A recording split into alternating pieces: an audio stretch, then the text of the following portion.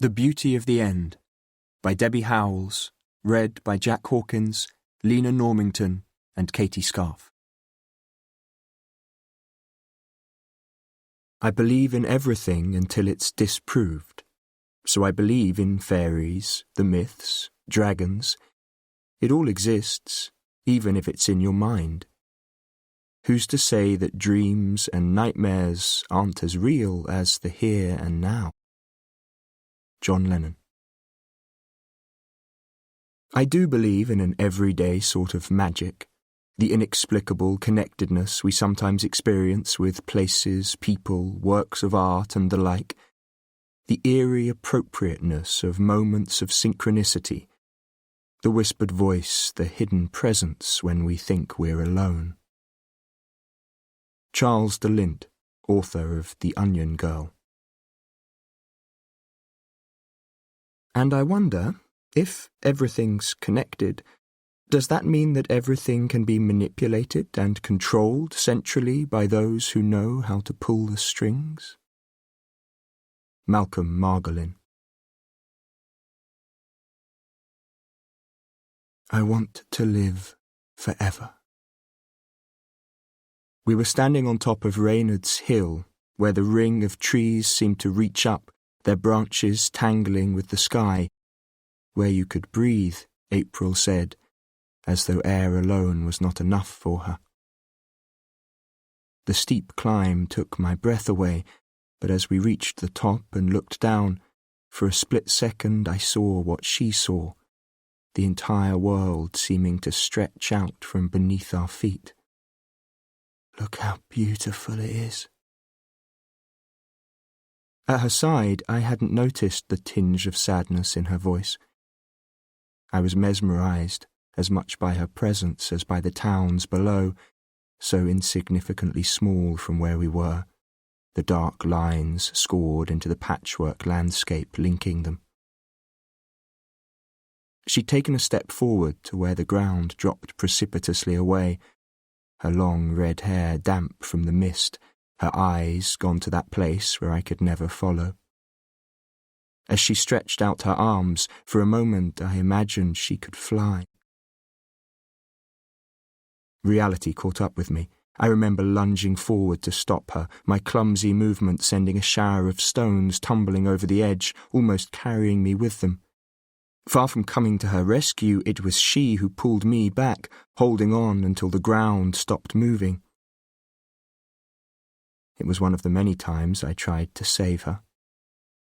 But by the time I did, it was too late. Chapter 1, May 2016. You think you know what it is to live. Those moments seized, battles fought, love yearned for. But you don't. Not really. Not until the end, when it's slipping away from you, when your body no longer listens to you, has become a prison inside which you can't move, can't breathe, can't reach out, when the person you need most isn't there.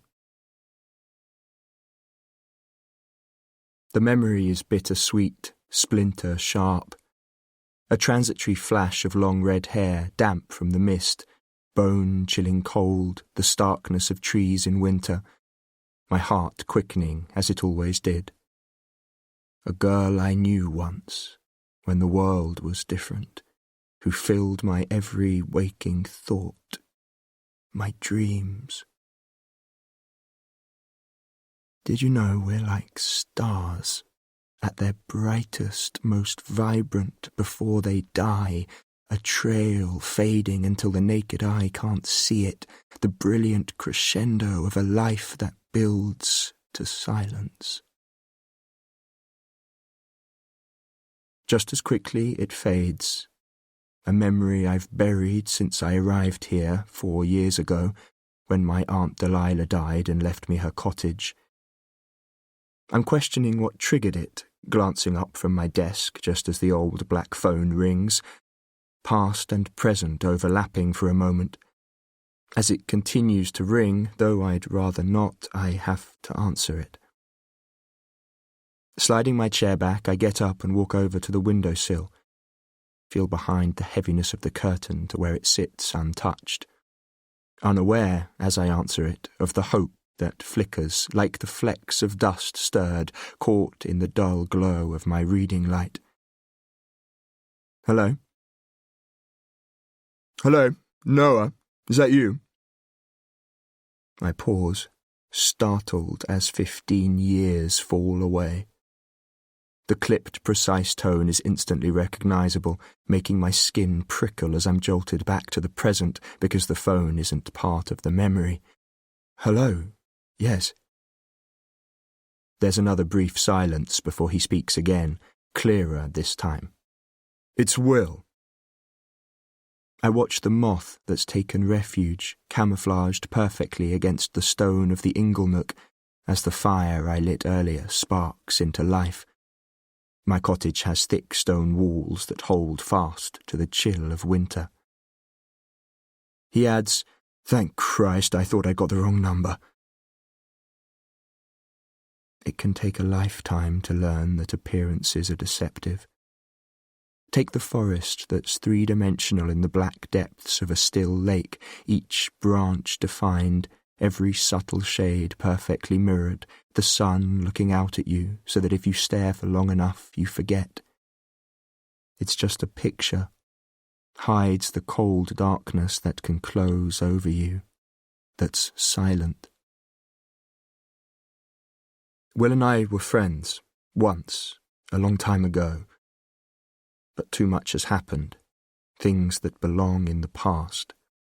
As this, and much more, flashes through my head, common sense kicks in because I owe Will nothing. I'm about to put the phone down when he says two words that alter everything. It's April. It's reflexive, a knee-jerk response that even now my heart skips a beat at the sound of her name. And there are moments when a few words, that single thought they provoke, can be devastating, shatter what you've painstakingly constructed, reveal who you really are. What about her? I keep my voice neutral, my eyes fixed on the fireplace, on the moth's wings, twitching unevenly. There was an accident. He follows it up with, "She's in hospital, it's not looking good." He speaks fast, impatient, his voice level, unemotional. I wonder if calling me is an inconvenience. And I'm sorry, of course I am. April and I were close, but it was a long time ago. Accidents happen every day. It's sad, but I've no idea why he's calling me. There's only so long you can do this. Fake the pretense. Dance to the piper's discordant tune, hide an agonizing, unbearable truth that's been silent too long, that's hammering on the door, screaming to be heard for someone to listen. I'm not sure what happened exactly. Look, he hesitates. I only called you because it'll be all over the papers. A guy was murdered in Musgrove, of all places, knifed to death in his car parked behind the pub. The North Star, can you believe that? He pauses again. The thing is, well, it looks as though she may have killed him. I'm struggling to take in what he's saying, because the North Star was once our local. There's a sick feeling in the pit of my stomach. Then I dismiss the possibility outright, because some knowledge is instinctive, and I know this, with a certainty that's blinding, absolute. Will's wrong. I watch the moth launch itself into flight, its wings beating a slow, undulating trail that circles the room twice before battering itself at the closed window. That's impossible. She couldn't have. Only no one comes. Because no one knows that you're bound and gagged, invisibly chained to a monster. There is no escape. There never can be. Because wherever you go, he finds you. Won't let go of you. The police think there's evidence. But as I know, it isn't always that simple. They could have missed something. And what about hope? That eternal optimism of the human mind, as vital as blood and lungs and your beating heart, that carries you through suffering and heartbreak. Because when hope goes, you have nothing. My jaw tightens. When did it happen? Last night, late after the pub. Exactly, I flash back. It's far too soon. They need to carry out forensic tests. They can't possibly know. I pause. How did you find out? They were seen together in the pub. The police found a woman's glove in his car along with the murder weapon and her phone. They traced it to her address, but by the time they got there, she'd taken an overdose. His voice is low. They called an ambulance, then they called me. They must have found my number on her phone. Anyway, she's in St. Anthony's near Tunbridge. Why's she there? I ask, stupidly. It's where she lives. Of course, I'm forgetting. You wouldn't know. Suddenly your whole life is like a car crash. No brakes, gaining momentum, piling up behind you. Your mistakes, missed opportunities, all the time you've wasted, a twisted, rusting heap of scrap metal that can't be salvaged, overwhelming you, crushing you. Even now, even though he once loved her too, I hate that Will knows all this. How dispassionately he speaks, the condescension he barely conceals, that all these years on he's still in touch with her when I'm not. She's hardly going to want to see me. He hesitates. She's not exactly up to seeing anyone. She hasn't come round, mate. She's on life support, God only knows what she took. The mate is automatic, a throwback to our friendship and out of place. But as I listen, I'm shocked, trying to absorb what he's saying, unable to picture April as someone who isn't vital and beautiful and brilliantly alive. The police are looking for witnesses, people who were in the pub, CCTV. If she's guilty, it won't be hard to prove, he says. If she is, I say pointedly. It's almost a foregone conclusion. I used to think he was confident, not arrogant, but he really is so fucking arrogant. Will, you know her as well as I do. She wouldn't hurt anyone. She couldn't. You can play the part for so long, wear the mask, say what people expect you to say, fight for as long as there is air in your lungs, fly if you have wings. But you can never be free from someone who won't let you go. He makes a sound, a staccato laugh shot with cynicism. When you haven't seen her for all these years, how can you possibly say that? He's a bastard, Will. Uses his surgeon's precision to dig the knife in. But he's forgetting. I knew her soul. I stay calm. The same way you know who you can trust. He understands what I'm saying. An uneasy silence falls between us. Fair enough. Will sounds dismissive. I thought you should know, that's all. Fine. Hey, before you go, who was the guy? Will hesitates again. As he tells me, I watch the moth spiral into the flames. It's surreal, my flashback seconds before Will's call, that April is suspected of murder. The tidal drift of willow seed across the fields as I step outside now, but then it's a warm spring after the wettest winter in a decade. Pollen levels are high, willow seed prolific. As I drive the half-mile to the run-down garage that stocks a few basic groceries, I'm strangely removed from myself, the countryside I know so well suddenly unfamiliar under the onward, imperceptible flow of the willow seed, to the soundtrack of Will's words replaying in my head. I'm waiting for my brain to slot them into place, only it doesn't. Instead, I'm trying to work out why, after years of silence between us, after everything, Will should be concerned that I know. None of it makes sense. Unless there's something he isn't telling me. I found that out about Will too late, the half-truths, the lies by omission that were no less lies for being unspoken, set in a past I can't change, that's woven into the essence of who I've become, just as April is. And whether I want him there or not, so is Will. That evening I'm still thinking, trying to decide what, if anything, I should do, aware of old scars that were long forgotten, newly inflamed by Will's call, by the thought of April, unconscious in a hospital bed, like the memory of an amputated limb. I'm wondering if anyone's with her. I never met her family. By the time we were together, it was as though she'd moved on, shedding them like a skin. There'd been a brother she didn't speak to. Her mother had died shortly after April left home, but she'd never mentioned her father.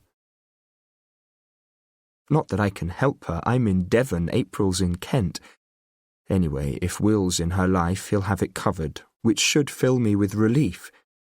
Only Will made no attempt to disguise it. I heard it in his voice. He thinks she's guilty. I stare through the window into the darkness, my feeble excuses reflecting back at me. That I'm so far away, that I left my London law firm 4 years ago, that apart from the occasional day's work for Jed Luxton's small local practice, I'm ill-prepared to defend a murder suspect. That my one suit is pushed to the back of my wardrobe. I'm not even sure it still fits. Then a fleeting image comes to me of April, driven to an extreme of desperation I can only guess at, plunging a knife into someone. An image so inconceivable that just as quickly it's gone. For so long I'd believed she was my future. My sun, my stars, my April moon, I told her once, carried away by the moment, by being alive, by the depth of my feelings for her. Believing love was enough, that we were meant to be together, never expecting it to change. Chapter 2, 1991. I was 14 when I fell in love with a goddess. Goddesses have that effect, even on teenagers such as I was. Being plump or uncool has no bearing on the ability to fall in love, and my fate was sealed. It was the beginning of my first term at Musgrove High. We'd moved to Musgrove at the beginning of the longest, hottest summer I could remember, when my father started a new job.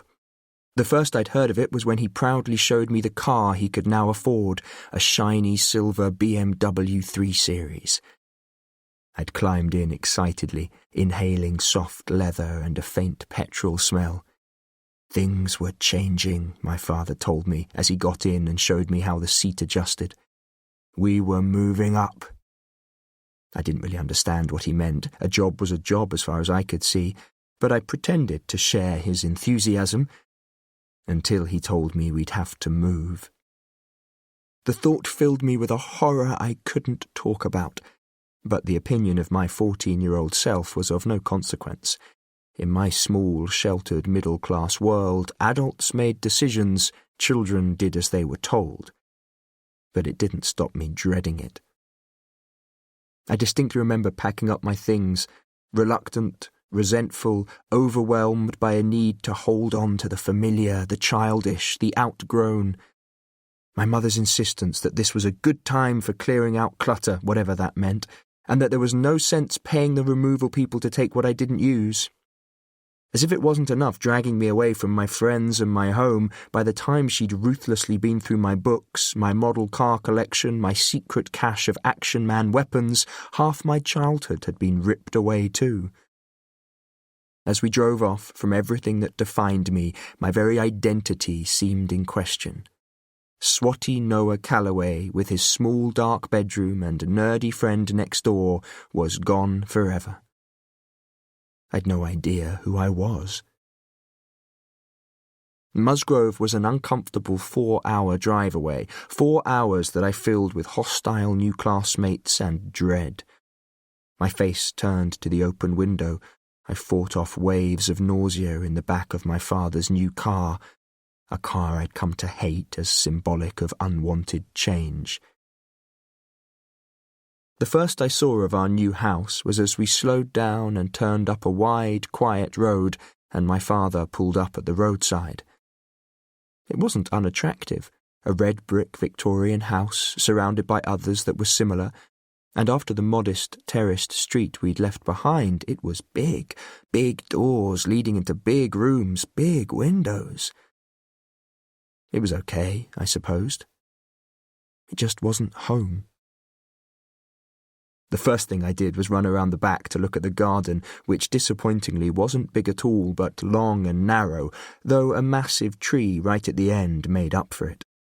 But as I stared into its branches, so high they almost tangled with the clouds, in the faintest hint of a breeze I felt myself shiver. What tortured me most was the thought of school. If only I could have changed my name to a memory of someone important, perhaps, or a meaning that I could wear, like Strength or Slayer of Dragons. But, I mean, Noah? What were my parents thinking? My mother said they had liked its biblical connotations and that it meant rest or comfort, which was nice, she told me. Nice and solid and reassuring, which was no good at all when it made you a figure of fun. Over the years, I'd lost count of the number of times so-called friends turned up in their waterproofs on my doorstep, even when the sun was shining and there wasn't a cloud in the sky, crapping themselves laughing while I was forced to endure yet another episode of ritual humiliation. I knew that here it would be no different. The first morning I was so nervous that after I'd eaten my breakfast I threw it all up. Inside I was silently crying out for my parents to leave here and move back to our old house, for my father to give up the new car and return to his old job, to take me back to my old school, because I knew from experience that the devil you knew was a whole lot easier to live with than the devil you didn't. But in my heavy heart I also knew that it wasn't going to happen, and instead somehow found myself keeping my eyes down and staying out of everyone's way as I shuffled along the corridor to my classroom. As I was teenage and awkward, with an odd name and old-fashioned hair to boot, my expectations were at an all-time low. Being a nerd further handicapped me. I was as incapable of not handing homework in as I was of keeping my arm from springing up whenever the teacher posed a question. Today was no exception. It was my first maths class here, and short of nailing my hand to the desk, there was no stopping it. "Yes, your name, boy." "Noah Calloway, sir," I added, pulling my arm down and waiting for the titter. I wasn't disappointed. "Noah, eh? Don't think we've had one of those before," boomed Mr. Matthews, completely unnecessarily, I remember thinking. "Well, speak up, boy. Better still, get up here and write it on the board." How I hated that arm. I hated, too, feeling everyone's eyes boring into me. I'm sure I detected a sadistic gleam in the teacher's eyes as he relished my discomfort. As I scrawled scratchily on the board, my hands clammy, my heart thumping in my chest, the piece of chalk snapped in two, I reached down to pick it up, completely mortified. But as I straightened up again, something extraordinary happened. The classroom door opened and a girl walked in. She was slender, with this way of walking, her head held high, her long red hair falling in heavy waves down her back. I felt my jaw drop open as I stared at her. "Boy!" roared Mr. Matthews, completely ignoring her. "In your own time!" I felt my cheeks turn scarlet as the sniggers and mutterings behind me started up, but I didn't care. Suddenly my head was filled with the image of that girl. I'd never seen anyone like her. Quite simply, she was a goddess. Chapter 3, 2016. I don't notice darkness falling, or the past creeping ever closer. Instead, I'm thinking that even now, April can still do this, exert an invisible pull across hundreds of miles. Throwing another log on the fire and closing the curtains, I walk along the narrow hallway to the kitchen, wondering why Will really called me, because it wasn't out of the goodness of his heart. His heart is rotten. But if he's right, if April's a murder suspect, there's no question that she needs a lawyer. I float the idea of leaving April at the mercy of a system that, when she comes round, will assign her a lawyer, maybe a good one, who'll believe in her. Or maybe not, because I know the system. I'd come to hate, too, that it was a gloriously complicated game, with so-called defence and prosecution, with their twisted words and questionable rights and wrongs that should have been black and white but were in fact every shade of grey. The lines that seemed to blur and move every time your back was turned. But the more I think of Will's words, heavy with the weight of his cynicism, and then of April, unconscious, the memories are back, of the girl who was my first love, now defenceless, needing a voice to speak for her, sweeping my reluctance to one side because I know also that she needs someone who absolutely believes in her. My heart sinks slightly as I realise what this means, because it would be so much easier not to do this, to stay here in Devon and let the legal system run its course, to leave the past silenced under the multiple layers of years, to never speak to Will ever again. Chapter 4, 1991. I glimpsed the goddess after school again, outside in the stifling heat as we blinked in the sunlight. She was with two other girls, one with fair hair, the other mousy brown with a bleached streak in it, their socks rolled down and skirts hitched up, whispering to each other before pointing and giggling loudly. "Oi! Tosser!" yelled the brown-haired one above the general level of chit-chat. Across the road, a group of boys turned round, terrified. "Yeah, that's right, you! Has it dropped off yet? You cock!" Everyone must have heard. Though I stared in awe at the girls, at the red-haired one who looked astonished, I couldn't help my heart going out to Tosser, who'd turned a shade of beetroot, wondering what he'd done to deserve such a public lashing. The girls, meanwhile, were teetering up the road on their wedge-heeled shoes, still giggling. "I'd stay out of their way if I were you." The voice, friendly, came from beside me. Surprised, I turned to see that he was talking to me. "Farrington," said the boy, slightly shorter than me. He had ginger hair and freckles. I'd noticed him in my English class. "William, you can call me Will. Those are scary chicks, believe me. There's this rumour they're witches. Well, except for the long-haired one. She's new. But the others meet on Reynard's Hill after dark and cast spells and shit. I've seen them." I was even more enthralled. Spells and shit sounded awesome, and as I walked home, already I'd conjured up this picture of the three of them sitting in the woods, lit by an eerie, greenish light as they stirred a cauldron and muttered incantations, unleashing their mighty powers across the whole of Musgrove. Of course, the goddess with hair the colour of autumn leaves, she'd turn out to be the chief witch. I could tell she was no ordinary mortal. Already I was under her spell. "You can come and swim in our pool if you like," he continued cheerfully. "I'll get my mum to phone yours. What's your number?" I scribbled it on a piece of paper, hardly believing my luck. This was turning out way better than I'd expected. With a new friend and a major crush to take my mind off things, I settled in quite quickly after that. Will and I started hanging out, and I was thrown into a whole other world where money was plentiful and success seemingly effortless. Will's parents held flawlessly orchestrated parties in their large, elegant home. There was the lure, too, of their pool, with its crystalline depths through which we'd plummet to the bottom, holding our breath, the blood rushing in our ears, until one of us raced to the surface, gasping for air. It was a world I wanted a piece of. And meanwhile, each day I lived in hope of catching another glimpse of this living, breathing deity with the long red hair, though she proved somewhat elusive. I would go several desolate days without seeing her, then suddenly she'd be there, round every corner. In my head I'd constructed her entire life story. It was obvious that though she was born of mere mortals, there was a higher purpose to her being here. The raucous piss-taking by the other girls was just a cover so that no one suspected. I would have to be patient, and in time all would be revealed.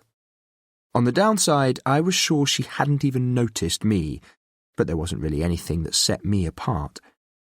Until one extraordinary, magical day the following week, she walked into my chemistry class and looked directly at me, or so it seemed at the time. "Good of you to join us, Miss Moon," our teacher, Dr. Jones, said dryly. "For your information, class started 5 minutes ago. Kindly take a seat over there." And as he pointed at the bench next to where Will and I sat, her green eyes flickered towards me.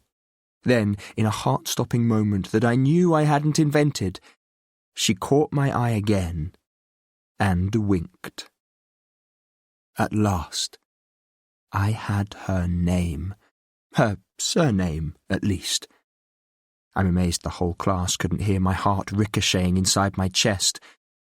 Out of the corner of my eye, I watched her as she arranged herself on a stool, breathing in the alien, spicy scent that seemed to come from her general direction, as if it were the most sublime perfume on this earth. "You got a cold or something?" Will muttered at me. "Only your breathing's gone funny." I shook my head and tried my hardest to concentrate on the lesson and Jones's briefing.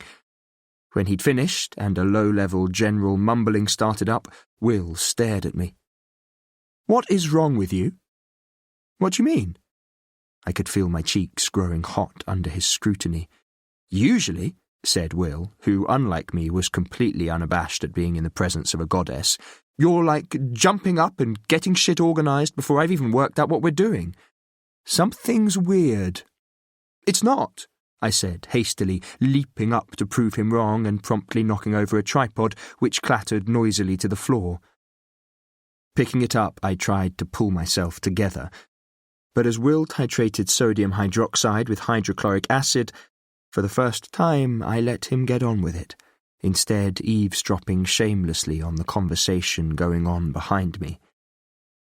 As I listened to the goddess's soft voice, finally I learned her name. April. Her friends were Beatrice and Emily. By now I was totally in awe, not just of her beauty but also of her confidence, which was surely yet another manifestation of her otherworldly status. And as for her name, it seemed the most exotic, most beautiful name I could imagine. April Moon. As I whispered it over and over, I knew I was madly, irrevocably in love. Chapter 5. April Moon, April Moon, April Moon. Over and over I silently repeated her name, in time with my footsteps as I walked home after school, not caring about the rain that was soaking into me, almost getting knocked over by a car. I would remember this day forever, I decided. She'd seen me, she'd even winked. It meant something. After that, she appeared in more of my classes, near enough for the spicy scent of her to torture me, but always with others sitting between us, and so I learnt to be content to worship her from afar. But such was the lot of lowly creatures like myself, I decided, wallowing in my misery. It was enough to know she was there. It made perfect sense that April was a witch, a good one, of course. I knew they existed, but when I pushed Will on the subject, I got nowhere. "You've seen what they're like," he said, looking at me as though I was mad. "What if they put a curse on you?" I couldn't tell him that I'd been under April's spell since the first day I saw her. That was a secret, even from Will. In the end, I took matters into my own hands. It was autumn, dusk falling earlier by the day, the air rich with the scent of wood smoke, when I decided to follow them. Just as Will had told me, they were headed towards the woods below Reynard's Hill. Staying far enough back to remain unnoticed by them, I didn't see how it happened, just that a car sped past too fast, sending a cloud of feathers into the air as something somersaulted onto the pavement. I heard April's cry, saw her run, then crouch slowly, reaching towards a small bird. I watched as she picked it up, careful not to move its awkwardly outstretched wing. After that, their pace slowed and the chatter became quiet. Suddenly I realized what they were doing, and that as witches, they were taking the little bird to their magical place where they'd weave a spell and heal it. I knew also that this was something I had to see. I followed in the shadows, as far behind as I dared without risking losing them, trying not to think about the rumours that for centuries Reynard's woods had been grassland, until a tragedy had befallen the village, wiping out most of the children with a terrible disease. It was then that the woods were said to have sprung up. It was said also that those trees were the spirits of the dead. Now, darting among their shadows, I shivered, wondering if it was true, imagining wraith-like beings that I couldn't see, hearing the wind catch the leaves, keeping April and her friends in my sight, until in a split-second moment of distraction they slipped down a path and disappeared. In a panic I ran. I couldn't come this far and not see what they did here. But just as suddenly I heard their voices again, close by, felt myself freeze. Then, through some bushes, in the last glimmer of daylight, I saw them. Edging closer, I crouched under a bush, listening to the hiss and crackle of twigs as they lit a small fire. The other side of it, I could make out April's face, the bird still cupped in her hands. Her voice gentle. With one finger she stroked it. Then she rested its head in her other hand. I held my breath as her fingers closed round it. This was what I'd come to see, the moment she'd weave a spell and heal it. I waited, my heart thudding in my chest, for the extraordinary kind of magic that was about to happen here. There was a brief pause in which none of them spoke. Then its wings fluttered, and I gasped. From across the fire she looked up, seeming to look straight at me, before she turned her attention back to the bird, laying it carefully on the ground in front of her. The three of them started chanting, a soft, eerie sound, and as I watched, transfixed, it soared up towards the sky. That night, in my bed, I worked out I'd seen a miracle, that April had healed a mortally wounded bird. I wondered how many others there'd been, that the trees had been witness to, thrilled that it was proof of what before I'd only guessed at. I now inhabited a world where anything could happen, where April had a power, a magical connection with the universe that most people didn't have, and my fantasies intensified. Away from her, I dreamed of the day she'd open her eyes and see beyond my name to the real Noah Calloway, fellow slayer of dragons, for the first time. She'd hold her hand out to me, and together we'd save the world, or whatever our higher purpose was. And once it was done, we'd share a kiss, as myriad stars swooped down on us to take us with them together for all eternity. It didn't happen, of course. Several times after that I crept back to the same part of the woods, but I never saw them. The last time, however, a murky afternoon that cast the woods in a persistent state of twilight, something nearby caught my eye. As I turned, my gaze was drawn to a young tree set on its own. It was about twice as tall as I was, and even in the half-darkness, a strange movement I couldn't identify drew me closer. As I started to focus, I heard myself gasp, unable to believe what I was looking at, feeling my eyes widen, fixed on the slow rotation of a squirrel hanging from a branch by a length of ribbon round its neck. Horrified, I stepped back, and my shock intensified. The more I looked, the more I was able to see of the tiny, desiccated bodies which were strung there as they came into focus. There were birds, the leg of what I guessed had been a rabbit, and butterflies too, as if they'd settled on the branches and never again moved. It was gruesome, a kind of hangman's Christmas tree, especially when a feather fluttered down in front of me, followed by another. Looking up, I spotted the magpie hanging from wire looped round its neck. I stood there, transfixed. Then out of the corner of my eye saw the body of a kitten, its eyes fixed open in death as they had been in life. The silence was broken by the squawk from a nearby crow, followed by the crashing of its wings through branches. I turned and ran, not wanting to imagine how they'd all got there, banishing unwanted images from my head. It was only much later, when the initial horror had receded, that I worked out that the death tree, as I thought of it, had to be a monument. It was the only reasonable explanation, a place where April and the others could bring innocent victims of the carelessness of man to finally rest. In the way these things do, over time it had grown less shocking, eventually melting into the background of my mind. Meanwhile, as I was thrust back into the mundanity of everyday life, it rained perpetually, day in and day out. The land was saturated, the roads flooded. Under the cover of darkness one night, the brown, swollen river invaded the town. I awoke the next morning to a watery hinterland. In my imagination, it was yet another manifestation of the universe's power, unleashed against some nameless victim. I'd no idea who.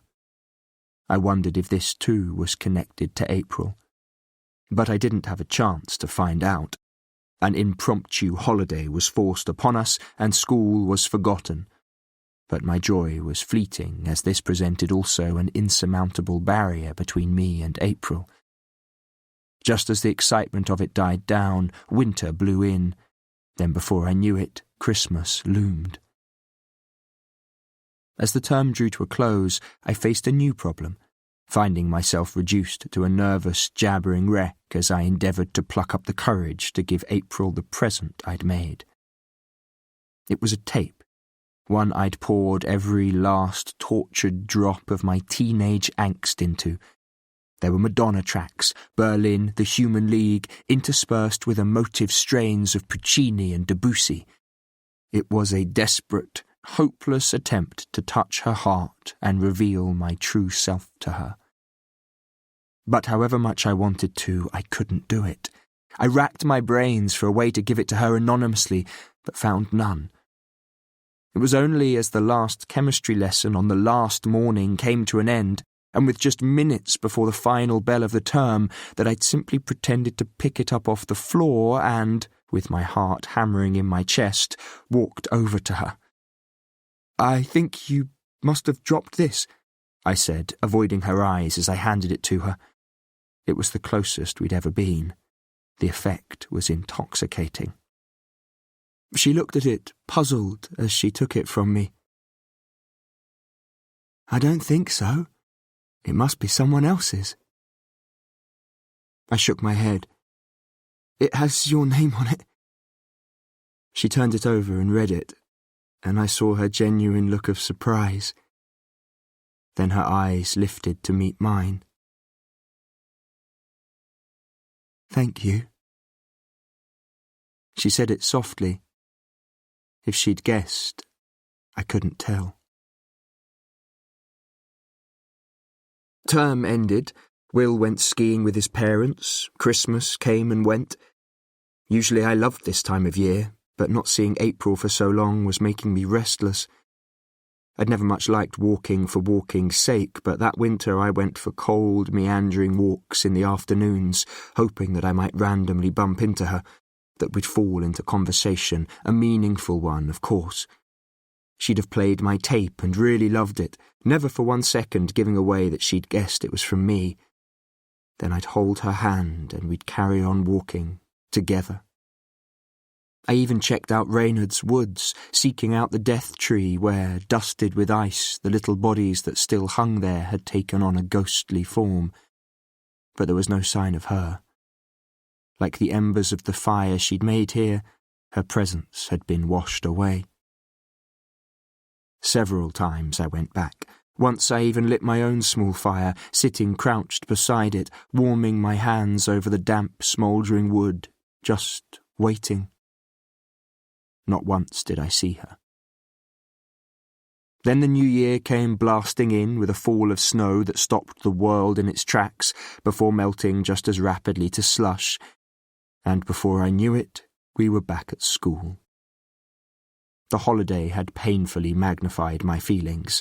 I was condemned, it seemed at times, to drown in unrequited love, consoling myself with the thought that I was in the company of many great lovers whose affections were unreturned, who must have suffered just as I was suffering. But comparisons with the likes of Romeo and Juliet, Tristan and Isolde provided small comfort from my torture, which steadfastly refused to go away.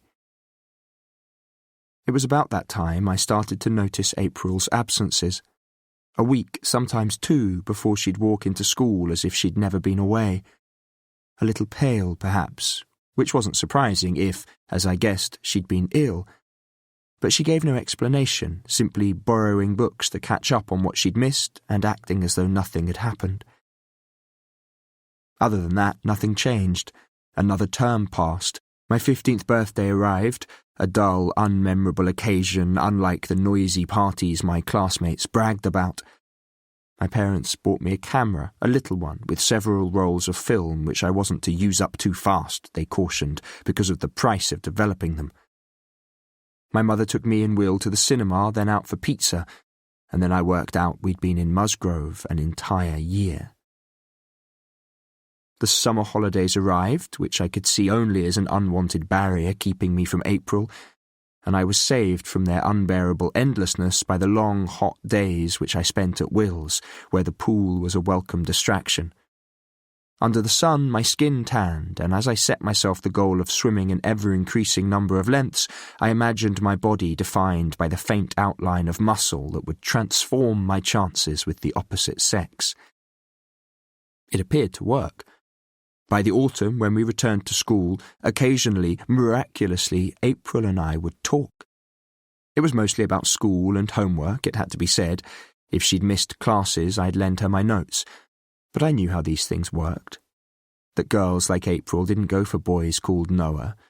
There were plenty of Daves, Johns and Simons out there with cool hair and cool clothes who knew how to kiss without squashing your nose or cricking your neck. And, as it also turned out, there was a Pete. Right from the start I didn't like Pete, not because he was older and smoked and wore leathers and gave April lifts on the back of his noisy motorbike, roaring off into the distance, leaving a trail of noxious fumes. I'm sure he was a perfectly reasonable guy, if only he wasn't seeing April. No matter that I never really had her, suddenly it was like I was losing her. I saw her out with him once or twice, an extra shirt button undone to reveal the swell of pale skin beneath, her jeans skin-tight to her ankles with black Cleopatra-style eyeliner that gave her a feline sexiness I was uncomfortable with. I wanted my schoolgirl goddess back, not this siren. "Forget it, buddy," Will told me one day, as I stood defeatedly watching her walk past hand in hand with Pete. She's out of your league. I read somewhere that girls like guys they can look up to, like Pete. I don't know what you mean. In my heart I knew he was right, but I couldn't bear to think of April and Pete like that. I turned and stalked off. Even now no one was allowed into the fantasy. Early in the summer term, as exams loomed, the atmosphere in our year changed, from one of false bravado to abject fear of failure. There was no more putting off the inevitable. The time had arrived, heads were down, books were open, pockets crammed with revision notes. And then, out of the blue, April vanished. Ella. I'm the beneficiary of my parents' unrelenting wisdom. They know everything, from how to run the world to exactly what's best for everyone, including me. Are you looking forward to meeting her? She's talking about the latest in the long line of therapists she believes will unlock the person I really am, somewhere inside. This one's good. She has to be. Why else would my mother spare the hour it takes along narrow East Sussex lanes before blasting around the M25 to get me there? Only my mother's questions aren't really questions. No answers required. Abigail's told me so much about her. She's helped Toby terribly. 12 years old, 6'2", tidal waves of testosterone raging against his whiny, irritating mother. It's always poor Abigail. Never poor Toby, who has to live with her. 10 out of 10 for her choice of word, though. Terribly. Try not to be too long, though, darling, will you? I have an appointment at 5. That'll be hair. Or was that yesterday? Maybe it's nails. But there's always something far more important to her than I am. It isn't normally up to me. Sarcastically polite, which she never gets. You know what I mean. Just be straightforward. Answer her questions. What she really means is no bullshitting. Just tell the shrink what she wants to hear. Cool. Not like we're wasting anyone's time. Hi. It's Ella, isn't it? Come and take a seat. Therapists use a socially acceptable code. Out of a million ways to start a conversation. Like, let's cut to the chase, because we both know there's something we need to talk about. They all use exactly the same words. Nice to meet you. I hold up my hand. Firstly, because of my upbringing, and secondly, because there's no reason not to be polite. Anyway, apart from the fact that she studies psychobabble at uni, it's hardly her fault she has to talk to me. She gestures towards a set of chairs arranged round a coffee table, which I kind of smile at, only in an ironic way, because it's the modern-day version of the shrink's couch. Her arm is really tanned. Hasn't anyone told her about skin cancer? She sits opposite me. Out of the corner of my eye, I notice she's younger than they usually are, the edge of her left ear punched with sparkly studs. So, she picks up her notebook. Why don't you tell me a little about yourself? I shrug. I'm 15. I live with both parents. Big house with land. In Ditchling. I go to school at the Leicester Academy. I say both parents on purpose, so she doesn't have to ask. I don't need to tell her it's a stupidly big house, because she doesn't need to know.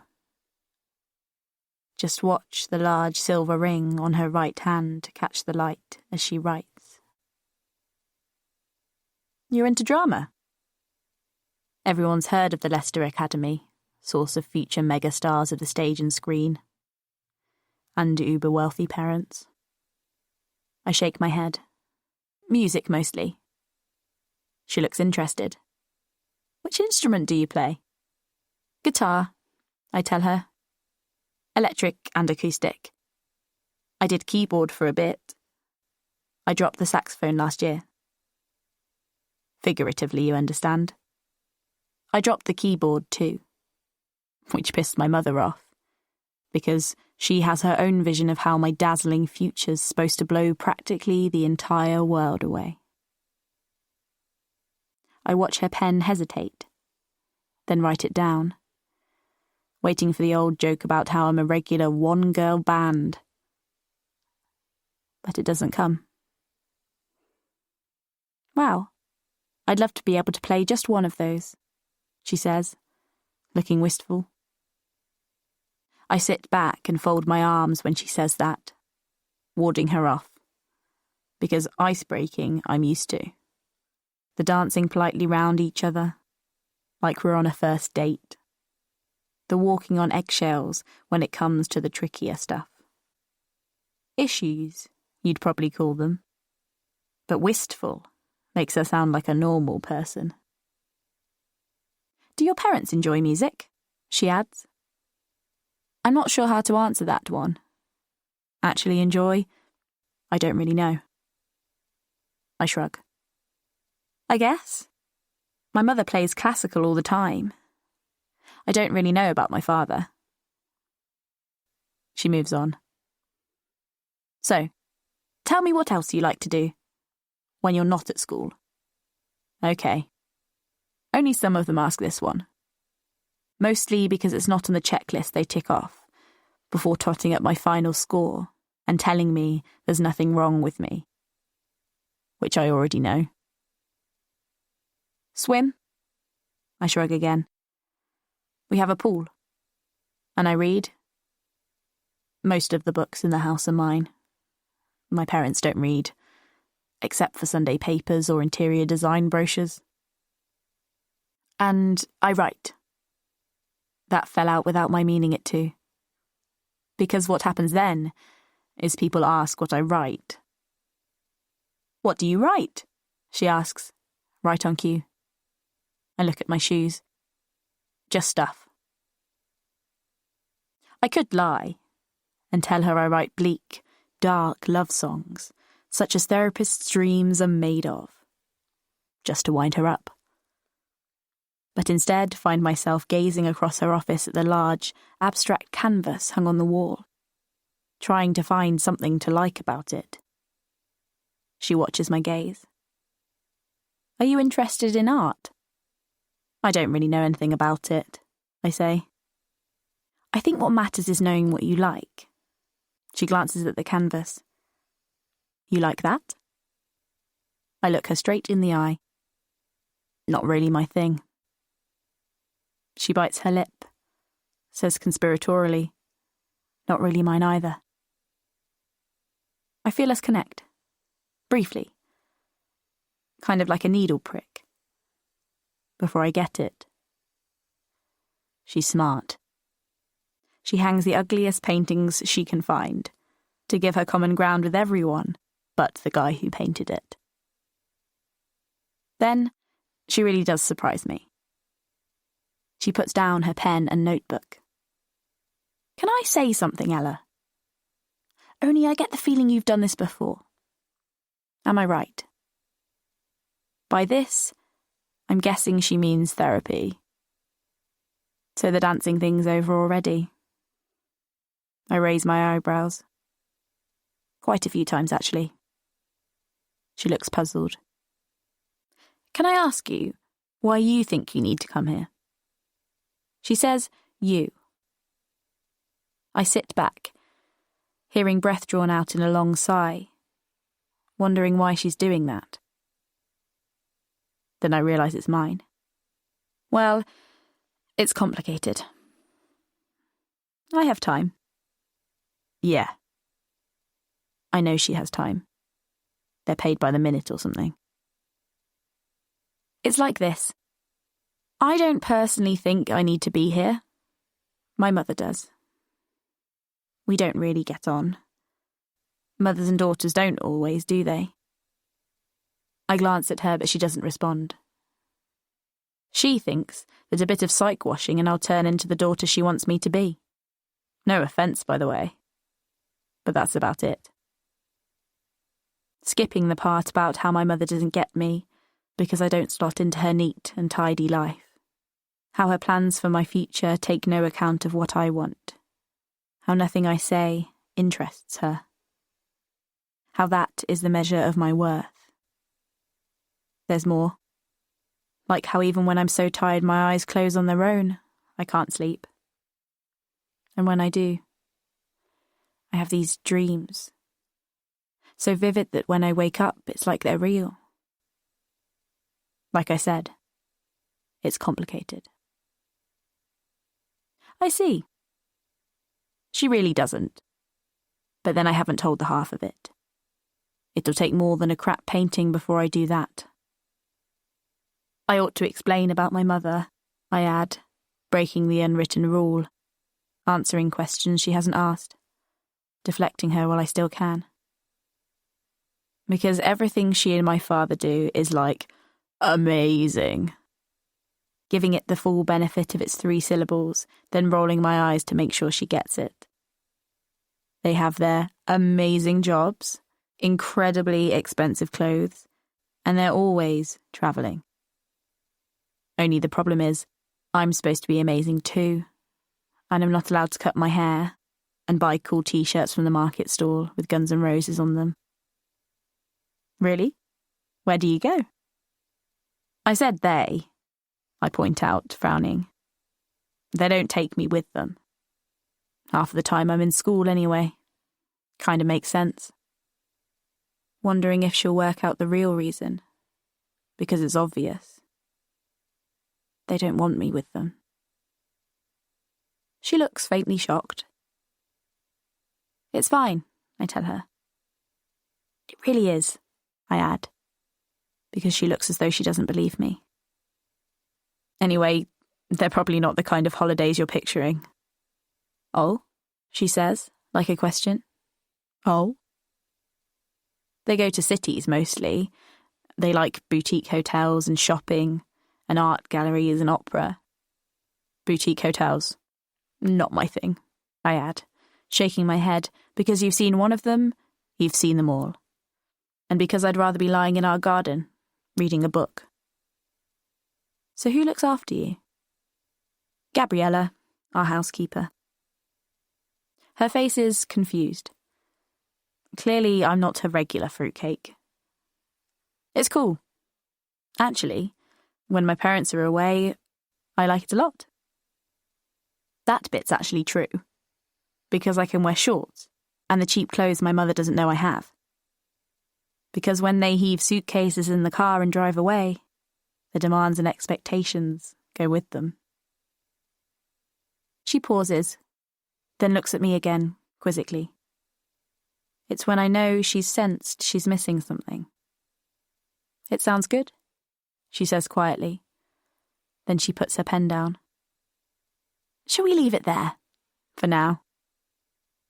I look at my watch, then sit there, nonplussed as she gets up. Because we've another 10 minutes. Is she a cheapskate? Or is this a new therapist thing I haven't seen before? She notices my hesitation. Pauses. Or was there something you wanted to talk about before you go? I shake my head. It's one of the rules. I have to remember that. You give them what they're expecting. Enough. But that's all. No more. On the way home, my mother plays Madame Butterfly, turned up over the sound of the aircon. How did you get on? She shouts. I reach forward to turn the volume down, just in case, for once, she actually listens. Okay. Good, says my mother. We'll tell your father it went well.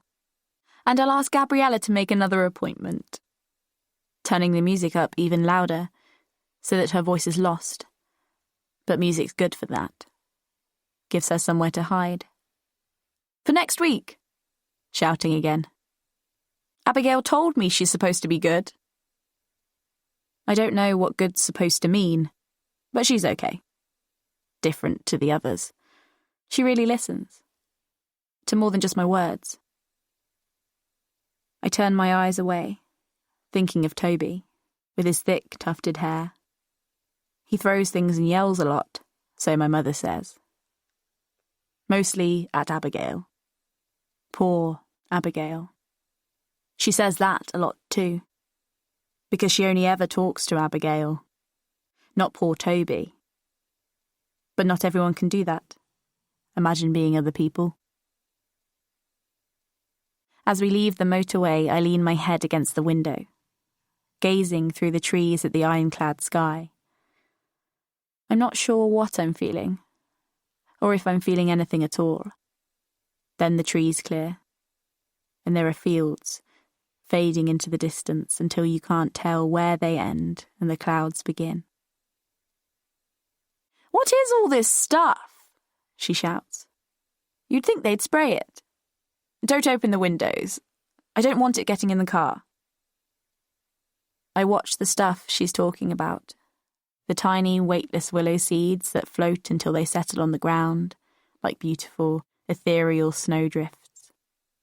But in her orderly designer world, there is no place for such things. I lean my head against the window, blocking out her voice and the music and the cold air whooshing in my face, thinking how there's so much I can never tell her, looking at the sky that's heavy, muggy grey, waiting for the rain. Chapter 6, 2016. My thoughts are interrupted by a familiar voice. "Noah? Hello? You're in there, aren't you?" Clara lives next door. A close friend of my late aunt. I've got used to her coming and going. Once I got over the way she'd let herself in when it suited her, and how I'd turn round to find her standing there just behind me, forced to listen while she regaled me with some screwy observation or other. The first time it happened, I don't know how long she'd been watching me. Lost in my work, I hadn't noticed until she spoke. "So you're Noah?" Startled, I'd glanced up to see a woman standing there with long, greying hair and sharp eyes that looked me up and down. "So you've come to put Delilah's things in order, then?" She broke off, scrutinising me, as I felt myself shrink under her gaze. "I suppose," I frowned. I hadn't really thought about things being put in order. "She left me the cottage. I thought I'd stay. Well, for now, at least." She stared at me. "You don't sound so sure." Her voice held a trace of an accent I couldn't identify, her tone leaving me vaguely uncomfortable. It happened a few times before we slowly got to know each other. We'd never be friends. She was too disapproving, frequently and outspokenly critical of my solitary ways. But we rubbed along, Clara asking probing questions about subjects I didn't want to talk about, then sweeping aside my objections one by one, distaste written on her face, as though she was peeling the layers of an onion. "You should get yourself out of here, go to the pub, meet people your own age." By people, she meant girls. I think Clara thought I should have been happily married off. I'd grunted something unintelligible, resisting the temptation to tell her that I'd come close, twice, but that was enough for anyone, and I didn't plan on doing it again. It's better to be alone than with the wrong person.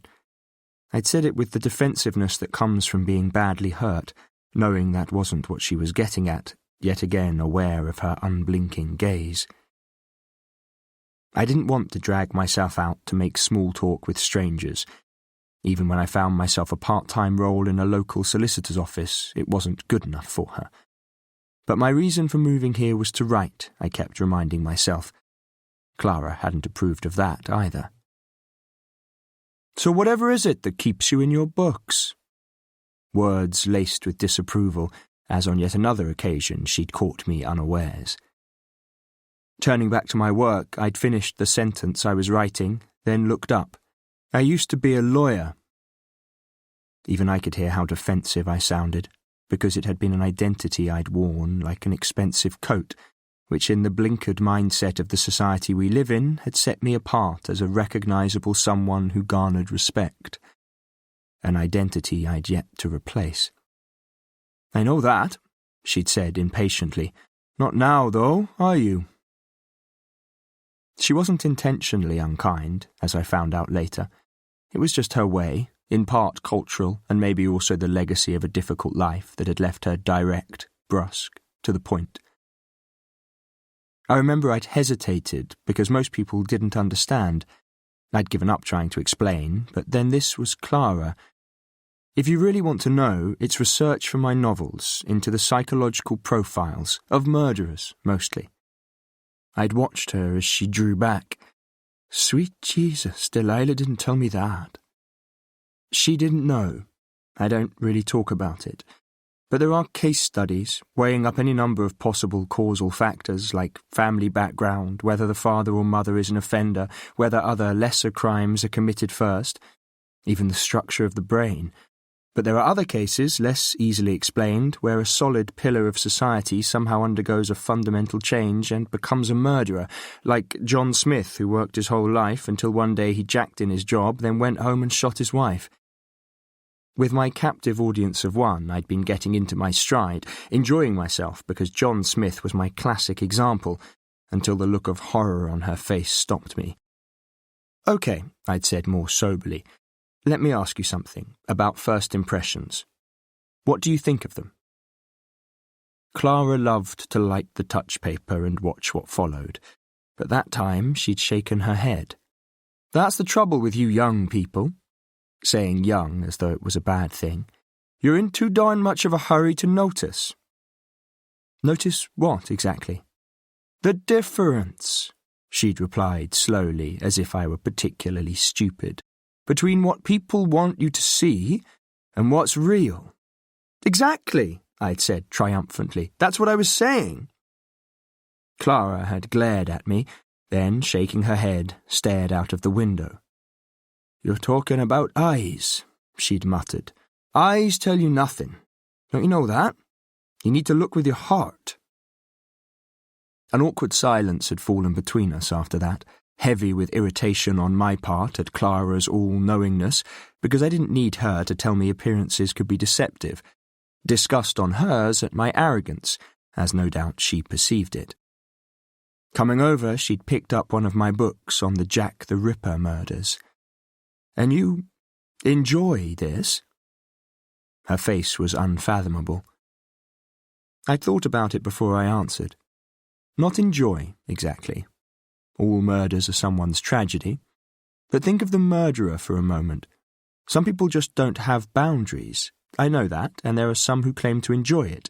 I know, I added, seeing her face, but for me it's the psychology that's so interesting. Because if you knew what drove someone to such extremes, maybe you could do something to prevent it.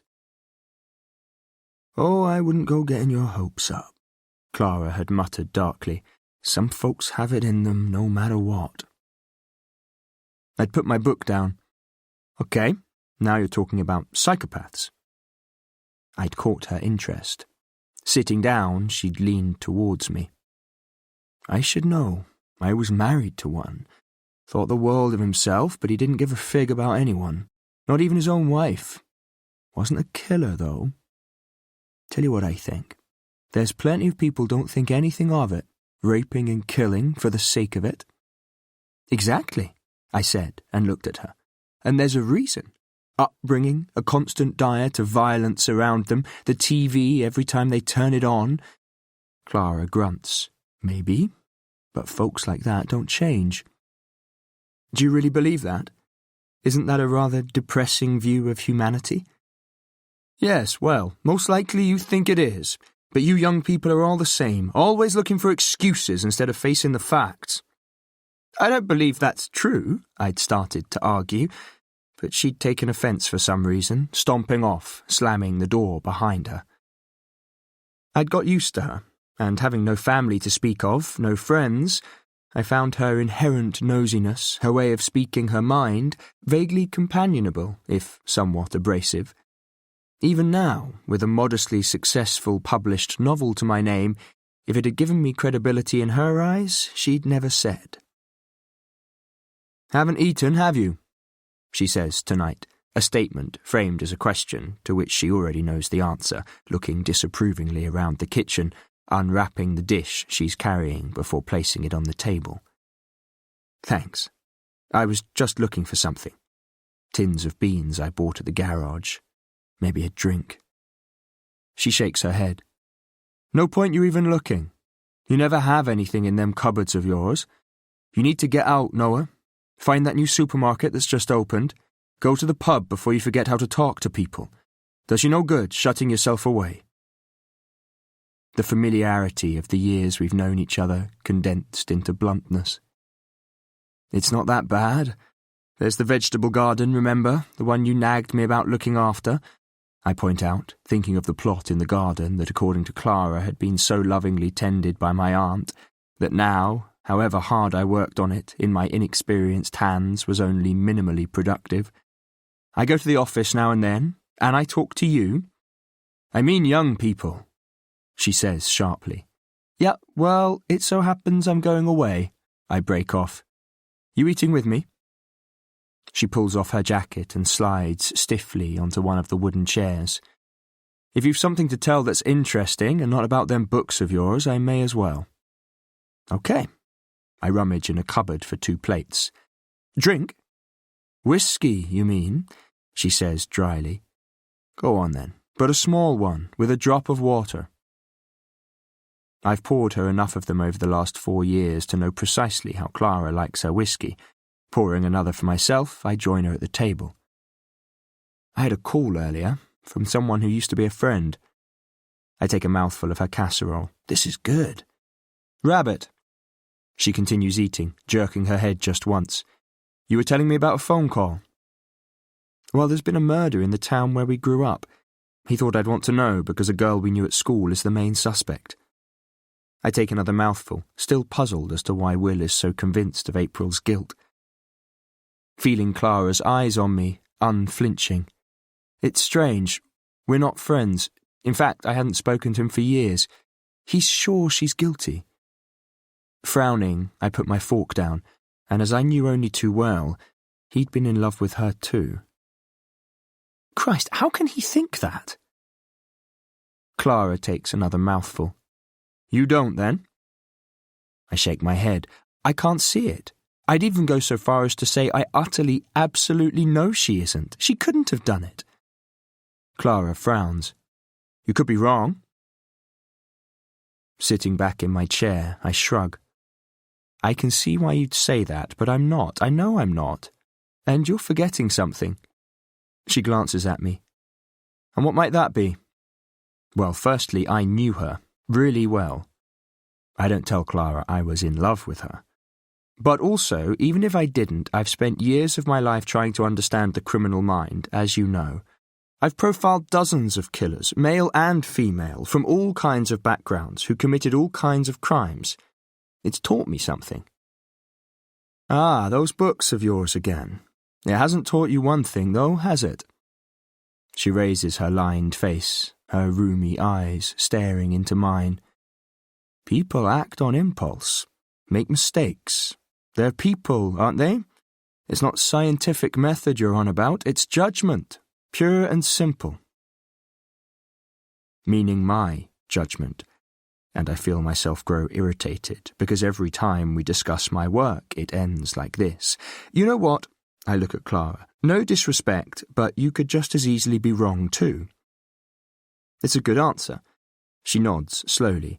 Then her face crinkles into a rare smile, which just as abruptly vanishes. "So you're going to see her?" It's a statement rather than a question. I hesitate, then nod. But instead of the scathing retort I'm expecting, she surprises me. "Could be a good thing, couldn't it? I mean, could be good for you." "Don't look like that. Writers need life experience to draw on." She stares across the table at me. "Don't they?" "You need imagination, and there's nothing wrong with my writing." She's touched a nerve and I'm defensive again. "Anyway, I've had plenty. And writers don't need people. People clutter your head. They take up too much of your time. I'd never get anything done. Telling myself that it was true, and that the odd pang of loneliness was a small price to pay for the simple life that made writing easier. Okay, so I'd kept up my occasional mornings at Jed Luxton's office, because until I made a name for myself as a writer, being a part-time lawyer meant I was someone. But if I was honest, apart from the occasional intrusion from Clara, I preferred to be alone. I decide to tell her. I may end up staying for a while. If the police are going to charge her, she'll need a lawyer. I thought if there's no one else, it might as well be me. Clara snorts. You? But instead of being undermined, I feel my resolve strengthen as I sit back and look at her. Can you do that? She stares at me. I still work, I remind her, ignoring her derisive snort. And I know, before you say anything, that Jed Luxton only deals with the most minor offenders, on top of which I only very occasionally show my face. But there's nothing really to stop me. I pause for a moment before adding, more heartfelt, the truth.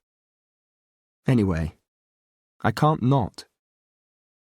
Clara's long drawn-out sigh ends in silence as I wait, because there'll be more. Clara's never silent for long. But to my surprise, she doesn't ask why. You even look in the mirror these days? Words that are candid rather than insulting, but still startle me, even though I know what she's saying. I'll get a haircut, I tell her. I'll even shave. But as she shakes her head, I know it's more than that. That physical neglect cuts deeper than just skin. That everything about me reeks of failure. So when are you going? To see the girl? In a prison, is she? No, actually she's not. That's another thing. She took an overdose. She's on life support. Clara looks at me as if I'm insane. So you're going back to do the job you hated, to defend an old girlfriend who's killed someone and then tried to kill herself? It's not like that, I tell her obstinately. Having extracted what she wants from me, Clara doesn't stay long. Pouring another whiskey, I take it into my office, where I power up my laptop and search for the address of the hospital where April was taken. Then I go upstairs and run a bath, scrutinizing my appearance in the glare of the light bulb above the mirror, forced to see myself through Clara's eyes, and that it's far worse than I'd thought. I knew my hair needed cutting, but as I examine my reflection, I realize I've aged, my eyes dulled and my skin puffy, the appearance of sharp cheekbones making me gaunt. All the more shocking because, until now, I haven't noticed. I pack enough clothes for a few days, including my suit, before deciding that with a long drive ahead of me in the morning and feeling suddenly tired just at the thought of it, I should probably have an early night. Only my mind is too wired, sleep impossible. I toss and turn, restless, listening to the bark of a fox, then a lone owl, and the last blood-curdling death throes of its prey, until in the early hours, eventually my eyes close.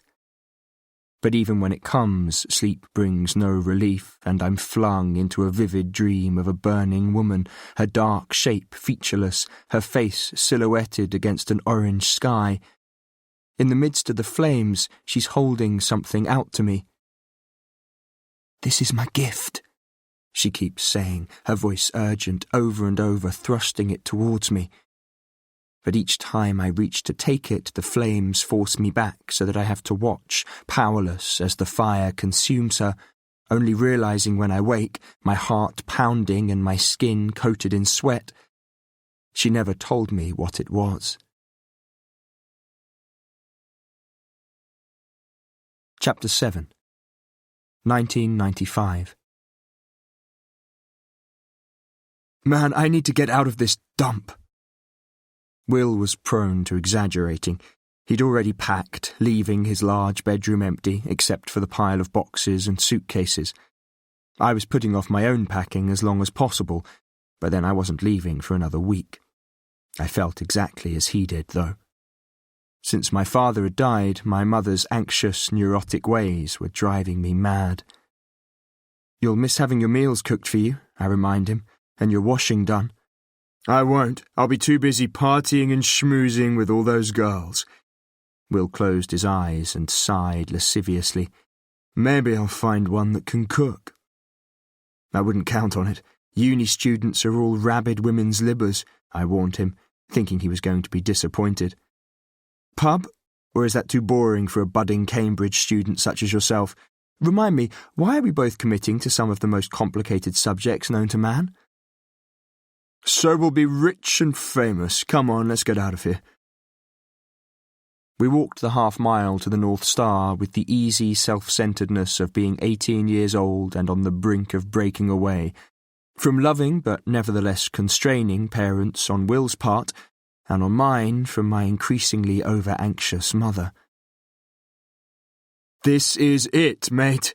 Will couldn't keep the excitement out of his voice. After this, it all changes. I know we'll come back, but we'll have our own places, no one looking over us, and girls. Think of all the girls.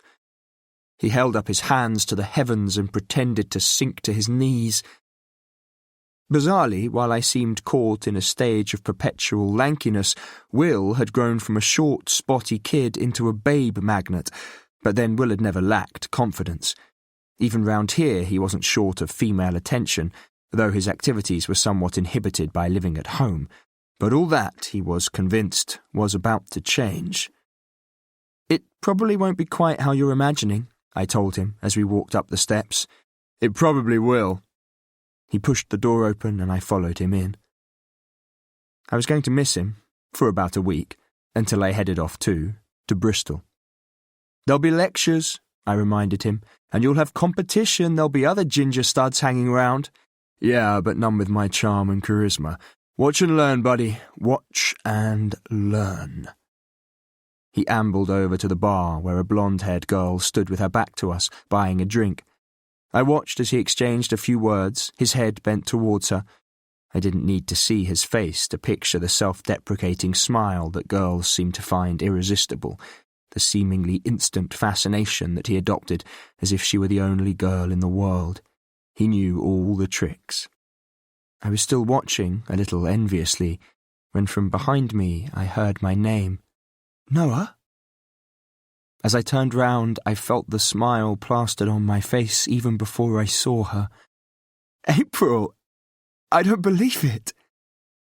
So many times I'd dreamed of such a moment. Struck by adolescent clumsiness, I felt the years peel away. I didn't know what to say. I just looked at her, dumbstruck. Still lovely, her hair in long red waves down her back, her eyes lit by secrets. You seem... She paused, her look teasing. Taller? I said it jokingly, hopefully, too, wanting her not to remember the awkward schoolboy and instead see someone altogether more worthy of her. Then, as we stood there, in seconds, it was back. The old magic, its tendrils tightening round my heart as I remembered myself. Look, can I buy you a drink or something? Or something. I took a deep breath. What was I thinking? Get a grip, man. You're not Noah the nerd. You're cool. I bought her a vodka and coke, glad that I really was 18 and no longer had to worry about John the landlord challenging me about my age, and hardly believing how shit the timing was, seeing her here just when I was about to go away. So, what are you doing here? I placed our drinks on the table, trying not to spill them, and pulled out the chair opposite her. I came to stay with Bea, she said, nodding over to the blonde girl at the bar still being chatted up by Will. That sophisticated creature was Bea. In the 2 years I hadn't seen her, she'd changed beyond belief. So where do you live? All of a sudden I had a million questions. What are you doing? London. Her eyes wore a slightly guarded look. I have a flat share. I just got a job in a restaurant there, Cindy's Diner. Nothing special, but Cindy's really nice and it pays the bills. Who do you live with? Avidly trying to picture this new life she had, about which I knew nothing. Her name's Edie. She works at Cindy's too. As she talked, I hung on her every word, wanting to love what she was telling me, but in truth what I felt was disappointment. She'd been so clever, so smart, and I knew there was nothing wrong with it, but she was destined for greater things than being a waitress. "Tell me about you." Her smile made my heart turn over. "There's not much to tell. I got my A-levels and next week I'm off to uni. I'm reading law." She sat back and folded her arms. "Wow, Noah, that's brilliant. But I guess you were always going to study something like that. I'm pleased for you." Her voice was quiet, her eyes bright as they held mine. Suddenly it was there, right in front of me, the chance I'd been waiting for all my life. "I have a week," I said quickly, feeling a sudden heat in my cheeks, seeing Will and Bea coming over and knowing the time to do this was now, before it was too late. "Before I leave, can I call you?" A look of surprise crossed her face. Then she nodded. Hastily I wrote down the number she gave me. The rest of the evening passed in a blur, as did a long night in which sleep evaded me. I'd ended up lying there, gazing at the ceiling, hardly daring to believe my luck, wondering what tomorrow would hold, until eventually I must have slept, waking the next morning, my heart hammering in my chest as soon as I remembered. The house quiet, I leaped out of bed and called her. In the seconds while the phone rang, before she picked up, imagining a million reasons why this wasn't going to happen.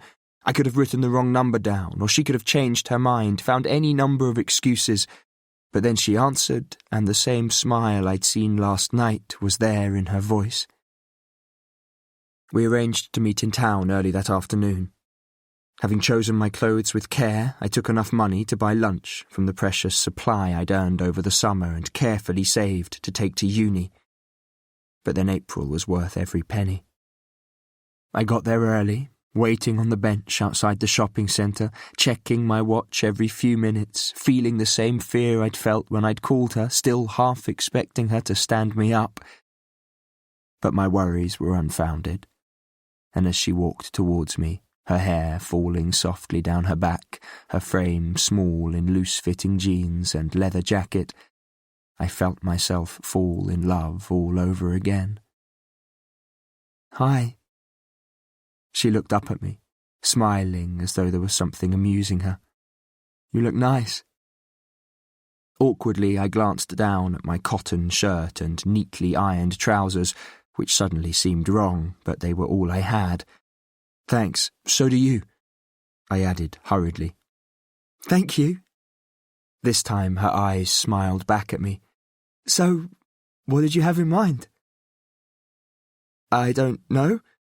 I felt foolish. "We could have lunch, if you haven't eaten, or go for a walk, or see a movie if you like, only I don't know what's on, but we could find out." As we walked across the street, I babbled on, until I felt her hand slip under my arm, and the softness of her skin on mine stunned me into silence. We settled on Cornish pasties in brown paper bags, bought from a small corner shop, then made our way towards the park. We shouldn't waste such a beautiful day, April said, her hair glinting in the sun. So we walked, away from the parched flower beds, the chatter of the people sitting in groups on the grass, towards an empty bench under the shade of a tree. I'd waited so long for this, dreamed that it would be as if we were soulmates, who, because of the bond each of us recognised, would instantly confide our innermost thoughts. But it wasn't quite as I'd hoped. The easy and relaxed banter of old friends was absent and the conversation stilted, skirting round the one subject that, in the end, I had to ask her about. "I was really worried about you," I said eventually, referring to the last time I'd seen her, just before she moved away. "Before you left, you said you'd write." Her face was a picture of astonishment. "But I did. Several times, Noah. When you didn't reply, I gave up. I couldn't see the point." "I never got them." I was filled with relief because she'd written, but also anger that her letters had never reached me, as I imagined someone, who could only have been my mother, intercepting them. My mother. I frowned. Since my father died, she does crazy things. Which was true, but if I thought about it, she'd been strange before he'd gone. Today, however, was not about my mother. Well, I wrote to tell you I was fine, and to thank you for finding me that time. She broke off, gazing into the distance, as if remembering. Anyway, then I wrote another letter when I moved again to give you my new address. Which made 2, at least, possibly more, their contents to remain forever a mystery to me. I never got any of them, I said hotly. It doesn't matter. She shrugged, but her face was turned away from me, and I couldn't tell if she meant it. But it does. I was quietly furious. Really, Noah, it's okay. I felt her hand on my arm. It wasn't. So much time had been wasted. Time during which I'd believed I meant nothing to her because someone who thought they'd known what was best for me had taken the decision out of my hands. That it was behind us, in the past, made no difference. I continued eating in silence, not tasting the rest of my pasty but only the bitter tang of resentment until April spoke. Tell me about your course. I was still angry, but not wanting to waste the day, I let myself be distracted. It was the last time we spoke of it. For many years. I'd withered on about the course options I'd chosen, the work experience I'd done that summer, the reading list I was ploughing my way through, thinking she'd find it boring, but she listened intently. So, when you've qualified, you'll be a solicitor? Hey, that's impressive. But I didn't want to talk about myself. I always thought you'd continue studying. You always did well in school, before... My voice died away, wondering from her silence if I'd pushed her too far. If things had turned out differently, then maybe I would. But now I don't have time, she said. Her voice was bright, but I liked to think there was regret there too. Now that I have rent to pay, I need to work. It doesn't mean you never can, I said, more gently. It seemed so unfair, in my eyes, that someone so talented should go to waste. You should think about training while you work. But she'd shaken her head and placed her small hand on my arm. You don't get it, Noah. It isn't always that simple. Not for everyone.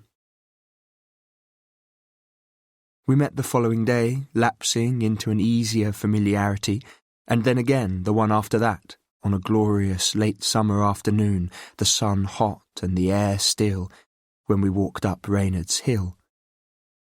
Her cheeks were flushed from the climb, the sun, and, I wanted to believe also, from being with me. Then, as the path levelled out, it was like standing on top of the world, the jagged edge of it softened by bleached grasses and the tiny pale stars that were dried scabious flowers. As we stood there, I felt the last few years fall away, the disappointments, the broken dreams, the hurt, so that I was like my 15-year-old self, alone at last with my goddess. I love it here. Her voice was wistful, and as she spoke I forgot all about my earlier anger. None of that mattered. She was here, now. It was suddenly so simple. I used to think you were a goddess, I said humbly, that you were from another world. She turned to me, her eyes huge with astonishment. You didn't know? I had no idea. No idea at all. Oh, Noah. In that exact moment, as I looked into her eyes, saw the flicker of her pulse in the skin of her neck, I knew I hadn't imagined it, that she felt it too. The magic between us that I had always known was there. Then she stepped towards me. That was when I leaned down and kissed her. A long, sweet kiss that was everything I'd dreamed of and much more. Her lips were soft, her hair like silk between my fingers, and when she kissed me back, my heart became hers forever. "For years I've dreamed of this," I murmured into her hair. "Only if I'm dreaming now, I never want to wake up." "It isn't a dream," she said, reaching a finger to my lips as we stood for several minutes not moving. Then she took my hand and placed it against her heart. But all I could feel was her warmth through her clothes, the swell of her breasts. My fingers moving, searching, questioning. She didn't stop me. This time it was April who kissed me, who led me under the trees, where we lay on fallen leaves, and very slowly she let me undress her. It was dark by the time I got home. I crept in, wondering if anyone would be able to tell just by looking at me. As I closed the front door behind me, my mother called out from the kitchen. "Noah, is that you? Where have you been?" As I thought of April's letters, resentment coursed through me. I prepared to confront her, but then her face came into view, wearing the perpetually anxious expression that these days never left her. I couldn't do it. "Do you remember that girl, Ma? The one I helped from my school a couple of years ago?" My words were tempered, not just by her world weariness, but by the knowledge that she wouldn't understand, that she'd never known how love could truly make you feel. The rush was joyous, tolerant, impulsive all at once. I knew she'd never loved my father that way. You couldn't know love and end up empty as she was. I watched her closely, not sure she'd even remember. Her medication meant that at best her brain worked slowly, and at her worst she jumbled words and lost threads, hearing as if through cotton wool. Change had gradually crept up on her, unnoticed, the way it did with people you saw all the time, until the day I'd properly looked, shocked, seeing a stranger. A troubled expression flickered across her face. "The girl who was hurt? That's right. It was strange," I said slowly, "only she said she'd write, and she never did. Or did she write to you, Ma?" I watched her eyes flicker again, then shift towards the window. "I don't remember," she said, more clearly than she'd said anything in a long time. The helpless fury that rose up in me was pointless. The moment had long passed, almost 3 whole years ago. Turning away, I went to finish packing. She was lying. She remembered, I was almost certain. For whatever reason, she'd taken the letters before I'd seen them. It reinforced why I couldn't wait to get away from here. April and I had arranged to meet again the following day, our last before she returned to London. This time we would stay in touch, I'd decided, no matter what. London and Bristol weren't a million miles apart. I could get the train up to see her at weekends, and she could come to stay in Bristol. But that night I couldn't sleep, instead replaying every second of the afternoon, the incredible feeling of losing myself in April's body, the scent of her, as I lay there restlessly, hating the thought of us being apart. In the darkest, most silent hours, the solution came to me, so obvious I wondered I hadn't thought of it before. The world wouldn't miss another lawyer. Instead of going to uni, I'd go with April back to London, get a job, we'd be together. My mother wouldn't like it, I knew that, but I was 18. I was an adult and I was leaving anyway. It was up to me where I went. Now I'd made the decision, sleep was out of the question. I got up and found some paper, then, sitting at my desk, wrote my mother a letter. It was cowardly, but it was the only way I could be certain she wouldn't stop me. And with the letter written, as the dawn light crept through my curtains, at last I slept. Chapter 8. I slept until midday, lying in bed as the hazy recollection of the previous day drifted over me, the magnitude of what I'd decided only mildly shocking me in the light of day. It was inevitable. That much was clear to me. Then, seeing the time, with horror, I'd leapt out of bed, afraid I'd miss April, imagining her reaction when I told her I was coming with her. As I showered, rehearsing what I'd say. Uni's not for me. I can't stand more years of studying. I thought I'd go to London and get a job. I'd say it casually, as though it wasn't important to me, frightened she'd try to change my mind, when the truth was that the thought of being away from her was killing me. And I knew she felt the same. After yesterday, I'd seen it in her eyes, felt it in the way her body responded to mine. I looked at the bag I'd packed the previous night, at all my uni stuff piled on the floor, thinking only fleetingly of the law career I was turning my back on. Then, glancing at my watch again, I tore down the stairs and out of the door. In my haste, I was halfway down the street when I realised I'd forgotten my wallet. Sprinting back and letting myself in, cursing the time I was wasting. It was as I came downstairs for the second time that, out of the corner of my eye, I saw it. The envelope on the hall table, with my name on it. The handwriting was unfamiliar, but as I ripped it open, almost as if I'd guessed, I'd felt my heart start to pound, then, as I read it, stop altogether. As my dreams, my hopes, my plans for the future, all of them melted away. Dear Noah, I've decided to go back to London early.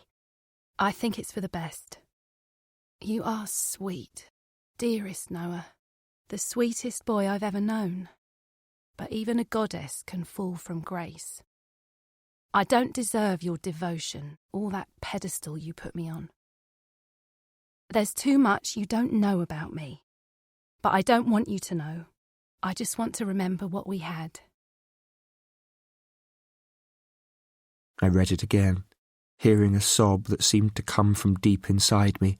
I couldn't lose her, not now, after the last 3 days, when it had become clear we were meant to be together. I'd been heartbroken the last time she left, when I was 15, or so I'd believed at the time, but it was nothing compared to this. Wave after wave of utter despair washed over me, and as I drowned, I felt a new kind of pain grip my heart, then rip it in two. Ella. We weave the first strands of friendship like a spider's web. For a therapist, she's cool. But then I get caught. So, what about when you have friends round? Julia asks casually, the next time I see her. I hesitate, because casually is anything but. And it's the F word. It was there the minute I walked in. Because it always is. It was just a matter of time before we got to it. It's taken her 3 appointments. Mostly they get there in 1. It's complicated. I think how I'm going to explain that it's just like my clothes. My parents insist on the right kind of friends. The ones that get invited over to our house, that is. I pause, then look directly at her. It doesn't work, though, does it? I mean, you can talk about stuff with anyone. Like this crap, I'm thinking, but don't say. Only it doesn't make you close. They have to, really get you. Laugh at the same stupid, crazy things and share secrets. I do have those kind of friends. Proper ones, I add hurriedly, before she thinks I'm a total loser. Only they're at school. She nods. Slowly. They don't come over to your house? I shake my head. I don't really want them to. Because then my mother would get to know their mothers. And she'd be in the middle of everything. And it would ruin it. School's different. What I really mean is, when I'm there, I'm different. It's the same when my parents go away. I'm more like me, or at least the me I want to be. So your mother organises your life, she says, quietly. Not just organise, she freaking controls it. That's why I like it when she goes away. She probably wants what she thinks is best for you. Is that so bad? She adds. Yet another question fluttering around. A little annoying fly I want to swat away. There's a vase of stiff, scentless roses on the windowsill. Roses. Rose garden. My mother. Every frickin' where I go. I glance at my watch, thinking of her, perched on the grey sofa on the other side of the door, flicking through Vogue magazine, or maybe the paint charts the interior designer brought her, checking her phone every few minutes. Inconvenienced, because Gabriella had to sprain her wrist, today of all days. That she's had to shoehorn my appointment into her diary yet again, when she should be somewhere else. Feeling a jolt as another strand of the web gives way. Why don't you tell me about your friends? Your school friends, that is. Well, Sophie and Katerina are my closest friends. Sophie's like me, into music. Kat's on the drama course. But you don't really see them out of school? Not really. I shrug. Kat's family live in Italy. I went out to stay with them once, and Sophie's travel a lot. You must miss them. Do I? I'd never really thought about it like that. Anyway, it's not like I'm on my own. I have Theo. And sometimes I'd rather be alone. You were a long time. Did you have a good talk? One of my mother's questions that doesn't require an answer. The seamless movement as she glances in her driving mirror, smoothing an imaginary strand of hair behind her ear and then changing gear, so that I'm pushed back into my seat as she pulls out and accelerates past the car in front. God, some people shouldn't be on the roads, she says, turning to her radio, clicking through the stations until she finds what she wants. Not seeing the car coming towards us until it blasts its horn and swerves out of her way. That's better. What were you saying? Yes, I'm sure a few more sessions will help. By help, she means affects a miraculous transformation on me into super daughter, with the incredible social life and the hordes of desirable, glamorous friends she thinks I ought to have, forgetting the more basic, fundamental things that are totally missing from my life, noticeable only by their absence. When I get home, I kick my shoes off and run, feeling the cool, soft grass under my bare feet. I stretch out my arms, catching handfuls of air, relishing my freedom, wishing Theo was here under the low branches of the old cedar, a ray of sun lighting his face. Chapter 9, 2016. Talking to Will unleashes a storm surge of memories, about him and about April too, about the last time I drove to Musgrove for my mother's funeral, grieving and guilt-stricken that I hadn't been with her at the end, the feeling that I'd deserted her, that it took losing her to see how alike we'd been, both of us unhappy, lonely, not knowing until it was too late. About my childhood, a sense of dread I could never explain, the hollow feeling I could never fill. It's early when I leave the house, the past still preoccupying me, its presence unwelcome, as I'm assailed by the kind of silent questions that can't be answered, that only belong to such an hour. As I drive, I'm wondering where it went wrong, why April fell out of love with me, where my mother's inherent sadness came from, why Will betrayed me. Unable to stop the most illogical of thoughts that, as the common denominator of them all, I'm somehow responsible, when I hear an echo of Clara's voice. You young people don't know how good you have it. It's almost as if she's here, beside me, in the car. Irritation rises in me at her all-knowingness. And in a sense she's right, because I've never been homeless or starving, but even so, she has no idea. I've suffered, I know that. Maybe no less or no more than anyone else, but what happened all those years ago almost destroyed me. I keep driving, barely noticing as the darkness lightens to a pale, pearlescent blue, breaking off just outside Portsmouth to take the familiar road that winds its way towards Musgrove. The decision's impulsive, more out of curiosity than anything else.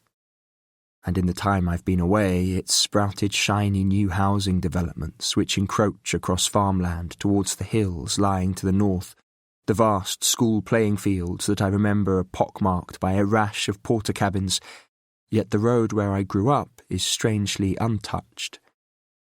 I pass my parents' old house, where an unexpected wave of déjà vu sweeps over me. It's smaller, more modest than I remember, with the ghosts of my mother cooking and cleaning inside, my father in his office in town. I feel a nostalgic pang for my childhood, which is, as suddenly, gone. The North Star is a couple of similarly untouched streets away. Apart from the police presence, the tape cordoning off the car park, the yellow notices by the roadside asking passers-by for any information, it's as I remember it, yet changed forever by the knowledge that a man died here, brutally. Today, for now, I keep going, through the town that's stirring into life, taking the narrow lane that twists away from it towards the hills. Temporarily blinded as the low sun edges above the horizon, I pull up where the lane ends and a stony path stretches across bare fields until it faces into Reynard's woods. It's a quiet, timeless landscape that, unlike the town, hasn't changed. As a teenager, I had felt miles away out here, removed from the world. It had been the place where we were free from the constraints of the adults in our lives, a 40-minute walk that had been irrelevant when I was with April, that's somehow diminished by the 10 minutes it takes by car.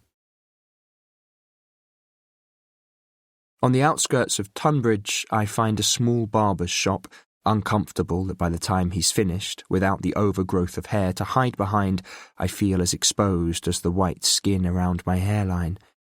Catching sight of my reflection as I'm walking out, I realise I also need clothes, chinos and a couple of shirts, bought in haste from the first shop I come to. Yet again, as I walk back to my car, swept along by the flow of people who have both place and purpose, I'm besieged by doubts, questioning what good I can do, why I'm even here. April deserves a better lawyer than I am. Silently reminding myself that I'm here out of choice, no one forced me, that now I've driven all this way, I should at least go and see her. But too easily, round the next corner, I find a B&B in a white-painted Victorian townhouse that's just a short drive from the hospital where April is. The street is quiet, the house imposing in stature yet reassuringly shabby, so that I hesitate only briefly before I pull over and park. When she opens the door to me, the landlady looks me up and down, as if for some reason I'm not what she's expecting. Then, while she takes down my details, a column in yesterday's paper that had been left folded open on a glass-covered coffee table, as if on purpose, instantly catches my eye. While she continues writing, I pick it up, hoping it's not what I think it is, to no avail. A man's body was found in the early hours of yesterday morning in the town of Musgrove, north of Portsmouth. His body was discovered by the landlord in a car parked behind a local pub. He's been identified as local man Brian Norton. It's started. I'm guessing that already the press has picked up that there's a story because not all murders reach the national papers. Tomorrow, or the day after, or the day after that, if a journalist has contacts, or if someone can be persuaded with a surreptitious bribe to let it slip, they'll have April's name too. Just a matter of time before they start tunnelling relentlessly into the past. Chapter 10. St. Anthony's is big, light, and suffocating, with chemical-laced air that sticks in my nostrils. I read the ludicrously themed ward names and look at the incongruous contemporary prints hung on the walls as I make my way into its maze of corridors, then through the swing doors to ICU, which is, by contrast, dark and windowless, a place where every breath is counted and every heartbeat measured, where life holds on. Just. It seems miraculous that nobody stops me. I pass one or two small rooms with slatted blinds in the windows before I see a nurse walking towards me. "It's a little early for visiting, sir." I feel myself frown. I hadn't even considered visiting hours. If someone's unconscious, what does it matter? She looks kindly at me. "Who have you come to see?" "I'm sorry, I didn't think. April Moon." The nurse looks puzzled. "We've no one by that name here, I'm afraid. You could check with reception in case she's been moved. Here, I'll show you the quickest way." As she walks past me towards the swing doors, I glance wildly around because I can't leave without seeing April, catching sight of a whiteboard near the nurses' station. Amongst the scrawled list of names, I see April Rousseau written in uneven letters and take a shot in the dark. "Hey, just a minute." I catch her up. "I got that wrong. She kept the name Rousseau after her divorce. I was forgetting. I haven't seen her in a very long time." I'm bluffing. I've no idea where the Rousseau comes from, but I'm counting on the nurse not knowing any more than I do. She looks at me doubtfully. "I'm sorry, but in the circumstances you should probably leave. Mr. "Calloway," I tell her, wondering if there's a Mr. Rousseau, and, if so, whether he's here. Does he even know? "Noah Calloway. I know what's happened to her. Will Farrington told me. I imagine he's been here." "No one's been here." The nurse shakes her head. Then she looks at me with interest. "You know Mr. Farrington?" "Yes, and I know how this looks just turning up like this," I say more confidently. "But I'm an old friend, and once she comes round I'll be acting as her lawyer." The nurse looks uncertain. "Do you have proof?" I shake my head resignedly. "A driving licence with my name on it?" knowing how lame it sounds. Then adding, "You can call the firm I do some work for, if you like." Rummaging in my pocket for one of Jed's cards, finding there isn't one. From the way she looks at me, I know she's not sure, that she should probably ask me to leave. But then she sighs. "It's all right. I believe you. But you won't be able to go in, I'm afraid. The police have someone with her round the clock. But you'd know about that, wouldn't you, being a lawyer?" "Of course," I nod, but it had completely slipped my mind. She's right, of course. With April a suspect, the police won't be leaving anything to chance. Glancing around, the nurse lowers her voice. "Just a suggestion, but if by any chance the sister comes round, tell her you're Mrs. Rousseau's lawyer. It'll save a lot of trouble.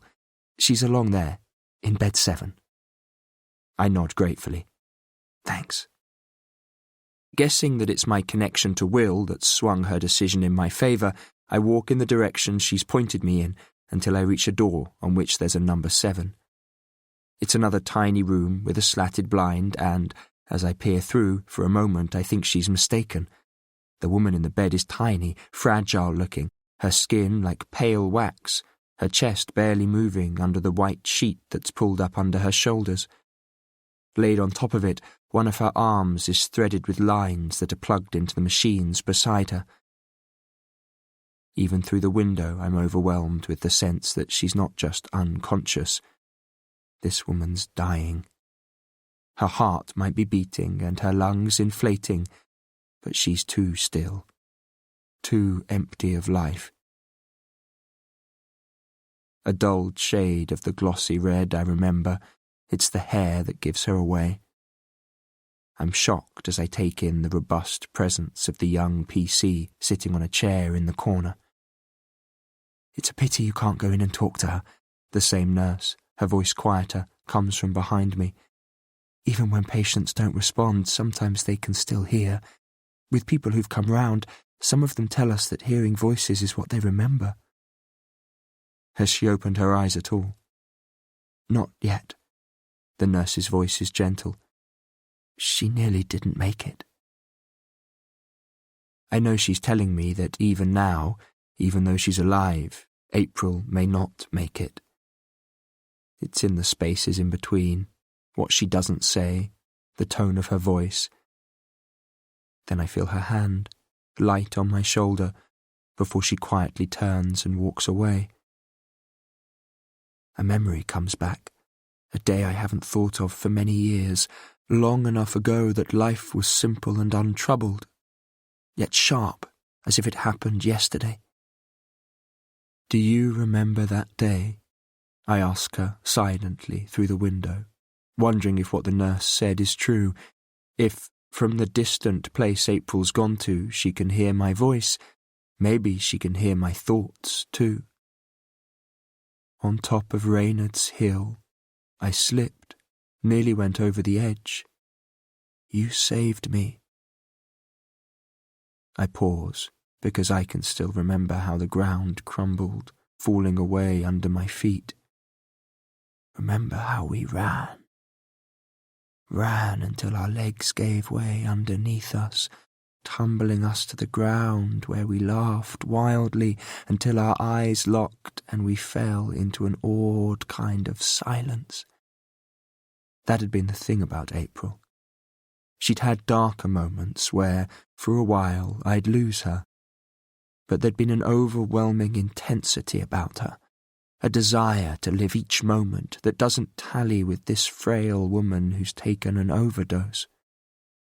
As this and other thoughts race through my head, I'm still watching her for the faintest indication that she's sensed my presence. But she hasn't moved. There's not a flicker. Chapter 11. As I walk away, I'm caught, swinging between hope and despair, faith and cynicism, telling myself other people have come out of comas, so there's no reason why April won't, yet convinced that whatever the nurse might think, and wherever April is, she's too far away to hear me. But on the drive back towards my B&B, my unease grows as I find myself going full circle. The North Star was hardly her local. April must have been in Musgrove for a reason. To kill Norton? Before driving the hour or so home to take an overdose? I push the thought from my mind, because there are people who can kill and people who can't, maybe a group in the middle who, if pushed, just might, knowing that April isn't one of them, and, when I least need it, hearing Clara's voice. You could be wrong, but she doesn't know April. It's then I realize I can't leave her, and my thoughts swiftly turn to what lies ahead. Should I defend her? The painstaking research that's required, the in-depth scrutiny of April's life, the leaving no stone unturned level of detail involved in the pursuit of a single piece of information someone's deliberately hidden or forgotten about, that can make the difference between innocence and guilt, prison or freedom. And it isn't obvious, whatever the police think, whatever Will says. Not even with her phone and her glove found in Norton's car. Until they have fingerprints, a witness, a motive, nothing is certain. Back in my room, my mind has already turned to the people in her life, work colleagues, her friends, neighbours if there are any family, and I need to find out about Norton too, because there could be any number of innocent reasons behind their meeting that night.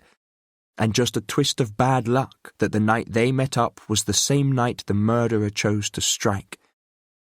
I switch on my laptop and type April Russo, then Kent, into the search bar. It takes seconds to find two, one of whom I dismiss immediately due to her age. I copy down the address of the other, then pause, because I'm acting for April but without her consent and assuming that when she comes round she'd have no objection, knowing I could just as easily be wrong, and that if I'm caught entering her house it would entirely prejudice my case. dismissing the thought just as quickly, knowing it's a chance I have to take. That April is under police guard suggests her home may have been secured, but I at least have to check it out. With April's postcode typed into it, my sat-nav takes me a mile or so out of Tunbridge, along a meandering B-road, and then into a quiet lane. As I turn into it, on either side are empty fields with just the occasional large house set in its own gardens, well spaced from its neighbours. I continue slowly along a stretch of 100 yards or so before coming to a sharp bend. It's darker here, the lane narrowing to a single track under the cover of tall trees, their branches seeming to close overhead. Behind unkempt hedges, I glimpse one or two smaller houses before my sat-nav indicates that I've arrived. Pulling over, I stop beside a narrow gate on which a sign says Holly Cottage. Then I hesitate, because this is where April lives, and though at the moment it's quiet, the police will inevitably come and search here. I continue a few yards up the lane, where I pull onto the grass verge and turn the engine off. Then I wait, but not a car passes, nor is there a sign of anyone. As I walk back down the lane and slip through the gate, I'm not sure what I'm expecting, but it's not this. A small stone cottage that looks as much a part of the landscape as the woods that surround it, its weathered, faded exterior the legacy of the elements, of time. Against the grey of the flint, the brickwork around the windows is an ugly red, the paint on the frames cracked and peeling to reveal the grain of the wood underneath, its appearance softened by the mass of sprawling borders, the pale green of newly unfurled leaves, the curved paths cut into unmown grass full of wild flowers. The entire garden is edged by trees, and I look up, my eye drawn not only to their height, but to the gnarled spread of their branches. Then I notice more trees, only they're smaller, a whole new generation, still saplings, planted at intervals here and there. But it's the sound that gets to me. Surrounding me, it's stereophonic. The wind through the leaves, and birdsong. I'm still caught in its spell as I walk round to the back, checking for an unlocked door or unlatched window, when suddenly the back of my neck prickles. Slowly turning, I look around, seeing nothing, yet with an unmistakable sense that I'm being watched. Chapter 12, 1999. After April went back to London early, I was numb. I'd been prepared to give up everything for her, even move, just to be with her. Not only had I lost her, I'd lost a future that had so briefly, brightly presented itself. I felt let down, and cheated too. The sweet in her letter was patronising, nor did I accept her allusions to a dark secret that would ultimately keep us apart. Of course there were things we didn't know about each other. In the few days we'd spent together, we'd just started. Now we'd never have the chance. The excitement of my plans to go to London became a distant memory. Forced to push all thoughts of April from my head, I ripped up the letter I'd written to my mother. Now I couldn't leave for Bristol soon enough.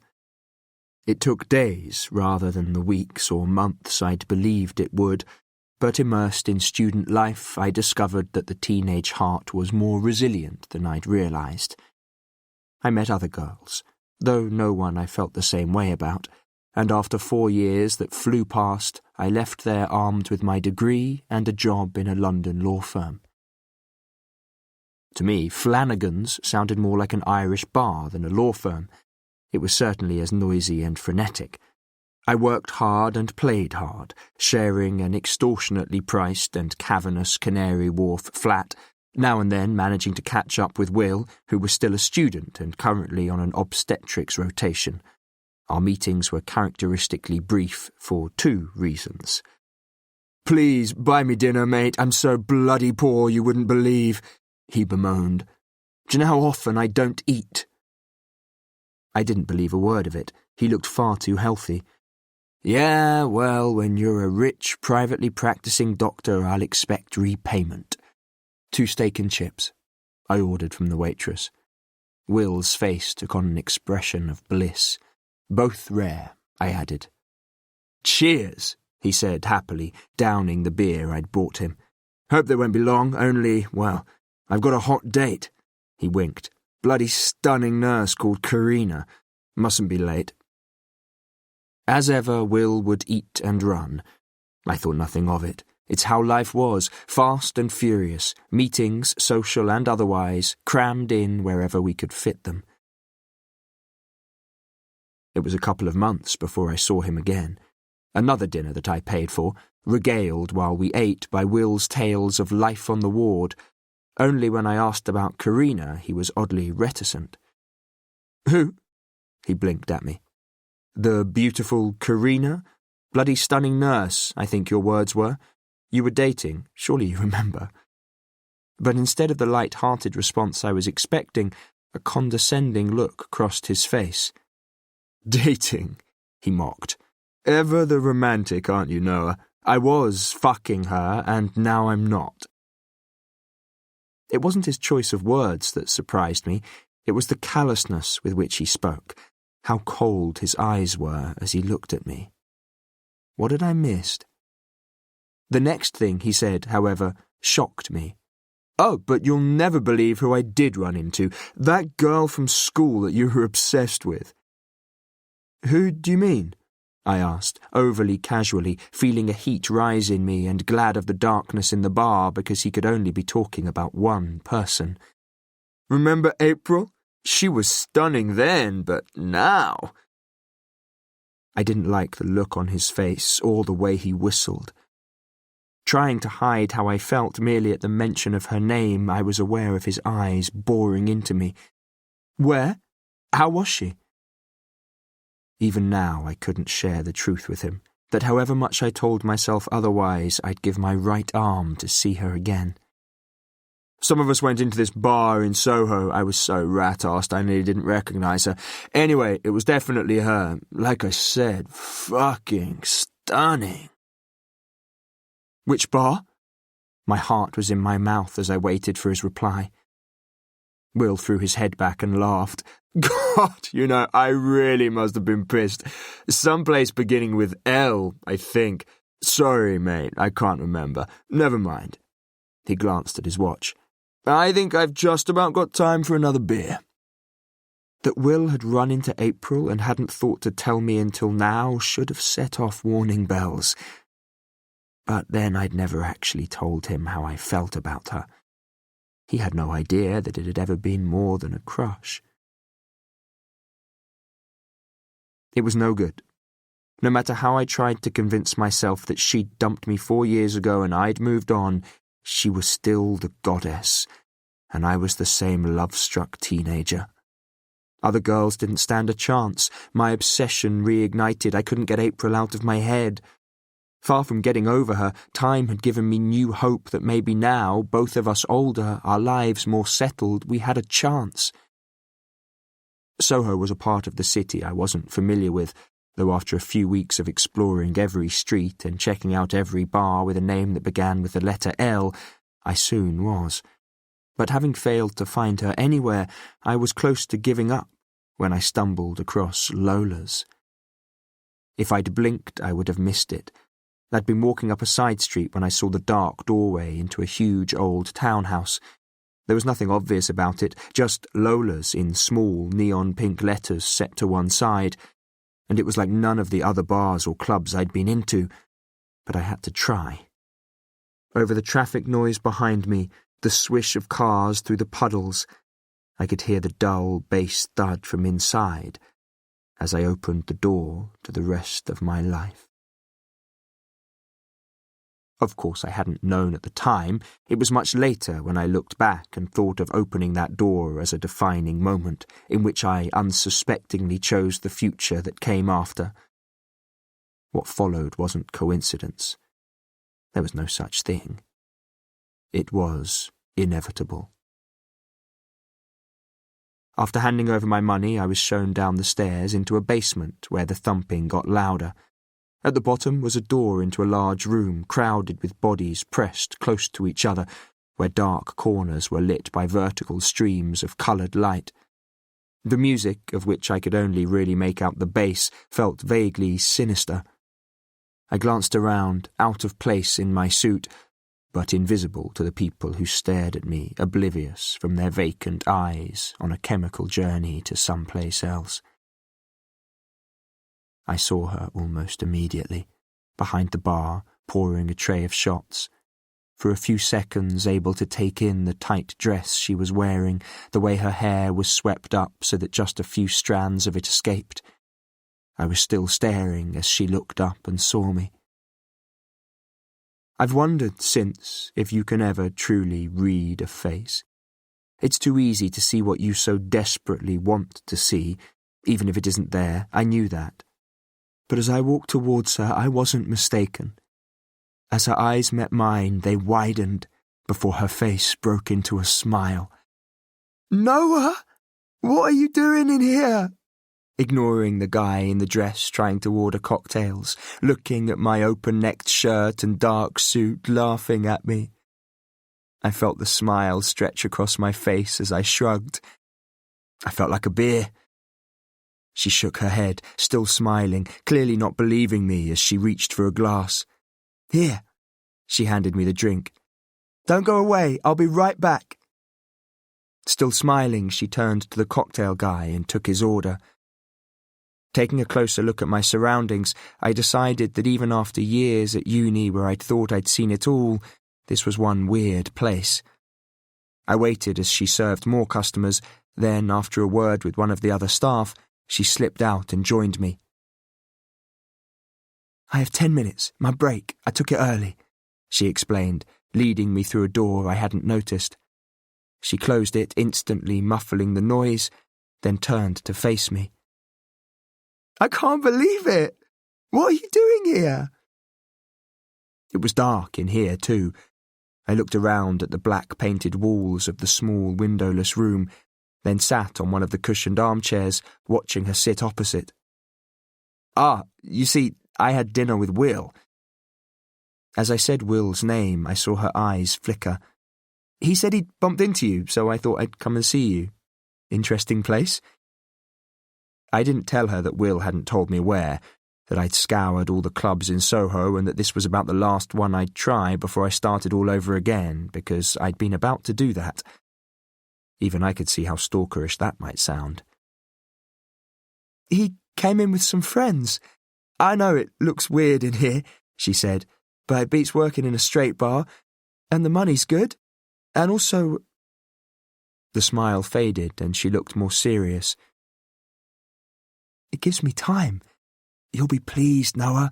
I had to stop for a while, but at long last I'm actually studying." As she spoke, in some distant corner of my world, I felt something slot into place. I listened as she told me about her course, which was the first stage of training to be a counsellor, and suddenly I could see it clearly. Life wasn't just about opportunity, it was about timing, not only for studying, for relationships too. But before I could say anything, she stood up again. "I really should get back," she said. "It can be crazy out there. Look, why don't we meet for brunch on Sunday? There's a place on the King's Road called Alberto's. I could be there at 11. I didn't know it, but I'd find it. I nodded. "Great." She paused in the doorway. "It's good to see you, Noah." I was silent, trying to summon the words, how to tell her that I'd only just figured it out, that our meeting up again right now was meant to be. But as she opened the door, the noise from the bar made it impossible. "Okay, well, I'll see you on Sunday." I nodded again, barely able to make out what she was saying. Her eyes looked intently at me. Then she was gone. As the door swung shut, leaving me alone, a wave of euphoria washed over me. I knew this was no coincidence. Everything in my life, for as long as I could remember, had conspired to bring me to this moment. In a jubilant gesture, I punched the air. Chapter 13.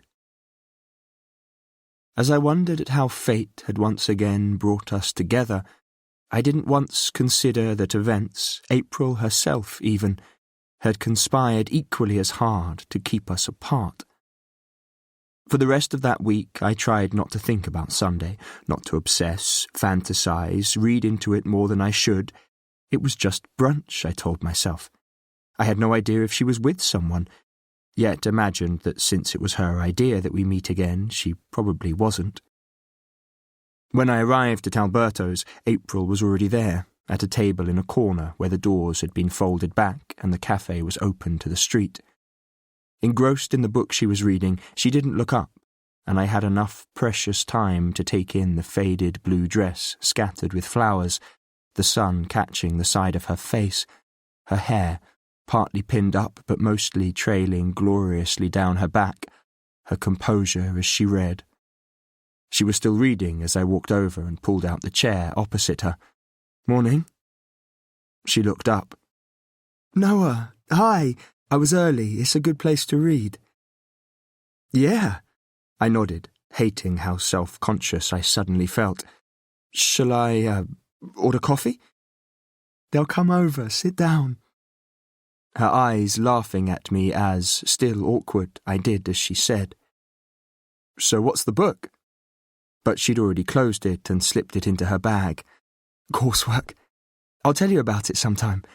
But tell me about you. I'm guessing you're a fully fledged force in the rage against injustice, with a big swanky warehouse apartment overlooking the Thames." My grimace was involuntary. "You're right about the flat, but the rest, it's not exactly like that." "Oh?" She leaned forward, her eyes bright as she rested her chin in her hands. "So tell me, what is it like?" "Oh, you'll wish you hadn't asked. Lots of paperwork, of the most laborious, tedious kind. Listening to your colleagues mouthing off about some or other deal they've pulled off, or some or other colleague that's pissed them off, or about their massive, converted warehouse flat or new car." I stopped then, surprised by my own cynicism, realizing I was talking about myself and that my dream career wasn't quite how I'd hoped it would be. "It's how people are, Noah," April spoke softly. "Are you surprised?" I frowned. "Yeah, when these guys boast about their deals, they're talking about people, their future, their families' futures. And to some of the people I work with, it's like a game, with winners and losers, not always for the right reasons either." Was it naive to want more? April shook her head.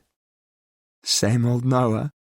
But isn't that what life is, with winners and losers? A game?" She said it light-heartedly, but a shadow crossed her face, as though she knew something I didn't.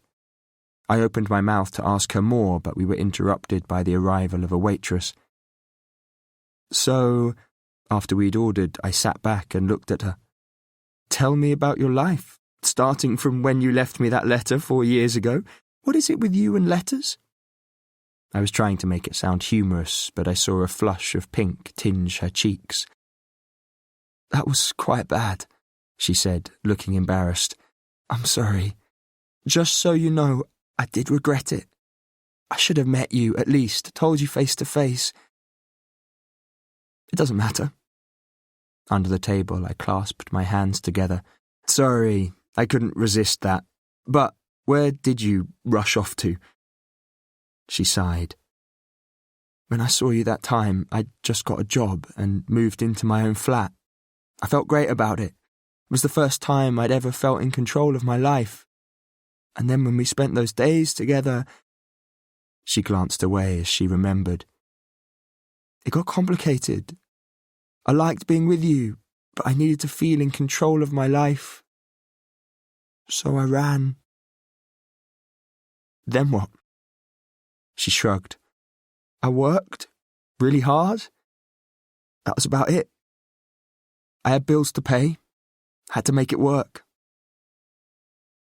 It was the first time I realized the magnitude of how important that was to her, the unspoken line, so that she never had to go back.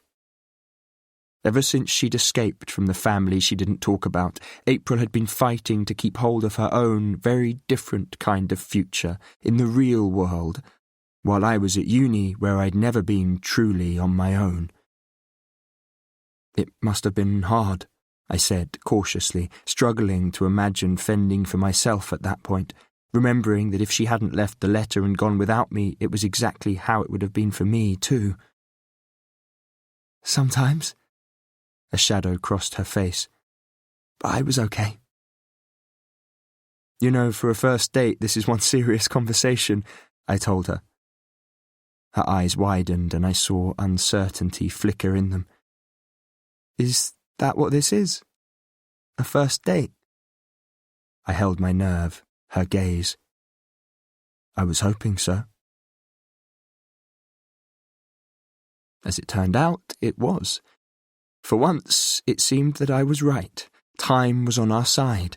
When April wasn't either working or studying, we went on more dates. Movies, crowded bars, cold, crisp nights when we walked and talked under the stars.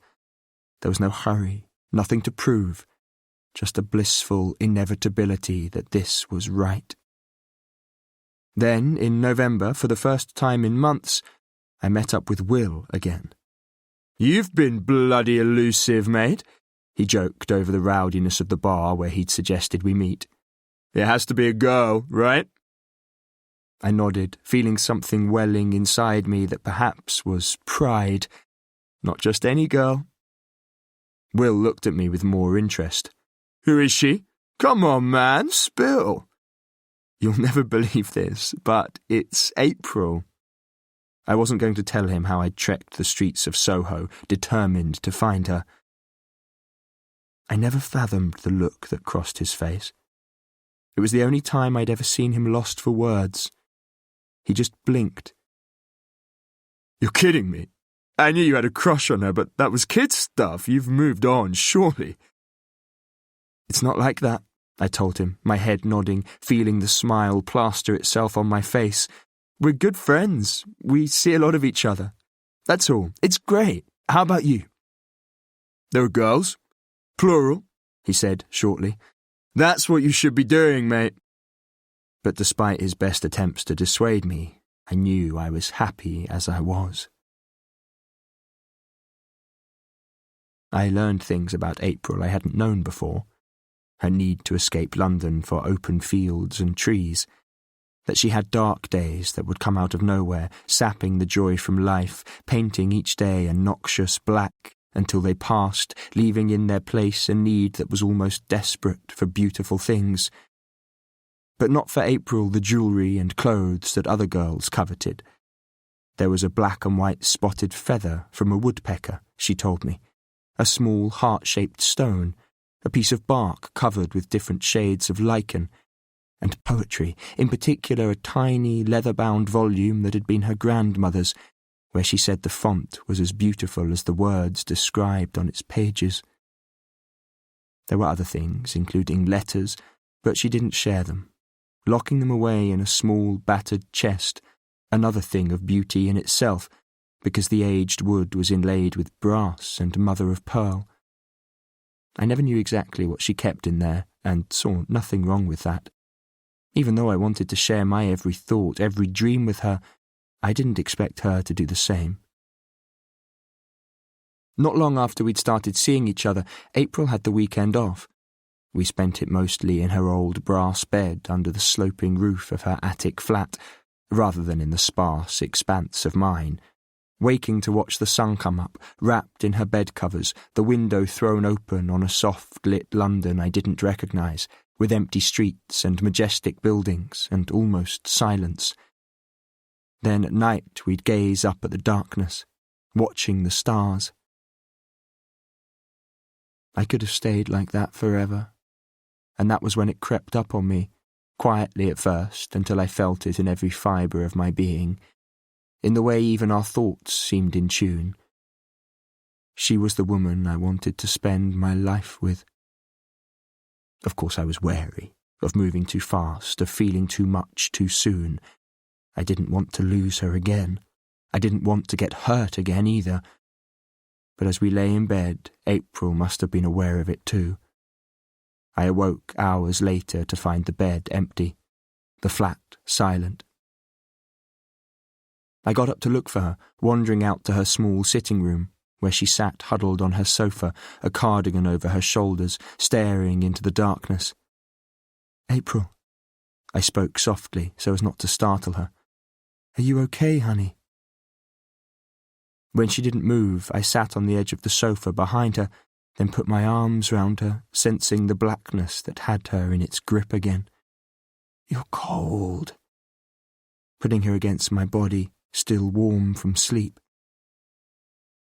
For what felt like ages, we sat there, neither of us speaking, until eventually April spoke. "Do you ever think—" Her voice was a whisper. I felt her shudder against me. Then she added, "that you can be too happy?" "Nope." Ignoring the shiver running down my spine as I kissed her neck through her hair. "Sorry. Not possible." But when she turned to face me, her eyes were troubled. "I'm serious, Noah. Only it never lasts, does it? Happiness." Her words held the ghost of fear. I reached out, stroking the fall of hair off her face. "Hey, what is this?" I said more gently, watching for a hint of a smile on her lips, wanting to reassure her. "Nothing's going to happen, you know that. We're allowed to be happy." She didn't smile. Looking away from me, she shook her head. "It isn't always that simple, is it?" But it wasn't really a question. I held her against me, knowing her despondent mood would pass, until her voice came out of the darkness. "Do you ever think, Noah, about life and death? Because nothing's certain, is it?" "Except love," I said, pulling her closer, ignoring the flicker of disquiet I felt. Doing what I always did, believing what I wanted to believe. Turning from the shadow of the past. Chapter 14. Was April right? For a while, were we too happy? A lifetime's worth of happiness condensed into a few months, until its quota had been exhausted so that after there could only be discontent. It was a cloud that hung not just over April. This time I felt it too. She spent a lot of time out walking, alone. But then it passed, as it always did. Christmas came. Apart from a brief visit to the care home that these days my mother rarely left, we spent it together. Laughing at the Christmas tree I'd bought, which was only small yet dwarfed April's flat and was ludicrously hung with the bling of lights and shimmering baubles. Opening the many presents we'd brought each other, eating and drinking far too much. Even then, every so often it came back to me. Was it possible to feel too much happiness?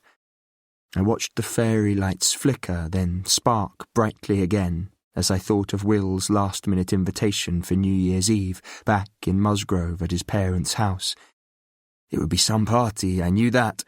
I'd been to many over the years, all with free-flowing champagne and mountains of food. I pictured it, the grand, lavishly decorated house with the enormous tree just inside the front door, towering above the equally glittering guests. When I mentioned it to April, far from enthusing as I'd thought she would, she hesitated. "We could, if you want to. To be honest, I thought we were going to spend it here, just the two of us." It was how we spent most of our time, just the two of us, in the moments we weren't working, of which there weren't enough, still caught in that blissful state that didn't need other people. Just like April, I was content to spend them with her. When I awoke on Christmas morning, I lay there, listening to her quiet breathing beside me as a fleeting memory came to me, of the Christmas with my parents after I'd just met April in school. Their idea of Christmas was a quiet, traditional affair. In my wildest schoolboy dreams, I wouldn't have been able to imagine this. Yet just lying here, with April sleeping beside me, I was the happiest I'd been my entire life. That word again. Happy. I'm not sure if it was the magic of Christmas, but this time it didn't haunt me. All day, the rare sense of peace, of at last being where I was meant to be, stayed with me. The rest of the world barely existed, bar the muffled sounds from the flat above us, the distant strains of church bells, the rumble of a passing car far below. Having already given April my presents, I felt in my pocket for the last one, which I'd thought so long and hard about, but had yet to give her. It was quick, I knew that, but I couldn't see the point in putting off what I believed was inevitable, and I was waiting for the right moment that never seemed to present itself. I found it that evening, when she finished her phone call to her old friend B. Grabbing her hands and twirling her over to the sofa where she sat down, I took a deep breath and fished in my pocket. Her answer was in her eyes, even before I went down on one knee in front of her and asked. The ring was a perfect fit. I persuaded April we should go to Will's party, not least because I wanted to show her off and tell the whole world we were going to be married, already imagining a country house wedding with April in a beautiful dress and all our friends crowded round us. We should check out some venues, I told her. Places get booked up. I have only just said yes. She was laughing, but I could see the excitement in her eyes. We're young, Noah. We have our whole lives ahead of us. There's no hurry. Oh, but there is. I was impatient, aware of the long years of waiting condensed into this one moment. I'd called Will to tell him, expecting a cool reaction and a lecture about being too young to tie myself down, but to my surprise, I was wrong. Congratulations, mate. Happy for you, both. Put her on, will you, so I can tell her myself? In my bubble, I handed the phone to April.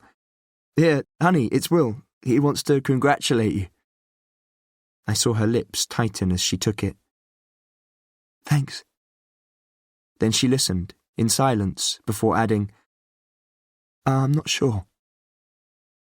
She turned away from me after that, so I couldn't hear what she was saying, before hanging up a minute or so later. What aren't you sure about? I said. She looked blankly at me. You said something about not being sure, I said, curious. Oh! A frown flickered across her face as she glanced away. He said he's looking forward to seeing us, on New Year's Eve. He was talking about announcing our engagement. Wouldn't that be something? He's a good mate, isn't he? I pulled her into my arms, thinking of Will's party again. How unexpectedly great life was. So much had changed this last year that I couldn't help but wonder what the next would bring. Then I felt her sigh against me as her eyes sought mine. I'm so happy, Noah. But sometimes, don't you wish we could run away from everything? Go somewhere it's just us. Her voice was quiet and wistful. I felt a sudden flash of disquiet. Gently I pulled away from her, looking into her eyes. Hey, if that's what you want, we'll do that. We can go away, get married on a beach somewhere. Anywhere, just us. I meant every word. It could have been a small-town registry office for all I cared. I thought she was talking about our wedding, but she could equally have been talking about our future. And I'd have moved to the other side of the world with her. All that really mattered was being together. Over the next few days we told our friends, then lightly sketched the outline of our wedding day. April at last conceding that a country wedding somewhere not too flash or ostentatious, now she'd thought about it, would be amazing. Then, early on New Year's Eve, before breakfast, she went out alone. "I just need to get one or two things," she said, reaching up to kiss me, pulling on her big coat and winding a scarf round her neck. "I'll come with you. I could do with a walk." I looked around for my jacket, then hesitated, remembering I'd promised to call my mother. "I'll just make a quick call, 2 minutes, okay?" But she shook her head. "It's okay. You stay here. I won't be long." Though she didn't say, I guessed it was one of those times she wanted to be alone. After calling my mother for the briefest of conversations, I switched on the television, picking up the end of an old film, then watching the one that followed, only at the end realising April still wasn't back. I was starting to get anxious when I heard her key in the door. When she came in, instead of being flushed from the cold, her face was pale. "Hey, are you okay?" Still in her coat, she came and sat on the sofa, staring at the carpet before pulling off her boots. "Not really. I don't know. I was walking. I think I got cold." I took her hands in mine. They were like ice. "You should have called me." She shook her head. "It's my fault. I should have come back. But I went and sat in the park. I thought it would pass, but it hasn't. I just feel really sick, Noah. And I ache." "It sounds like flu." I watched as she slipped her coat off and curled up on the sofa, then fetched a throw from her bed and gently covered her. She didn't protest, just closed her eyes.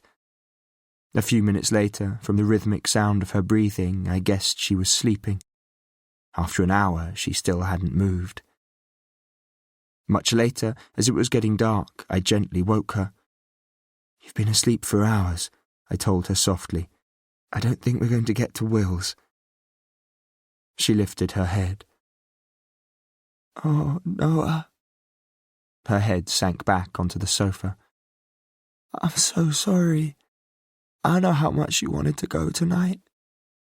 "It's okay, it doesn't matter, it's just a party." I'd been looking forward to it, but it wasn't important. There would always be other parties. "You should go. I'll be fine here on my own." "I'm hardly going without you," I told her, imagining walking into Will's alone. "And we can see Will any time." It was true. I called him and explained.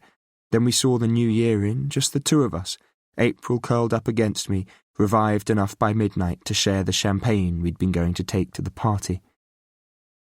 The next day she felt better. In just a few days she was herself again.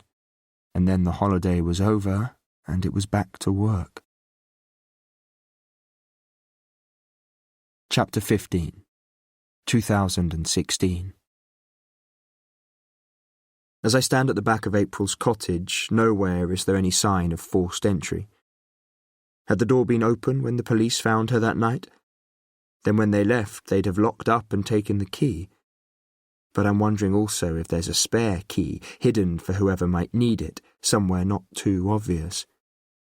When I'd moved into my aunt's cottage, I'd found my own front door key where I'd been told it would be, under the cliched upturned flower pot, cracked from frost.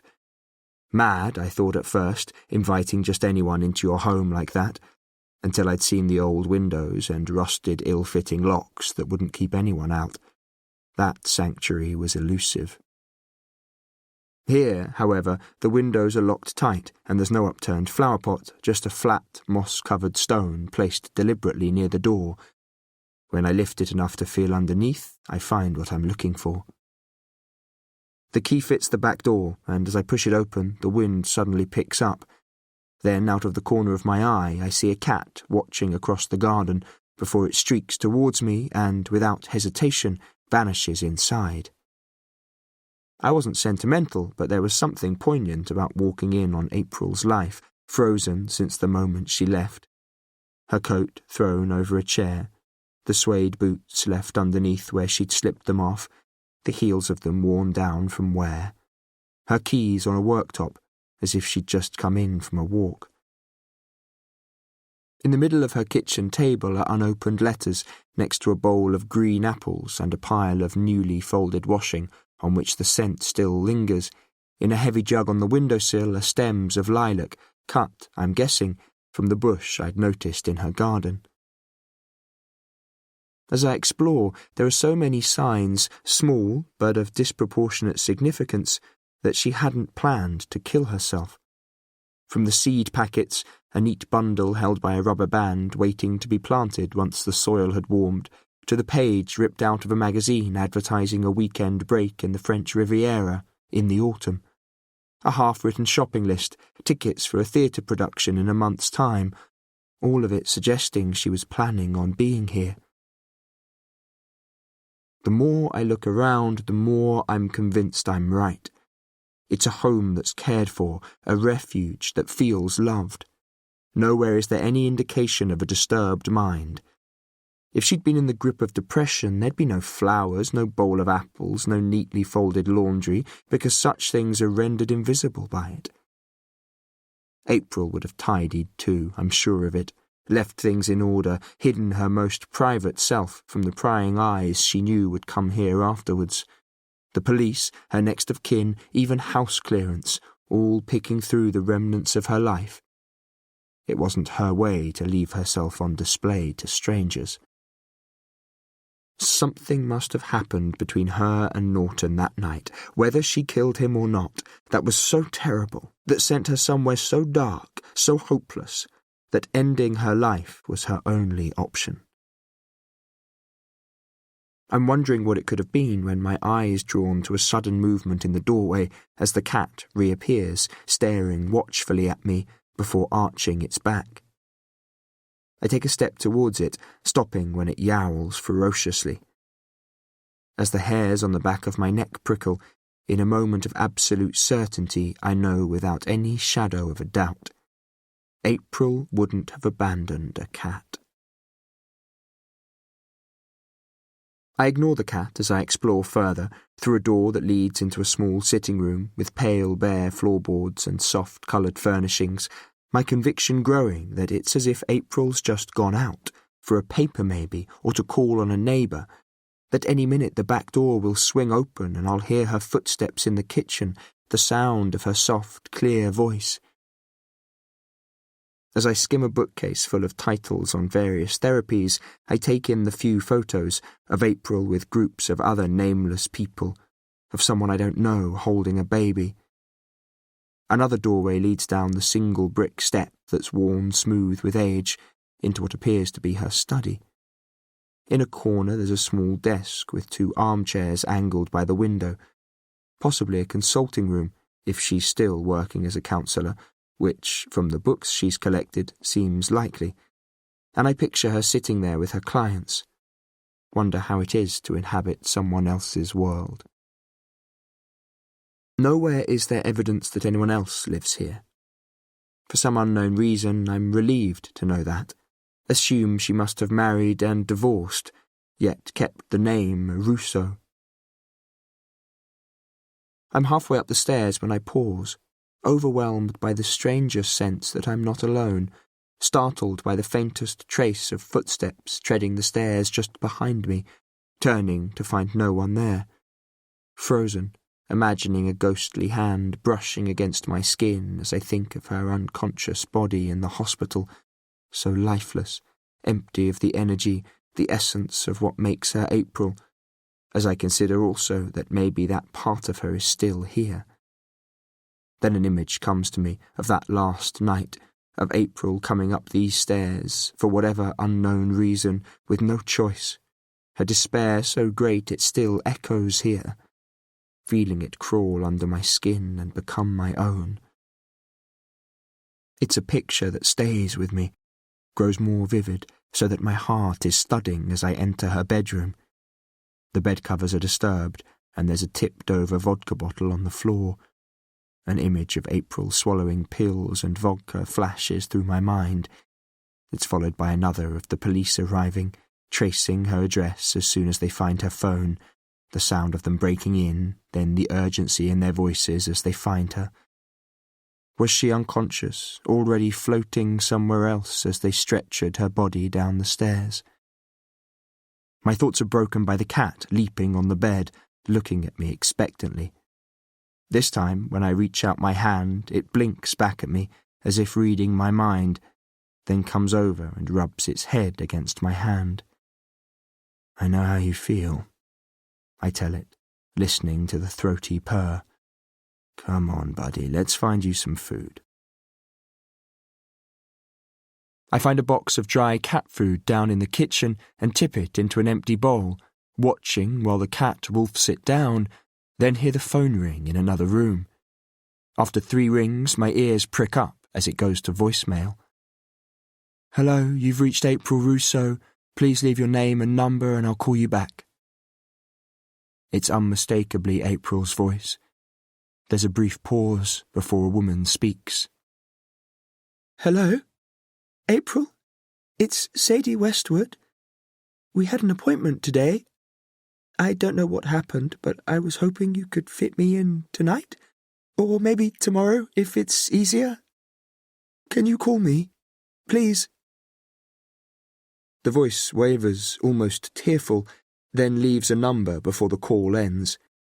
I frantically look around for a piece of paper, repeating the number to myself and jotting it down before I forget, guessing she's almost certainly a client, but not wanting to play the message back or leave any other trace of my presence for when the police come here. Realising there are likely to be more clients like Sadie Westwood who have appointments who ought to be told, I go back to April's study, where in one of the drawers of her desk I find folders containing client details. It's on impulse that I take them. Noticing her diary, I pick that up too. Then, as I walk back through the sitting room, I find myself drawn again to the photos, picking them up in turn, curiously studying the faces as new questions come to me. Does she have a family? And if she has, do they know?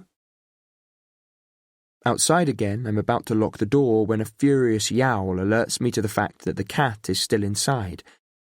I open the door and it streaks out, vanishing into the trees. Locking up, in a moment of rashness, I consider keeping the key, but decide against it, sliding it back under the stone. Just moments later, I'm in my car, pulling on my seatbelt when, a few meters further down the lane, a police car pulls up. In my driving mirror, I watch as 2 uniformed police cross the lane and go through April's gate.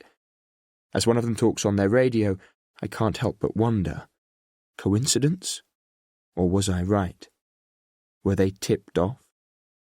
Was I being watched? Back in my room at the B&B, I eat the sandwich I bought earlier and pour myself a drink, then another, enough to allow the tension to ebb away, but not sufficient that when I sleep I don't dream vividly. As my eyes close, I'm back in April's cottage. Long grass, bleached to the colour of hay, has grown up against the windows. I'm in her study, where the light casts shadows and twisting tendrils of plants creep silently through broken windows and cracks in the walls.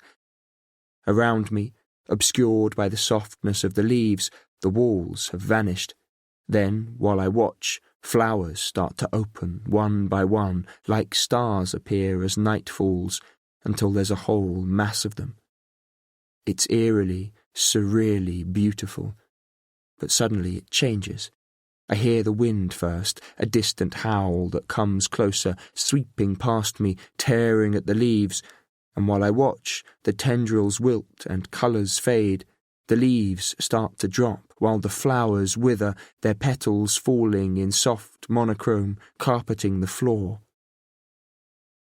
As the last of them fall like snowflakes, as the wind dies, I hear a cry, and looking down, see cushioned in their softness a baby. Ella. It's only a cat. My father's words, the day a beautiful black and white cat streaked across the road and under his car. I felt the slight bump as he crushed it, was haunted by its ghostly cry for weeks afterwards. Felt angry with him forever, because he had no right to say that. it's only a cat. No cat is just a cat. It's as alive, as deserving of life as he is. Like the ants he boils alive in the cracks between his paving stones, and the swatted butterflies that have lost their way and come inside, the rabbits gassed in the garden, and the pheasants he raises, then shoots for sport. His decision if they live or die. Don't make such a fuss, they're just pheasants, Ella. My mother's words. Not thinking for one moment that it was the first time I'd seen them, strung up outside by their necks, dead. Beautiful, she adds, thinking of the meat which Gabriella will cook, after she's plucked and cleaned them, not their brilliant colours, and iridescent feathers, and staring glassy eyes. You really should learn to shoot. Everything about her is in that one sentence. Daughters have obligations to fulfill, expectations to meet, should be seen with the right people in the right places, take part in the obscenity of killing for the sake of killing. My daughter shoots. She'd love to say that. How doesn't she get who I really am? How I think, what I care about? I open my mouth to tell her that no way, not ever, in my whole life will I kill a living creature just for sport, when Gabriella catches my eye. Gabriella's the housekeeper, PA, and multi-purpose filler in the cracks in my family. We are the family she always wanted, she tells me proudly. Your father, so handsome, so successful, and your mother who was so very beautiful. But you, little Ella, will discover your own talents. Rock music, I tell her pointedly. Unlike my mother, Gabriella already knows about the pink electric guitar at the back of my wardrobe. But she shakes her head. You are different, little one, she says, her eyes wide, this intense expression on her face. You don't always have to listen to them. She means my parents. It's like they don't know me, I try and tell her. You've heard them. But Gabriella's loyal. Won't hear a word against the beautiful singer and the successful surgeon. She holds a finger to my lips. No more, she says quietly. You'll find your way. It won't always be like this. Chapter 16. That I have April's notes in my possession poses a dilemma that's twofold. Not only because they're confidential between April and her clients, but it's likely also that the police will want them. I'm trying to prove April's innocence, but I'm guilty of breaking into her cottage and potentially withholding information from the police, of blatantly flouting the law. But it's a risk I'm prepared to take. I'm here not only as a lawyer, I'm here because I knew her. In my room at my B&B, brushing aside my misgivings, I make a call I know can't wait. It's answered almost immediately by a woman who sounds young, which for no logical reason throws me. May I speak to Sadie Westwood? This is Sadie? Miss Westwood, my name's Noah Calloway. I'm a friend of April Rousseau's. I'm sorry, but I have some rather worrying news. I pause, aware of how fragile this woman sounded when she left her message on April's phone. She's had an accident. Pausing, giving her time to take it in, before adding, I'm afraid she's in hospital. She gasps. Oh, my goodness, that's terrible. Oh, poor April, is she all right? It's a little soon to say, I tell her gently, then take a deep breath. I was wondering, would you mind if we talked about her? Only I think she might be in trouble. Oh, of course. Anything, if it would help. Oh, poor April, what kind of trouble? She sounds nervous, jittery, clearly shocked. I think she's been framed for something she didn't do. I give her a few seconds to take it in. Oh, that's terrible, She hesitates. "Are you another therapist?" "No, I'm her lawyer." At the word lawyer, there's another gasp. I'm not sure what emotional landscape Sadie Westwood occupies, but I'd hazard a guess it's an unstable one, which presumably is why she needs April. Oh, dear, yes." She sounds confused. "Of course, if it will help her. But she's always so calm, and such a happy person. She's never had any problems, you know. She's just one of those incredible people who copes." "I'm sure she is. Did you ever discuss her personal life with her?" "Not really, I'm afraid. You see, I haven't been well. She was helping me." It sounds so selfish, doesn't it, when you put it like that? Her anxiety obvious. No, not at all. Telling her what she wants to hear, because even if April had confided in her, I'm not sure Sadie Westwood would have noticed. "Look, could I leave you my number? If you think of anything, can you call me?" I recite the number twice, because she gets it wrong, then end the call, irritated. Not just by Sadie Westwood's assumption that April's life was easy and that April somehow mysteriously coped, but because she dimly reminds me of a small part of myself, a part of which I'm not proud. The presence of April's client notes continues to make me uncomfortable. They're deeply private and confidential, yet with nothing else to go on and carefully avoiding more personal information, I know also that I need to go through them. After making a list of names, I speak to 6 clients initially, half of whom used to see her once or more weekly, though none of them recently, and learn nothing that seems significant. The next morning I return to the hospital, but as I go through the swing doors into ICU, as I approach April's room, I hear raised voices from inside, so that my heart twists in hope. Has she come round? Is a doctor with her?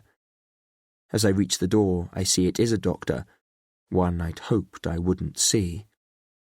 He looks up just as he falls silent, arms folded as he stands over her.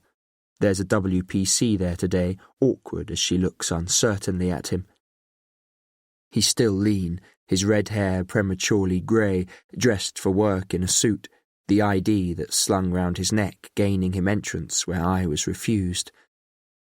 I look for a flicker of surprise, but Will's face is blank as he walks out and closes the door behind him. "Noah." He pauses. "I wondered if I'd see you." His air one of indifference as he appraises me. "I had a patient to check on. I thought I'd call in, see how she is." This, after so many years, so many wrongs, as though nothing has happened, minimizing, trivializing the part he played in it. As he stands in front of me, my searing hate is reflexive. Any change? Not trusting myself to say more because I have no more to say to him, and from his most expansive bedside manner, in the way I curl up inside, I know one thing with certainty. You can never truly forget the past. He shakes his head. "Not so far. They're running tests. As yet, they don't know what damage was done to her internal organs. One thing is pretty clear, though. She didn't intend on being found." I'm silent. "Well, you've got to admit it doesn't look good," he adds. "Maybe not," I tell him, "but the truth will come out. It usually does." His eyes narrow just slightly at the corners.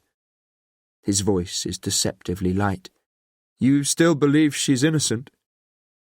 I hold his gaze. Until proven otherwise, I do.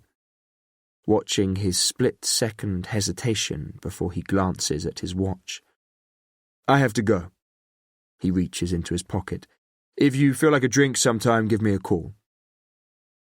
I stare at the card he's holding, then curiosity gets the better of me.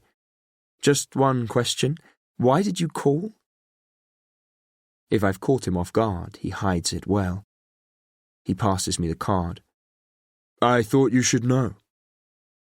Which tells me nothing, as he turns and strides away, his footsteps fading down the corridor. I already know I won't call him. Then, pushing thoughts of Will from my head, I turn back to look through the slatted blind at April, because this isn't about him. It never was. She looks the same as yesterday, just as small and lifeless, her existence simply a trace on the monitor she's wired up to, her only movement the slight rise and fall of her chest in time with the machine that's breathing for her.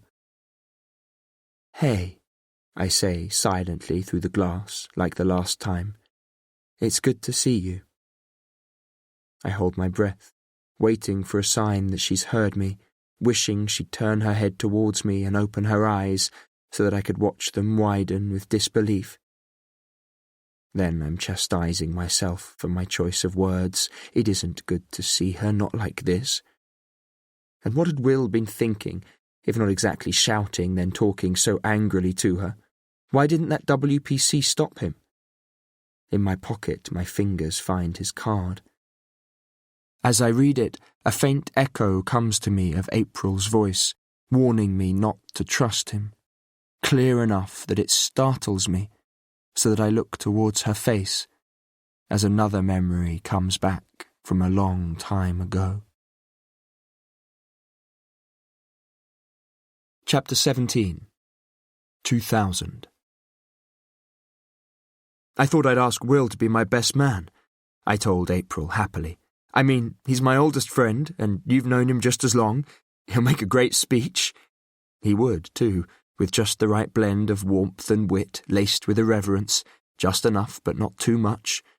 He's the obvious choice. April seemed less enthusiastic than I was. "You think? Of course. Why, don't you agree?" She was silent, measuring her words. When she looked up, her face was serious. "Be careful of Will. I know you think he's a good friend, but—" She broke off. "But what?" I persisted, surprised by her reluctance, adding, "Come on, tell me." There's another side to him, that's all. A selfish one. He has a ruthless streak." Half jokingly, and because none of us is perfect, I defended my oldest friend. "He's single-minded and determined. He's always been like that." Then, as I looked at her, an unwanted sense of unease came over me. "Has something happened between you?" Again she hesitated before saying, "No, nothing like that. It's just a feeling I have." Then her voice changed, as though she'd had a change of heart, but her smile was forced. "You know what I'm like. Anyway, you know him far better than I do. Honestly, forget I said anything." I let it go when I should have pushed her. But I was too happy, too swept along by our wedding plans, eager to only see the best in Will and everyone else. And I let it pass. I was foolish enough to believe that such happiness was my due, that I actually deserved it, giving it no further thought as I rode the wave that just kept on going, believing this was how my life was now, never for one moment stopping to consider that from such a height, the only way was down. The weeks had gathered momentum, and with just days to go, I was flying. How many people had ever felt like I did at that moment? I was in our South London flat, having taken leave from the high-profile law firm I'd joined a few months earlier, 2 days from marrying the woman of my dreams in the most romantic country house setting I'd ever seen. Even the weather was on our side. It was June, high pressure established over the country, meaning we were guaranteed sun. It didn't get better than that. It had already been quite a year. Moving into the new home we were still renovating, our spare time filled with wedding planning, tasting menus and wines, making decisions and then changing our minds again, making last-minute changes to the seating plan as the number of guests oscillated. I was secretly looking forward to it all being over, to the process of actually being married and away on our honeymoon, then starting out on the rest of our lives. "Hey, we've had more cards. Want to open them?" April's voice drifted through to the kitchen, where I was deep in thought. She appeared, framed for a moment in the doorway, her eyes bright, her long hair untidily caught up, before coming over to kiss me briefly on the cheek and depositing the mail on top of my paper. "There was a call from the hotel this morning. I said you'd call back," I told her, starting on the cards. "Oh, did they say what about?" I shook my head. "I would have asked, only it was that bossy woman who doesn't like me. I thought I'd leave it to you." It had made sense to leave the finer details to April. Once we'd booked the venue, she'd become absorbed in planning the place settings and the flowers. I knew it was going to look beautiful. "No, Emma's not bossy, she's just organised, which, seeing as you're not, is just as well." Feeling slightly guilty, I put the cards down and got up, walking over and getting out a couple of mugs. "I did book the honeymoon, remember? It's just that you have such impeccable taste. I think it's far better if you make these decisions. I trust you. Completely." Wondering if she knew I was talking about far more than the wedding. "Really?" Arching an eyebrow at me as I put my arms round her, pulling her close, breathing in the scent of her as I kissed the slender line of her neck. "No, She tried to wriggle out of my arms. "I have to go out again in 10 minutes. You said you were here this afternoon, and I thought everything was done." "It is, almost. Just 1 or 2 last-minute small things. That's all. Okay? Now, quickly, coffee or tea?" "I'll make coffee. Anything I can do?" She shook her head. "Really, it's nothing. And I shouldn't be long." I'd let my arms fall away. There were aspects of our wedding day that were out of bounds to me, at least until the big day itself. And it didn't matter. After Saturday, with the wedding over, we'd only have the rest of our lives. She drank half her mug before picking up her keys and dashing out. I called my mother's care home to confirm the transport we'd booked to the wedding for her and one of the carers who was coming along to look after her. That done, after tidying the kitchen, I was restless, eventually pulling out a file I'd brought back from the office about a domestic abuse case I was working on, a case that interested me on several levels. The wife was a smart, educated, accomplished woman. I couldn't understand how someone like her had married such a violent man. Had he hidden it from her all that time? Or had love blinded her to the truth? Engrossed, I didn't notice the time passing. Only after the sun slipped behind the rooftops and I was straining my eyes to read the text did I register how late it was. April had said she wouldn't be long, hours ago. Suddenly I was filled with unease, followed by guilt that I hadn't noticed. Finding the phone, I called her mobile. There was no reply. A train of startling thoughts rushed through my head, of worst-case scenarios, imagining her hit by a car and taken to hospital, or worse, as I hunted around for Bee's number. If she was anywhere else, Bee's place was most likely where she'd go. "Hello, darling." After leaving school, Bee had gone to college and reinvented herself. Effortlessly glamorous, these days she called everyone darling. "Bee, have you seen April? This afternoon? Only she told me she was going out ages ago. She's not back." I broke off, suddenly paralysed by fear. What if she'd had second thoughts? What if she wasn't coming back? "We spoke earlier." My fears escalating as Bee hesitated. "Lunchtime? She told me she was on her way home. Noah, look, you know I adore both of you, and it's not really any of my business, but I wasn't listening. I didn't want to, not to the seriousness in her voice, the unspoken suggestion that something was wrong. Hearing keys in the front door, I cut her short. "It's okay, she's just walked in. Cheers, Bee. See you on the big day." I went to meet April, filled with relief that my fears had been for nothing, pausing to watch her pull off her jacket and hang it up just inside the front door before draping her scarf over the top. Feeling so much love for her, I thought she must be able to feel it even from there. "Did you get it done, your mystery deed?" Her head down as she slipped her shoes off, she said nothing. Then she stood up, turning so that I saw her face. As I looked at her, I felt my blood run colder than ice. There was a terrifying sadness in her eyes, worse than any blackness I'd ever seen. Fear struck me again, only far harder this time. Before I knew it, I was beside her, my arms tightly round her. "April, honey, what's wrong? What's happened?" As she slumped against me, suddenly I knew I wasn't ready. I never would be. Whatever was so bad, so close to our wedding, I didn't want to hear it.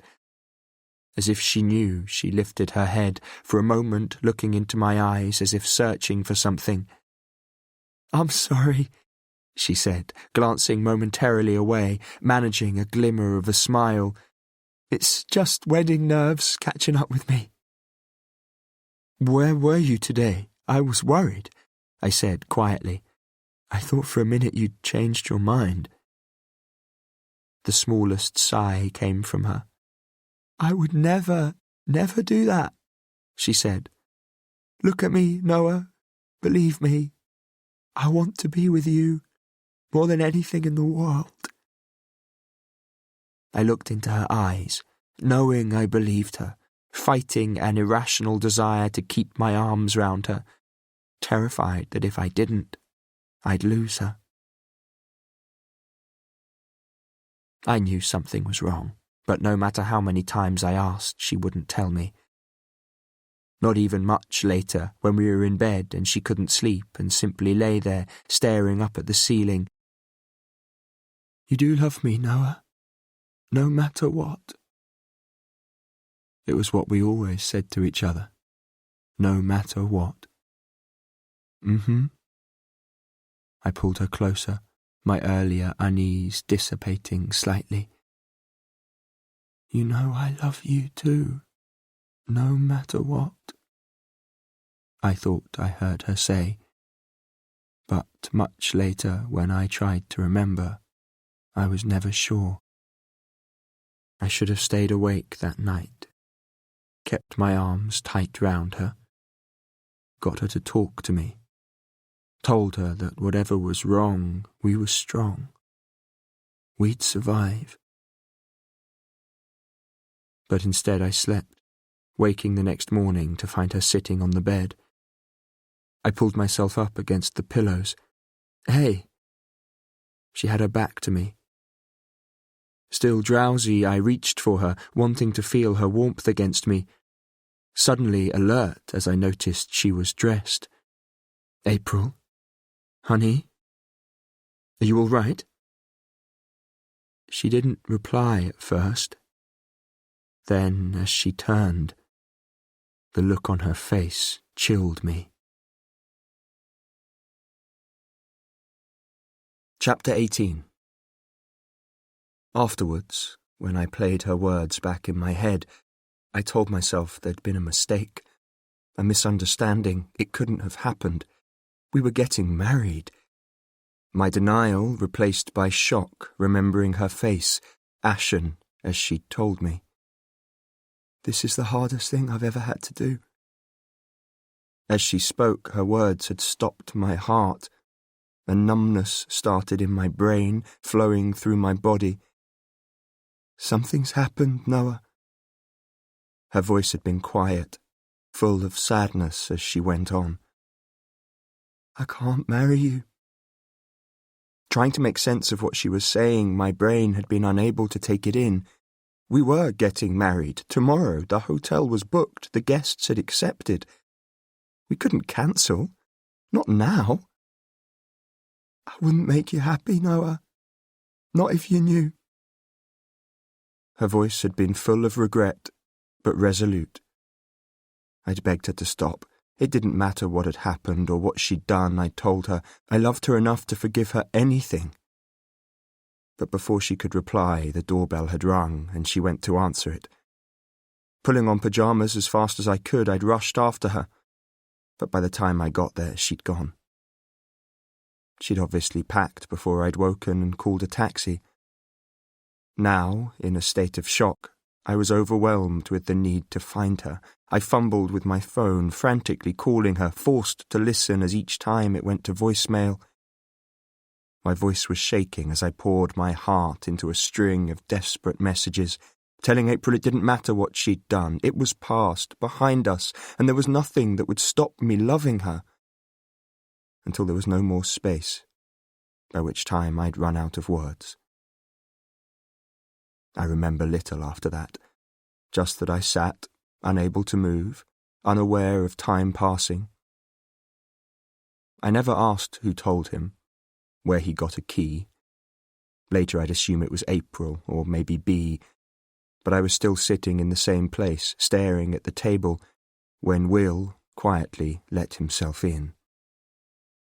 I felt his hand on my shoulder, then heard him pull out the chair opposite. For once, he didn't talk, just sat in silence with me while I held the phone as though my life depended on it.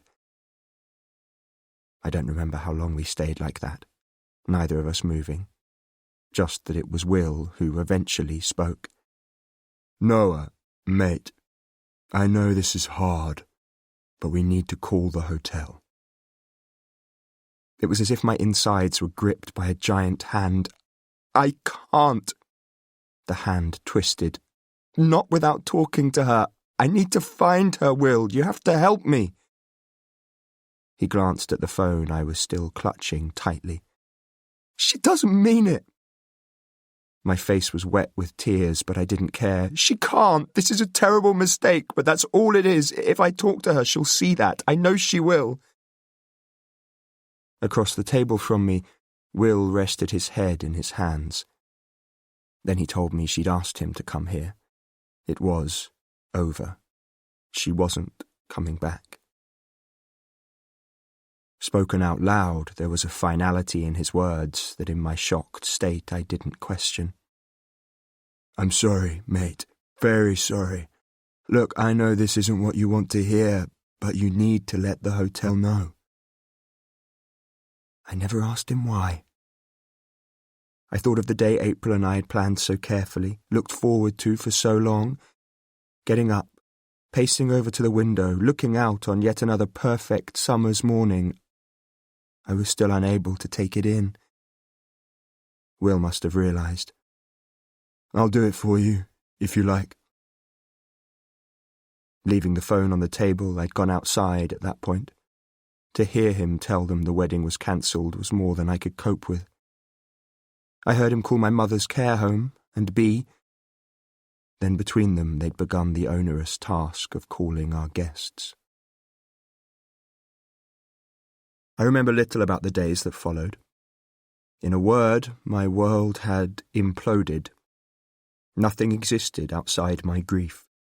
I had no plan, no solution, and, I believed, no future because April had taken it with her. It was as my mind comprehended this that I gave up.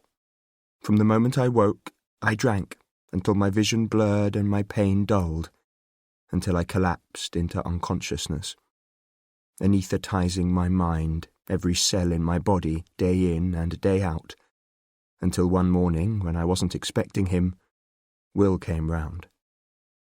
"If you carry on like this, you'll fucking kill yourself," he told me. "It's 10 o'clock in the morning, man, and you're plastered." You have no idea. I'd thrown back at him, taking another slug of whiskey, not caring. You have no idea how this feels. "Yeah, right. You're Fucking single, Will. Taking another swig, completely missing his sarcasm. You screw a different girl every week. It's nothing like me and April. Just saying her name sent another stab of pain through me. My glass empty again, I reached for the bottle, but this time Will was quicker than me, grabbing it across the room in seconds and pouring it down the sink. "Don't be so sure." His eyes narrowed. "You've been so caught up in your perfect little world, mate, you don't know the half of it." Just like with B, I wasn't listening. Not to his allusion to what were probably his own problems, nor that somewhere along the line maybe I'd missed something. This was my tragedy, not Will's. "Do you know how many times I've lost her, Will? And every time she came back. This time she won't, though. I know she won't. My voice choked, my body shaking with unsuppressed emotion. Poor Noah, Will had mocked. Welcome to the real world. She was keeping something from you. Anyway, didn't you ever ask her where she went? In my alcoholic haze, I missed it. That he knew how April would disappear. We knew everything about each other, I hurled at him, my pain translated into anger. Everything that counted. You don't understand because you've never had a relationship like that. Most people haven't. Will shook his head. You're completely deluded. You have no idea, do you?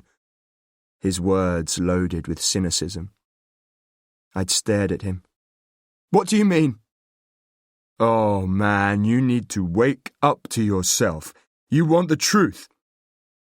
As he spoke, I heard his condescension, felt his coldness, dimly registering that Will didn't care about me. Not really. I didn't even know why he was here. I felt a wave of hatred for him, but he went on, oblivious. She was with other blokes, the whole time. You didn't know that, did you? Your perfect little April's nothing but a cheap slut. Think yourself lucky you found out now. I was drunk, but I felt each word tear deeper into me until I couldn't take any more. He hadn't finished his sentence when I got to my feet and took a swing at him, punching him as hard as I could in the mouth. Fuck! Will bent over, his face white, his hands splattered with blood that was dripping onto the kitchen floor. You're a bastard, Noah. Get out, I told him, suddenly sober, or I'll fucking kill you. My body was tense, my fists clenched involuntarily. I meant every word. Bathroom, Will muttered, ignoring me as he staggered towards it. But I blocked the way. Just get the fuck out! He stood, still holding his jaw, as if weighing up whether I meant it, before picking up his keys and walking out. Once he'd gone, I sat there, hearing his words over and over, fury raging through me. Will was wrong. He had to be. Hearing what I'd missed the first time round, gripped by an icy chill. Who was he to know where April went? How would he know? But it was all lies, I tried to convince myself, my trust pitted by silent doubts. I poured myself a drink, then another, remembering the day before she left, the look in her eyes as she told me she wanted to be with me more than anything, how I'd believed her. Those long walks she used to take, preferring to be alone. It had never entered my mind that she might be meeting someone. In my naivety, I'd believed everything she told me.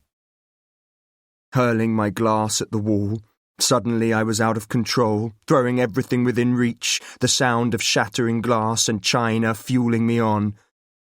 Whatever had happened to make her leave, April had loved me. There was a reason she'd left like this. There had to be. When I found her, and I would find her, she'd explain. I knew she would. I loved her. I could forgive her anything. Will had always been jealous, I could see that now. He couldn't bear the existence of my happiness. If it was just that, I could have forgiven him too. But I couldn't. After the way he'd spoken about April, I never would. Chapter 19. The wave had broken, hurling me into seething, boiling depths through which I plummeted to the bottom. Indeterminate days passed, during which I wallowed, wanting to drown, imagining a release from misery. But it was a lowest point from which I had found myself slowly, unwillingly, inevitably drifting upwards. When I sobered up and confronted what I'd done to the flat, I realised also, much as I hated admitting it, that Will had been right, but about one thing only. I didn't know April as well as I thought. If I had, she wouldn't have gone. I'd been aware of the shadow that followed her, but I'd been too happy on the crest of my wave, hadn't questioned once why. But it was love that had done that to me, love, its palette of warmth and colour and light, reaching rosy-tinted brushstrokes into every corner of my life, that was now buried under the ugly shade of bitterness. I'd made a mistake. I'd trusted April. It was a mistake I wouldn't make twice. After clearing up the flat, remorselessly mopping up Will's blood from where it had congealed on the kitchen floor, I threw out the empty bottles, returned wedding gifts, and discovered how expensive cancelling a wedding was. I made no attempt to contact Will. B came round once or twice. Sweet B, who was always April's friend and oddly awkward now that she'd gone. I always suspected it was B who let herself in when I wasn't there and packed a few more of April's things. But whatever she knew, she remained fiercely loyal and wouldn't be drawn. "I know it probably doesn't feel like it, but perhaps it wasn't meant to be," she said quietly, sipping tea from a cup and saucer she'd found in the kitchen that I didn't recognise. Maybe an unreturned wedding gift, something else I hadn't known about. Even if she was right, it was too soon to hear her say that. "But I keep thinking of before, B. We broke up, you know that, but I've always believed we were meant to be together." I was still hanging on, desperate for her to offer even the smallest shred of hope. "Oh, Noah, darling." Putting down her cup, B sighed. "I do know she loved you, really loved you in her way, for what it's worth." "She should have talked to me, B. We could have worked out whatever was troubling her, I know we could." B shook her head unhappily. "Do you know what I think? You loved each other, but sometimes love isn't enough. Isn't that desperately sad?" "No," I said, stung. "You're wrong. Love, real love, like April and I had, can conquer anything." Even now I still believed that. Then I looked at her. "Is that what she thought? She told you, didn't she, B? Why?" She shook her head again. "Don't, Noah, she's my friend. If she did, you have to tell me, please." Hearing the note of desperation in my voice and sensing my rising panic, she glanced at her watch. "Oh my, is that the time?" B reached for her handbag, but as she got up to go, I was across the room, beside her, grasping her arms. "B, I'm asking you, begging you, please tell me." "Noah, please, you're hurting me." She pulled away from me, a look of fear crossing her face. Ashamed, I released her, stepping back. Sorry, B, I don't know what came over me." But already pulling on her jacket, she headed for the door. "B, please, wait," I called after her. Her hand on the latch, she paused, her voice shaky as she composed herself. "Let her go, Noah. Move on. Now I must be off, darling. I'm so sorry." In the aftermath, I oscillated between reluctant acceptance and devastation, battling through long days at work, only to come home to a flat that resounded with loneliness, where every mug and every cushion was a reminder of what I'd lost, where my escape was to drink. It was only time, long, lonely months, that forced me to accept the truth I denied for so long. April wasn't coming back. There were to be no letters or calls, no messages, inferred or otherwise, to be delivered by B or Will or anyone else, not that either of them was speaking to me. Nor was there any sense in trying to find her. No one nearby had heard from her, and after the wedding was called off, mutual friends had drifted away on the tide of my embarrassment. I was alone. Ella. "Hi, Ella, how are you?" "Hi, I'm good." Slipping into the chair opposite the ugly painting. which has become less ugly and more funny now I've seen it a few times. Did your mother bring you today? Julia flicks through some papers on her desk before coming to sit with me. No, she's away. Italy, I think. I screw my face up because I've lost track of where she is. Dubrovnik, Paris, Florence, all merged into a month-long Euro blur. Gabriella did. Slipping up. She didn't ask. Her lips twitch slightly. Ha. I always knew it was a game. Then she sits back and crosses her ankles. I find myself staring at the small crescent moon tattooed on one of them. Sensing my gaze, she uncrosses them. I know, it's bad for my circulation. So, what would you like to talk about? That's a new one. What does she want me to say?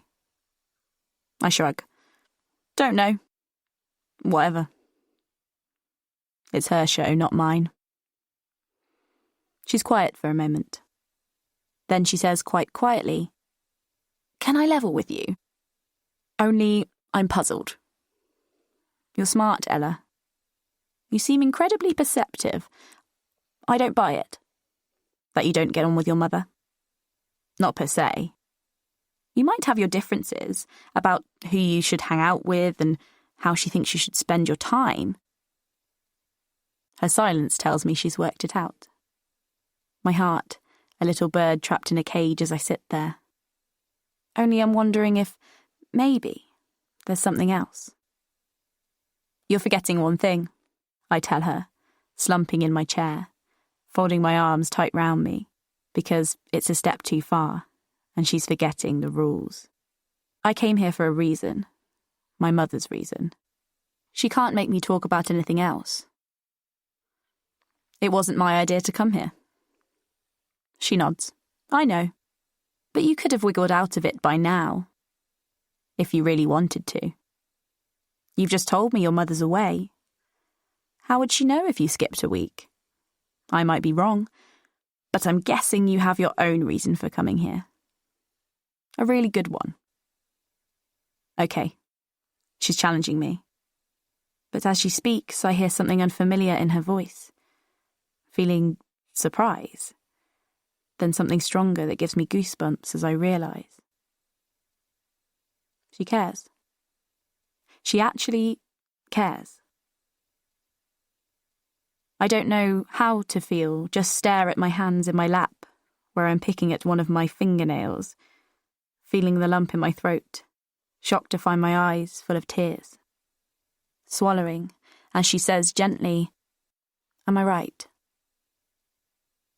I don't meet her eyes. Feel my head nod, once, on its own. She doesn't do anything. Just lets me sit, blinking away tears. Why does she have to do this? When everything is already complicated? It's my own fault. I shouldn't have looked, but I had to. And I wish I hadn't. But I can't tell her. Because if I do, then everyone will know. Chapter 20, 2016. In the hospital I watched April through the blinds, still caught in the past, the shadow of which lingers beside me as heavy footsteps get louder and then come to a stop, and I'm jolted back to the present. "Excuse me, sir?" It's a man's voice, and I turn to look at him. He's stocky, in an ill-fitting suit and open-necked shirt. "Detective Sergeant Ryder." He lifts his ID. "Could I have a word?" I take an instant dislike to him. He's too loud, too substantial for this place of frail, damaged bodies and shattered lives.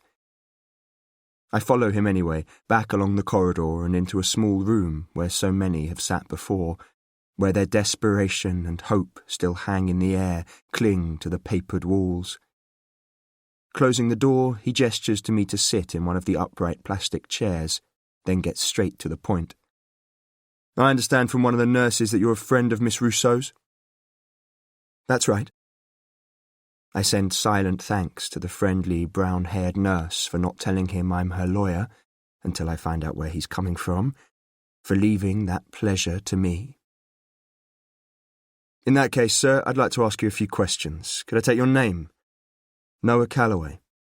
He writes it down, as he does my home address and phone number, adding that of the B&B where I'm staying, before he goes on to ask about my occupation.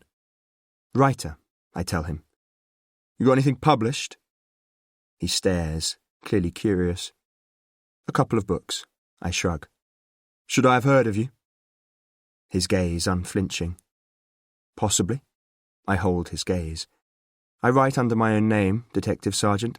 If you'd read one of my books, I imagine you'd have remembered. A frown flickers briefly on his face, but then, his interest short-lived, he goes on. Have you had any contact with Miss Russo in recent weeks? To be honest, not for some time. A mutual acquaintance called me and told me what had happened. That's why I'm here.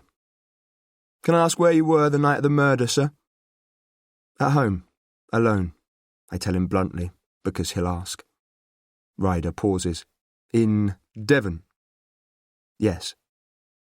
Frowning at me, he puts down his pen. Long way to come just to see an old friend you haven't seen for how long? About 16 years. I hold his gaze for a moment. Our mutual acquaintance seemed to think she's the only suspect, that her phone was in the car and presumably fibres from her gloves all over the murder weapon. I can see his discomfiture, that this writer he hasn't heard of has the balls not to be intimidated by him. Even worse, stands his ground.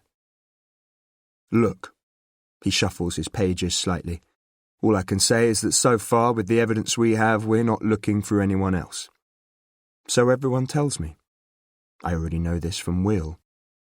Folding my arms, heartened because whatever he says, it's not as conclusive as he wants it to be. Anyone can wear gloves. You must be considering the possibility. Ryder looks up sharply. But if you don't find anything, I guess the trial will be straightforward, I add, not letting on that I know more about the legal process than he thinks. Leaning back in his chair, Ryder actually smirks. Assuming there is one. I know what he's saying. Assuming she comes round. I like him even less. What do you write? Hostile words, because he's not asking out of pure interest. Crime. I watch him digest this, the cynical curl of his lips, as if it explains everything. Right, he smirks. Fancy yourself a bit of an expert, I suppose. I have my own opinion. That's not a crime, though, is it, Detective Sergeant? Keeping my voice intentionally light, by now not caring if I rile him. He pauses before saying nastily, It's horse shit. Excuse me? I stare at his narrowed eyes. What those nurses always tell you, you know, about how they can hear. He says it coldly, and as he watches me for a response, I see it for what it is, the ugliest, clumsiest of tactics. Ryder's been in his job too long. Unless you know otherwise, casually, like an afterthought, when he already knows I haven't been allowed into April's room. I've no time for this, nothing more to say to him. Getting to my feet, I speak through gritted teeth. If you have everything you need from me, Detective Sergeant, I'll be on my way. Now, if you'll excuse me. Care to tell me what you know? He calls after me as I turn my back on him and walk out. We're all busy, Calloway. Don't waste everyone's time. His voice fading as the swing doors close behind me. The same dubious moral compass of creeps like Ryder that influenced my departure from the legal world strengthens my resolve to prove him wrong. It's Ryder I'm thinking about as I drive the couple of hours it takes to get to Musgrove. He was right about one thing, though. A phone, April's glove, and the murder weapon hadn't got into that car on their own. The next place I needed to call was the North Star, just reopening after the conclusion of the police investigation there, where the price of information is alcohol, where it seems also that I'm remembered. I push the familiar door open and wander over to the bar, catapulted back to my teenage years until I see John Slater, the landlord. That he has aged so markedly somehow shocks me. "Well, I never. You youngsters don't half make me feel old," he says, dimly recognising me, but then people and beer have been John's trade for most of his life. "What are you having?" "Hello, John. Beer, I don't mind which," I add, resisting the allure of the line of spirit bottles as he nods towards the names I don't recognise. Slowly he pulls me a pint, which seems to take immense effort, while I look around, taking in how little has changed. "It's the same old place," he grunts. "People are always telling me what fancy nonsense I should do with it. Can't see the point in changing it when it works just fine the way it is. Anyway, truth is, I won't be here much longer. I'm selling up." I thrust a £10 note at him, but he waves it away. "On the house." "So, what brings you here?" "Work," I tell him. "The murder the other night. I wanted to talk to you about the victim." His face folding into wrinkles as he frowns at me. "Never had you down as a copper." "I'm not. I'm a writer, but I used to be a lawyer." He nods, as if somehow seeing that suits me better, pouring himself a half, then indicating towards a table in the corner. "Shall we?" He's slow on his feet as we cross the room, where he pulls out a chair and, with a sigh, sinks into it. "I'm trying to remember who your mates were. My memory isn't what it used to be." "There were a few of us, but usually I was with Will Farrington." Nodding as I watch him place me, recognition dawning on his face. "I always knew the pair of you were underage, you know." "You did?" Even now slightly wrong-footed by the nerve of my 17-year-old self. "Oh, everyone tried it on in those days. Mind you, if you'd misbehaved, you'd have been out of it faster than you liked. Done well, hasn't he, your mate?" "Will? I suppose he has." I'm amazed that John remembers both Will and me, but in his next breath I discover why. "No suppose about it." John looks more serious. "Has a magic touch, that bloke. Happens he's a bit of an expert on this heart condition my young grandson has. If you ask me, it was him that single-handedly saved him." Will, I'm thinking, yet again, his presence everywhere I turn. "To be honest, we're not in touch." John raises his eyebrows. "We fell out, years ago. History," I add dismissively. "Well, he did all this surgery," John says. "Touch and go it was for a while, but it's done the trick. My grandson's like any other lad now, he really is." "That's good news," I say politely, imagining Will glorying in the adulation of the families he helps, all of them oblivious to his ruthless, selfish streak. "He's a bloody miracle worker," John says. A shadow crosses his face. "Not all the kids are so lucky. He comes in now and then, Mr. Farrington. Seems to work in hospitals all over the country." Since when did John call him Mr. Farrington? But I haven't come here to talk about Will. "That night, John," I pause, "did you see or hear anything unusual?" "Not particularly. Norton came in. He wasn't a regular, but he'd show up from time to time. He sat over there," pointing to a table near the door. "He wasn't looking so good, but then he never did. Always thought it was something shifty about him. Anyway, then this woman came in, attractive she was, younger than him, with long red hair. They talked. Thought she looked upset at one point." He frowns. "In fact, I nearly went over. He was a strange bloke. I didn't think any more of it until late that night when I was locking up. There was this car out there. I'm used to that, people leaving their cars when they drink too much, only the thing was, there was someone in it. Thought it was just a bloke sleeping it off, but when I got closer..." Slowly shaking his head, he grimaces. "Won't forget that in a hurry." He falls silent. I give him a minute to clear the image of Norton's bloodied body from his head. "The red-haired woman, did you recognise her? She came in here once or twice with me and Will, but it was a long time ago." John frowns. "I thought I might have, but to be honest, I couldn't say for sure. Sorry," he adds. "I remember you two well enough, but back in those days you were always in here, weren't you?" I suppose, thinking back, we probably had been. though it hadn't seemed like that at the time. Do you remember seeing either of them leave? I remember her leaving. She looked terrible. After, he came over to the bar and had a couple more drinks. I remember seeing his keys on the bar and thinking he shouldn't be driving, but that was about it. Any idea what the time was? He nods slowly. Must have been 10ish when she left, maybe a bit later. Norton was in here till closing. I frown. Do you know anything about him? John looks blank. Not really. Last I heard, Norton was living with Fiona Draper. Nice lady by all accounts. But then I can't say I really knew the bloke. What about CCTV footage? I saw you have a camera outside. He shakes his head unhappily.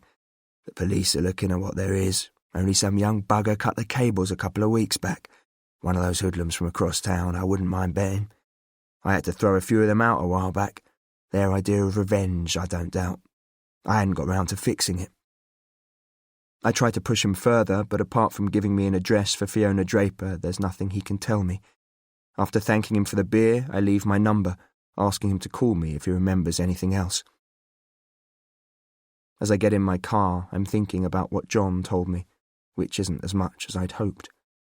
I know that April and Norton were in the pub that night, at the same table, that she left before he did, and whatever they talked about upset her. At the moment, much though I don't like it, the likelihood is that their meeting was prearranged. Even to me, it would have to be some coincidence that brought her all the way from Kent, the same night he was killed. And there's the CCTV. It's not impossible that whoever killed Norton disabled that too, in advance. Perhaps the only indication of premeditation, rather than an act in the heat of the moment. But whatever Norton said to her, however upset she was, even though there's been a murder and an attempted suicide linked by a phone and a single glove, I'm unable to see April with a knife in her hand stabbing him.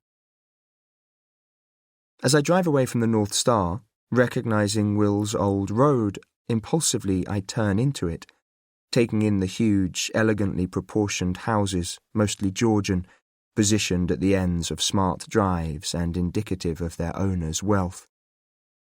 When I pass the house his parents used to own, may still own for all I know, for the first time acknowledging the difference in our backgrounds that was always there, but that I'd never seen. Was it here where his arrogance and conceit had taken root? I hadn't seen it in his parents, just as I hadn't seen it in him, missing it, as I'd missed so much.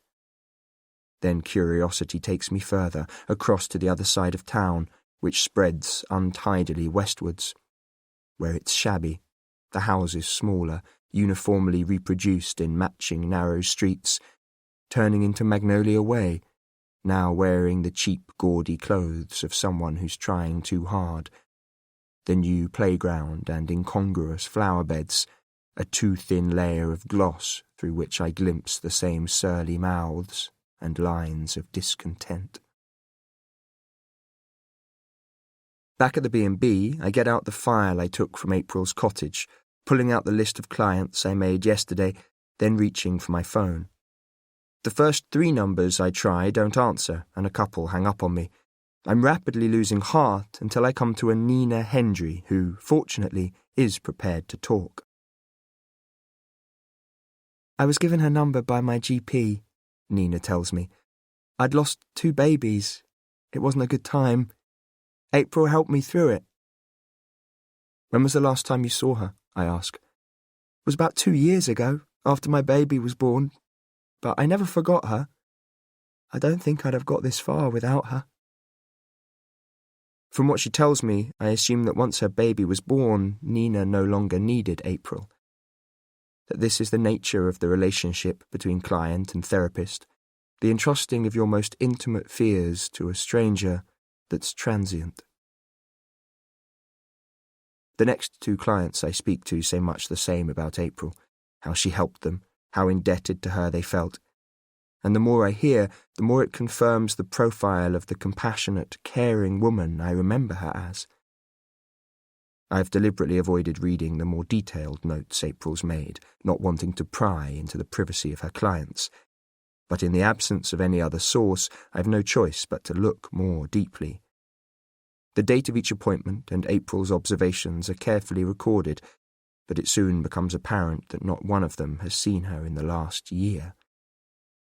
It fits with her diary, where more names are listed, names I don't have notes for, which means there must be another file. Chapter 21. I wait for the cover that near dusk affords me, when there's still enough natural light for me to search the cottage. But as I draw closer, I see the police have now secured it. There's a police car parked outside and tape across the entrance to April's garden. I drive past, waiting until I'm round the corner and out of sight, before pulling up at the side of the lane. As I search for another way in, further up the lane I find a gate into a field. Climbing over it, I head in what I hope is the right direction. Like last time, I feel myself seduced by the silence. Apart from the sun, the degree lower which it slips just perceptible behind the trees, nothing moves. Not the air, heavy with the sweet scent of a honeysuckle falling through an overhanging branch, not a leaf. As I take it all in, the effect is hypnotic, as if, for a moment, the world is still. A blackbird's cry breaks the spell. I carry on walking through the damp grass, noticing that the soft down of the same willow seed that plagued me in Devon has reached here too, in the stillness settling like the lightest of snowfalls. Following the hedge line, I reach the back of April's garden, and then, seeing a light on inside the cottage, I pause, hidden among the trees, until it's switched off and two policemen emerge. As they make their way down the path, I wait for the gate to click shut, followed by the closing of car doors. Hoping they won't be coming back, at least until the morning, and seizing my chance, I climb over the hedge and head straight for April's back door. The key is where I left it, under the stone. Quickly I let myself in, closing the door behind me, not daring to turn the light on, but, even without it, the mark of police disrespect is obvious everywhere I look. Some kind of search has been carried out, drawers left callously open, papers rifled through and left scattered, the contents of cupboards spilling out. I feel a flicker of anger, wondering why they have to leave it like this, as I hurry through to the sitting room, where it's the same. April's furniture has been moved, her books disturbed, and I go to her study with the sinking feeling that whatever was here to find, it's most likely the police will have taken it. I try to think, could April have had something to hide? Trying to remember all those years back, her small attic flat, the old bedstead that came with it, the small kitchen table and 2 chairs she got rid of when we moved, because she said that furniture should be either beautiful or loved, and these were neither. April had been adept at hiding secrets from me, so adept that I still don't know what they are. And with the perspective that comes only from time, at last I understand that no matter how much I'd loved her, it hadn't been enough. That she'd done the right thing leaving me all those years ago. That my own blinkered naivety had been bad enough, but unspoken secrets are worse. Looking around the room, I frown. If the police haven't found them, somewhere here are more client notes. If they're hidden, they're most likely important. And knowing April, it'll be an obscure place that she knew for certain would never be found.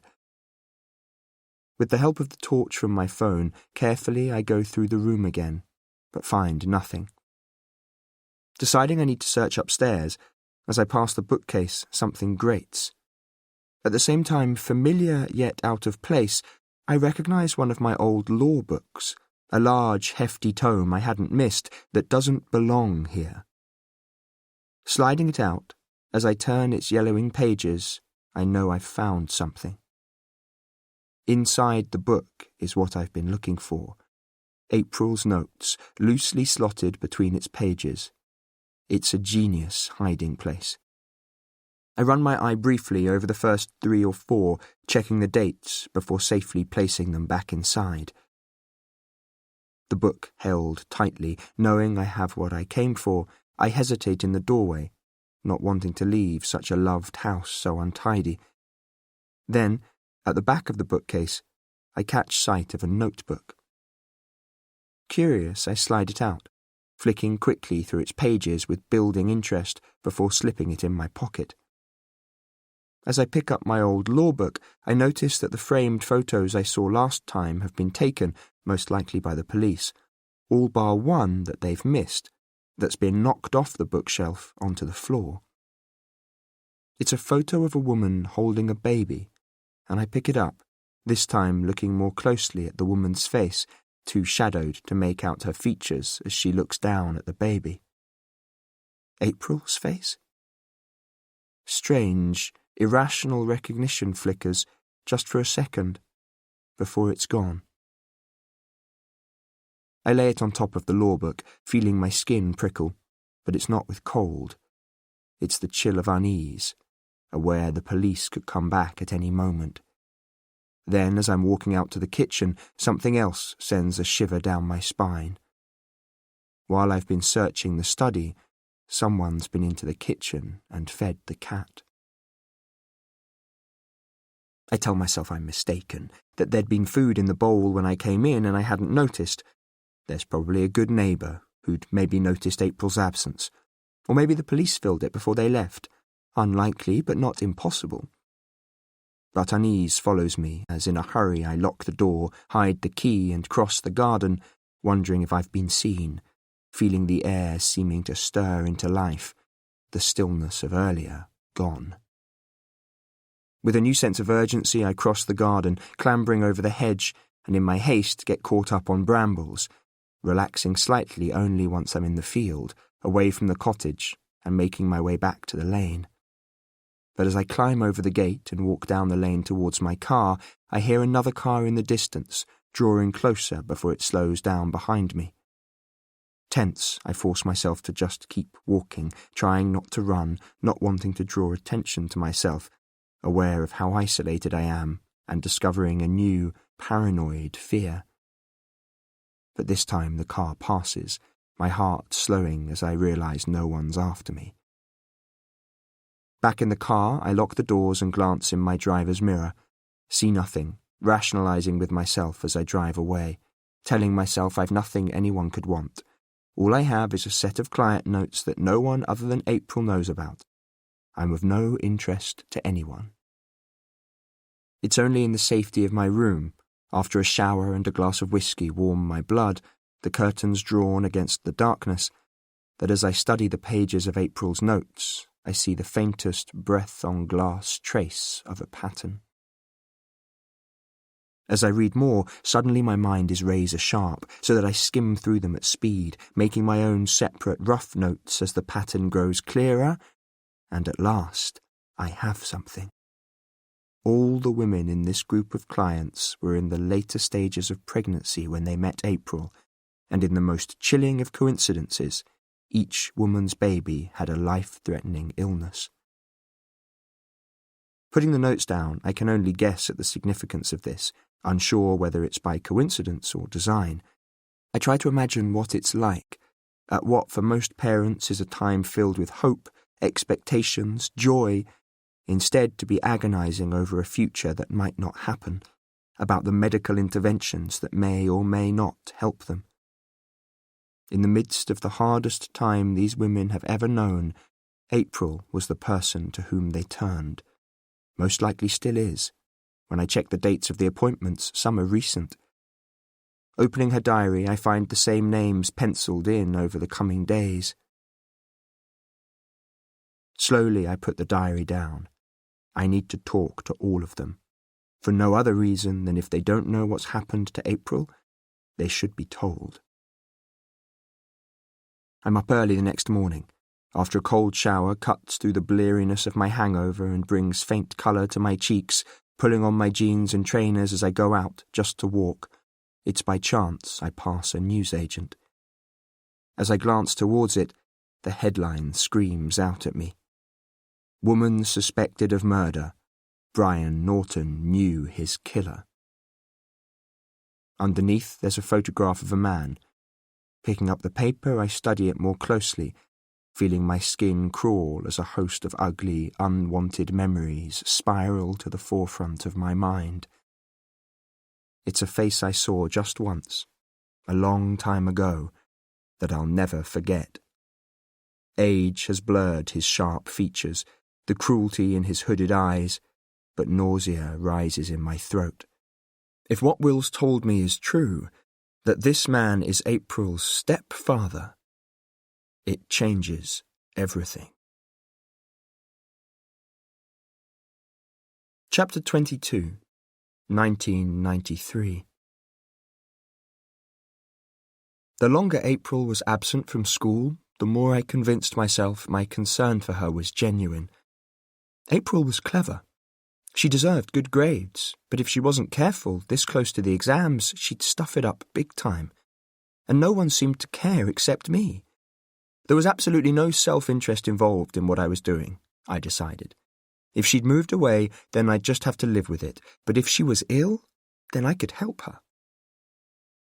Not sure where to start, I gathered together all my courage and tracked down Emily, one of April's friends, who during one of her rare appearances at school was having a surreptitious smoke behind the bike sheds.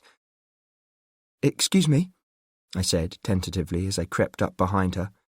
She leaped up and threw the cigarette on the ground, then stood on it. "Fuck it, you made me jump!" She shook her head in disgust. "What do you want, Noah? I just wasted a perfectly good fag." Up close, her lashes were clogged with mascara. She glared at me, and I noticed how dull her hair was, unlike April's, which always shone as though she polished it. "Sorry, only I was wondering, I haven't seen April." "What's it to you?"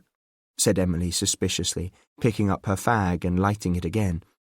"She's in some of my classes, and she's missing all this revision and practice papers for the exams. I was just worried, that's all." Emily inhaled deeply. "I haven't a frigging clue. We had this row and I haven't spoken to her since." "Well, can't you find out?" I persisted. "You're a friend, aren't you?" She exhaled a long breath. I watched in fascination as the coils of smoke slowly rotated in the air. "Not really, and I won't be seeing her again," she said finally. "My mum won't let me anyway." "Why?" I was curious. I couldn't imagine anyone telling Emily what to do. "Her brother's a shit," Emily said shortly. "Like, he really is, and her stepfather's done time." "Just tell me where she lives," I said stubbornly, "and I won't tell anyone you told, I promise." "You really that fussed?" She frowned at me. "Can't imagine why. She's with that Pete bloke, you know that, don't you?" She looked at her watch. "Shit, I should be in English." She took another drag, examining her nails as I stood there, refusing to budge. 83 Magnolia Way, she said eventually, without looking up. "Down the north end of town. Don't fucking say I told you." She threw her fag into a patch of grass where it smouldered until she stepped back and ground it out with her heel. There was no time to waste, not with this new piece of knowledge burned into my brain. With my school bag stuffed with revision notes for April, as soon as lessons were over, I set off. 83 Magnolia Way sounded pretty, I thought, in my naivety picturing a street similar to ours, homely and friendly with neat front gardens, because that was all I really knew. Vaguely heading towards what I thought was the north end of Musgrove, it was a different route from the one I usually took. I was half hoping that fate would take a hand and I'd just stumble across Magnolia Way, but of course it didn't work like that. Just as I was despairing of ever finding it, I came to a corner shop with crates and newspapers stacked high outside. As I hesitated, wondering whether to go in and ask, a woman came out. "Excuse me?" The words were out before I could stop them. "Only, I'm looking for Magnolia Way. Is it near here, do you know?" She paused, not looking at me. "I'll say, everyone round here knows Magnolia Way."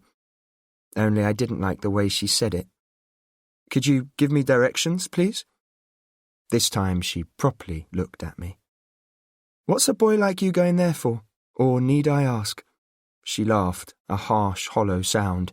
"If you've any sense, you'll turn round and go back to where you've come from. That's all I've got to say. Now, if you don't mind." She started to walk away. "Wait!" I called after her. but she shook her head and hurried down the street.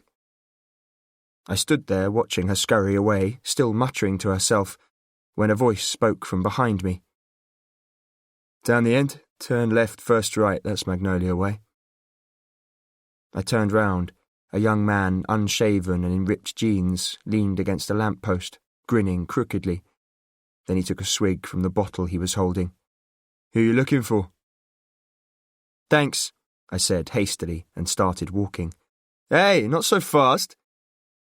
I could hear him lurching along behind me, and, praying he was too drunk to keep up, I broke into a jog, reaching the end, turning left and then right. And as my heart sank, I wished I hadn't. There was nothing remotely pretty about Magnolia Way. In fact, it was the most dismal place I'd ever seen. For the first time in my 15 years, dimly I registered how privileged I was. As I ventured tentatively along the street, reading house numbers, I noticed piles of stinking rubbish littering the tired, pissed-on patches of grass outside front doors, more of it discarded carelessly everywhere I looked. Someone's skinny cat yowled as it fled from under a car, and only now and then was the grimness broken by a tidy patch of garden or freshly painted window.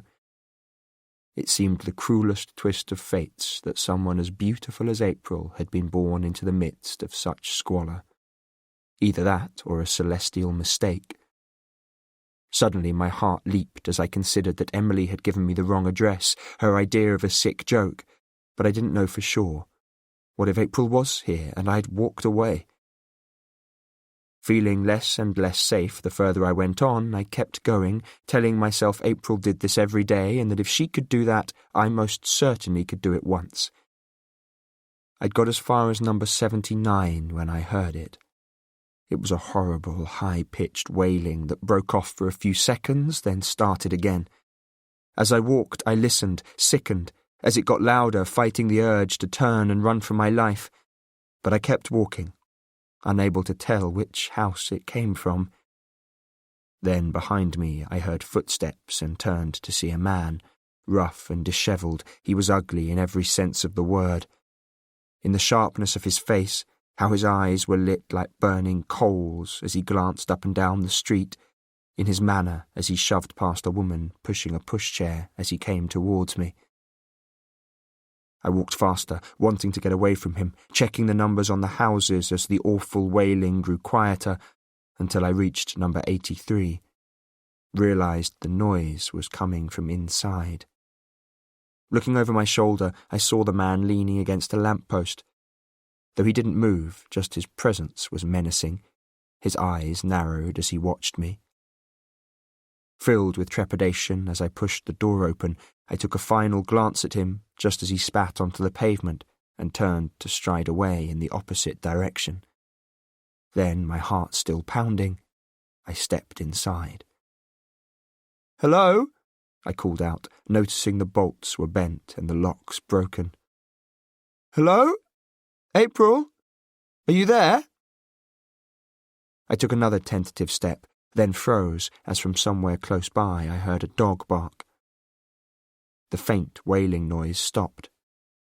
Venturing further in, the first thing I noticed was the stink of cigarettes left where they'd been ground into the worn carpet, of old food and rubbish. Trying not to gag, I went into what appeared to be a sitting room where it got no better. I just stared, horrified that people could even live here, least of all April. This was no place for a goddess. The wallpaper was ripped in places, the carpet dirty, and everywhere I looked there was stuff. Takeaway boxes, beer bottles, piles of clothes, all of it strewn without a thought. "What are you doing here?" The whisper was so faint for a moment I thought I'd imagined it. I spun round. Huddled on the floor against the wall, she was slumped over, her arms clasped round her knees. She looked terrible, her beautiful hair lank and her face bleached of colour, as though the blood had been drained out of her. "I was worried. You haven't been in school. Are you okay? What's happened? What's wrong?" but I knew she wasn't okay. I started to panic. "What's happened? You're hurt." I was out of my depth, but I stepped towards her, desperate to help while having no idea what to do. "Go away," she muttered, closing her eyes against what looked like a wave of pain. "There was a man," I said suddenly. "He was watching me. Did he hurt you?" She shook her head, mumbling something I couldn't make out, and as I watched with horror, she started to shake. Then her eyes seemed to roll up and disappear into her head as she slumped even further forwards. Chapter 23. Of course, there was no telephone. After I'd tried several times to stir her, I took off my jacket with trembling hands, carefully spreading it over her, before running up the street in search of a phone box. The first one I came to had been vandalised, the handset ripped out, leaving a mess of frayed wires. I couldn't see another. Desperate, I ran back to the corner shop I'd passed earlier, where I burst in and pleaded with the owner. "Please, sir, can I use your phone? Only a friend of mine's been hurt, really hurt. She needs help, sir, please." I don't know if he'd ever been called sir before, but something in my rushed, heartfelt plea convinced him, and his look of hostility gave way to one of mistrust. "In here." He beckoned me into a small, gloomy office. "Be quick, and don't go trying no funny stuff." "I won't, I swear on my life," I told him, having no idea what he meant and using words I'd never used before, but then this was like nothing I'd ever done before. My hands shaking, I dialed before he could change his mind. I waited with April for what felt like hours, but in reality could have been no more than 15 minutes, crouched on the floor beside her while she drifted in and out of consciousness. Each time she came to, murmuring words I couldn't make out before lapsing into silence again, I'd panic, desperately searching for signs of life, from the slightest flutter of her eyelashes to the pulse in her neck, overwhelmed with relief when I found it. As the distant sound of a siren reached me, I leaned towards her. "It's okay," I told her quietly. "Help is coming, I promise. You'll be okay." Her eyelids fluttered open as another wave of pain racked her face. "You shouldn't be here, Noah." Her voice was so quiet I could barely hear her. "It isn't safe." In spite of everything, I felt my heart swell. She cared. In spite of her pain, she was concerned for me. But before I could reply, there was a knock on the door, followed by a voice. "Hello? Anyone there?" I was already on my feet, then in the hallway, filled with relief. "Quick, she's in here." I stood back after that while they checked April over, then very gently lifted her onto a stretcher and took her out to the ambulance. Then they drove away, leaving me there alone. Now that April was on her way to hospital, I couldn't get out of there fast enough, running until I couldn't breathe, then slowing to a walk, feeling a mixture of emotions engulf me. Elation that I'd helped her, but mostly horror at how much pain she'd been in, no closer to knowing what had happened to her. But I'd gathered one important, precious piece of information from the ambulance driver. I knew which hospital they'd taken her to. The next day at school, I made a point of finding Emily. "You what?" she said when I told her what had happened. Instead of being worried, as I thought she'd look, she seemed vaguely impressed. "She's in the new hospital, the one that's just opened." I didn't tell her I was planning to visit April. I didn't tell anyone. Just watched the clock on the wall slowly tick, wondering why today was the longest day ever. I'd been to hospitals before when my mother was ill, but it had been years earlier and my hazy recollections didn't prepare me for the countless busy corridors and several floors of exotically named wards like Alaska and Costa Brava, which did nothing to take away from the bleakness. After asking several nurses, eventually I found her, pausing in the door of the ward, staring at the bed at the end by the window, shocked by how small and young she looked. Having come all this way, as I looked at the families flocking around the other beds, I hesitated, suddenly not sure I should be here. But then April turned her head towards me and her eyes lit up. With each step, as I walked towards her, my awkwardness was back. By the time I reached her bed, it had practically paralysed me. "Sorry." I'd noticed the bedsides of the other patients, laden with cards, grapes, flowers. April's was pitifully empty. I looked at the starched white sheets covering her. "I should have brought you something." "It's okay. Thank you, Noah, for coming here, and for—" April looked away and a tear rolled down her cheek. Suddenly less awkward, noticing a chair against the wall, I pulled it over to her bedside.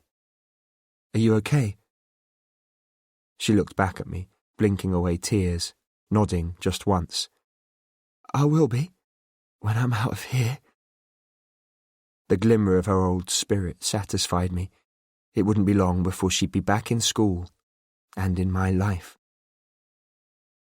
Before, I hesitated, not sure how to ask, "Why did you miss so much school?"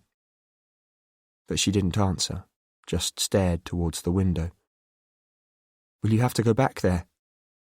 I couldn't keep the horror out of my voice at the thought of her going back, near that man whose evil face still haunted me, but the alternative of her going away was even worse. "I don't know yet." Her voice was achingly empty. Then she sighed. "They've said I can't. They're talking about a place I can stay, just until I'm better." "What, like a hotel?" Even in my naivety, I knew it was a stupid thing to say, but I couldn't imagine what else she meant. "Nearby, though, so you can finish school?" April looked away. "Maybe. They haven't said." I didn't understand. Not who they were or why April couldn't carry on at school, stay with friends nearby like Emily or Bea or something. Just for a few weeks and pass her exams with flying colours as I knew she would. "But it's important, April," feeling myself blush at the sound of her name on my lips but meaning every word. "You're really clever. Even when you miss school, your grades are still good. You can't give up." But she just looked away from me. "You don't know what it's like."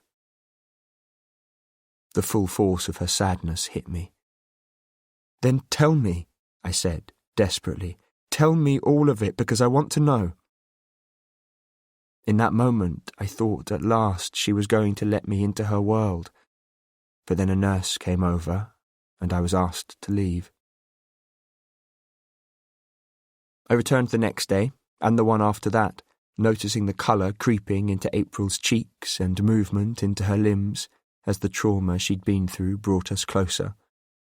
But on the fourth day, just as I was setting off, my mother stopped me. "You're out so much at the moment, Noah. With your exams coming up, your father and I would rather you stayed at home."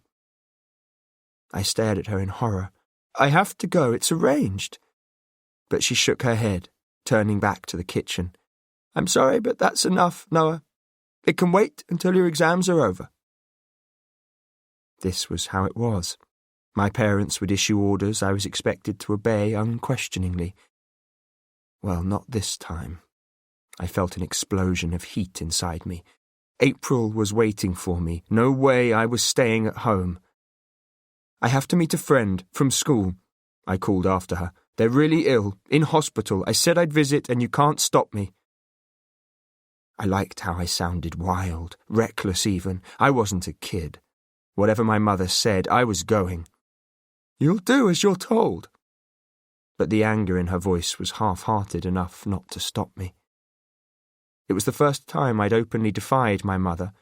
It's perhaps why, as I reached to open the front door, I heard her voice behind me. "Just this once I'll drive you, Noah. As long as when you get back you work." As I listened to how tired she sounded, I knew I'd found her Achilles' heel, that it was easier for her to take me herself than try to stop me. We drove in silence that bordered on glacial. My mother was clearly unhappy about what we were doing, yet unable to reason with me. As we parked, she unfastened her seatbelt to get out. I shook my head at her, because this wasn't part of the deal. Nurses were one thing, but my friendship with April was far too young and fragile for interlopers like my mother to come blundering between us. "There's no point in you coming," I told her abruptly.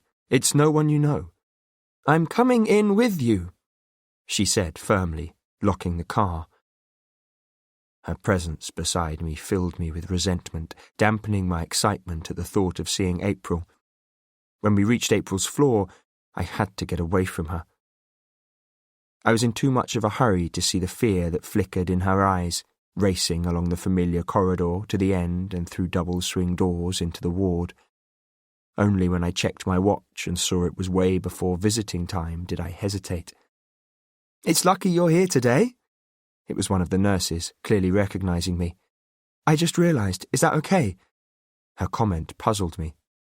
She winked. "Just this once, as long as you're quiet." At first, I didn't see what she meant. At the far end of the ward, April was standing by her bed, her back to me. Then, as I got closer, I saw she was fully dressed with a bag on the floor by her feet. Suddenly, I realized what the nurse had been telling me. "You're leaving?" Hearing my footsteps, she turned. "Noah, you're early." "You're going?" I repeated. My words were accusing, held the selfishness of my youth. I knew that, but I couldn't help it. Then I saw the worry in her eyes. "It's good. It means I'm better. And I'm glad you're here. I wanted to tell you in person." "You're going back to that house?" Hating the thought of her being there, yet hating the thought of her going somewhere unknown, maybe further away, even more. "It's not up to me, Noah. I'm underage. I just have to do what they say. But we've got a few minutes. They're not here yet." "Who's they?" I asked her, not understanding. "And you'll be at school, won't you, when you're really better?" I waited for her to smile, to tell me that she'd need to rest a bit longer, but yes, she'd be back at school and everything would return to normal. But her silence told me that wasn't going to happen. "The thing is," she said slowly, "I'm going away." As her words sank in, it was my worst nightmare. I felt my mouth open in protest, then her hand touched my arm. "Listen, Noah, it's for the best. It gets me away from—" She stopped. I waited, knowing she was going to say something terrible, but all she said was, "Horrible people, and a load of stuff." I gazed into her eyes, hungry for a glimpse of whatever it was, as she blinked at me. "Oh, Noah, you don't want to know." "I do," I said stubbornly. "I've already told you that." She sighed. Then I felt her hand reach for mine. "You were right, what you said about exams being important. They are. To you. You'll get good grades and be a doctor or a politician, and you'll be someone, Noah. I know you will." For the second time that afternoon, I felt powerless. There were so many people intent on controlling our lives. Being a teenager sucked. I looked at April, following her gaze out of the window onto the rooftops, turning to face her. "So will you," I told her, biting back my frustration. "Be someone, I mean. You know you can. You can do anything you set your mind to." But she shook her head. "I'm not like you. I won't be doing my exams. I've missed too much school anyway." She said it in a quiet, resigned way that told me she'd decided. I couldn't bear it. I got up, pulling my hand from hers, wanting to shout and rage about how unfair this was, how whoever was behind this should seriously think what was best for April, because one thing I did know was that taking her away from school and from her friends wasn't it. Noah, I didn't want to believe that there was another world, one I didn't understand. Nor was I giving up, not yet. I couldn't. I was about to tell her what a big mistake this was, but it wasn't to be. "April, your car's here, are you ready?" It was the same nurse I'd seen on my way in. Turning my back on her, I walked over to the window, unable to believe this was happening, feeling my fists clenched in my pockets, my entire body rigid. She couldn't go, not now, not like this. As I stared into the distance, I felt her standing beside me. "Please, Noah, try and understand. It's for the best." I was convinced she was wrong. Then I got my first glimpse of how breathtakingly cruel life can be as, in what was simultaneously the most brilliant and most wretched moment of my life, she reached up and kissed my cheek. I don't remember exactly what happened next.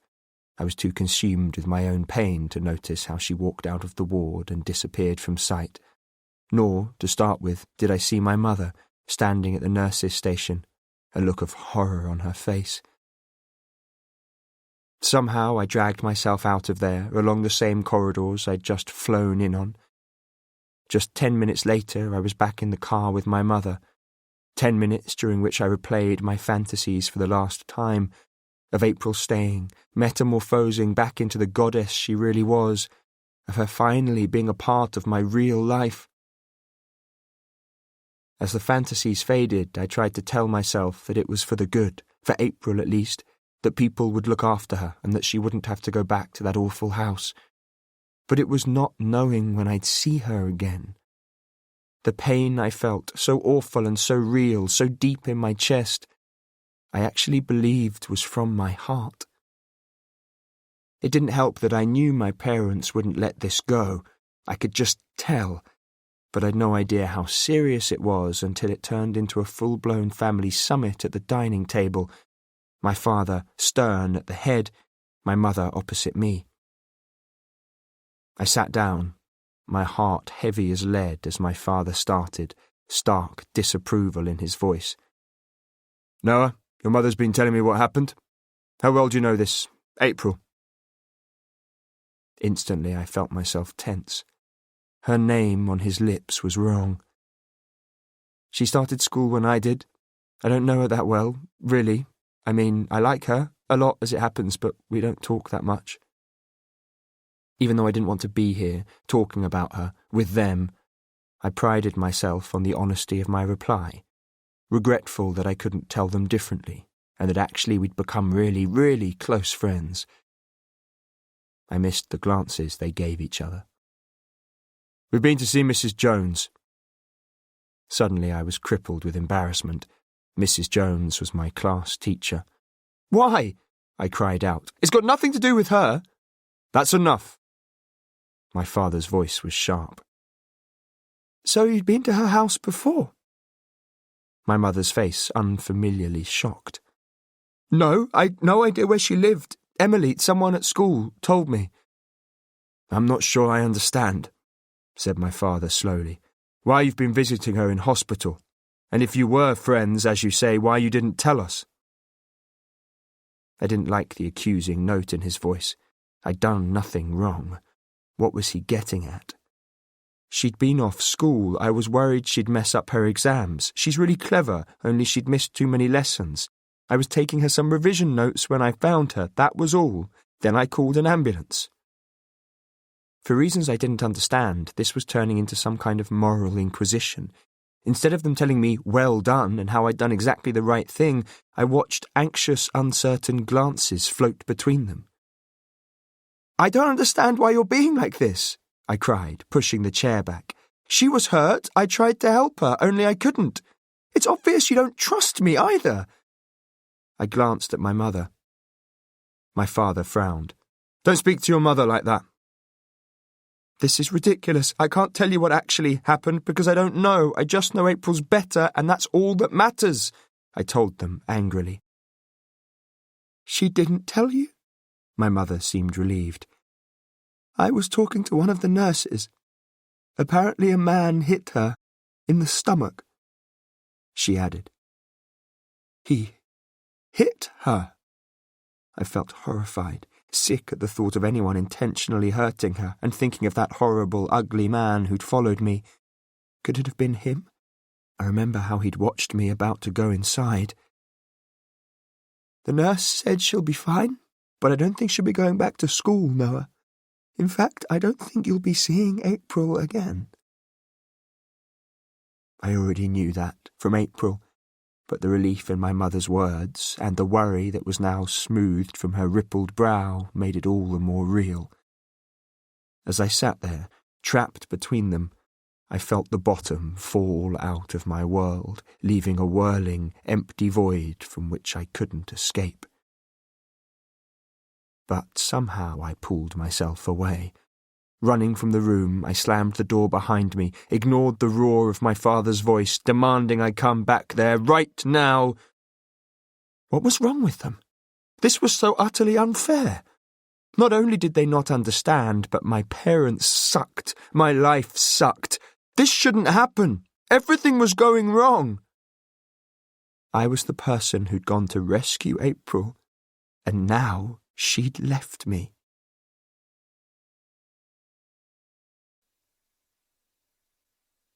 Ella. Everyone I know has a secret. Sophie's is her crush on Mr. Mackenzie, our art teacher. Kat's is that even though everyone thinks she wants to be a Hollywood star, in her dreams she wants to be a surfer. But there's that thing with secrets too, how they take over your head, feeding on your every thought, growing bigger all the time until the day comes. They're so heavy you can't walk.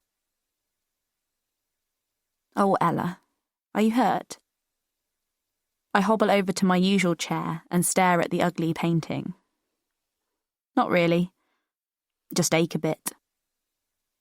My therapist looks sympathetic. You look really sore. Maybe your mum should take you to see someone. Oh, geez.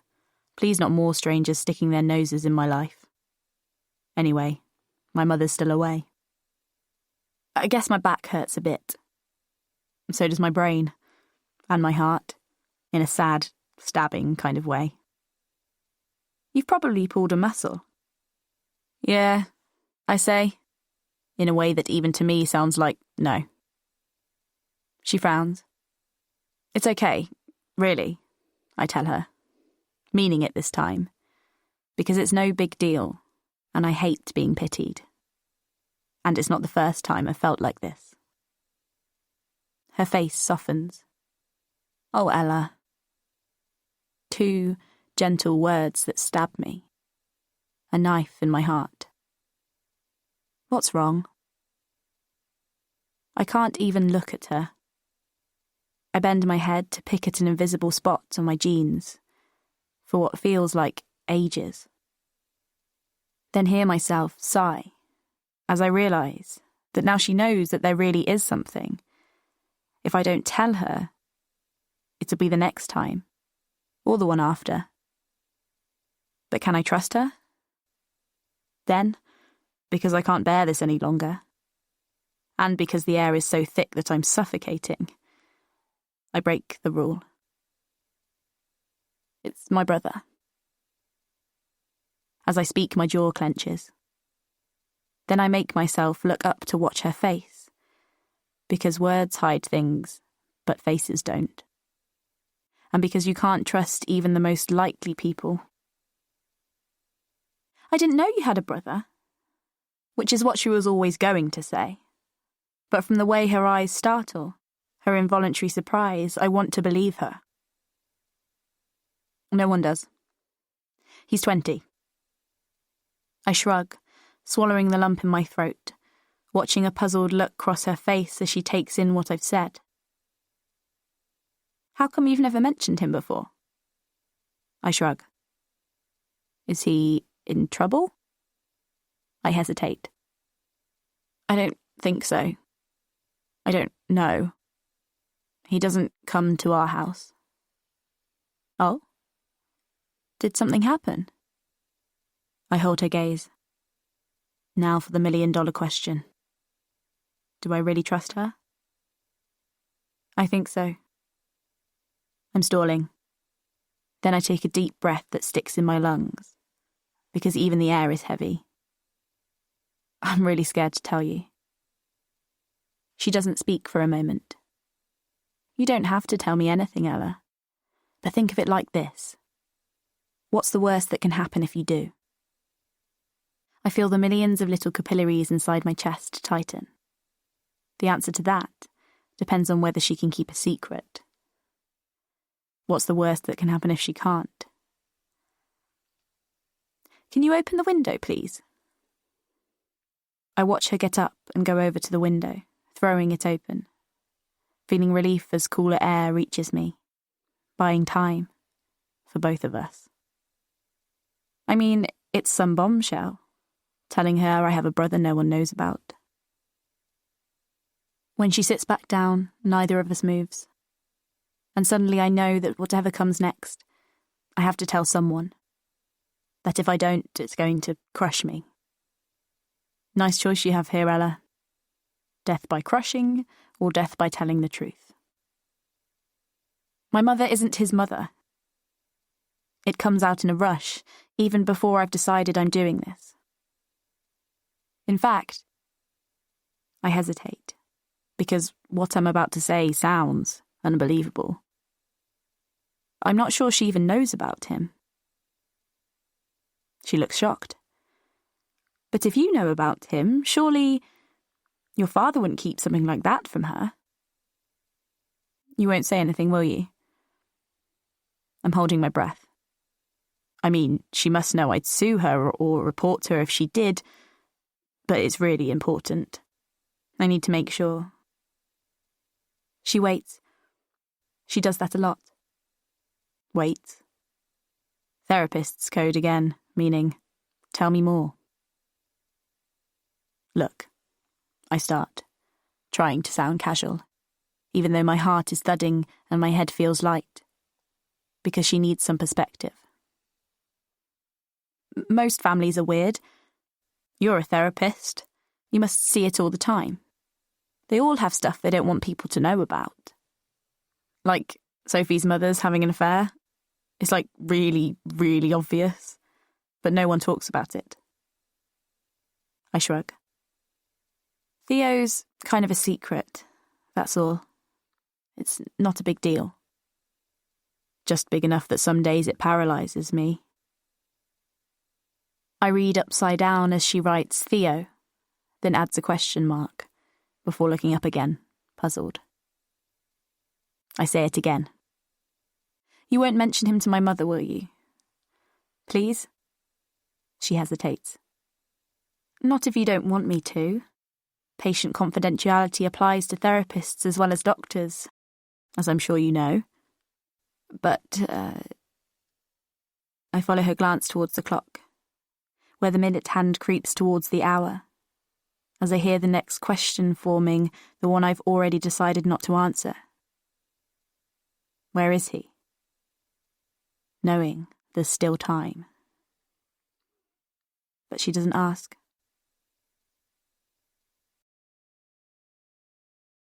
Chapter 24, 2016. What disturbs me most about the photo in the paper is that I hadn't known, and I should have, that the man who attacked April all that time ago was her stepfather. Not even when we were about to be married, when I should have been the person she most trusted. Perhaps fear had prevented her from naming him, or she just wanted to forget. But if that was the case, how come after all this time she'd arranged to meet him? As I wrestle with the facts, I'm thinking of a teenage girl, terrified into silence. How it might be not to be able to share the horror and the pain. In doing so, unloading some of it, but not knowing if others would believe you. How it might be easier always to keep it to yourself. I can see, too, how an outsider would view his murder as revenge for what Norton did to her all those years ago. But there's another question, an important one, because apart from me, does anyone else even know about him? If someone does, if April is charged with Norton's murder, it gives her a motive, but it still doesn't make her guilty, I remind myself. There could be any number of people who wished him dead. So far, I don't have the answers. Turning to the back of April's diary, where a few phone numbers are listed, I search for familiar names, hoping to find B's, not even knowing if they're still in touch. But it isn't there. I spent the rest of the morning trying to get a sense of April's life, making more lists of her regular clients, the odd ones that stop by now and then, the clinic where she works 1 day a week, mapping as far as I can the last few months. By late afternoon, my floor is spread with pages from her folders and notes of my own. Then, as I get up, I manage to clumsily knock over the photo I took from her cottage of the woman and the baby, cursing that I've broken the frame. I remove the photo from the shattered glass and see what's written on the back. With Theo. I feel myself frown as I stare at the name, but before I can give it more thought, my phone vibrates in my pocket. I pull it out, noting an unfamiliar number. Hello? Wishing I hadn't. Realising as soon as he speaks, it's Will. Chapter 25. I accept Will's invitation to lunch at his home the following day because so far all I've drawn is a blank, and because also I'm curious about his family and about his home too, because Will's one of those rare people who seem to have it all. I gather up more of April's notes and continue reading, learning more about territory that's unfamiliar to me. The stories of parents in emotional turmoil, families in crisis, facing the unimaginable as their baby hovers between life and death, all of them linked by the common thread of sadness. And the more I read, the more I understand that for this most awful part of their lives, April was a lifeline, offering support, sharing the load of their pain. Typically, she gives little away about herself, but what she writes indicates that she has more than just an idea of what they're suffering. I pause at that point, wondering what's happened to her since we parted.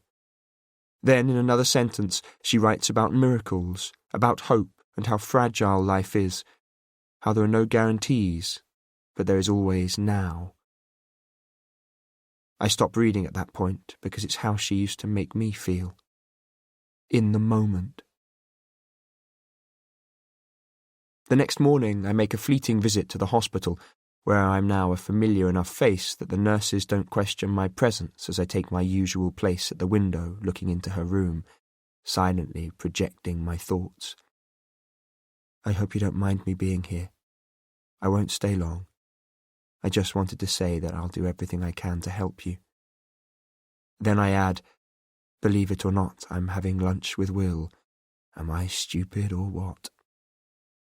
It's intended humorously, and I try to imagine what she'd say, half waiting for a reply, straining my ears for a whispered word, my eyes for a butterfly flutter of lashes on her cheek. I sometimes question their reasons for keeping visitors away. The voice comes from behind me. Sorry? I turn to see one of the nurses. Well, when someone's been on life support as long as Miss Russo has, you'd think the police would try anything and everything to bring her round. Like me, she's gazing through the window at April. It's procedure. I pause. I might lean too close to her. She might whisper something no one else can hear. But I agree with you. I don't stay long. There seems no point in holding imaginary conversations with someone who isn't there. I walk out of the hospital, no more convinced that she'll wake up than I was yesterday, almost at my car when my mobile rings. This time I recognise the number. Will? Hi, sorry, Noah. There was an emergency and I got called in this morning, which means I won't be at home after all. But we could still meet if you like. There's this pub up the road from you, the White Horse, on the Edenbridge Road. Don't know if you know it. Like me, he's brusque, businesslike, establishing ground rules. I'm sure I'll find it. Good. I should be able to make it for 1:30. I find the pub easily, so that I'm early enough to buy a pint and find a table next to a sash window that looks onto a neat, ordered garden.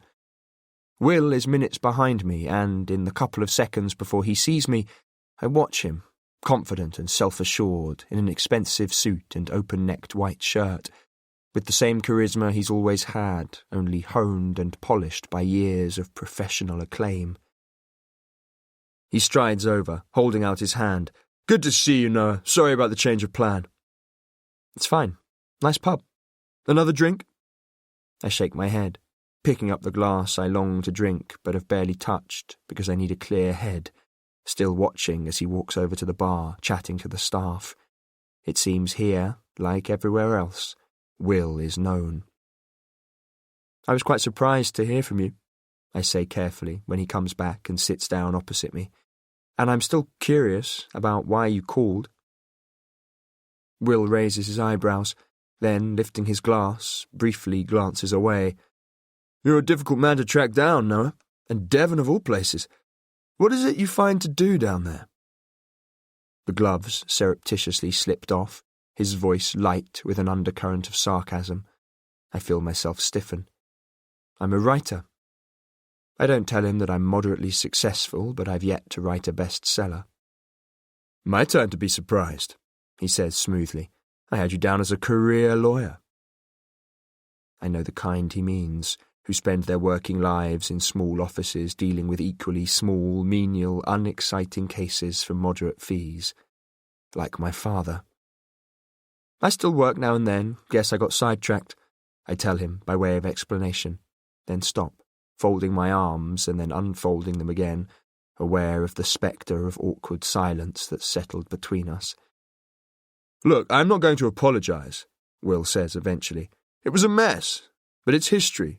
We should clear the air. April was the screwed-up one, we both know that, though when you think about her background, it's hardly surprising. I'm silent because it's not how I remember it, and whatever April had or hadn't done, it was Will who was guilty as hell of fucking my life up. Sitting back, I look straight at him. And you've kept in touch with her? Will shrugs. For professional reasons. It just so happened that her name turned up on a register we use. She's quite a highly regarded bereavement counsellor, and so it's useful if I need to refer anyone. It doesn't happen often, but sadly not all my patients make it. His reference to death is matter of fact. By contrast, I think of April's notes, full of compassion, of her gentleness with wounded creatures when I first knew her, suddenly remembering the bird she rescued. Do you see her much? Recalling how gently she'd picked it up and carried it to the woods. Hardly ever, Will says. Look, are you seriously considering representing her? Only, is that wise? I've already spoken to a chap I know. He says he'll fit her in, if you've any doubts. That he's curt rather than kind and concerned tells me how little he cares. I'm sure. Even after what she did to you. He's mocking me. I fight an urge to get up and walk out, but I need information from Will. It takes every last shred of self-control to stay put. I manage a shrug. It's in the past. Like you said earlier, it's history. I've moved on. But there's one thing I'm interested to know, and that's why.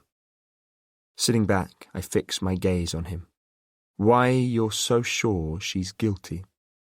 I'd say it's obvious. For a moment, Will's eyes shift sideways.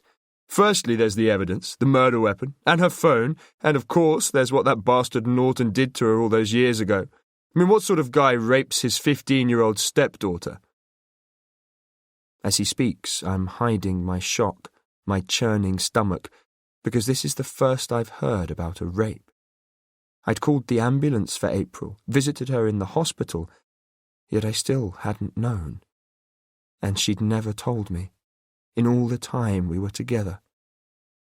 But of course you'd know all about that, he says lightly, still watching me. I'm completely thrown, yet in the midst of my turbulent emotions I'm determined to give nothing away, because we're sparring partners, Will and I, in combat, our relationship reduced to winning and losing. I nod the lie. You've got to admit it all points to her being guilty, he says. You're forgetting one thing. Holding myself together, I lean forward, meeting his eyes, clutching at the first thing that comes to me. If it was revenge she wanted, why leave it so long? It's clear he isn't expecting that. I watch as his jaw clenches. I don't know. Maybe she ran into him and just lost it. Shall we order? After that, I'm only half listening as Will tells me about his incredibly talented wife and beautiful daughter, about the house on the South Downs. My ears pricking up when he mentions tours and concert halls. "You've probably heard of Rebecca Masters." His face smug, enjoying my reaction, which makes it clear I have. It had been impossible to miss their wedding, splashed across the papers, a lavish affair between the world-famous singer and the dashing surgeon. "You really must come to their house, for dinner. We'll fix a date." I nod. "Great." It's not a world I'm familiar with, but even so I've seen Rebecca perform on television, at the most prestigious venues round the world with the most famous orchestras, and suddenly I don't need to see the house to know it's spectacular, a mansion set amongst landscaped gardens, immaculately maintained. Then my thoughts turn to their daughter, wondering how it is to be the child of such legendary parents, if there's any corner in Will's life for the ordinary. Chapter 26, 2000. After the wedding was called off, after I got over the initial shock enough to stay sober, I began to look for April. It was reflexive, just as I couldn't help reliving our past, holding on to the pain that was my only link to her as I trudged round the places we used to go. I didn't so much as catch a glimpse of her hair or a turn of her cheek. It was as though she'd vanished. I gave up in every sense of the word. It wasn't long afterwards that I felt myself shut down. By locking away my most painful emotions, I was able to face the next stage as I thought of it.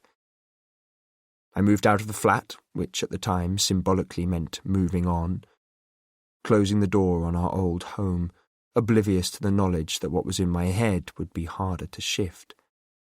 My new flat was a studio, its minimalist interior entirely different from the home April and I had shared, which at the same time both soothed and troubled me, its emptiness a statement only of how little I cared. In a life that was barely recognisable, I focused on work, putting in progressively longer hours as casework filled my head and took over my life. Even walking along the street, my mind would be on the latest case I was working on, to the extent that I'd reach my destination without any memory of how I got there. Days that blurred into each other while alcohol blurred my nights. It was 6 months later, on one such mindless walk late at night, that I stumbled, literally, into B. "Watch out!" A woman's voice jolted me from my thoughts. Then she looked up. "Noah! How are you, darling?" Her annoyance gone as she reached up and kissed me on both cheeks. "Hello, B." Catching a faint whiff of something I thought was brandy on her breath, I was relieved that after my outburst the last time I saw her, she appeared to hold no grudges. "You look fantastic." She did. Her fair hair elegantly swept up, she wore a print dress nipped in at the waist and matching red heels. "Thank you," she smiled, her eyes lighting at the compliment. "You've obviously been to quite a party." I was dusting off social skills that, these days, I had little use for, but as I spoke I watched her smile vanish and a look of pure shock replace it. She stared at me, and I knew that whatever she was going to say, it wasn't good. I heard it under the gloom of a street lamp, to a soundtrack of passing cars, as B took one of my hands. "Oh, Noah, what I have to tell you isn't going to be easy." "It can't be worse than the last few months," I joked feebly, hoping I was right. "I imagine it's something to do with April."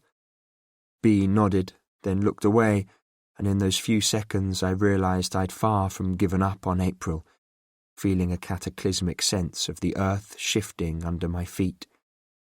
Then she turned back, meeting my gaze. "Noah, you should know. She's with someone." Even as I glanced around at the passing cars, I could feel her eyes on me. I shrugged. It was inevitable, sooner or later. I'd hoped just not sooner, or for a long time, preferably never. "Are you okay?" I shrugged again. "Of course, it's over between us, I know that." She hesitated. "The thing is, it's a bit more than just with someone." Her eyes darting anxiously. "They're engaged." That's where I've been tonight. To their engagement party. Well, not really a party, it was small, just a few of us, for drinks and dinner. Great, I nodded, feigning enthusiasm, determined not to show the truth, that I was still heartbroken and that this news, drip-fed, piece by agonizing piece, was just as devastating now, several months later. Oh, Noah. B looked desolate. You wouldn't say that if you knew. It isn't great. She says it's what she wants, but I don't see how it can be. I felt myself shiver, but I had to know. Who is it? I demanded. Who's she marrying? I didn't need to hear her whispered answer. B's stricken face said it all. I don't know how many miles I walked that night in total darkness, oblivious to every face and building I passed, seeing only April with Will, imagining them together, searching for elusive answers to impossible questions. I couldn't understand how she could even consider it. Then I thought of Will's effortless charm, and the way so many girls seemed to fall for it. Had they been having an affair all along? Had April ever truly loved me? Feeling an unsurpassed hatred towards Will, who I'd believed for so long was my friend, who'd told me April was a whore, then proposed to her. He'd broken all the rules, intent on getting only what he wanted, no matter who was in his way. Good old Will, who was everybody's friend all the time, playing me for a fool. It was as the last vestige of my love for April was snuffed out that a new understanding dawned on me. Life wasn't fair, or caring, or just, nor did the good guy get the girl. That was a myth too. Life was a bastard. As for the girl, she belonged to the double-crossing, lying, cheating weasels of the world, like Will, and always would. Ella. In between our appointments, I decide to trust Julia. I like how she doesn't tell me what to do or anything. No strategies or exercises like the others tried to give me, which is kind of cool. And telling her about Theo helped, kind of. After I told her, I felt the wave of her shock, then watched her file it away with everything else she knows about me. But it's still a game, with rules. Next time I see her, I already know what's coming. I've been thinking a lot about what you told me last time, about Theo. I pause, in one of those expensive silences, when she waits for me to break, looking at the tiny plait in the side of her hair that's threaded into her ponytail. She always has cool hair. Eventually, when I don't respond, she continues. Only, I was wondering, if your parents don't talk about Theo, and you don't think your mother even knows about him, I was wondering how you do. There it is. Well, she better listen up, because this is where it starts to get complicated. First, I'll ask you a question. I wait again, to check she's really listening. Only, if you had a letter that you really, and I mean really, didn't want people to ever read, like if you'd done something bad that you didn't want anyone to know about, you'd rip it up or burn it or something, wouldn't you? Yes, probably. She looks puzzled. I suppose you might have a reason to keep it, but then you'd hide it away, really well. Right, but you agree. As long as the letter exists, you know there's a risk, or a possibility, of it being found. It's the potential effect of its existence. I pause as she looks blankly at me. But I've given this a lot of thought. Things mostly happen because of cause and effect, don't they? I continue. Even people. For example, I'm an effect caused by the sexual union of my parents, which is something I'd rather not think about. Everything about me. My hair colour, the blue of my eyes, how tall I am, how quickly my brain works. Comes from my genes. Comes from them. She frowns. I'm familiar with the principles of cause and effect, but I'm not sure what you're getting at. I try again. Okay. Here's another example. In theory, you could say the first 2 years of my life are missing.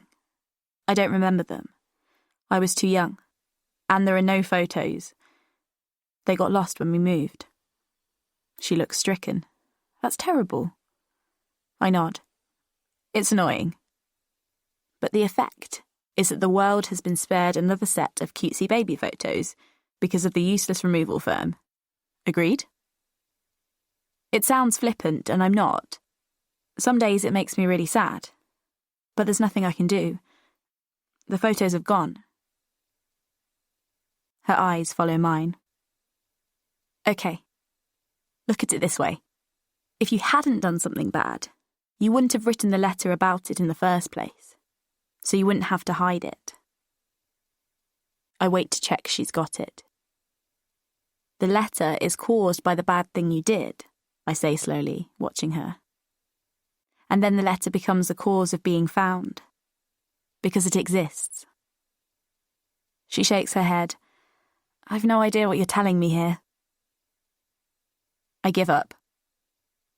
Then it all comes out in a rush. Okay, where I'm going is, I found something. Then I feel the flush of guilt in my cheeks. Neither of us breathes. If you had a pin and dropped it, you'd hear the high-pitched ting of metal hitting the wood floor as it bounces, then rolls. I wonder if I've told her enough, but not too much. She holds the kaleidoscope of my thoughts, twists it. Somewhere you shouldn't have been looking? I meet her eyes. Chapter 27, 2016. I hadn't known that Will's betrayal had cut far deeper than April's. That I'd forgiven her but not him. That not only do I dislike Will, I don't trust him. And for as long as April's in a coma, for as long as he's voicing his opinions of her, because he's a famous surgeon and because status is power, people will listen to him. Back in my room, I try to ignore the whiskey bottle, putting the kettle on instead, wishing I had access to April's mobile, which there's no chance of, because as I already know from Will, the police have it. Then, drinking my tea, I pick up her diary once more, starting all over again at the beginning of January. By the time I reach the end of March, a routine's emerging, with the same names cropping up each week at their usual appointment time. For example, Daisy Rubenstein favours Thursday mornings, and Caitlin Merrow does every Friday at midday without exception. Sadie Westwood's name is there, more often than not crossed out and penciled in again, which after I've spoken to her doesn't surprise me at all. Every fortnight or so, usually on a Tuesday, she's written clinic. There are other more random entries related to dental appointments or reminders to herself. Then, 2 weeks ago, an entry that's simply the letter B, written beside the North Star.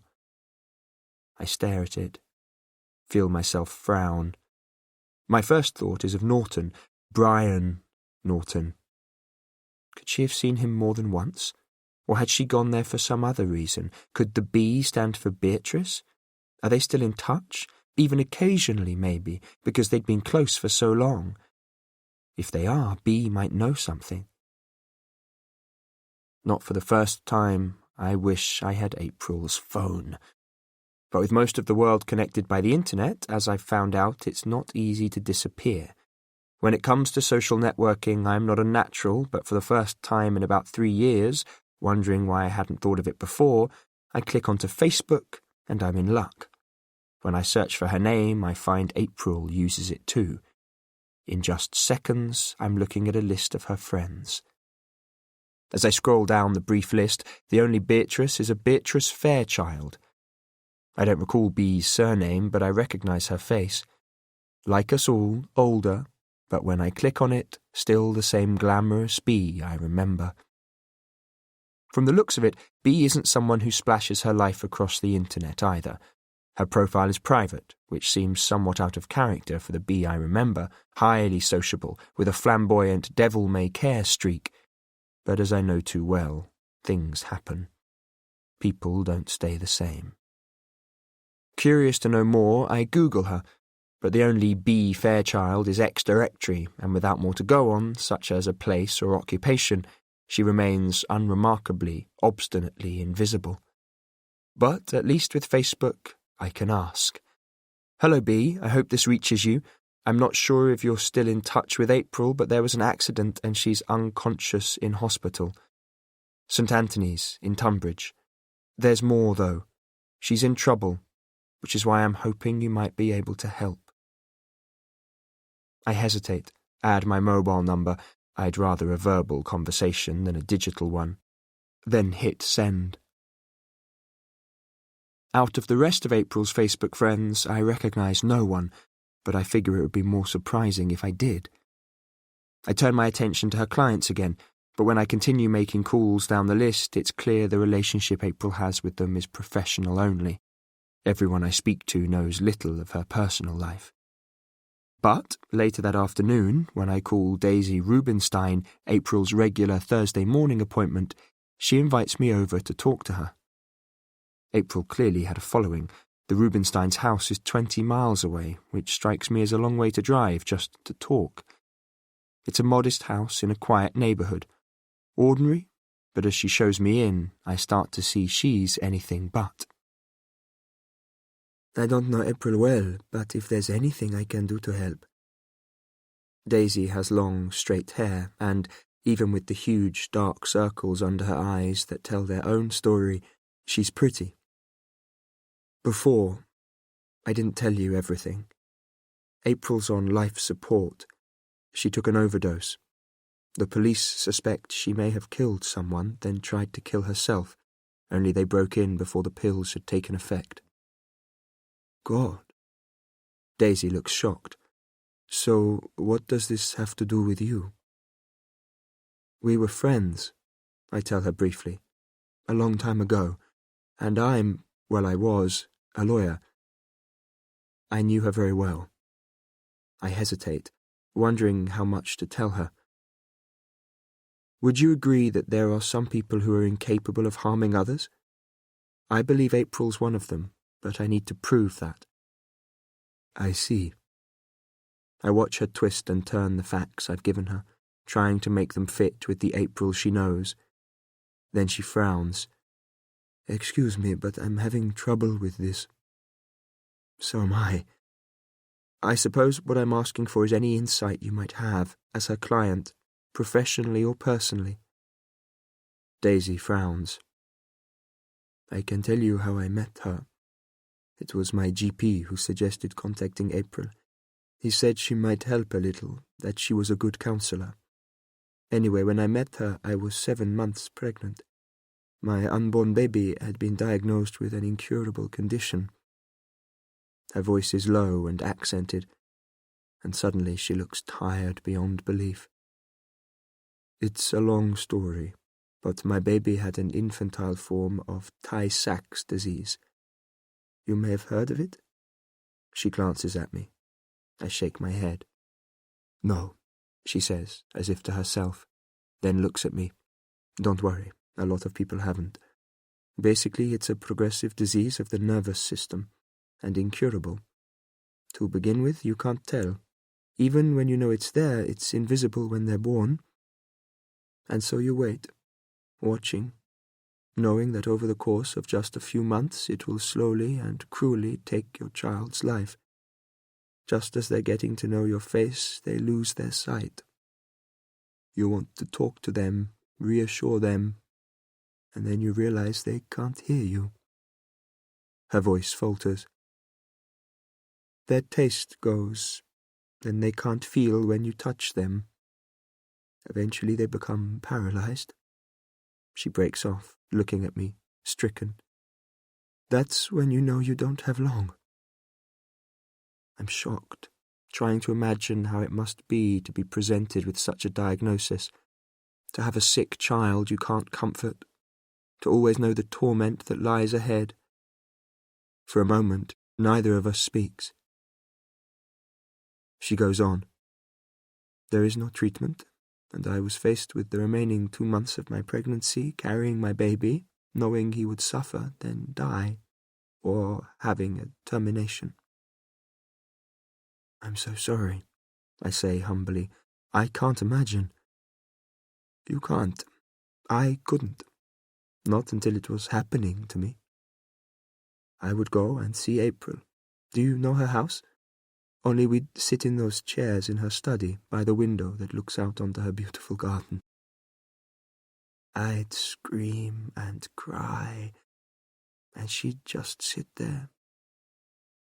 I swear. She pauses again. I knew nothing would change, and I can't explain it. But she knew, deep inside, how I felt. Not just that, though. It was like she took some of the weight of my hideous burden. God, I've often wondered how many burdens she must have carried, because not many people could do that. I know nothing about parenthood, but I know about loss. Even so, I can only glimpse the hell Daisy has suffered, is still suffering for all I know. But it's only a glimpse. Unlike April, who would have witnessed Daisy's pain firsthand. And Daisy hasn't told me if her pregnancy went to term, if her baby is still alive. Then in her next breath she answers both of my questions. Losing a child changes you forever. The silence is broken when she gets up. I'm sorry, she says suddenly. I'm not sure why I'm telling you all this. I didn't mean to burden you. I think I can only tell you that April's extraordinary. There isn't a name for what she does, but I truly believe she shared my pain, and in doing so made it more bearable. Will you let me know how she's doing? Feeling her eyes on me, I find myself nodding. Of course, and thank you for talking to me. Outside in my car, I sit for ages in silence, thinking firstly of April, then Daisy, humbled by such honesty, thinking about how impossible her choices were, how cruel the reality for her and her child, how fine the line between life and death. Chapter 28. The next morning, there's still no response from Beatrice. Planning to visit the hospital, I get up later than I'd intended, shower, then head to the dining room for breakfast, pouring a cup of coffee and picking up a couple of the papers lying on the side. Knowing exactly what I'm looking for, but not happy when, 4 pages in, I find it. Murder suspect in attempted suicide. An unnamed woman is suspected of murdering Brian Norton before attempting to take her own life. Police were unable to give her name, but said that they were not looking for anyone else in connection with the case. Norton, 76, was found stabbed in his car late last Monday night outside the North Star pub. It's mentioned in the other paper too. God knows how they got hold of this. So now the speculation will start. Someone will find April's name and her relationship to Norton, the whole matter of the past she'd left behind catching up with the life she'd built for herself. The people who hold her in such esteem, who rely on her, trust her. What impact will it have on them? What little appetite I had gone, I get up and drop the papers in the bin. Then I head for the hospital, my head full of thoughts about the unfairness of what's happening. How, whether she's guilty or not, the world will know what April tried so hard to keep hidden. As soon as I enter ICU, I see the familiar face of one of the nurses. "Good morning, Mr. Calloway." "Good morning. How is April?" "She's doing okay." Quiet, guarded words that don't raise my hopes, that tell me she's no worse, nor is she better. It's not a surprise. I nod my thanks, continuing along the corridor towards April's room. "You've just missed another visitor," the nurse calls after me. I turn round. "Who was that?" The nurse shakes her head. "She didn't say who she was. She had fair hair, a little shorter than I am. She was here for some time. I think they must be friends. She seemed quite upset." B. She'd read my Facebook message. It must have been her. "How long ago?" I ask the nurse, my hopes rising. "She only left a few minutes ago. I'm surprised you didn't pass her on your way in." "Thanks. I think I know who she was. I might just see if I can catch her," I call over my shoulder, already jogging down the corridor because there are many ways in and out of here, a three-dimensional maze of stairs, lifts and corridors. Through the swing doors I break into a run, taking the stairs, then at the bottom glance left and right, desperately searching for a glimpse of her. There's no sign. I gamble then, going for the left corridor, what I now know to be the most direct way to the car park, breaking into a run, apologising to the tide of people sweeping towards me until I'm outside. But as I jog up and down the parking lanes, scanning the cars, there's no sign of her. "Did you find her?" When I get back, the same nurse is waiting for me. I shake my head. She must have gone. "Was it the first time you'd seen her here?" The nurse nods. "Apart from you and that lady today, there've been no visitors, not while I've been here. That's if you don't count Mr. Farrington. Such a wonderful man. She's lucky to have him looking after her." Will. Again. I'm struck with irritation that everywhere I go, his glittering presence is inescapable. Pushing him from my mind, I continue along the corridor to April's room, noticing straight away that it's different in there. In spite of the rules, there are flowers.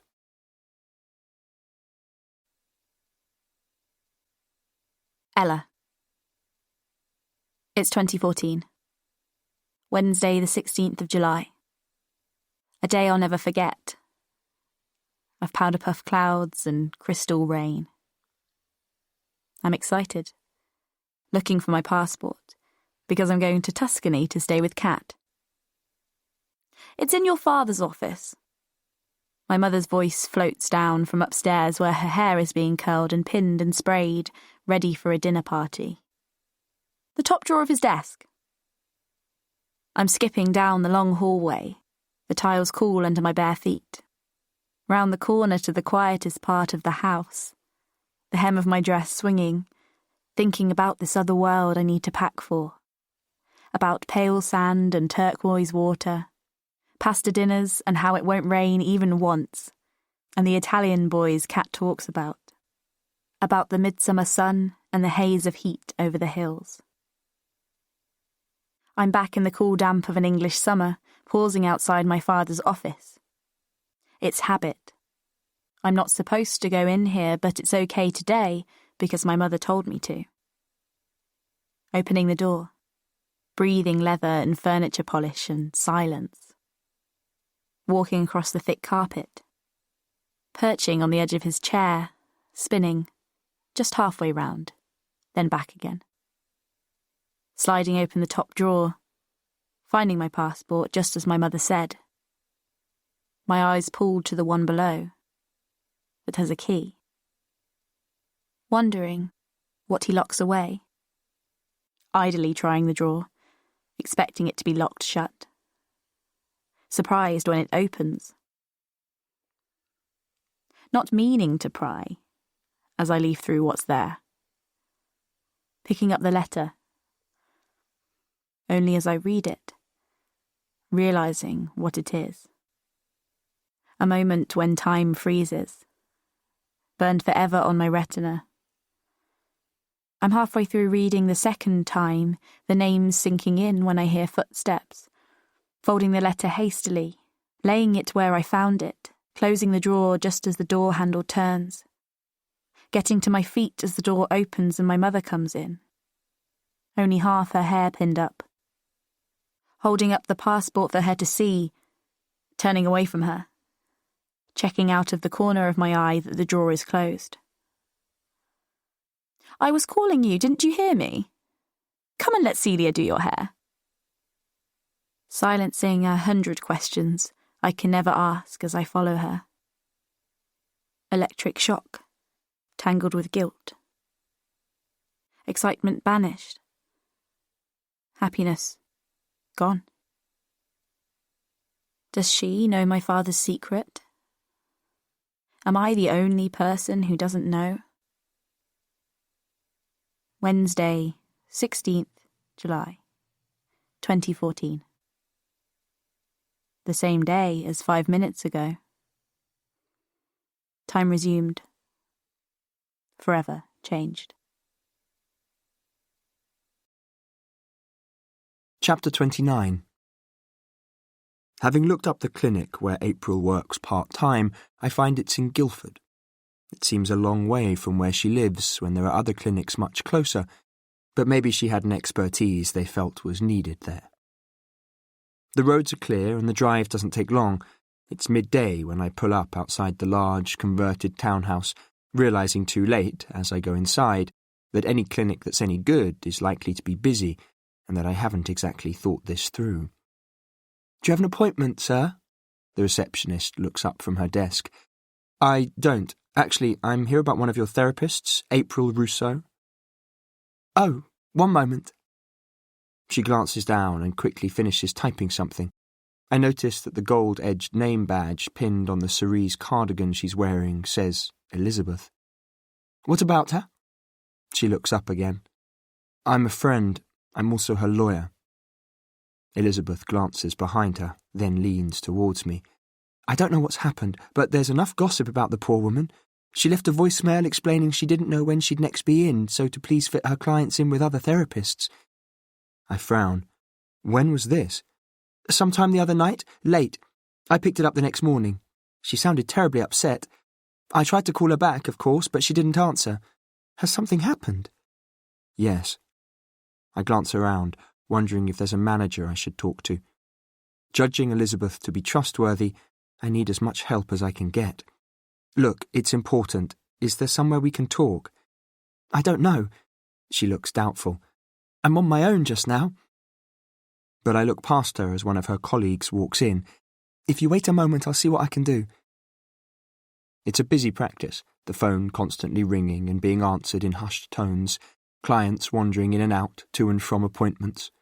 I glance at a board that lists the names of the therapists who work here, then at the young woman who comes over and sits down next to where Elizabeth was. Then Elizabeth comes back, and I follow her into a small room. "I'm Elizabeth Coleman," she says. "I've worked here for 15 years, so there's not too much I don't know. Please tell me what's happened." Sensing genuine concern in her voice, I tell her. "It explains why the police were here," she says quietly. "When?" My ears prick up. "Yesterday. 2 of them came to see the practice manager. She's called a meeting later today." "About April?" Elizabeth nods. "I suppose it must be. I'm sorry, but I just don't believe it. Not April, of all people. She's gentle, compassionate. She's a therapist." She looks completely flummoxed. "If it's any help, neither do I tell her. "Can you tell me anything related to her personal life that might be helpful?" Elizabeth shakes her head. "April kept herself to herself. She's an excellent therapist and enormously popular. It makes no sense." "I suppose we'll have to tell her clients." I pause because this is tricky.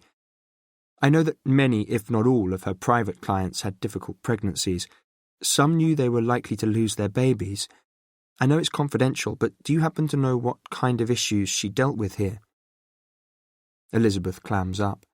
"I'm sorry, but I don't know anything about her clients, and even if I did, I wouldn't be able to discuss them with you. We deal with a whole spectrum of problems here in confidence, as I'm sure you must appreciate, Mr. Calloway," I say quickly. "Noah Calloway." "Mr. Calloway? I'd like to help, but you do understand, don't you?"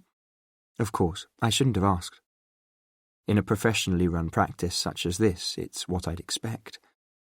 "It's fine." Elizabeth gets up. "I'll tell you what I can do. She used to have lunch with 1 or 2 of the girls. I could ask them for you. Maybe if they know anything, they could give you a call." "Thank you." I'm nodding, but I'm not hopeful. "I'll leave you my phone number. Do you have some paper?" Cursing that I don't have a business card to give her, I realise how unprofessional it makes me look. She looks at me suspiciously.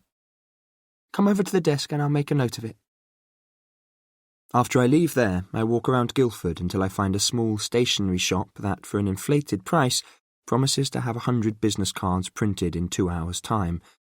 Then, hungry, I find a pub by the canal where I order a pint and a sandwich, sitting outside, wondering whether Elizabeth will do as she promised.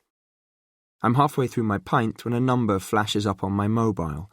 Hopeful that it's one of April's therapist friends, I answer it. Noah Calloway? Mr. Calloway? My heart sinks as I recognise the voice instantly. Detective Sergeant Ryder here. Do you have a moment? Of course, Detective Sergeant. What can I do for you? Just 1 or 2 questions, sir, about Miss Russo. OK. Well, we've been analysing calls to and from her phone. The day before the murder took place, she called your home number in Devon, 3 times, to be precise. Would you care to explain why you didn't tell me? I'm completely astounded. April called me. How did she have my number? And why? I didn't know. Are you sure? We have the times, sir. 5:30 p.m, again at 5:35, and then 10 minutes later at 5:45. I have absolutely no idea. I work from home. It's rare for me to go out, except maybe to get some food. Could have been around that time. I don't remember. Even if I'm there, I don't always hear the phone. In fact, I don't use it. Is there anyone who may have seen you to confirm your whereabouts? No, unless maybe my neighbour saw me. Clara Hayward, she lives next door. She notices most things. Thank you, sir. Just one more thing. Am I right in saying that some years ago you and Miss Russo were engaged to be married? He sounds almost unbearably smug, as though he's enjoying the chance to catch me out. That's right, we were. She broke it off. So I heard. But she must have told you surely that she'd been raped. Anger twists inside me that even he knows about this, that he's been digging into the fine print of April's life. Or weren't you aware of that? Making it obvious, from the edge in his voice, the exaggerated fake surprise twisted with delight as he hits a nerve, that he's enjoying this. She didn't tell me. I never found out why. I tried to keep the irritation out of my voice. She never explained. If you must know, I heard only very recently from someone else. At the other end, Ryder coughs. You expect me to believe, sir, that the woman you were about to marry didn't confide in you? Strange, wouldn't you say? Or maybe she didn't trust you. Thought you might do something rash. We talked about most things, just not this. Defensive against his barbed words and sharp tone. It was her choice. She must have had her reasons. It wouldn't be that surprising, surely, to want to forget. You tell me. I know from his voice that Ryder's smirking. Anyway, that'll be all for now. Sir, he adds mockingly, no doubt someone will be in touch. After he's gone, I drain the rest of my pint, slamming the empty glass down on the table before hurling my sandwich into the canal, where a flurry of ducks fight over it before it sinks. Online or otherwise, I'm not an easy person to find. And again, I'm thinking, where had April got my number? And why? Then I'm remembering finding out about the rape from Will in the pub. How I'd been too fraught with horror at the picture my mind had painted, too shocked to know if he'd seen it, written on my face, that I hadn't known. Ryder would undoubtedly have questioned Will, but also if he was any good, he would have checked April's medical notes. Presumably it's all there, from her time in the hospital. Back in my room, I get out the little notebook I found hidden at the back of April's bookcase, which previously I've only glanced at. Trying to decipher the scrawl of names, I recognise some from her client notes. Again, there are dates, but also what appear to be the names of hospitals, Effingham Wood, Croydon Central and St Richard's being the ones I recognise. Then next to some of them, 2 initials. The WF catches my eye. Will Farrington? He told me he referred patients to her. Perhaps she was tracking where most of her clients came from. Out of curiosity, I Google Will and start to understand why people are in awe of him.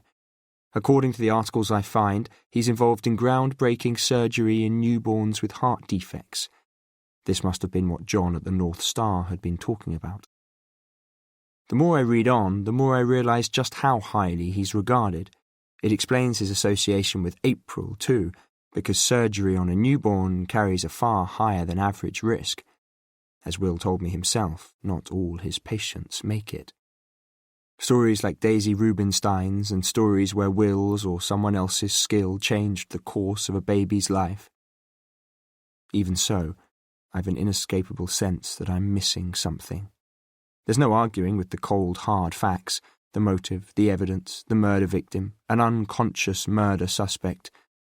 But it's too neat, too obvious, too perfect. Then there's the broken CCTV. The police may be mistaken, because there's another possibility they can't rule out. That all along this was planned by someone. That April was set up. Chapter 30. The possibility that April was set up haunts me but leaves me none the wiser as the day of Norton's funeral arrives, dull and overcast. I park in the crematorium car park, knowing I have no place here, but curious to see who comes. I walk up the path, seeing the police officer standing slightly apart from the people gathered outside one of the chapels, suggesting that this must be Norton's. Then, as I draw closer, notice his name displayed beside the door. As I scan the tight faces and hooded eyes that show nothing, the creased suits and dark coats brought out for the occasion, the small crowd contains no young people, nor is there anyone I know. There's something odd about the mood, a lack of emotion of any kind, which means I'm somehow surprised that when the hearse pulls up, when life and death are briefly roommates in the small square outside the crematorium, the woman who steps forward to follow the coffin looks so normal. I'm last through the door into the chapel, sliding into the row of seats at the back, next to a thin woman in a skirt flecked with dust, who smells of cheap scent. The police officer remains outside. The service that follows is one size fits all, unremarkable, impersonal, yet somehow evoking emotions in me that don't belong here, that come from when my father died. Not just a sense of loss, but the reminder that for none of us can life be certain.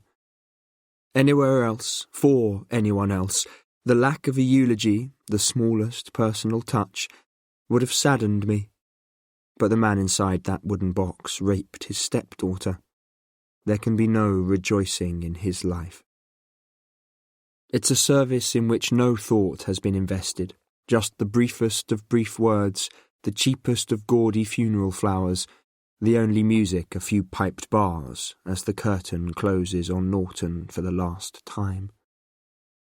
Afterwards there is no invitation to awake, which makes me think that perhaps there isn't one. I hang back, but everyone drifts away quite quickly, and as I walk back to my car, suddenly I'm irritated with the time I've wasted, that I've learned nothing. Away from the crematorium, I drive too fast, heading out of Musgrove until I miss the turn-off to the motorway and find myself caught in a one-way system. Narrowly missing the car that pulls out of nowhere just in front of me, my irritation peaks. The driver sticks his finger up at me and my hand uncharacteristically connects with the horn as I'm unable to contain my frustration at everything that suddenly seems set against me. Then, recognizing the road to the North Star, on impulse I turn down it. Leaving my jacket in the car, I pull off my tie before wandering into the bar. There's no sign of John today, and I wonder if he's taken a day off. I order a pint, and as I do so, out of the corner of my eye, notice the funeral party come in. I watch them emerge, butterfly-like, from their dark coats, shedding their silence, splashing noise and brashness across the room.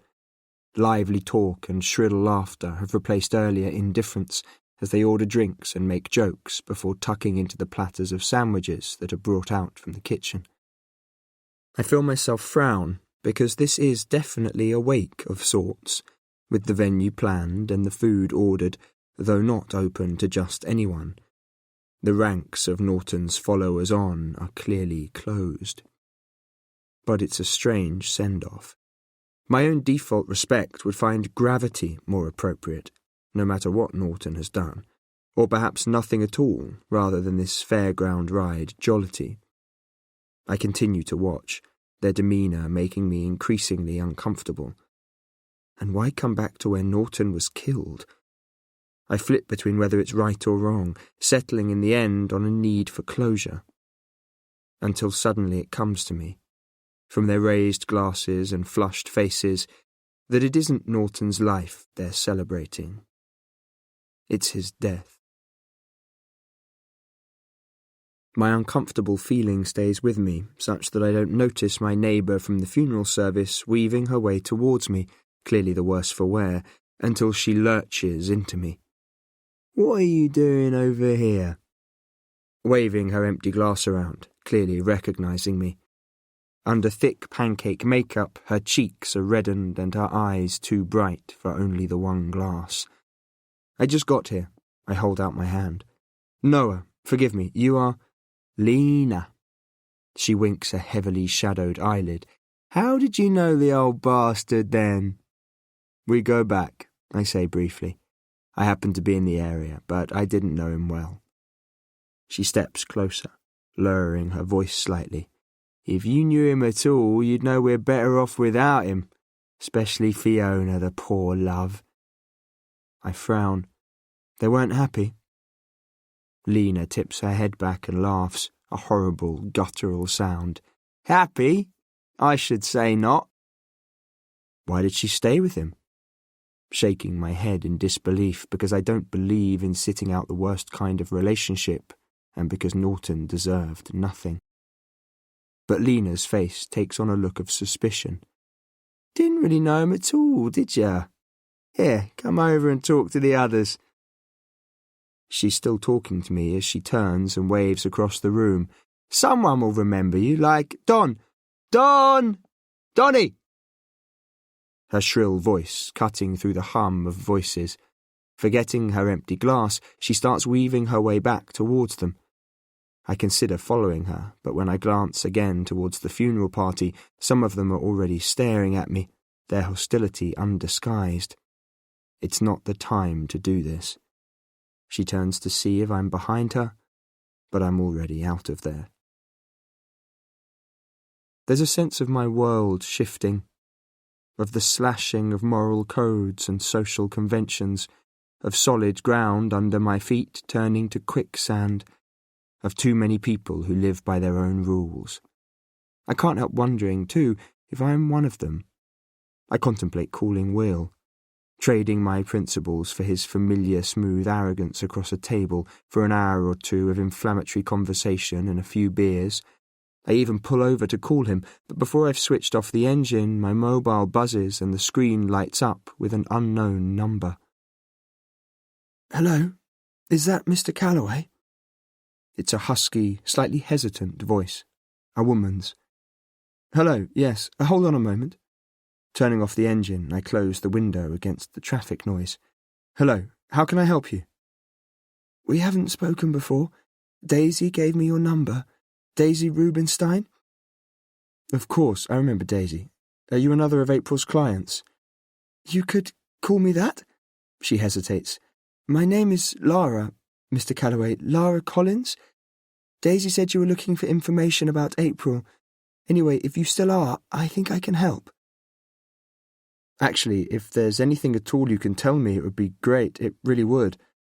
After the grotesque charade of Norton's funeral, Lara Collins is salve on my anger.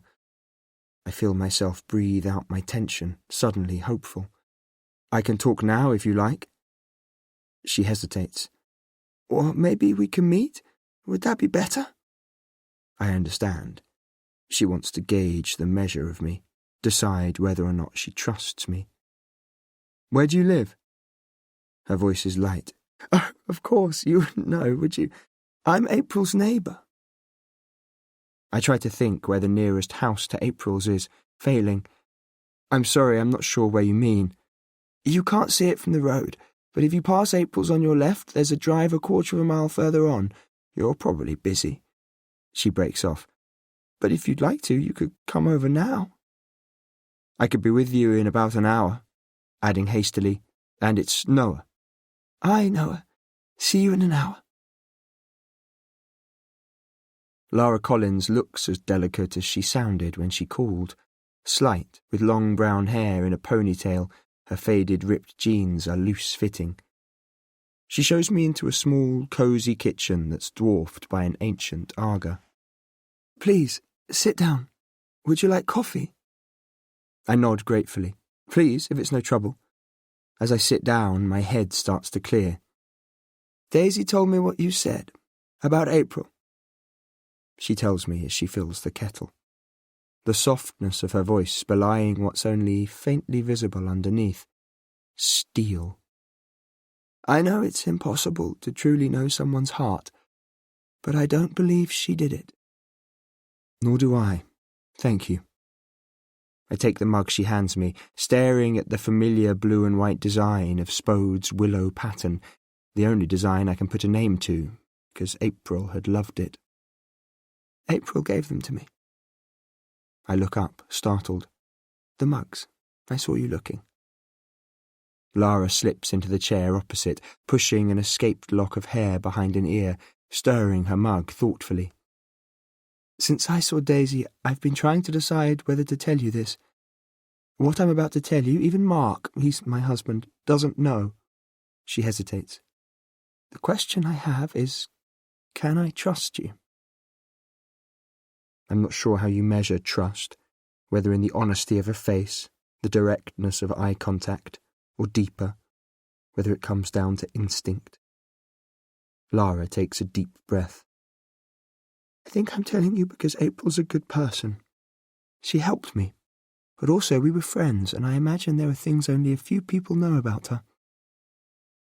My mouth opens to tell her she's wrong, that you can truly know a person's heart, that I know April, probably better than anyone, because there are relationships where time is immaterial, because no matter how long since you've seen each other, whether 2 weeks or 20 years, it makes no difference.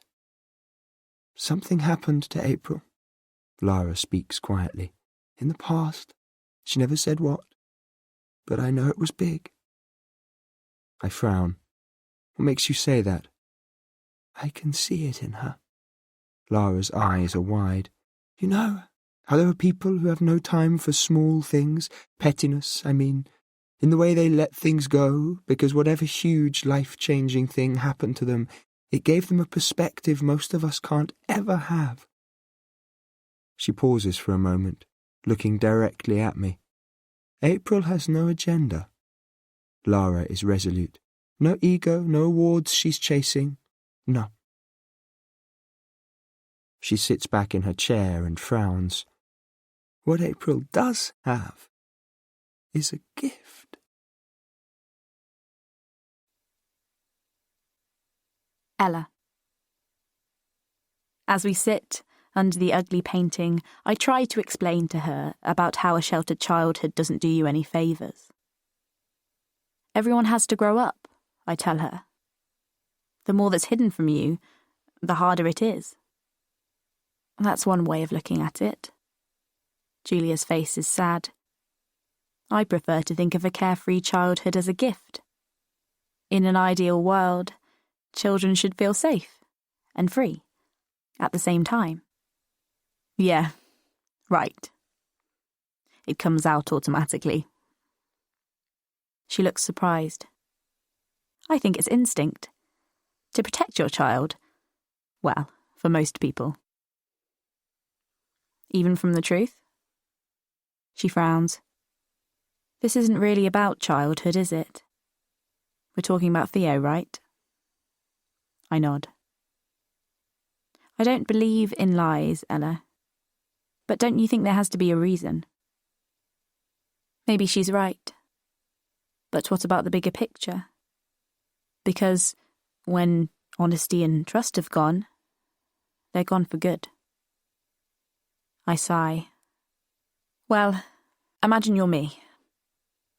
You get to 13 years old and, out of the blue, you discover a brother no one ever talks about. She shakes her head. Maybe his mother cut ties with your father for a reason. I know it's sad, but it happens. Or maybe your father is in touch with him. In secret. Only the longer it goes on, the harder it is for him to explain to you and your mother. But I don't know any more than you, Ella. I'm guessing. The only way to find out would be to try and talk to your father. No way. I blurt it out, then put my hand over my mouth while I think. It just doesn't make sense. I know I have a nice home and everything. So why isn't he part of it too? I know it's hard, she says quietly, when you discover your parents are not perfect. They get things wrong. Then she frowns. You've known since you were 13? I nod. You've told no one? I stare at the floor. There wasn't any point. That's a long time to keep a secret. She pauses, and I'm thinking WTF, because I've done it again. She's going to squeeze out of me more than I want to tell her. I have a question, she says, carefully, as I feel my eyes roll all on their own. When you've kept it to yourself all this time, why are you telling me? Now? Oh, she has no freaking idea. Because I don't even want to think about the rest. The overheard phone calls, the dreams, the skeleton leaf memories that don't belong to me. It's already a huge deal that she's the first person I actually trust enough to share just a tiny part of this. Even if it helps, I can't tell her. I can't tell anyone. That when I went back and found the desk unlocked again, there was more.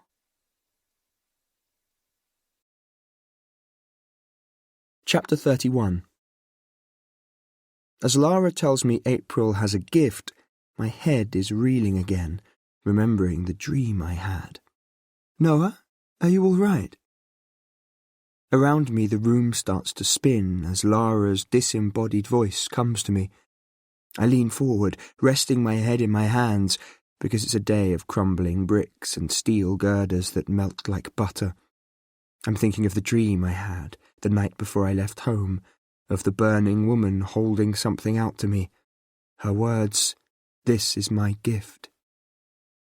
For a brief moment I stare into the glittering eyes of madness, before somehow pulling back, telling myself that wherever it is they come from, dreams are just that. Dreams, flimsy creations of the imagination, not real. Noah? There's concern in Lara's voice. I remembered something, that's all. My head in my hands, I'm silent. Eventually I look up at her. I'm reading too much into things. It's been one of those days. I try to remember what she was saying. You were about to tell me about April having a gift? Yes. Lara gets up and walks over to the window. She's an incredible counsellor, but she's also a healer. A wave of disappointment washes over me because I was hoping for proof of April's innocence rather than the revelation that she's some kind of crackpot. Sensing my response, Lara closes up. Maybe I shouldn't have told you. She turns her back on me and gazes outside. Not everyone understands. Suddenly I'm light-headed again, then to my embarrassment overcome by nausea. Sorry, I need to use your bathroom, I mumble, getting up. Through there, on the right. Turning to point the way, Lara watches me sharply. When I come back in a while later, Lara throws the kitchen window open, then lets me drink the sweet tea she's made while she sits and watches me. Have you thought maybe you should see a doctor? It's a statement rather than a suggestion, and it takes me aback. I look at her startled. There's nothing wrong with me, I'm fine. Can I be honest? Her eyes are unblinking. Only you really don't look well. I'm all right, really, I say, feebly, aware of my clammy skin and the nausea, more distant but still there. It's been a long day. Knowing as well as Lara does, that's not why. My father was an alcoholic. She says it quietly, without looking at me. My hands are shaking and my throat parched, but she's got this wrong. I like a drink as much as anyone, but I'm not an alcoholic. She doesn't reply, but her silence, the slump of her shoulders, send a ripple of alarm through me. Can I ask you something? Deflecting the conversation away from myself, both of us aware of my inability to be honest even with myself, my classic denial. Of course. Have you been feeding April's cat? Yes. She looks cautious. Great, I was there and I was quite sure that when I left there was more food in the cat's bowl than when I'd arrived. That was you. I'm so sorry. I wasn't sure who it was. I thought I'd forgotten to lock the door when I came in the last time. When I heard footsteps, I just left some food and went home. Silly, really. I should have checked. If I'd known. A frown flickers across her face. Why were you there? I haven't explained. April and I were friends a long time ago. More than friends. Actually, then because the entire day has felt off track, and because it can't become any stranger, I decide to tell her. April and I were going to be married. I know from Lara's silence that April hasn't told her. Anyway, like I said, it was a long time ago. I am, a lawyer. Like you, I think she's innocent. But I also think she may have been framed. Lara's face is grave. And you're trying to find proof? I nod. At the moment, I'm just trying to talk to people who know her. So far, I've drawn a blank, but I'm working on the assumption that someone, somewhere, must know something. Which is why I'm here. I suppose I'm wondering why you called. By the window, Lara hesitates as if undecided, then comes back over and sits down again. Before I tell you, she says, I'm not someone who thinks they can talk flowers into blooming early or that vegetables scream when you pick them, okay? She says it fiercely, needing me to understand. About a year ago, we'd been trying to start a family, but nothing had happened. It had got to the point where we were considering IVF. Anyway, then I fell pregnant. At last, we were going to be the family we wanted. We were making plans, imagining holidays, birthdays, Christmas, all those times that have so much more meaning when there are children. We were over the moon. She sounds anything but, as she pauses, remembering. I went for a 12-week scan. I'll never forget. She pauses again. Do you have children, Noah? I shake my head. Well, the scan is a big deal. You see your baby for the first time. I'll never forget it. Only for all the wrong reasons. There's pain in her eyes.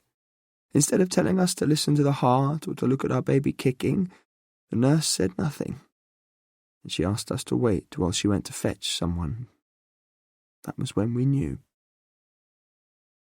Lara clasps her hands on the table. I won't bore you with all the details, but what followed was every parent's worst nightmare.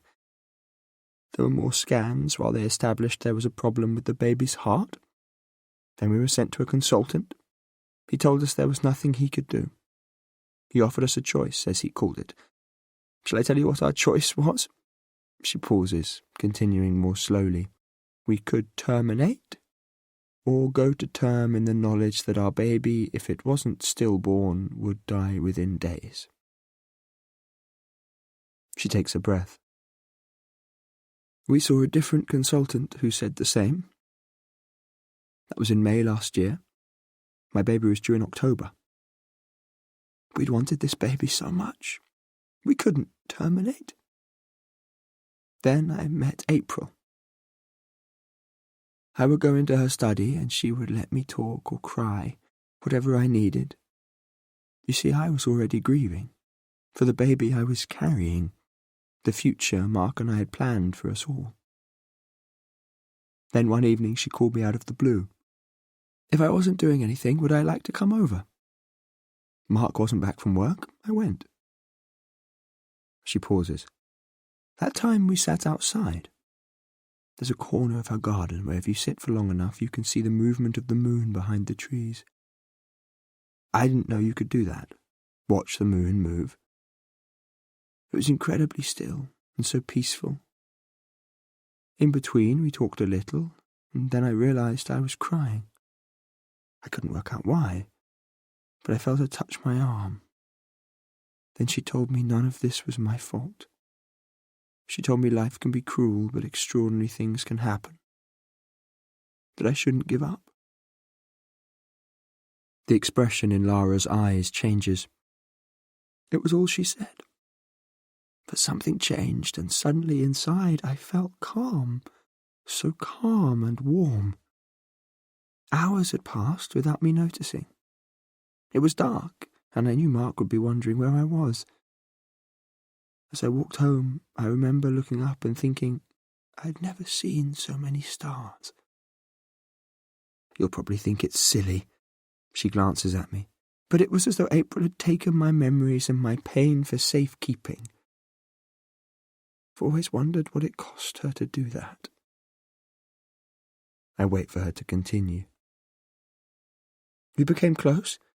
I bared my soul, I suppose you could say. But I felt safe with her. Lara frowned slightly. Once I asked her how she was able to listen to so many clients day in, day out, in so much pain. I remember exactly what she said. Lara looks at me. She said she thought of them as being in free fall, only somehow, through no fault of their own, their parachutes had got tangled. She was their safety net. She looks puzzled. After that, I sensed she was about to tell me something else. Only she stopped herself. Lara swallows, then her eyes glitter with tears. Our baby was stillborn. It is, so very hard. I would see other mothers, and I couldn't help thinking, why me? Why us? But extraordinary things do happen. I'm pregnant again. As she holds her hands protectively over her belly, I see a barely perceptible roundness. We tried for years before, she says softly.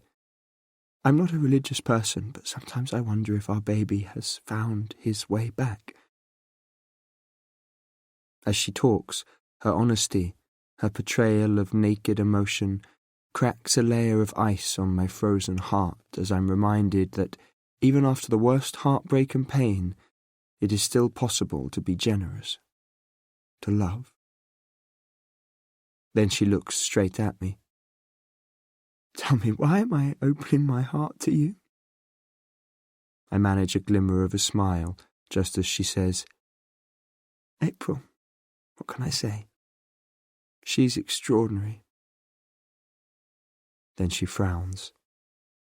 You know, something might not have been right, just lately.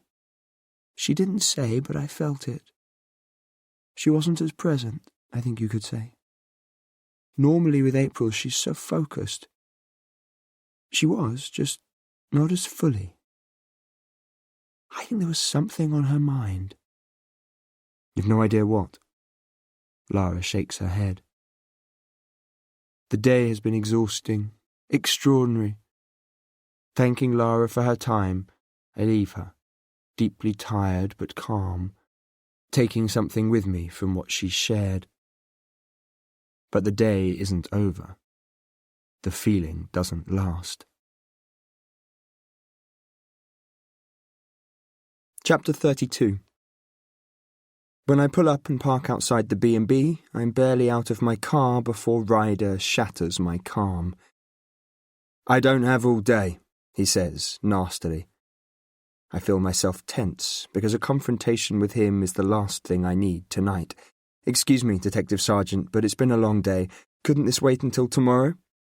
His face reddens. You should try answering your phone.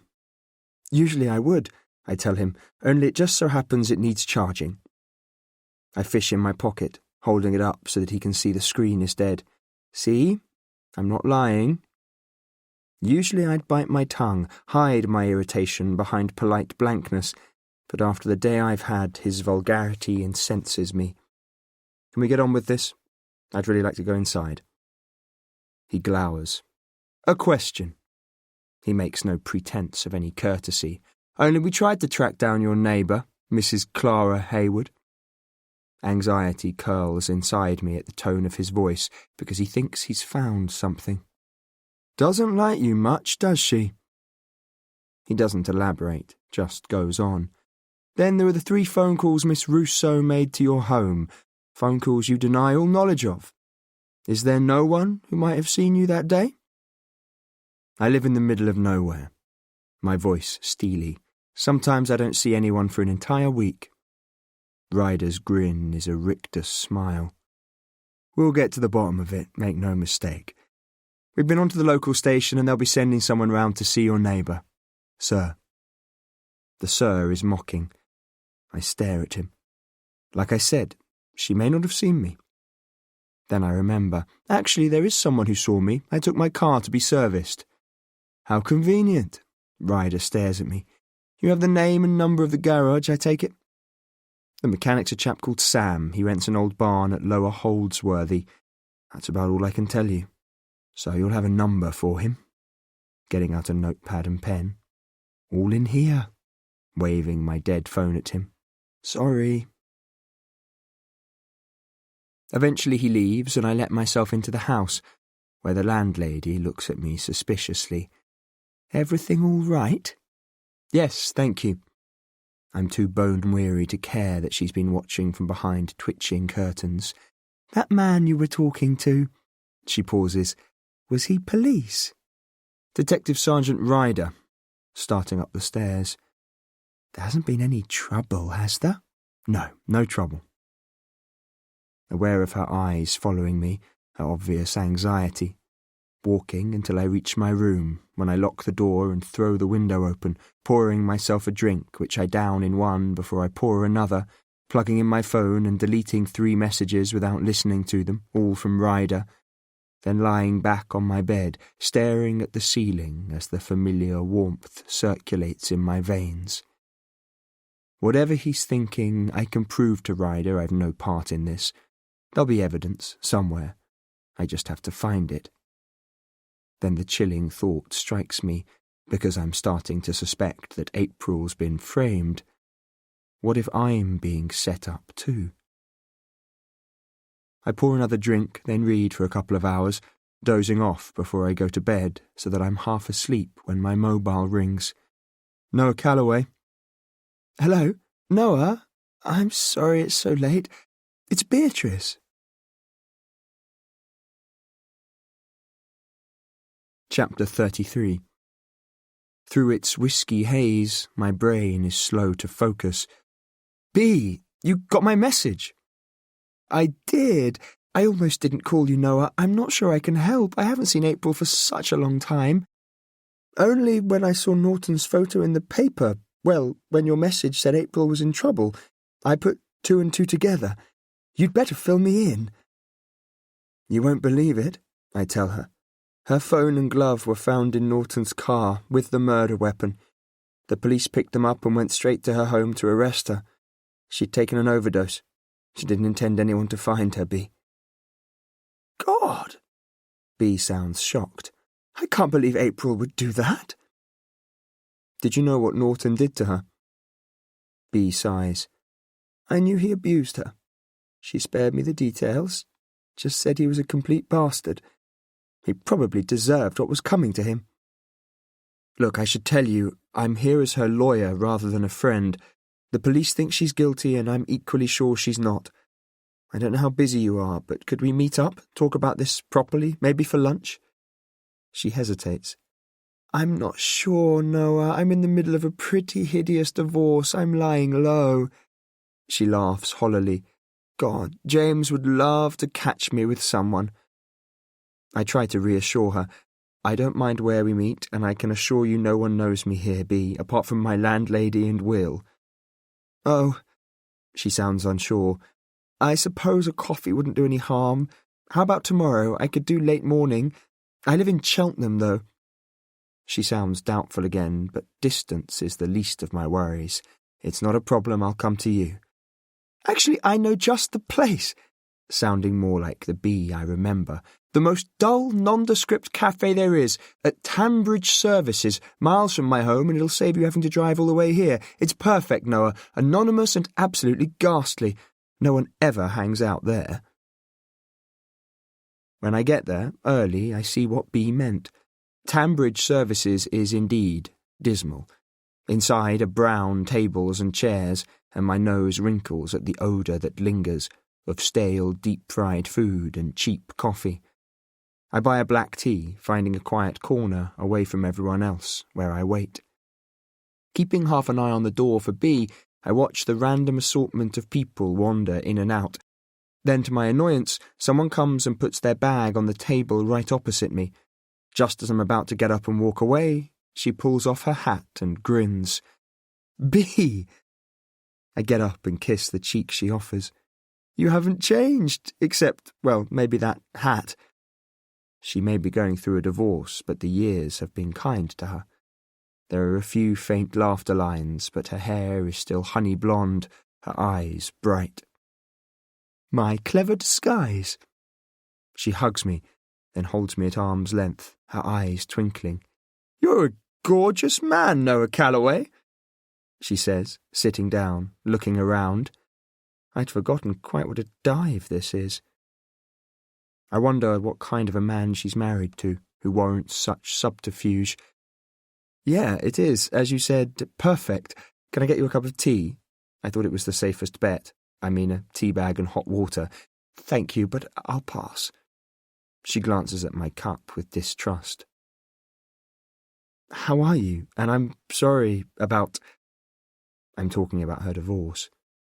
About James? Don't be. He's a shit. I can't believe I stayed married for so long. It'll be over soon and I can move on.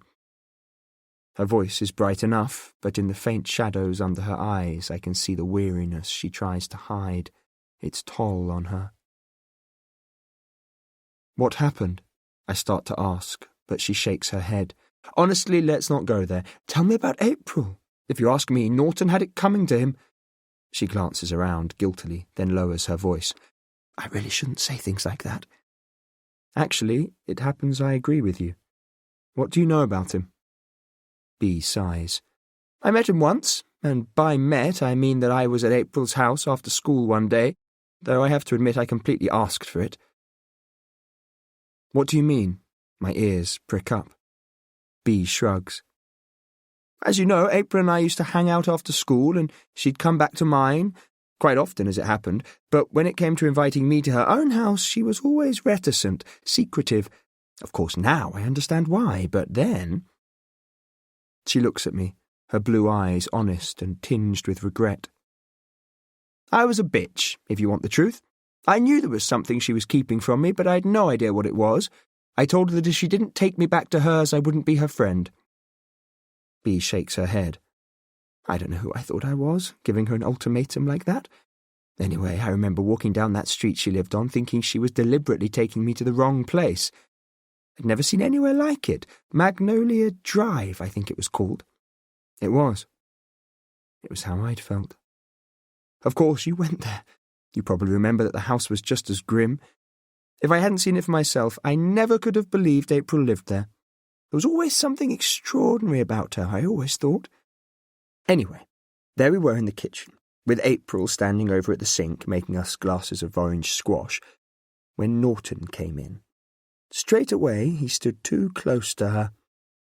I remember staring at them, horrified, because she was so beautiful and he was this vile creep who was trying to touch her. That was when she turned and pushed him away. Then she told him to fuck right off. I'd never heard her speak like that. In jest, maybe, at one of the idiots at school, but not meaning it. He started walking away, well, stumbling, really. He was that drunk. Then he came over to me. I'll never forget how his eyes wandered up and down me, as though he could see through my clothes. It was repulsive. B shudders. When he'd gone out of the room, I asked April if he was always like that. She nodded, then said she didn't want to talk about it. Shortly after that, her mother came in. Then a man arrived. I heard their voices as they went upstairs. She shakes her head as if trying to shake the memory. I don't think April could bear me being there. She told me I had to go, that it was a mistake asking me there. Bee's eyes fill with tears. I knew she was strong. She told me she used to fight to keep him away, but she didn't always win. I kept away from her after that. Bee's voice wavered. Wasn't that awful? Of course, what I should have done was help her. Told one of our teachers or something. She hated it there. It was awful. And she had nowhere else to go. Until it got so bad that the authorities intervened when Norton raped her. Bee goes on. The worst of it was her family. She had an older brother, Jason his name was. He was a nasty piece of work. He was killed a few years later in a car accident, so the story went. Rumour had it he was into drugs. Anyway, back then, he and his friends... Well, you know how pretty April was. I never knew for sure, but I suspected he was taking their money in return for her. Favours, let's call them. Suddenly I feel sick. Did she tell you that? Bee shakes her head. Not in so many words, but looking back, knowing what I know now, all the signs were there. And remember how she'd be off school for a few days, then she'd come back, a bit pale perhaps. But other than that, you'd never have guessed. I remember. She missed so much school, I tell her. Dear Noah, yes, I'm sure you do. She hesitates. I was never sure if you knew why. I knew about one abortion, but there may have been more. I had no idea. I stare at the table. She never talked about any of it. Was it really as bad as you remember? I was looking for another explanation, anything other than the sickening truth. Bee looks sad. I don't think I'll ever forget. But is it really that much of a surprise? Her father wasn't around, her mother was an alcoholic and a prostitute. God only knows what went on in that house. It's too late, I know that. Even so, I'm flooded with guilt, because I should have known. Bee reaches into her pocket for a tissue. Can you imagine how awful it is? Growing up somewhere any spare money goes on cheap booze, where sex is cheap, but it's so much a part of everyday life it becomes part of your life too. No wonder she was so determined to leave it behind her. I frown. I can't believe she didn't tell me. Oh, Noah, she says sadly, that was always the trouble. There was so much you didn't know. Chapter 34. Oh, Lord, is that the time? Glancing at her watch, Bee grabs her hat and gets up. I'm so sorry, darling, but I have to go. I have a meeting with my lawyer, then I'm back to look at a flat. I'm moving out as soon as I find one. But she can't go, not while I'm still taking in what she's told me. And what is it that even now I don't know? Bee, you could at least tell me what you mean by that before you go. Bee fishes in her pocket for her keys, then when she looks up, her face is guarded. April should have told you, but maybe she was right. Some things are best left in the past. They're almost the same words she used when April walked out just before our wedding. Then I made the mistake of letting it go. Not this time, though. Bee, if you know something that could help prove her innocence, you have to tell me. Bee hesitates, then looks worried. Oh, Noah, if I thought it would help. The trouble is, I'm not sure it would. Come on, Bee, there must be something, I insist, getting up and following her outside. You and I are her only hope. Even Will thinks she's guilty. Bee doesn't say anything, just walks, head down, until we reach her car, a new-looking Volkswagen Golf. Opening the door, she looks across at me.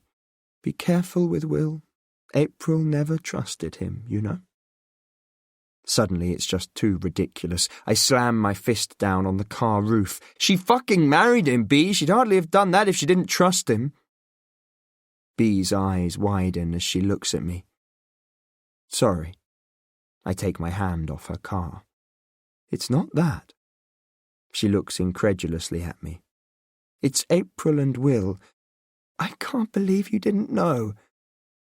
They didn't get married, Noah. She couldn't go through with it. Far from answering my questions, talking to Bea has left me with more, left me berating myself too for failing to check on April's past. At the peak of my obsession, I'd tracked her every move until I'd heard she was marrying Will, then I'd stopped hoping and, for sanity's sake, given up. Having made Bea promise to call me when she can, unsure of the significance of what I've learned, I drive back to Kent, frustrated, because Beatrice and Will know far more than I do, more, too, than they're prepared to tell me. Will. Everything comes back to Will. I'd no idea they hadn't married. I'd simply assumed he and April had divorced, and Will had lived happily ever after, as far as I knew, with the famous Rebecca Masters, with their impressive house and no doubt equally talented children, while his professional status had skyrocketed. Will had the life he'd always planned. He had it all. Only I had to be missing something. I was sure of it. April was in his past. He'd loved her once, he must have. He was going to marry her, and for whatever reason they'd parted, but he'd moved on, surely, when he married Rebecca, so why such animosity towards her? Why all these years later were they still in touch? It seemed reasonable enough to assume that their paths might have overlapped professionally, but there must have been any number of other counsellors Will could have referred his patients to. Yet he chose April.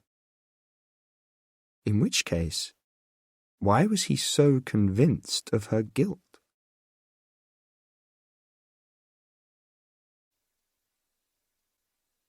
Ella. I know exactly when my dream started. I was 9 years old and it wasn't quite autumn. I remember the yellow dress I was wearing that floated round me when I spun round in circles, and the pile of leaves smouldering in some distant part of the garden, the air carrying the sweet scent of their smoke.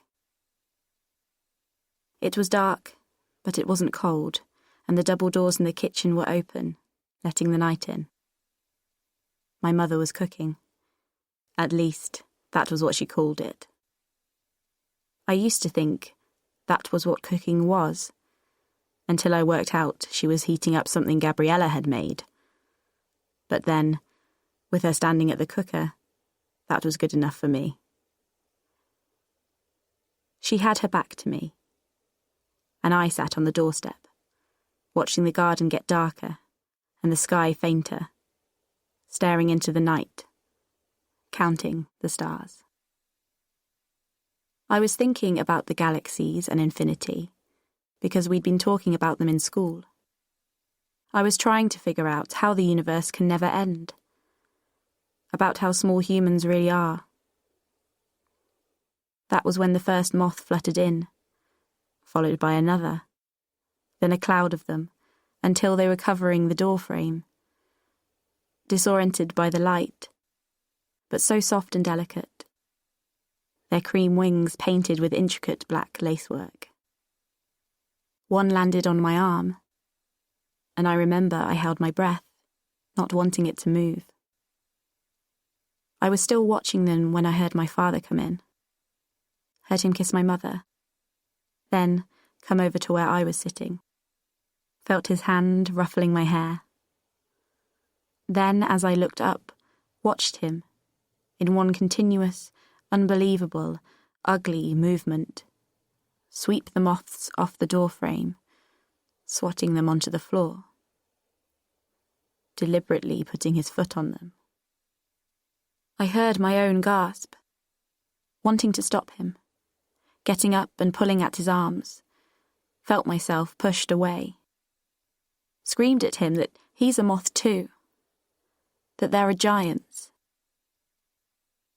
I lay in bed that night, hungry because I couldn't eat, haunted by what he'd done, by his callousness towards harmless, living creatures, seeing it over and over, slow motion in my head. And it was my fault. I knew that. for sitting in the open door, for letting the moths in, for not shutting them out where they belonged, agonising over it until I drifted away on my tears. In my dream, I made everything right. In the darkness, the moon rising behind the trees, illuminating the gnarled fretwork of their branches, those same beautiful, black-laced moths found my open bedroom window, where the walls had grown flowers, where I gave them a refuge from people like my father, with their sprays and rolled-up newspapers and heavy boots, where they gently stirred the air with their wings, blanketing the walls with their softness, knowing they were safe. Later, they were joined by the pheasants who could still fly, because no one had shot them, and the rabbits whose lungs would no longer be filled with toxic gas, but with pure, clean air, and even the tiniest ants that would never be boiled between the paving stones, because that would never happen here. Sometimes Theo was there too. But that's how dreams are. The real and imagined crossing over, until you can't tell who belongs where. September 2011 was when the dreams started. The first night I knew my father could kill.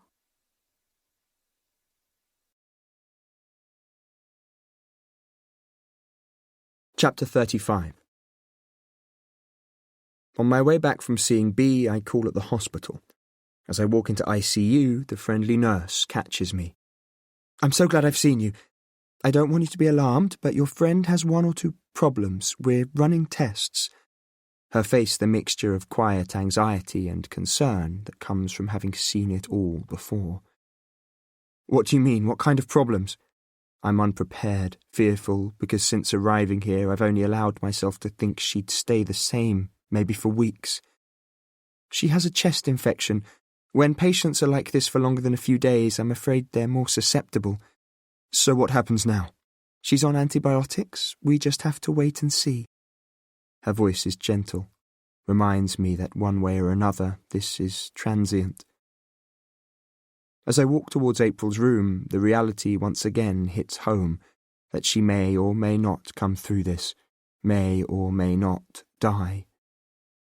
Remembering why I've come here, my resolve strengthens. I've failed her in the past. This time I can't let her down. Later, as I leave the hospital, I text Will. Had an interesting call from Ryder, who seems to have me pinned as a liar, but I'm curious. April tried to call me the night that Norton died. Do you know why? I know he's been in contact with April because of recently referred patients.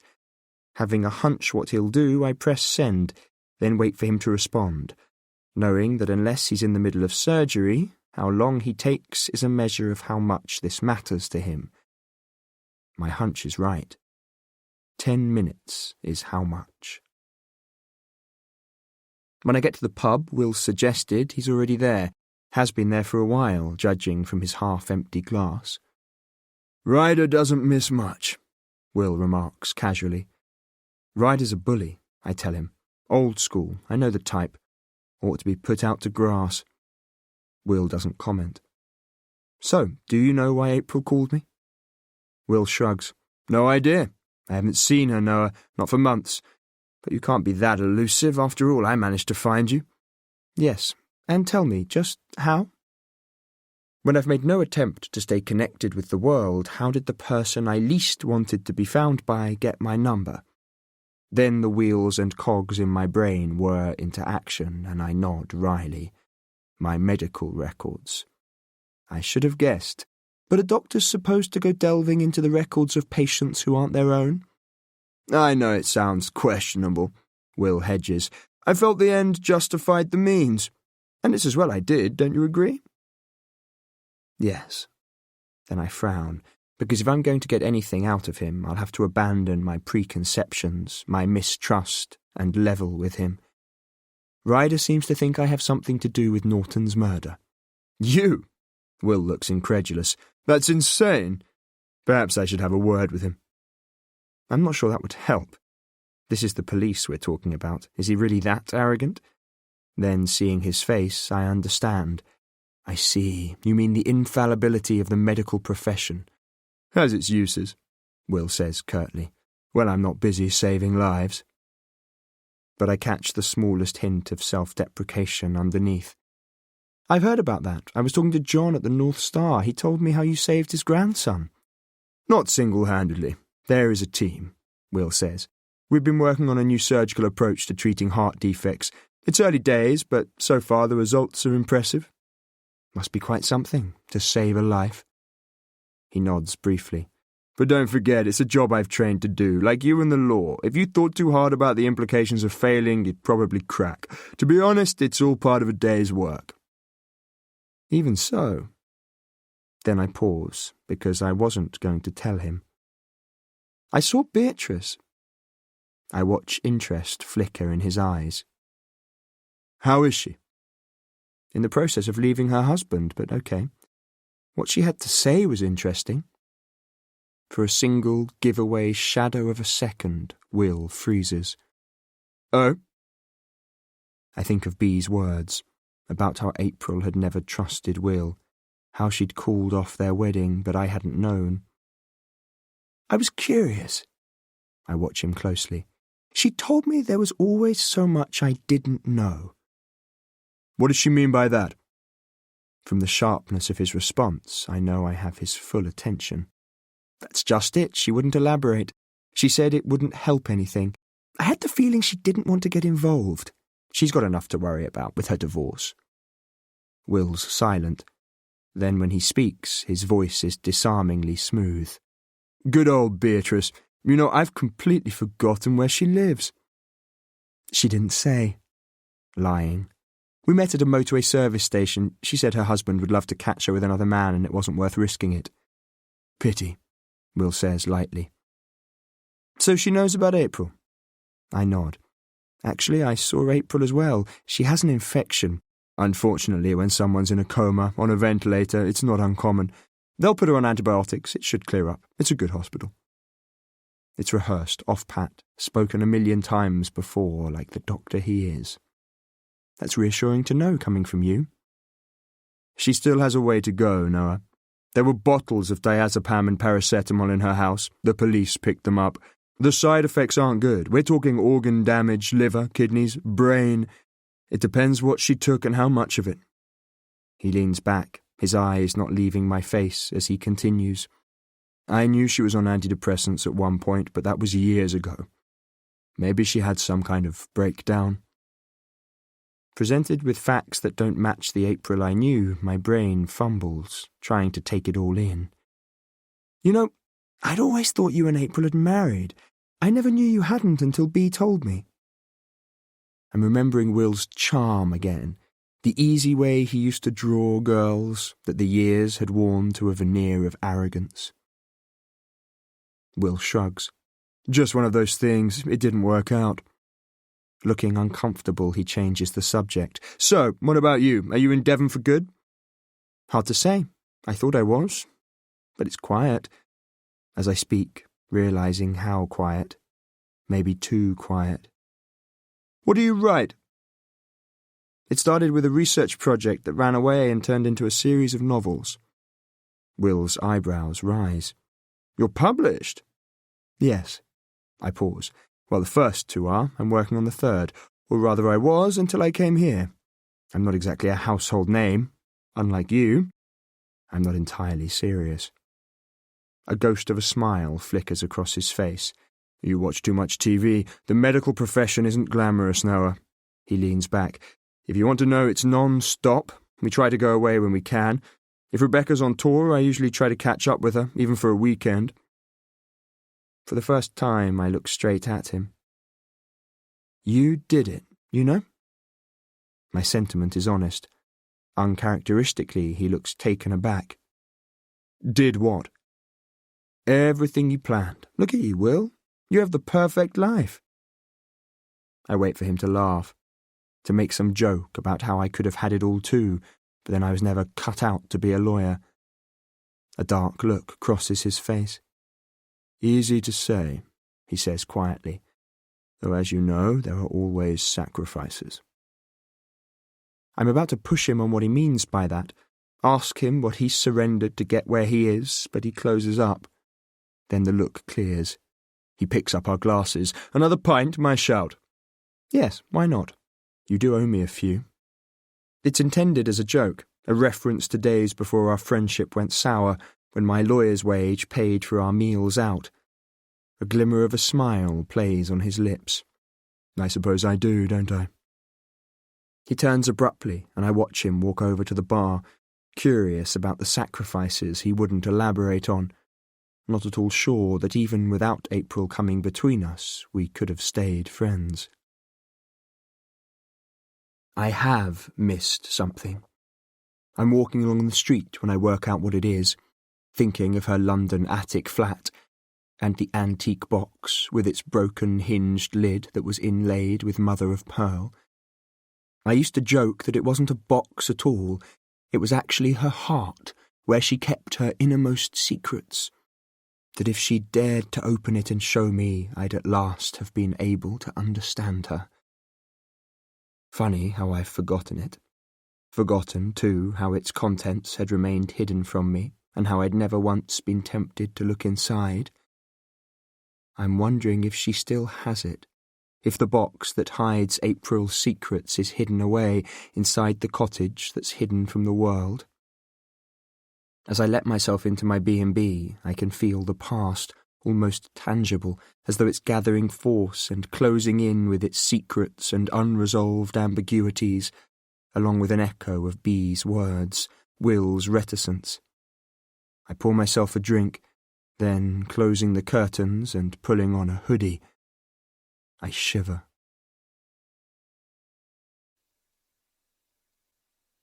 Ella. I've been thinking about the letter, she says. It's weird, but I kind of don't think of her like the other therapists. The one you told me about, that you weren't supposed to read. I hope she won't make me tell her. She waits. I know it's to do with Theo, but you haven't actually told me what it says. All this time, she hasn't actually asked. She must really want to know. I know I would. I know. I so nearly tell her then, because I'm so tired of secrets and not sleeping. How my head aches nearly all the time. But then I stop myself. Because the problem is, once it's out in the open, it will be a storm wave sweeping across the landscape of my family, completely obliterating it. I bite my lip. And I know you're trying to help me, but I don't think there's any way you can. She waits. Then she says, "You know, like when you told me about Theo, sometimes it's better just to get it out there. You feel better." She's right. It helped. Kind of. But she doesn't know about the other stuff I should have left alone. That's just as shocking. Or even worse. Yeah, but the thing is, once you've said things, you can't unsay them. You're the one who has to decide. She sits back. But you know you can trust me, don't you, Ella? I nod. It's cool. I really believe her. But it's not about trusting her. It's about me. If I tell her, it'll be real. At least this way, while it's a secret, even for a bit longer, I can still pretend. She looks at me. There's another way of looking at this. I look at her, surprised. How? Well, she pauses. You're the one who knows what it's about. But maybe it would help if you could understand why the person who wrote it kept it secret. Oh geez, why did I even start this? I know I suggested this before, but maybe you really should talk to your father. She sits back in her chair. He might be glad to explain it to you. Then I'm distracted. Because how does she know the letter was from my father? Then I realise she doesn't. I've only told her I think he's Theo's father. You don't know my father, I tell her. Absolutely no way would he be glad. Right. It's not just about Theo. I fold my arms and stare at the floor. No? She looks surprised, then realises she's really pissing me off. I'm sorry, Ella.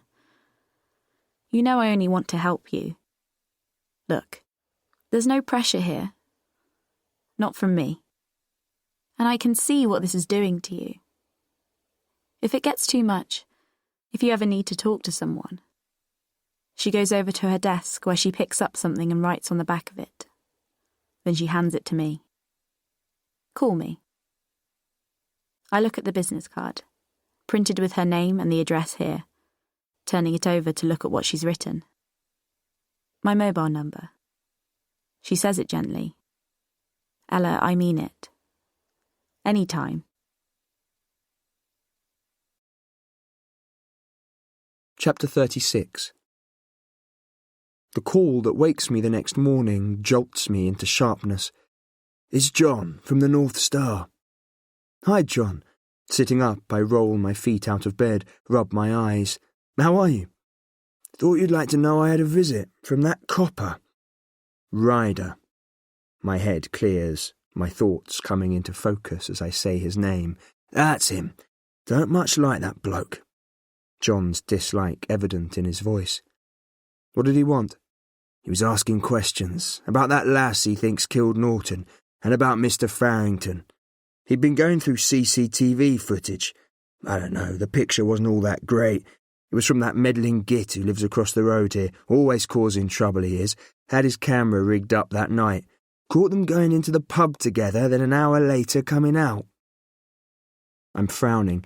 Was he sure? Well, he seems to think it was them. I wasn't there. Sorry, which night was this? It makes no sense that Will was in the North Star with April when Will himself just told me yesterday he hasn't seen her. Couple of weeks back. It was my night off. That April, he said her name was, she came in with Mr. Farrington. Ryder showed me a photo. It was her, all right. Same lass who came in with Norton. Suddenly my mind is racing because why didn't Will mention this? Thing is, after he'd gone, I remembered. Wasn't until he told me what her name was that I knew who she was. But I looked it up to check. He pauses. You see, the next morning, after the photo was taken, when I was opening up, I took a phone call. Young lady had lost her phone and thought she'd left it here in the pub. Left her name, too. April Russo. He says it triumphantly. John, you're sure about this? I'm elated, my head reeling with this newest piece of information, trying to make it fit. This is the proof I've been looking for, that April didn't leave her phone in Norton's car. She couldn't have. Someone else had it all along. Got it right here in black and white, he says. Happens all the time. We keep this lost and found book. This is really important, John. Can you keep the book somewhere safe? Does Ryder know? Not yet. I was about to call him. But there's a new question. Because if April had lost her phone, how did it end up in Norton's car? Someone must have picked it up and intentionally left it there, which indicates she's been framed. But then my elation subsides because there's another possibility too, that she could have found it again. Anyway, thought I'd better tell you, he says cheerfully. Thanks, John. Then I almost forget to ask. Before you go, did the phone turn up? No sign of it. When I call the hospital, they tell me April's condition hasn't changed, that it will take at least 24 hours for the antibiotics to start to work. Then I try calling B. When it goes to voicemail, I leave a message. Hi, B, it's Noah. Look, I really need your help. Please call me back. Then, fired up by John's call, I pull out the folders and notes on April's clients and start painstakingly working through them, looking for something else I might have missed. Only this time, because I've met Daisy and Lara and heard firsthand about the agony they've been through, the stories resonate far more deeply. The scale of suffering, the impact on real lives, of losses so devastating that the fallout never leaves but remains, hidden where no one can see. Then, as I leaf through the pages of the old law book I found in April's house, more pieces of paper flutter out that I haven't seen before. As I start reading, slowly the mist clears. Several stories leap off the pages at me. They're all of them about mothers carrying babies diagnosed with the same heart defect, yet only some of whom have been offered treatment. Because it's a subject I know nothing about, I Google the condition, check several sources, finding they are all the same. Previously considered untreatable, now, if caught early enough, new surgical procedures offer a cure. Puzzled, I look up more websites, none of which explain why some babies would be treated and others wouldn't. It leaves me with a question. Why?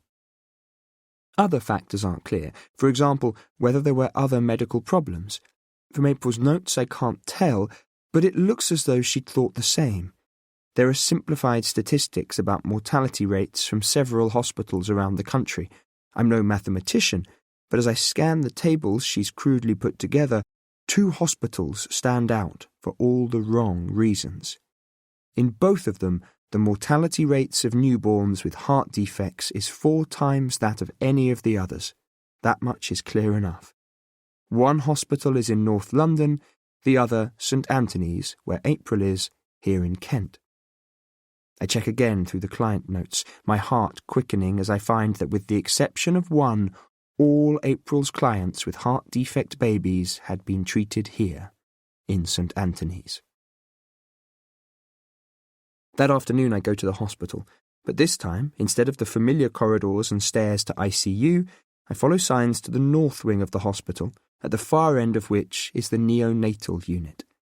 It's a contemporary wing, unlike ICU, full of light, a resource clearly considered better spent on those arriving in this world than those leaving it. I pass a window through which I glimpse a row of incubators, hear a fragile, high-pitched cry from behind a closed door, imagine again the anguish of April's clients as I reach a large desk behind which a nurse sits. "You look lost, sir," she says. "Can I help you?" "Maybe," hesitating, clutching at the ghost of an idea that comes to me just in time. "A friend of mine had her baby here, Lara Collins." I'm bluffing. I don't know where Lara's baby was born and died, but then I doubted the nurses remembered everyone by name. "The baby didn't make it. I was away at the time. I hope you don't mind. I just wanted to see what it was like here." "I'm sorry. It must be difficult." Her sympathy is genuine. Then she reaches into a drawer under her desk. "Why don't you have these?" I take the leaflets she hands me. "Thank you." Then, suddenly awkward in this place of sick babies and grieving parents in which I don't belong, I turn to leave. As I walk, glancing at the leaflets, shocked at the irony of seeing April's name listed on the first one. As I reach ICU, a trolley is wheeled towards me, the figure on it inert, their long dark hair the most recognisable feature, and I miss a heartbeat, only realising as it passes that it's not April and that she's still there, in the same room, with the same PC. The only difference is that there are more flowers, pale pink roses this time. "Who was her visitor?" I ask the nurse who comes in. "You saw the flowers, family, probably. She was here for quite a while." I don't correct her. Don't tell her that to all intents and purposes there is no family, only the most distant blood relatives who don't care and wouldn't have thought to bring flowers. Then I frown. I didn't think flowers were allowed these days. To be honest with you, they're not as a rule, but 1 or 2 of the more senior staff have what you might call a healthy disregard for the rules.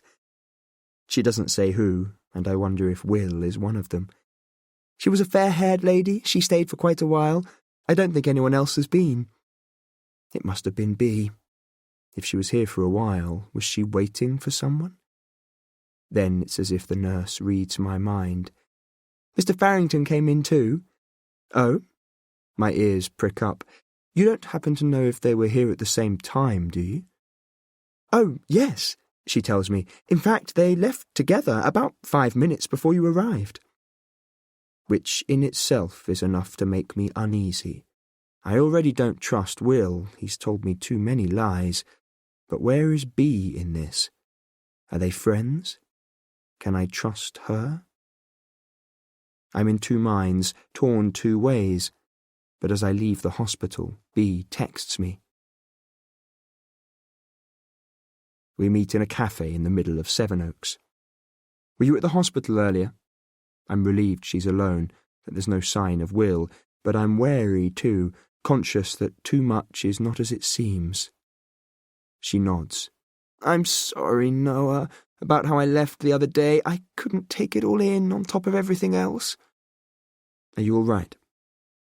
Usually a light dances in her eyes, but today it's dimmed. Oh, I will be. I found a flat, which is the first step.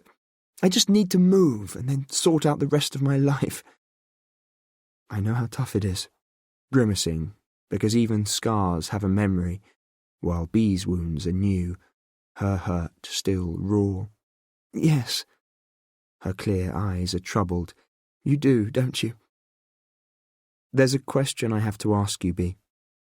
She already knows. You mean Will and April? I nod. What happened between them? She sighs. I never understood why they got together in the first place. There was chemistry between them, but it was more like he was obsessed with her. She does that to people, even me for a while. Bea looks slightly embarrassed. You and April? There's incredulity in my voice that I can't help. But as her cheeks flush, she's already shaking her head. Nothing happened. For a while, if I'm honest, I wished it had. But anyway, with Will, it was more than that. I think he saw you as a rival, and he couldn't bear for you to win. I'm astonished. So when I was out of the way and he had her to himself, what was the problem? Bea's silent. He was obsessed with her, but he couldn't forget about her background. Yet he couldn't change it either, and he couldn't bear for her to be with anyone else. Just after they got engaged, April discovered she was pregnant. After that, I'm not really sure what happened. Maybe she saw Will's true colours, but it was April who left him. It was quite brave, I thought.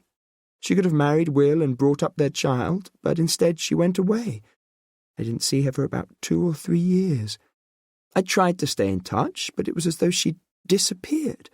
Then I bumped into her at a party, and after that, well, ever since, we don't see each other often, but we've kept in touch. What about the baby? She miscarried, but she wouldn't talk about it. Bea's eyes are full of tears. I think that's why she went away. So unfair, after all she'd been through. Maybe that's why she had such empathy with her clients. And as a counsellor, she helps women who face the same. Bea nods. I can't help thinking April's clients must constantly remind her of her own loss. A sigh comes from Bea as she shakes her head, then gazes past me. Remember how we were in school, teenagers who thought we could do anything? Look at us now, single, lonely. Will isn't, and single's not so bad. Anyway, you'll meet someone, Bea. Give it time. Her smile is rueful. What about you, Noah? Are you really happy? I tried happiness. Don't worry, there've been other girls. It just didn't work out. And I've lived alone far too long. Then I hesitate. Can I trust you with something, Bea? I need you to swear this will stay between us, just us. For now, at least. Her eyes are wide as she nods. I think April had discovered something strange going on at a couple of hospitals. Some of her clients were carrying babies diagnosed with a heart condition. I've read up a bit, and it was something that these days should have been treatable. Only at 2 hospitals the mortality rates went through the roof. But she shrugs. You read about this, though, don't you? Some hospitals happen to be much better or worse than the others. Don't they call it the postcode lottery? Yes, but this is different. We're talking about reputable hospitals, Westmead in North London and St Anthony's, where April is now. I watch her blue eyes turn towards me, the flicker of interest in them. The obvious person to talk to is Will. No. The word is out before I've thought it. I need to know more before I talk to him. Are you sure of your facts? Almost. Anyway, they're not mine, they're April's. But don't you see, there could be a cover-up going on. And if word gets out, you can bet that all the evidence will disappear. No, what I think I need to do is talk to the families whose babies were involved. What will you tell them? I sigh. That April was putting together her own research. That it might help other families. Unless you have a better idea? B's hand is conspiratorial, reaching across the table, closing round mine. Keep in touch, Noah. Let me know what you find.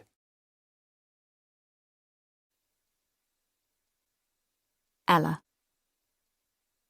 My life is full of other people's lies. Because it's easier for them to lie than tell the truth. Harmless, little white lies to protect someone. And the daffodil yellow ones that are a cover-up.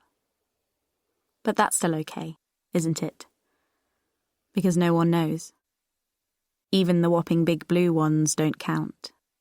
There's always such a really good reason for them. Scarlet red lies that are blatant. Anyway, you've told so many by now, what's the difference?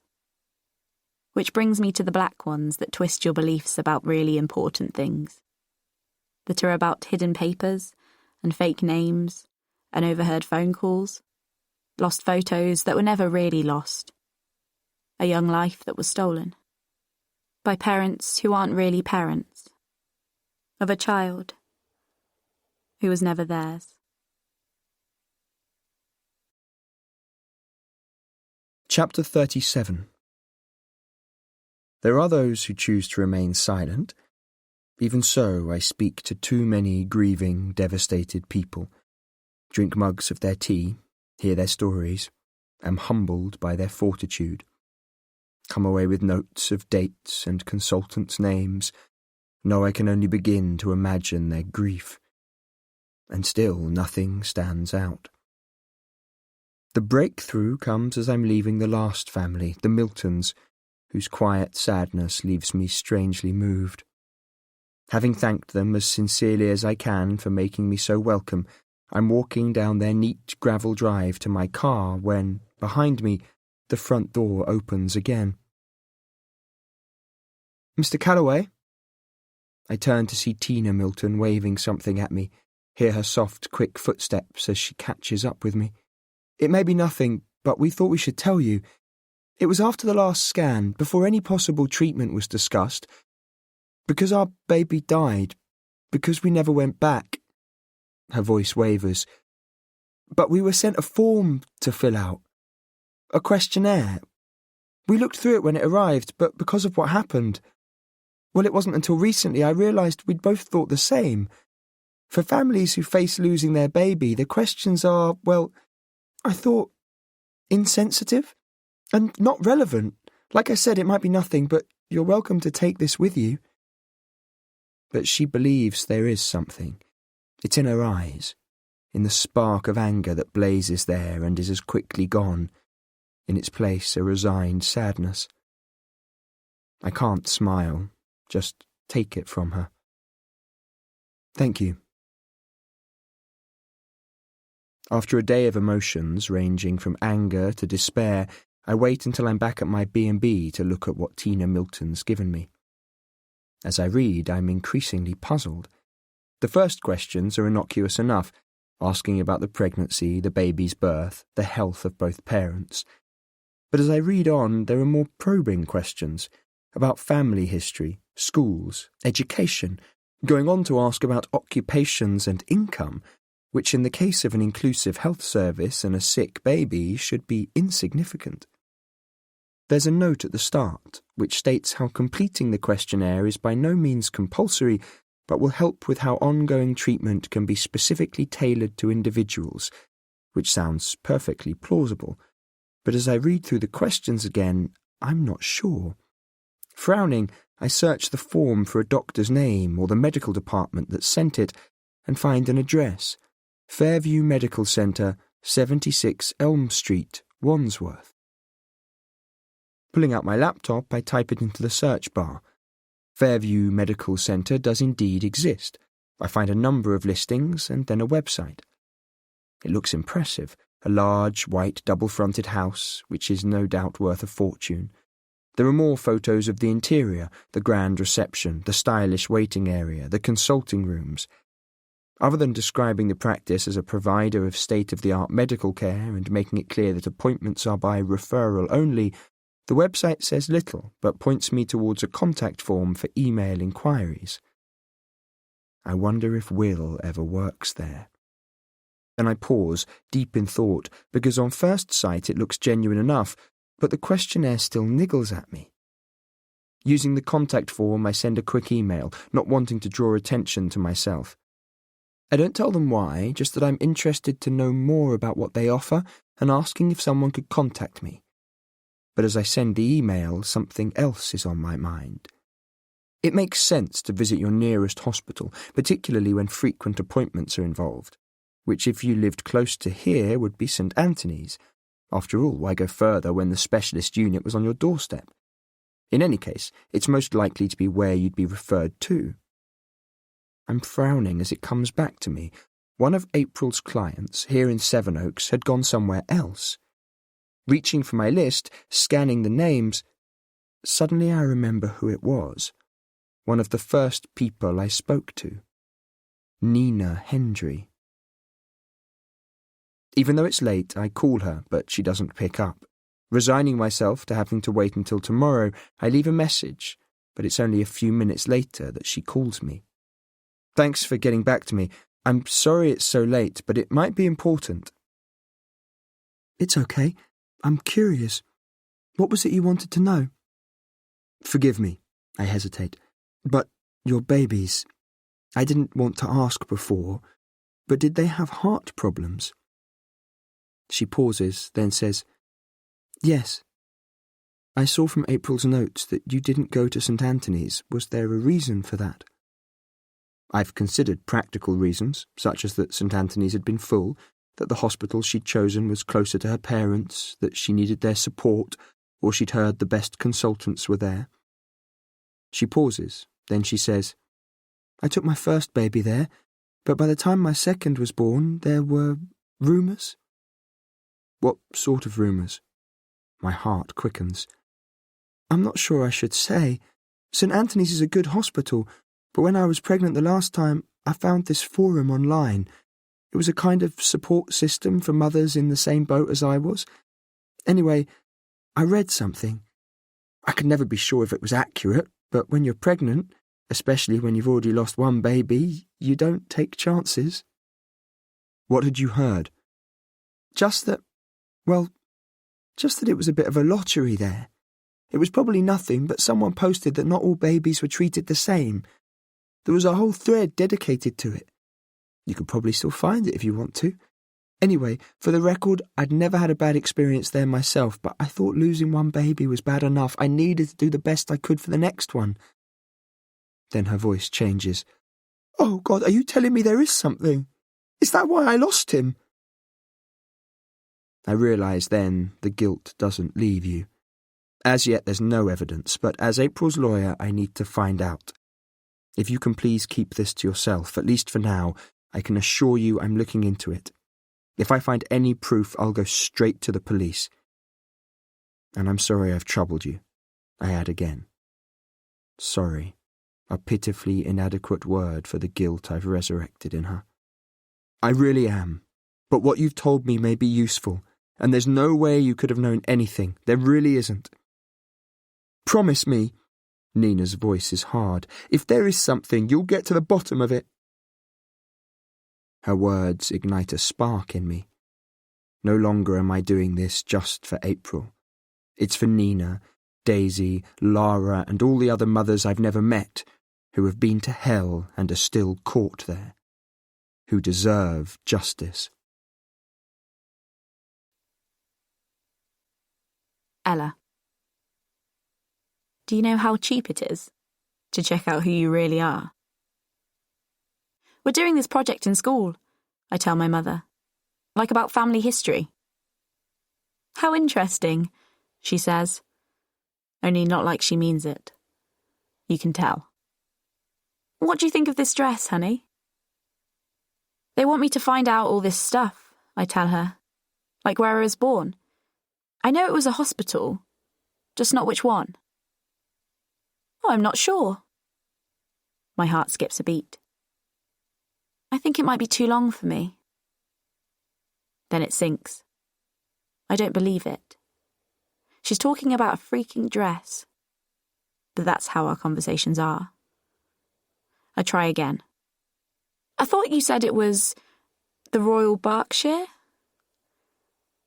She looks at me blankly, as she remembers the question. Oh, you mean the hospital? Yes, it was. Then she frowns. What did you say this was about? I roll my eyes, act like it's nothing, when this is practically the biggest deal of my entire life. I told you, some really lame school project I'm behind with, because it's so freaking dull. It sends her off on a tangent just as I knew it would. I wait for the rant.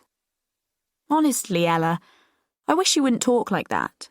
Your school fees cost a fortune. And it's such a good school. You really should work harder. Mostly I work really hard, I tell her, pissed off at her for saying that, because she already knows my grades are good. And because she's my mother, isn't she? Can't she see past what I'm asking her? Can't she tell there's something wrong? I'm going to watch TV. She looks relieved then, because she has dresses to think about. Of course, I'm not watching TV. Well, it'll be switched on, but I won't actually be watching because my head is buzzing with a million noisy thoughts. But also, there's something I have to do. It doesn't take long, and it's so easy. All you need is a laptop and your parents' names, the name of the place you were born, a credit card, and a few minutes. That's all. What's harder is the waiting. The 15 days they tell you it will take for that envelope to reach you, which when you open it, will make sense of everything. Tell you how you are the person you think you are. That you were born in the Royal Berkshire on October 30th, just as they told you. That your parents are your parents. You're just a regular paranoid teenager with an overactive imagination. Time you learn to keep it in check. Only, after 15 days, the envelope doesn't come. After 17 days, you're still waiting. Did you make a mistake? Have they somehow lost you? But instead of the letter I've pinned my hopes on, I get an email. Birth certificate. Ella Vivian Farrington. We have been unable to process your application. Please refer to the paragraph below. We have been unable to find any entry with the details you provided. Crash and burn. Ella's parents, whoever she is. Only you're not her parents, are you? Who's Ella? Really? Or did you make her up? They'll refund my money. I don't care about the freaking money. £9.25. The cost of discovering you don't exist. Chapter 38. I'm at the heart of a gathering storm, where clouds of confusion loom overhead and I can't see the way forward because the sunlight has dimmed. Easy, then, for Detective Sergeant Ryder to find me. He looks excessively pleased with himself as I get up from my breakfast table and, with a sinking feeling, because nothing to do with Ryder is ever pleasant, go out to where he's standing in the hallway. Swivelling cold eyes in my direction, he stops talking to my landlady. "There are some questions I need to ask you, sir." Deliberately speaking loud enough so that everyone stops mid-breakfast to gawp, though I'm the only one who hears his smirk. "Ask away," I shrug, as his eyes shift. "It would be helpful if you'd come down to the station," he says more quietly. "I've told you everything I can." I'm irritated because I know his game. He must be more stupid than I thought. "If you have enough evidence, come and arrest me. I'm bluffing, trusting my instincts that he hasn't. Mr. Calloway, you will be coming back, won't you? My landlady hovers, more anxious about my bill than my well-being. I'm not going anywhere. For once, at a loss for words, Ryder glowers. Hiding my anger under a veneer of calm, I turn to go back to my breakfast, feeling all eyes on me, the wave of Ryder's fury as he leaves, sitting down only to find that my eggs are congealed and my bacon cold. Again I go to the hospital, but instead of the familiar police presence just inside, when I reach April's room, it's empty. Hello? I'm holding onto the doorframe, fearing the worst, as I turn to see the friendly nurse standing behind me. Where is she? Suddenly I'm afraid, feeling the blood draining from my face, because I can't let her down, not this time. She can't die. She's been moved, the nurse says quietly. If you come with me, I'll show you where she is. I follow her further along the corridor, through another set of swing doors, where she shows me into a larger room divided into several cubicles, with a door into another, much smaller room, which is where she is. Through the glass, I can see a police uniform. I'm afraid she's not responding to the antibiotics as well as we'd hoped. She'll have more nursing care in here. My ears are assaulted by an orchestra of electronic noise. I glance around, taking in the inert figures in all of the beds, wondering how it is that no one wakes. She's quite poorly. Is there anyone who should be told? Against the background noise, the nurse's voice is quiet, but my ears make out each syllable, the intonation of every word. I don't think so. Then suddenly I'm thinking hard, because if I'm on the right track and my investigation is discovered, there's the risk that whoever's involved will immediately destroy all the evidence. And because I don't know who else to ask, I turn to her. Look, would you have a moment to talk? Of course. Is it about Ms. Russo? Yes, but not directly. I glance around. Is there somewhere quieter? Come with me. I follow her round a corner of the corridor, where she gestures towards a group of chairs. We shouldn't be disturbed here. I think I told you I was acting as April's lawyer. Hearing my voice echo along the empty stretch of corridor, I lower it. She nods. Her brown eyes are full of compassion, and her name is pinned to her dress, Louisa. I've been here almost every day, but until now I haven't seen that. I think she discovered something. My words are fast, my voice quiet. If I'm right, she'd found out something to do with newborns who had heart problems. She collected all of this data from hospitals around the country, but at 2 of them, mortality rates were significantly higher. She frowns. You're sure about this? I nod.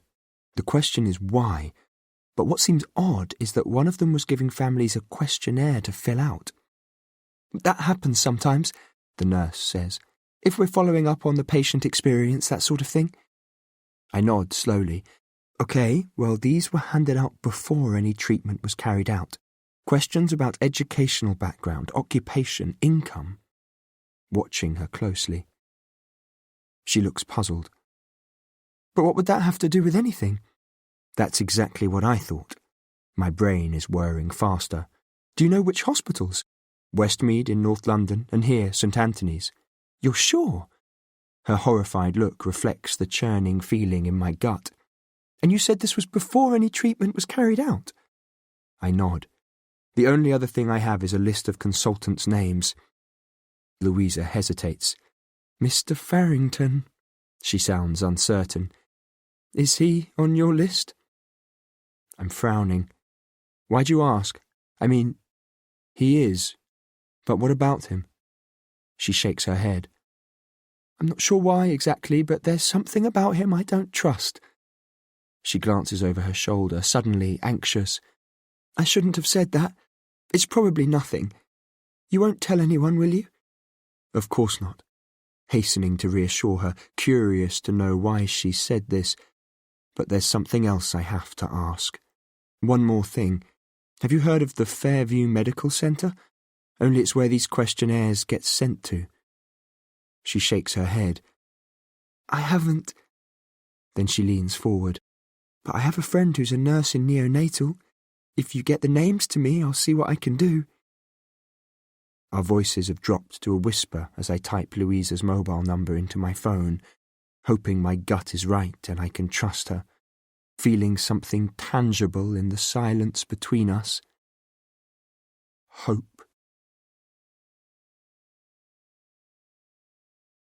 Chapter 39. With hope comes renewed urgency. As I let myself into the B&B, almost as if she's been waiting for me, my landlady appears. Is everything all right, Mr. Calloway? Ryder's visit has made her twitchy. Fine, thank you. Brushing past her without explanation, I go to my room, locking the door and texting my list of consultants' names to Louisa. I've a growing sense that what April has found could be bigger than I'd expected, but I'm no clearer as to where Norton's murder fits into all this. Then I start to Google the parents of the sick newborns, some of whom are high profile, their backgrounds available for the world to see. I find work addresses, jobs, for a few of them even schools, discover a whole new use for social media. The internet makes what would once have been days of work effortless. Not that I find everyone, but discovering enough that the delicate trace of what I've glimpsed so far slowly gains substance. But I need to be sure. Snatching up my keys, I'm running back out to my car, a list of addresses in hand, the darkest of suspicions in my head. As for the next 2 or 3 hours, I drive around, checking out each and every one of them. Only when I pull up at the roadside outside the last do I know with certainty I'm onto something. Out of the babies who died, with the exception of one who was stillborn, all of the addresses are modest, low-value homes, the Magnolia Ways, the virtual presence of these families non-existent. I stare at the facts, black and white in front of me, suddenly chilled because the inference of the reverse is terrifying.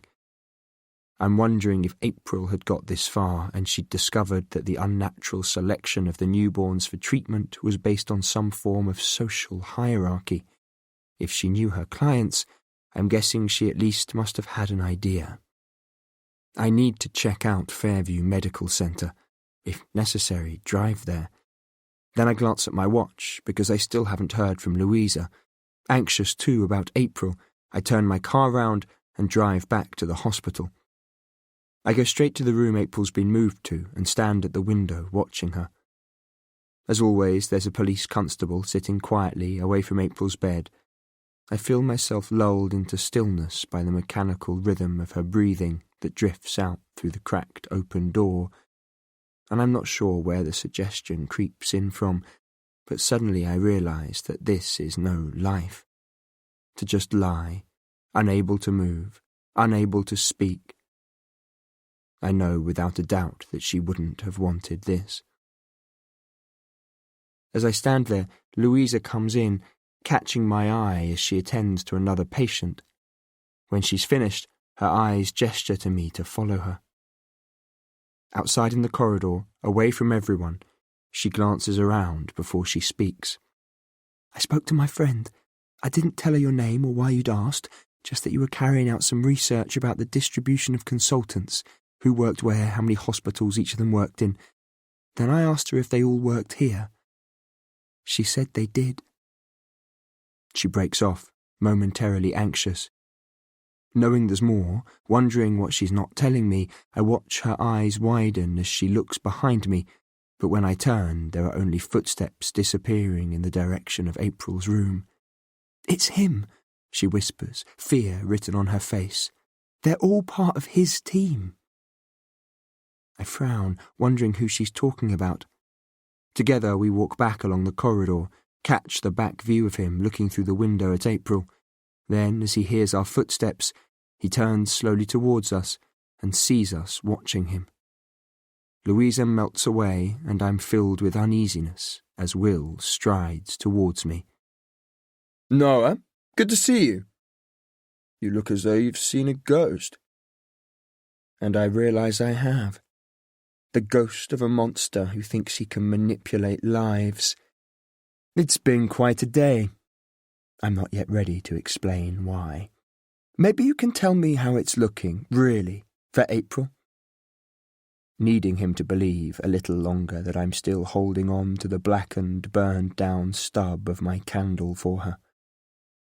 Even here, in this most fragile part of ICU, it's there in his eyes that I amuse him.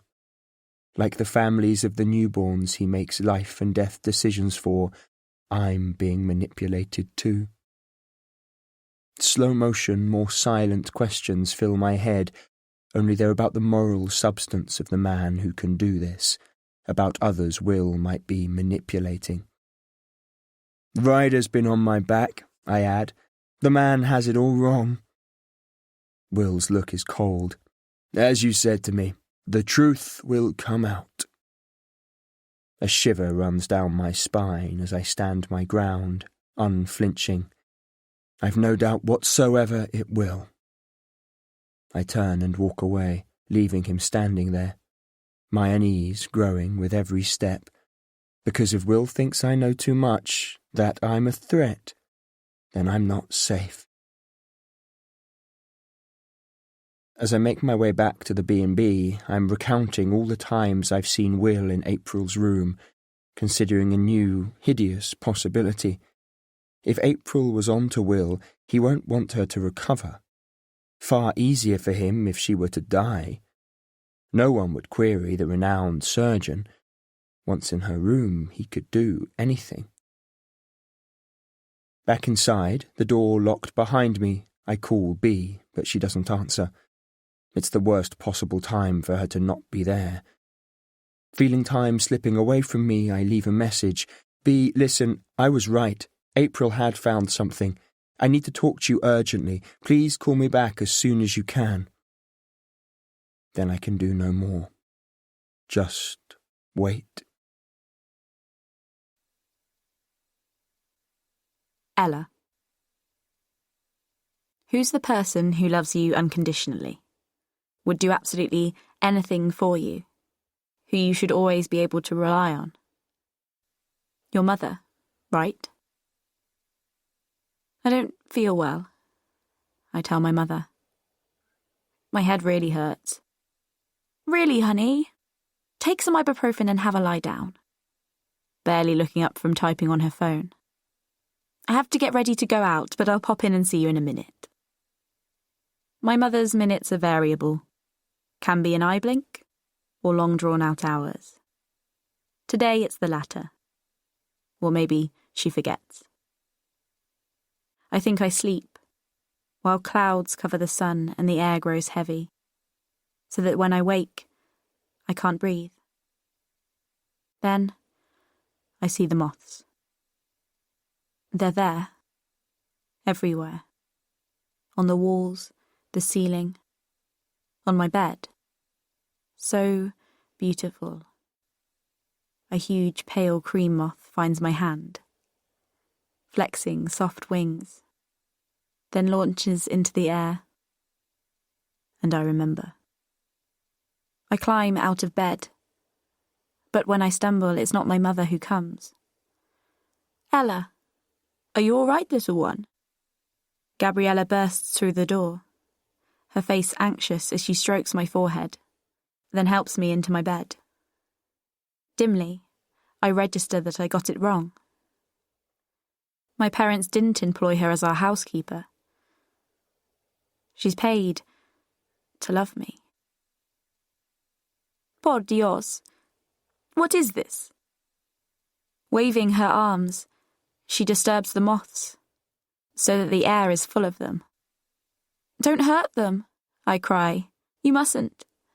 Leave them, please. It's the panic in my voice, makes her forget the moths, turn to me. I'm hurting, I tell her, drawing up my knees, pushing my face into my pillow. It really hurts, Gabriella.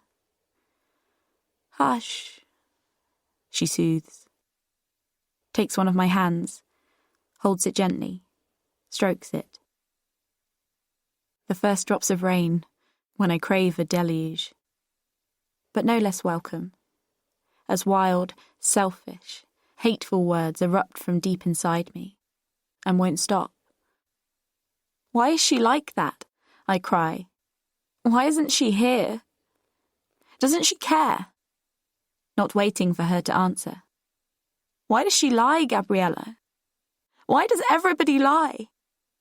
I'm sobbing louder now, but I can't help it. Where's my mother? She had to go out, little one. She has a meeting to go to. In London, remember? But it's okay. You'll be okay. I am here. But it's not okay. Nothing is. My raw, agonizing cry, an animal sound of fear and loss and hurt and betrayal, as I try to stand. Because I have to get away from here. Only the room is spinning and my legs won't work. Help! I'm pleading with Gabriella. Please, help me. But she's frightened, her eyes full of uncertainty, has no idea what to do. Then I remember. And with the memory comes strength. Enough for my legs to make it across the room, while the moths find the open window. Reach my phone. Chapter 40. Suddenly I'm caught in a race, between Will going to Ryder, as I know he will, with a fabricated story containing enough half-truths to satisfy them both and implicate me, and B, wherever she is, picking up her messages and calling me, against time itself. But with a flash of insight, I know Ryder won't call me, and that he'll come here, flaunting his status in front of the same people who watched me openly defy him because he gets a buzz out of it. Quickly I gather up the files and notes, slipping them into a bag, grabbing my wallet and keys, then, as an afterthought, a hoodie. On impulse, I glance out of the window just as his car pulls up. Panic surges through me, then I slip out, quietly closing the door. Halfway down the stairs, I freeze in someone else's doorway, out of sight, as my landlady shows him up 2 floors to my room. 2 floors that I've cursed traipsing up and down, but am now so grateful for, as seeing my chance and hurrying down the rest of the stairs, I slip out. Here again I'm grateful for the anonymity that the bustle of people offers, that in seconds I'm lost amongst the throng of rush hour. As I walk, I picture Ryder in my room, furious, searching through my possessions, carelessly, angrily discarding them, and I realise that all along I was right. At the heart of all of this is Will. I find a nondescript cafe by the station where I wait, increasingly tense, for B to call. I need her to know what I've discovered, not whatever lies Will has filled her head with. Another hour passes. It's gone 7 when at last the screen of my phone lights up. "I got your message," she says. "I'm so sorry, I've only just got out of work." I try to sound jovial. "Working you hard, aren't they? Where are you working?" "I'm a receptionist, thanks to April, really. It was she who suggested I apply for the job, and it's fine. There's just a lot I need to learn at this stage." Her tone changes. "Your call earlier on, Noah, it sounded serious. What is it?" April was definitely onto something. "Look, I know it's a lot to ask, but could you meet me?" There's a pause. "In Tunbridge? Would you?" She pauses again. "I wouldn't ask if it wasn't important." "Okay, yes, I'll be there. Where?" "If you park in the station car park, I'll wait for you." This sounds very secretive. There's curiosity in her voice. "It isn't meant to be. How long do you think you'll be?" "About an hour." After 50 minutes have passed, I get up and go outside, watching for the familiar shape of her Golf to swing into the car park, hanging back in the shadows as I hear a distant siren. She pulls in, 5 minutes late, bright, apologetic. "Sorry I'm late, the traffic was terrible." She kisses me on the cheek. "Thanks for coming, B. Come on, I'll buy you a coffee. We sit at a table in the corner. Are you going to tell me what this is all about? B looks worried.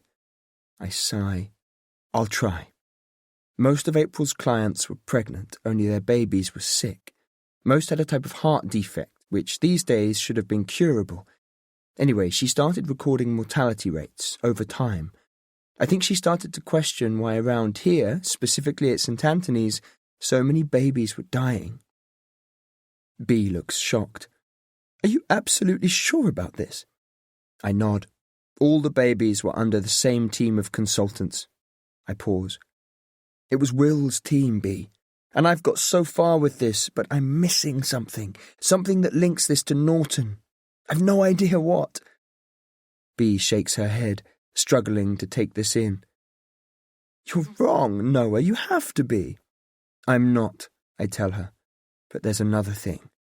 Will's team was selecting the babies they treated. They would, though, wouldn't they? I mean, if it was hopeless.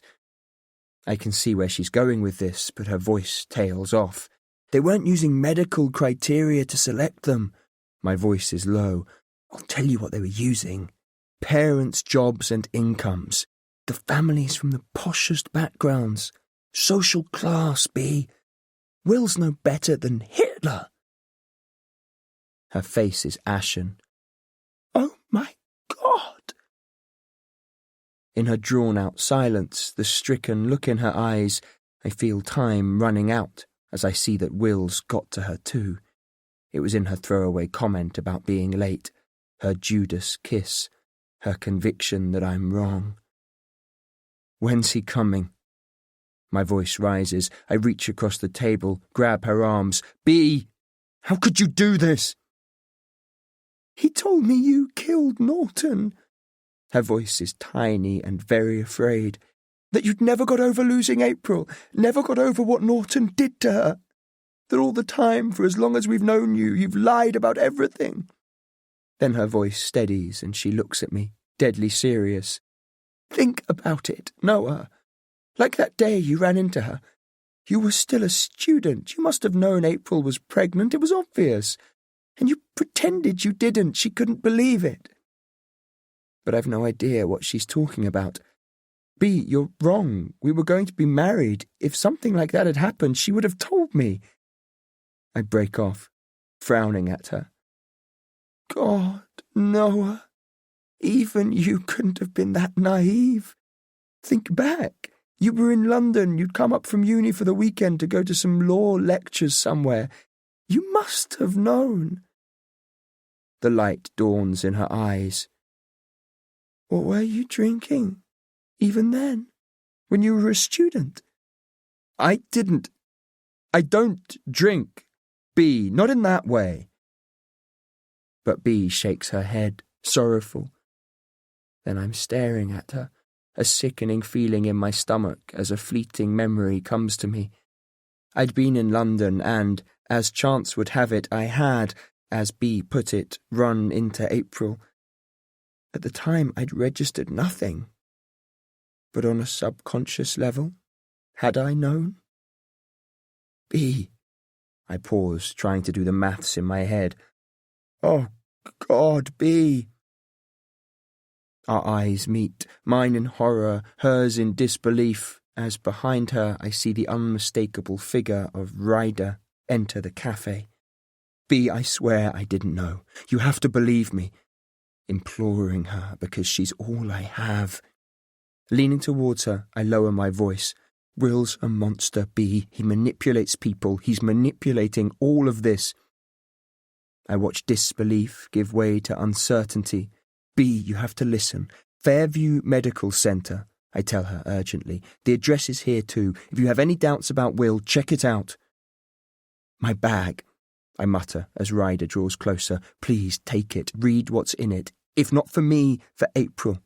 If you still don't believe me, you can give it to Ryder. I stand up, watching her eyes darting, untrusting, uncertain as Ryder looms behind her. His look is pure malevolence. As he starts talking, I know that this time he has something on me.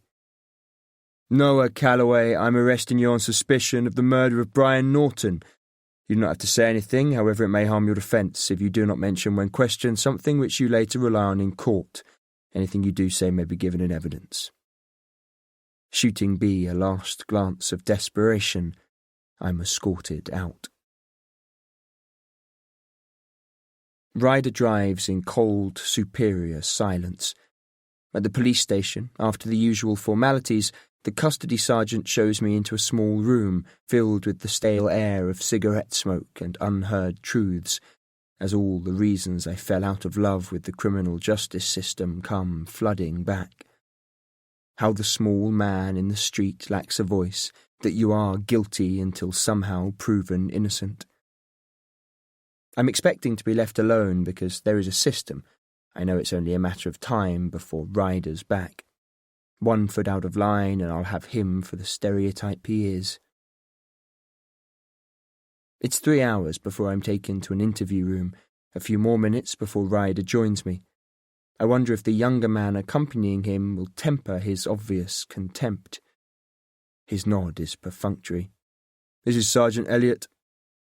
Elliot takes the seat next to Ryder, across from me at the small table.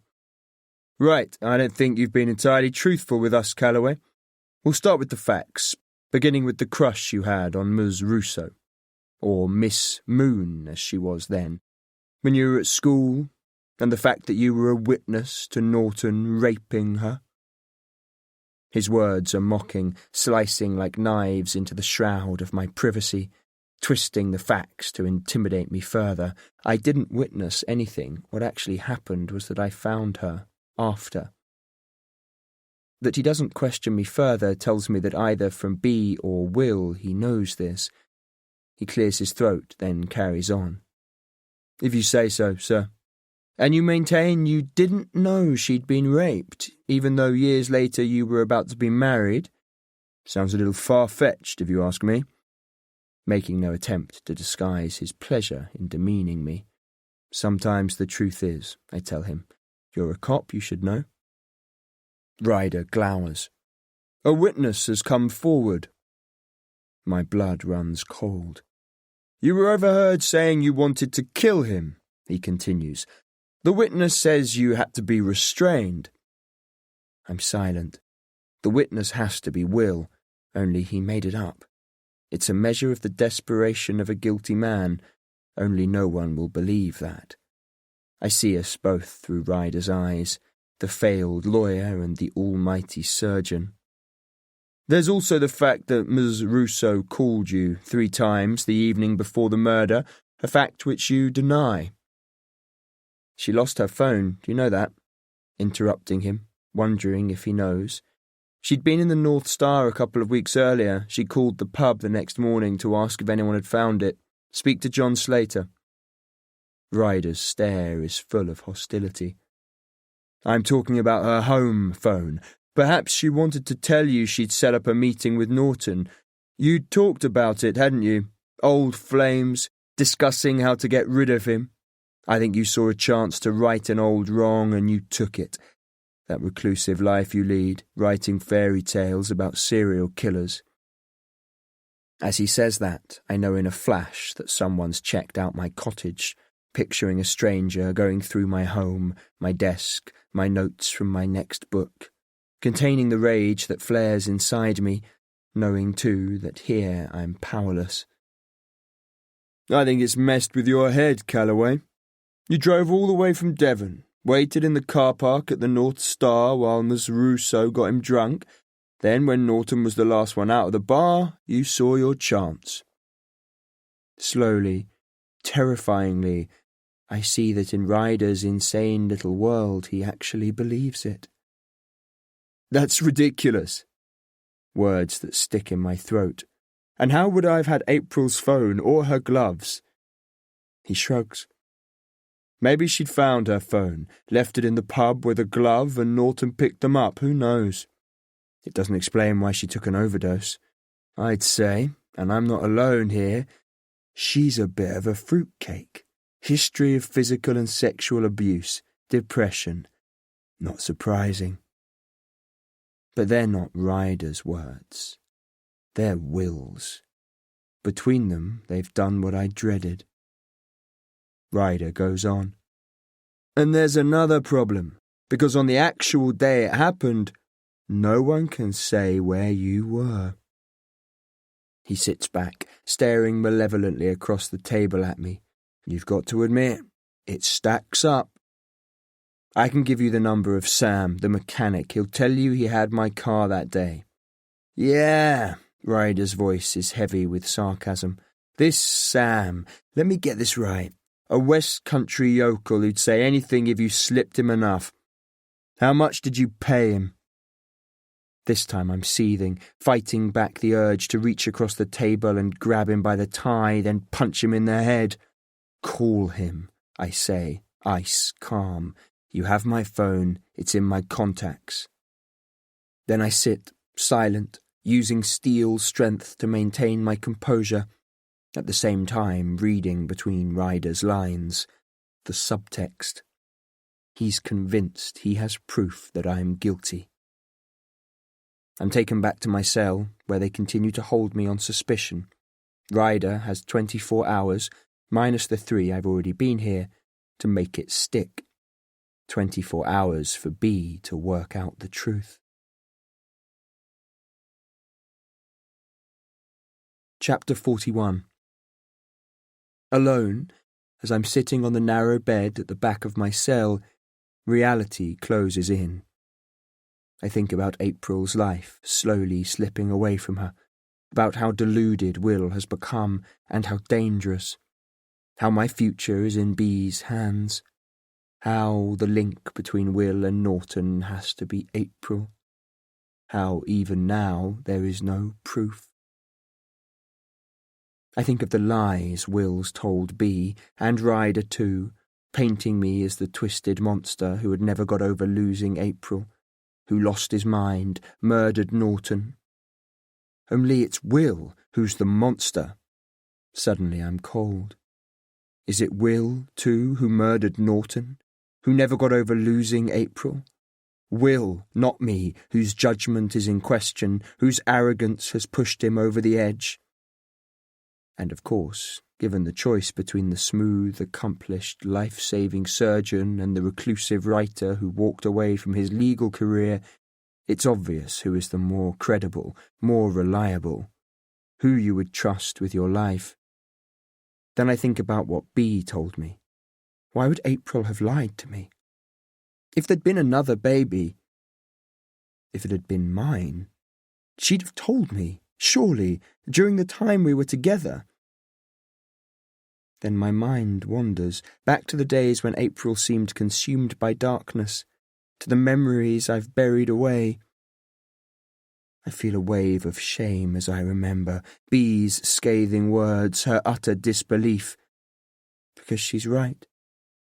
There are more lies embedded in the life I've created, away from the eyes of the rest of the world. Lies I've told not just other people, but myself. Chapter 42. 1996. It was my first winter at uni. 5 months since I'd seen her. February, a cold grey month of heavy coats and woolen scarves. Mine was navy, a double-breasted coat that used to belong to my father, on the big side and not really student attire, but perfect for walking city streets, imagining myself the successful lawyer I would one day be. London's a big city to search for someone, but I'd had a clue, the name of a diner where she worked, that she'd let slip, never imagining I'd turn up there. There were a few by the same name, but I'd narrowed it down. Not that I'd gone in. I remember I'd lurked in a doorway, watching her in the bright lights inside, her easy smile, her long hair neatly tied back as she took orders and carried trays. I couldn't tell her how I'd watched her, mesmerised, for nearly 5 hours, my hands deep in my pockets, shivering as I'd felt the temperature drop, terrified that if I went away for just 5 minutes she'd disappear. She wasn't the only one with secrets. I'd been too embarrassed to ever tell her. I remember seeing her just before 10 o'clock, pulling on her coat, making her way to the door, called back briefly by another girl before she finally stepped outside. I remember I'd had to orchestrate my arrival to time it to perfection, crossing the street just as she crossed the other way, as I knew she would. I'd watched her the previous night too. I remember the surprise on her face, the faint flush to her cheeks that could have been the cold, how she'd kissed me on the cheek, hesitantly, then drawn back. We'd had a trivial conversation in which I'd told her I'd been up there for a lecture, only I hadn't. That was a lie too. Had I noticed under the coat? In the glow of street lamps it was hard to tell, but I'd seen her working, hadn't I? Beneath the apron tied round her waist, her shape had most definitely changed. I'd seen that. Bea was right. I'd told myself she'd put on weight, eaten too many meals at the diner, in doing so choosing to turn away. How could I have done that? Here, 20 years too late, I do the maths, and I know. So many times I told myself April abandoned me, but she'd been pregnant with my child, the time she'd most needed me, and I'd abandoned her. My eyes fill with tears of shame, but I'm confused too, because later, when we were going to be married, when we should have had no secrets, why hadn't she told me? She must have seen me look, then look away, heard the silence where there should have been my words, asking her, felt alone when I should have been with her. It was my doing that our wedding hadn't happened. This was what had come between us. There was a baby I hadn't known about. My baby. I think of Bea's words, there was so much you didn't know. She'd said it twice, the first time when April left me just before the wedding, and again just recently. All along, Bea had known. I know I must find Bea. Find out if the baby lived. Getting up, I paced the small room, agitated, needing answers, more than ever needing a drink, then another, and probably another, until the alcohol deadens the memories that have surfaced, raw and bleeding. My inadequacies, my failures, my mistakes, because I've lied to myself about those too. Within the confines of the cell, my thoughts bombard me, then rebound only to ricochet off the walls to come at me again. Here there is no fantasy world to escape to, no whiskey bottle to numb my mind until they've gone. Just hard, cold reality staring me in the face, as in the half-darkness, the almost silence, for what feels like an endless night, I'm forced to wait. Ella. Time comes unstitched. A pulled thread, as seconds unravel from minutes, unravelling from hours, then get tangled, so nothing makes sense. Where I can't think, where night and day, yesterday and tomorrow, truth and lies all merge, are all the same.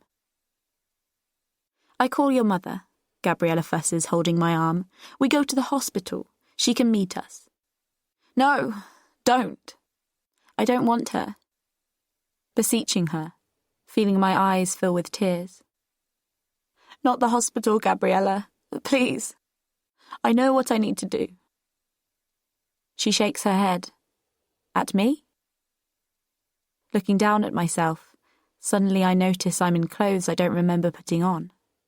As if I've lost time. It happens again later, when I'm in the car.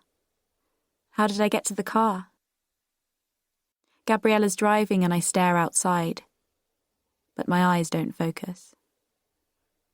I've forgotten where we're going. Have no idea where we are. When Gabriella parks near an entrance to somewhere, then comes round and helps me out, I still don't know. Come on, little one. I climb out, holding on to her arm, tight, because my legs don't feel like my legs. She slowly helps me up 2 steps, then through the door. Inside, behind the desk, someone looks up at us. Ella's here to see Julia. Gabriella speaks for me. Oh, would you like to take a seat over there? The receptionist indicates an area with several chairs. She won't be a minute. Then something weird happens, because the lady looks at me. Can't stop looking at me. Her eyes staring into mine, as I notice her fair hair and feel a shock right through my body, as though I know her. Suddenly, there's a buzzing in my ears, and Julia's there. Shall I wait here? Gabriella's voice is a whisper in the background. I think it might be best. Julia holds my hand really firmly, so that I can feel she has enough strength for both of us. I'll call you if she needs you. Ella, would you like to come with me? Julia's office is strangely quiet. I don't remember how, but when I look up at her, we're sitting at opposite ends of her sofa. I don't know what happened, I whisper. Then, because the time is long past for secrets and lies, I tell her. My breath is shaky. I sent away for my birth certificate. I waited 2 weeks. I shiver. I'm so cold. But it never came. Then I got an email. Then all I can hear is silence, until my whisper fills it. I don't exist. Julia's eyes don't leave mine. When did this happen? Yesterday. Or the day before? Looking at her, frightened again, because even the days are muddled, and I can't be sure. Ella, listen to me. What's happening to you is a shock response. A difficult one, called traumatic shock. But you'll be okay. I promise you. But I'm not okay. I know I'm not. I'm frozen. Like my brain is shutting down. How can just a shock make you feel like this? I think you'd better tell me everything. They were in my father's desk. I'm trying to remember how it happened. Then I think of the papers, my hands shaking as I pull a bunch of them out of my bag. Time does that weird thing again. Little frozen seconds floating between us. My breath thaws them. This was the first one. Passing it to her, feeling how heavy it is. Very slowly she takes it. Then I watch her face, know the words she's reading, off by heart. You will agree to give William James Farrington full custody of the child known as Ella Vivian Farrington. In addition, you will relinquish all parental rights. In return, all details relating to her half-brother, Theo Moon, born the 3rd of July in the year 1996, will remain in the safekeeping of Alderton Chalmers for as long as the terms of this agreement remain in place.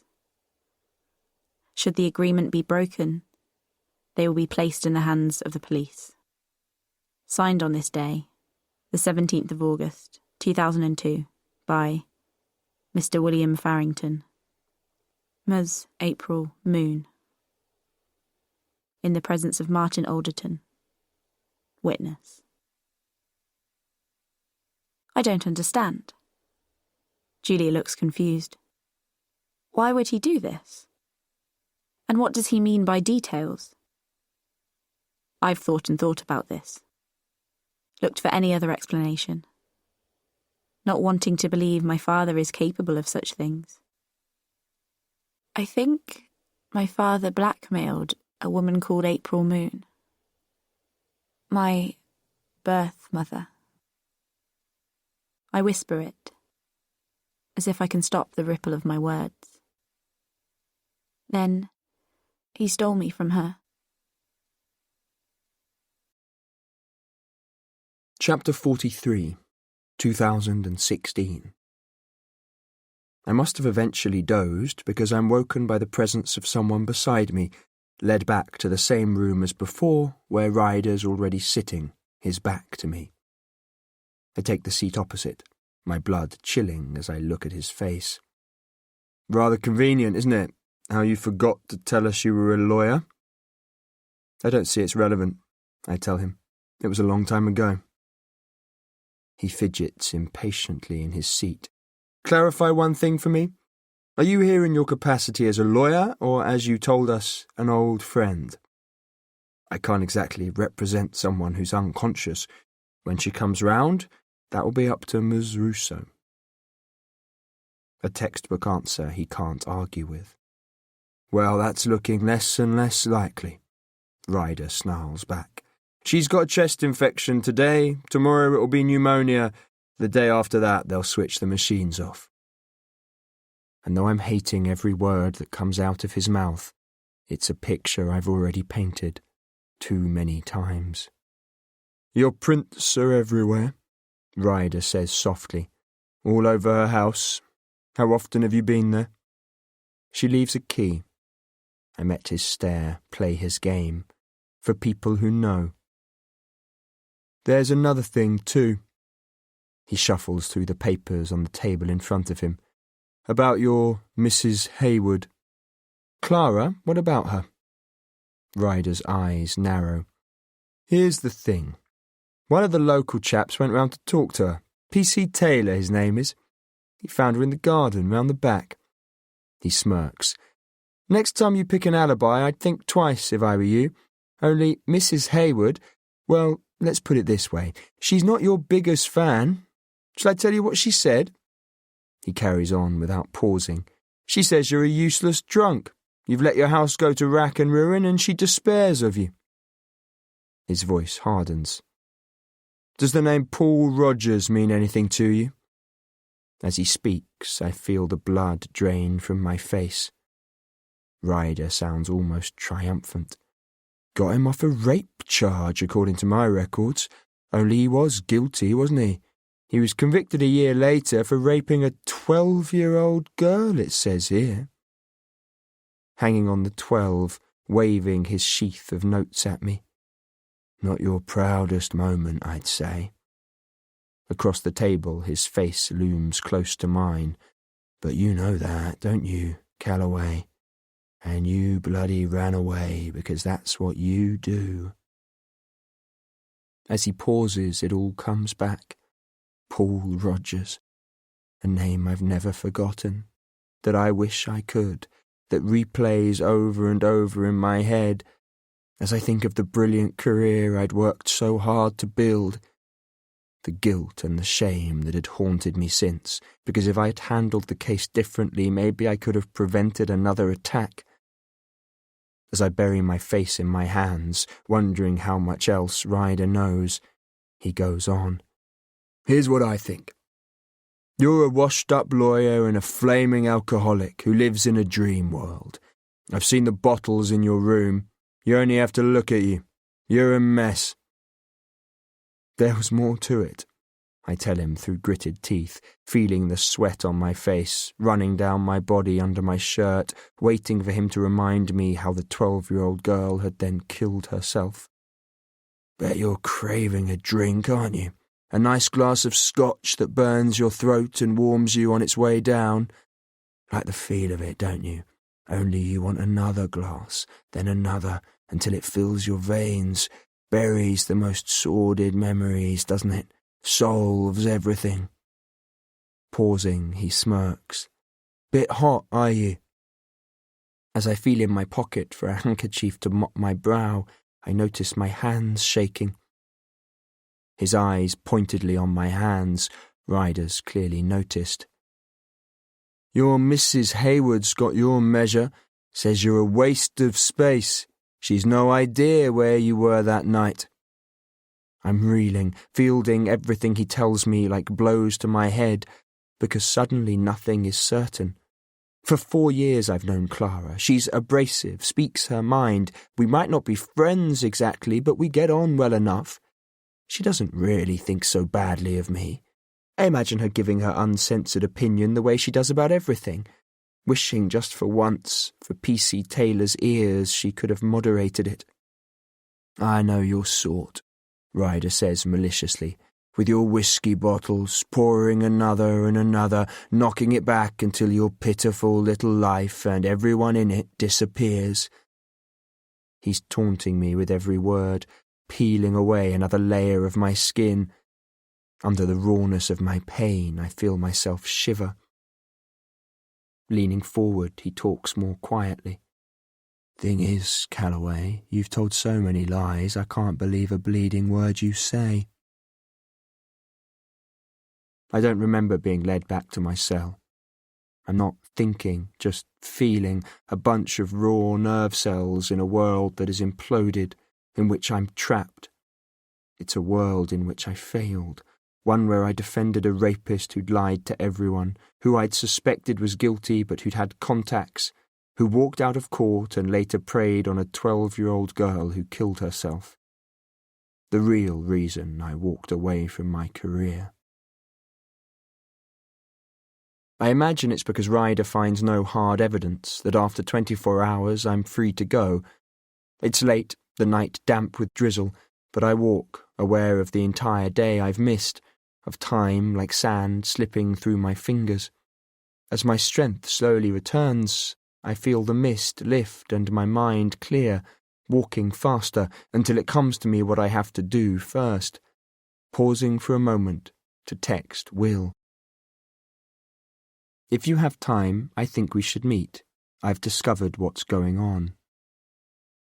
I imagine his stunned surprise as he realizes I'm no longer being held by the police, the curiosity he won't be able to resist, but I no longer care.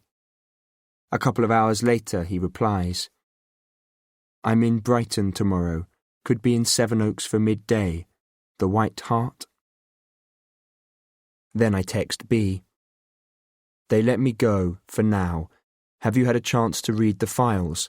I'm meeting Will for lunch tomorrow. Hope to find out more." Then, back at the B&B, I'm met by my landlady, who's clearly waited up for me. "Mr. Calloway, could I have a word?"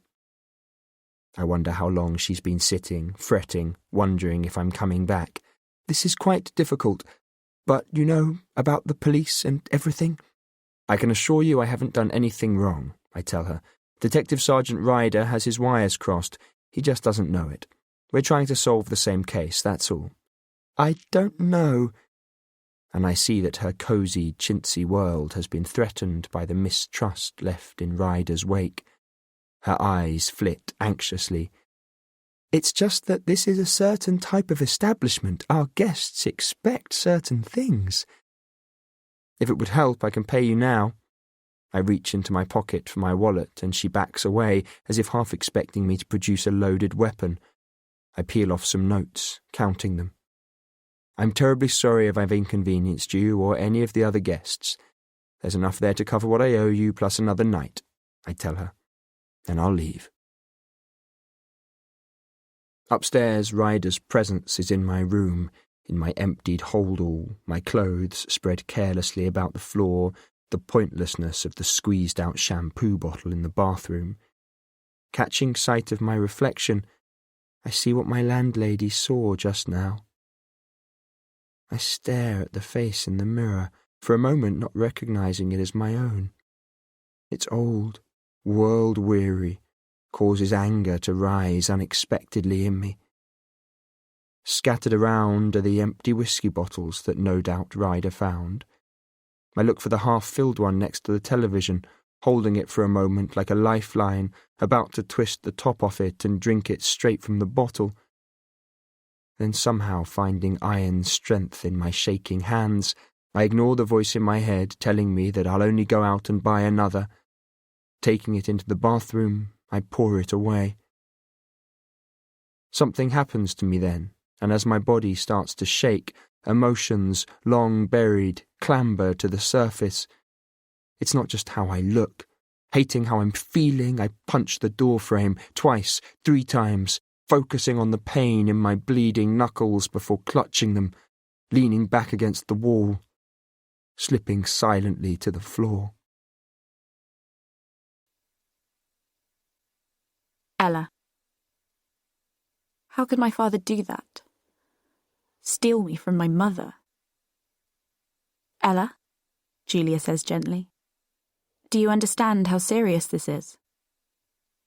Feel myself shrink into the sofa, afraid. Reading this, it looks as though he threatened her. Her voice is serious. I nod. I think she must have had a secret. He knew what it was, and he used it. To do with Theo? I pass Julia the next folded page. Slowly she opens it, frowning as she reads, then puts the letter down. I don't understand. It's a birth certificate. Why would he have this? Who's Elodie Tara Moon? I thought if I believed hard enough, someone else would too. That for a while it would be real. But it never will be. My whisper reaches Julia. I think she's me. I nod again. My father had Theo's birth certificate too.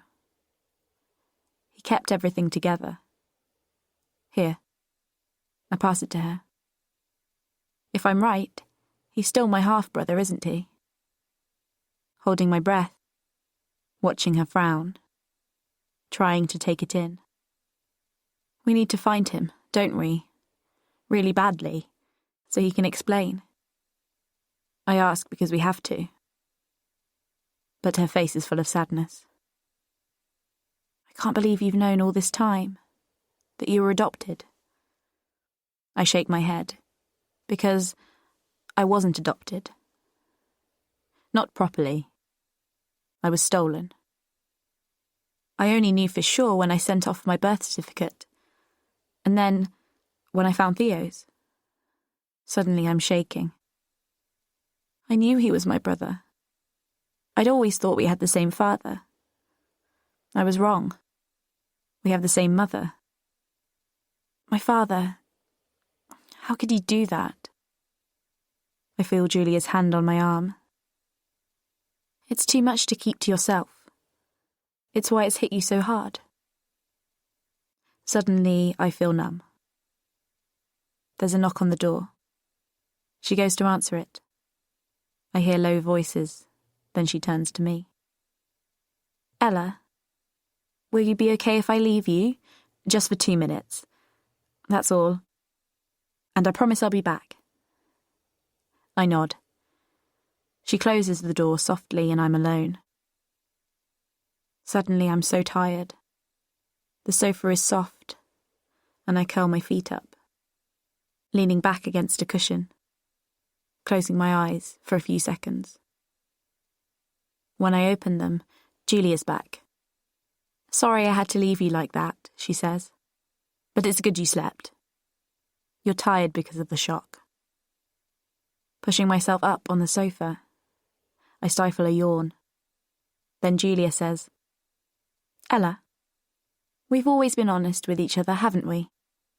You know I would never lie. I half nod, then gaze at her, frightened again, because I know from her voice that this isn't over yet. Her face shows how sorry she is. I'm not sure quite how to tell you this, but I've just found out something about Theo. Something I think that somewhere, deep down, you already know.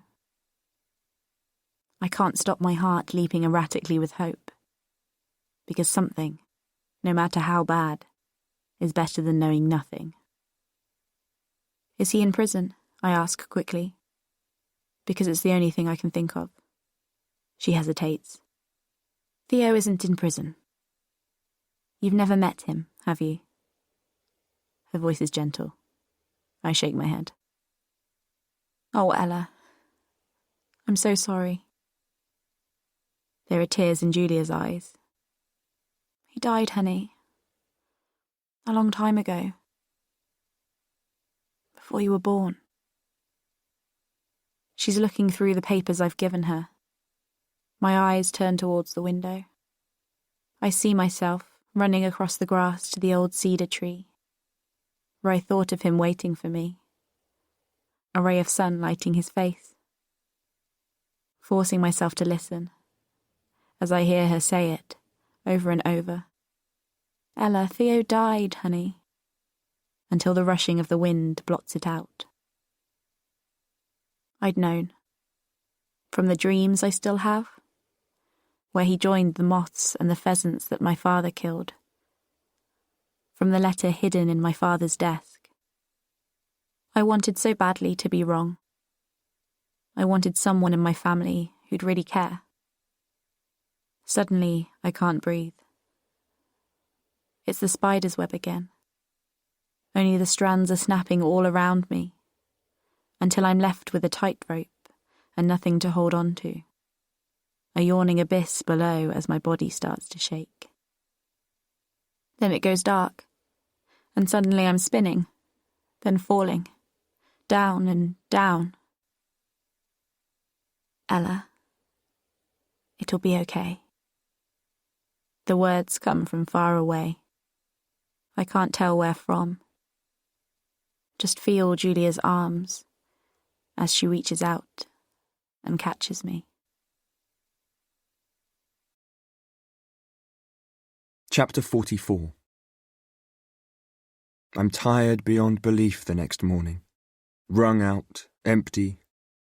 Stripping off, I run a cold shower that's like needles on my skin, that takes my breath away.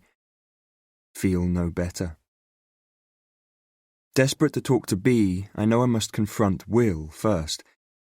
This is where it starts and ends. With Will. Has it always been that way?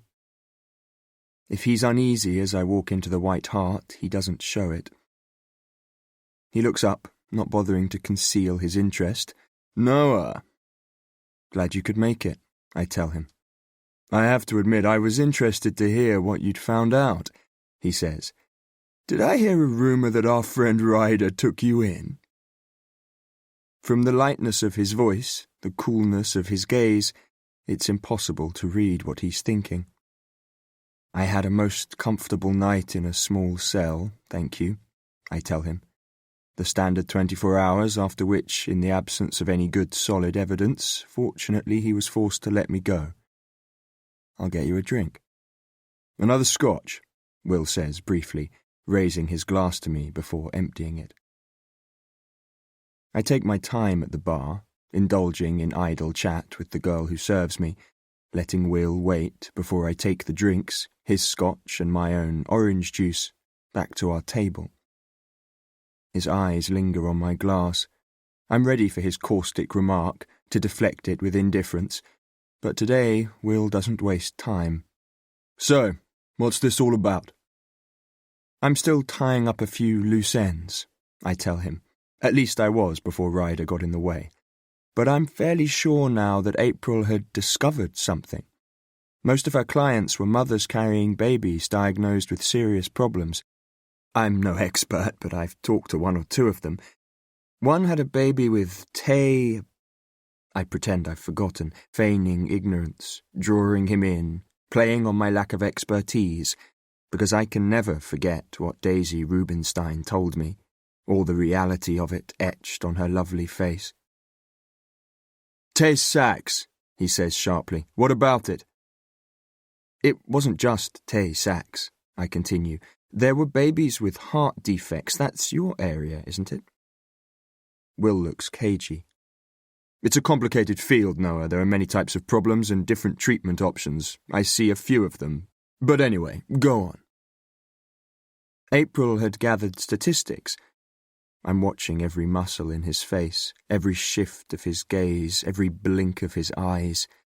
Her data wasn't conclusive, but it looked as though she'd stumbled across an irregularity.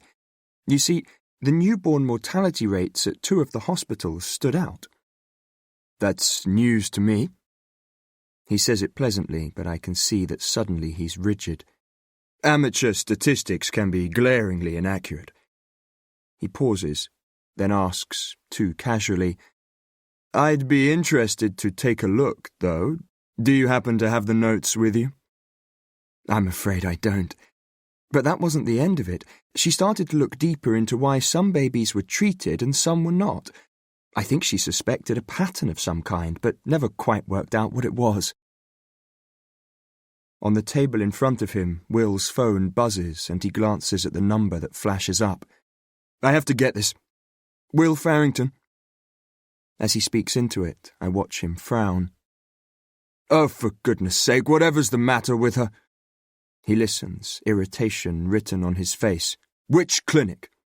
Then, I can't possibly come now, I'm in a meeting. He listens again, then says, Text me the address, I'll be there as soon as I can.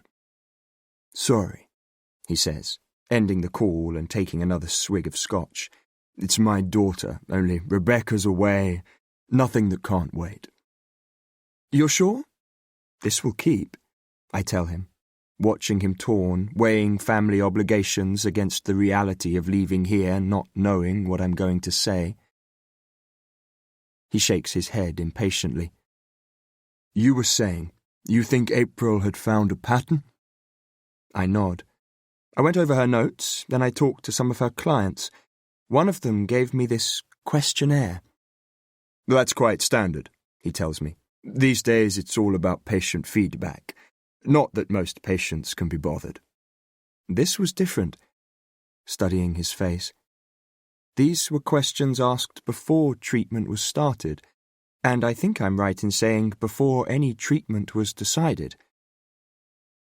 His relief is obvious. He actually laughs. You think? You need to do better than that, Noah. You call me over here because of something you think, but don't actually know. These questions were interesting. Ignoring his outburst, my eyes still riveted on his, about social background, jobs, income, schools. You have to ask, don't you, what relevance that could possibly have? Then, as I watch the faintest tinge of red creep into his cheeks, the tiny muscle twitching in his neck, I keep going. In the case of a sick baby, I can understand questions about the health of the parents and any history of illness in the family, but social background? That's a step too far for anyone. Except you, Will. Isn't that true? Pushing against his silence, and there's the Fairview Medical Centre. All the time watching him for a giveaway clue that I'm right. Taking a huge leap of faith. Are you accusing me of sending out this questionnaire? His voice is icy. Because I may or may not have. I can't be held responsible for every stray piece of paper that gets handed to patients. As it happens, they were always sent, by post, before each case was admitted. I have the names of staff, as well as patients, who will verify this. Then my own phone buzzes with a text. B. Where are you? The police want to speak to him. Can you keep him there? After the night of soul-searching in the darkness of my cell, drawing together the stories from April's clients with my scattered thoughts, discounting what wasn't relevant. After Will's response, I know I'm right. Sorry about this, I say to him. Won't be a second. Texting B. White Hart, Sevenoaks. Will do my best. He looks uneasy. You've told your ridiculous story to Beatrice, haven't you? Was that her? Well, I've already told her the truth. She knows you've lied, for years, to everyone. The police will get you, Noah. It's a matter of time, that's all. I've made mistakes. I'm calm as I face my adversary. Only these aren't my lies, are they, Will? I can see what you've done. They're yours. Twisted round and slipped to me when you thought I wasn't looking. Only now I'm looking. I can see all of them, and you know what? I think B does too. I'm deliberately provoking him because I need the truth. Come on, Will, that questionnaire. Did you really think you could get away with it? Choosing to treat babies of families from wealthy backgrounds with money, education, class? What were you playing at? Buying favours or being God? What about the struggling families, up to their ears in debt, who then have to cope with the death of a baby because the consultant classified them as undeserving of treatment, unworthy of a chance of life? Who the fuck do you think you are? You have no idea what you're talking about. Staring back at me through slitted eyes. There's another text from B. April's the mother of Will's daughter. I stare at the words. My mind empties as I try to take it in. Something the matter? He's nervous. Suddenly I know I've got him. I try to focus. Tell me about April, Will. Forget I was about to marry her for a moment. Leave me out of the picture. Tell me how it was.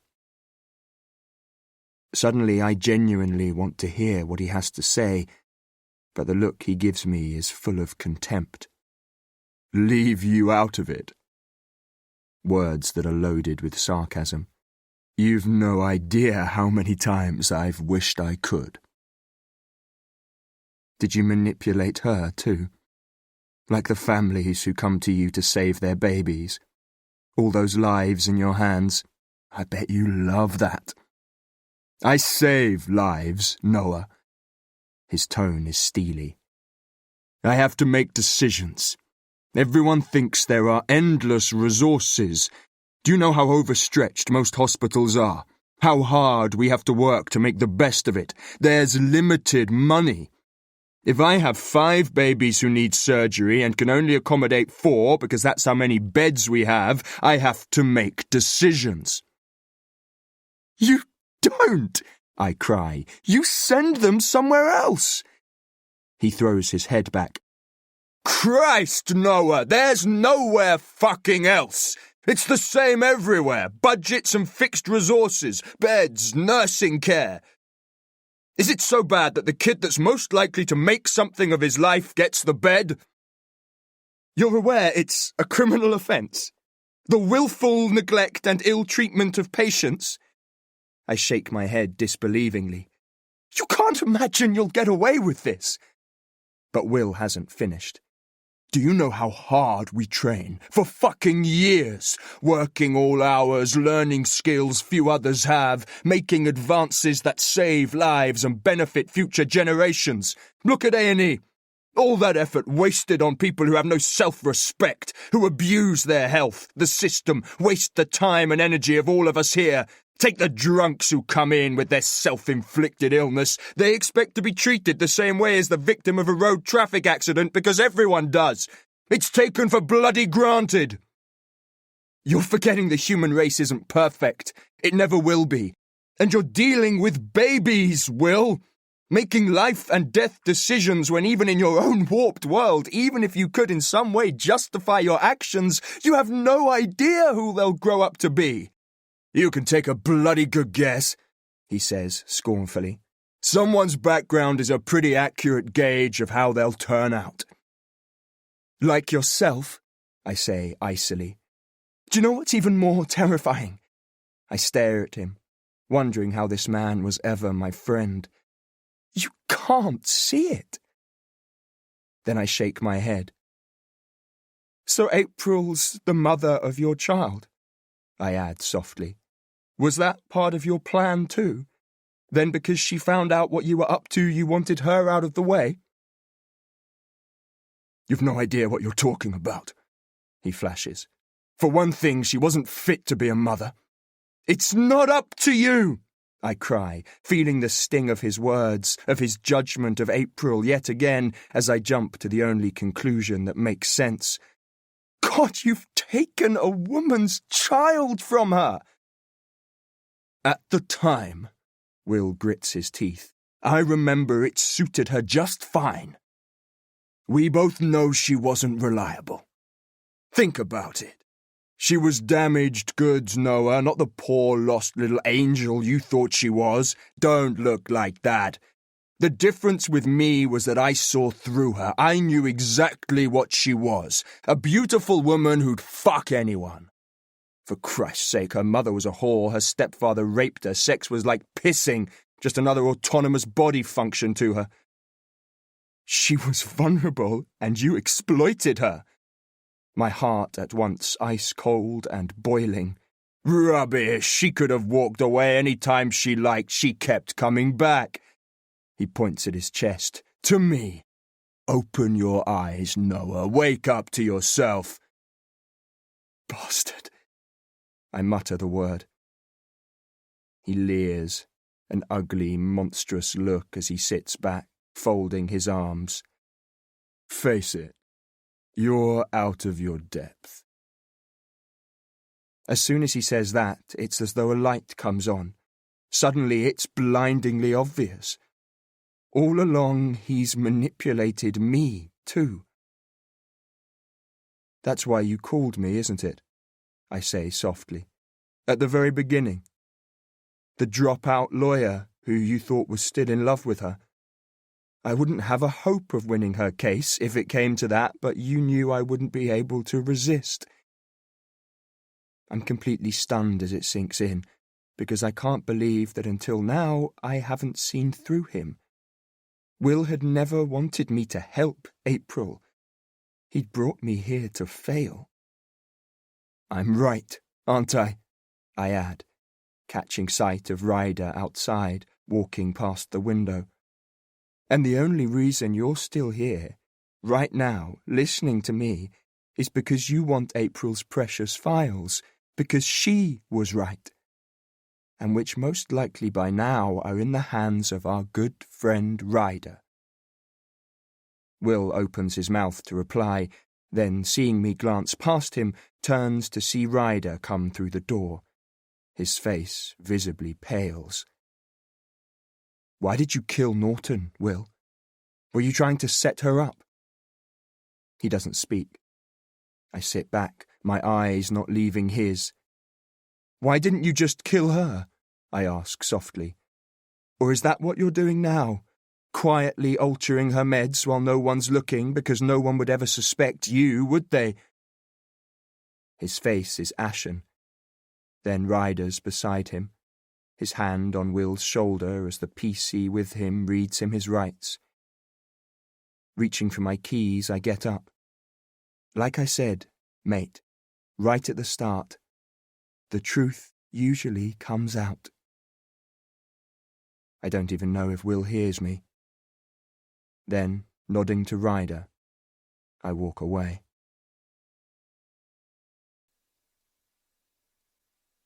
Ella. I've slept for an hour, Julia tells me when I open my eyes, remembering where I am. Feel warm softness covering me. Hear Julia's voice. Ella, it's okay. You don't have to get up. It comes back to me what's happened. I pull myself up so I'm half sitting. Then I notice a second person. And, as the mist clears, I realise she's the lady I saw behind the desk. I don't know you, do I? I whisper. She shakes her head. I knew your mother. Your birth mother. She looks uncertainly at Julia. I know then, we have met. When I was too young to remember. Closing my eyes again, because her voice feels like I'm going home. Ella? Julia's voice through my darkness. I tried to call your mother, honey. Only Gabriella told me she's away. I sigh then, but it doesn't matter. Rebecca's not really my mother. She never has been. I know he's lied, but I had to call your father. Her voice is anxious. My eyes open wide. I pull myself upright. No, please. I won't go with him. Ella, I had to talk to him. You're not well. He's your next of kin. I didn't have a choice. We'll talk to him together, I promise you. But I don't want to talk to him. I don't even want to look at him. I try to get to my feet, because I have to get out of here before he arrives, but my legs wobble and I fall back on the sofa. Ella, I want to introduce you to Beatrice. The fair-haired lady smiles sadly. Your mother and I were at school together. We were friends for many years. When she was 15, she looked exactly like you.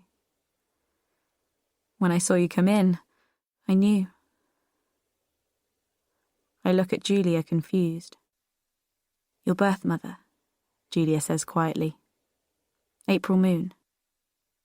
At last, someone says her name.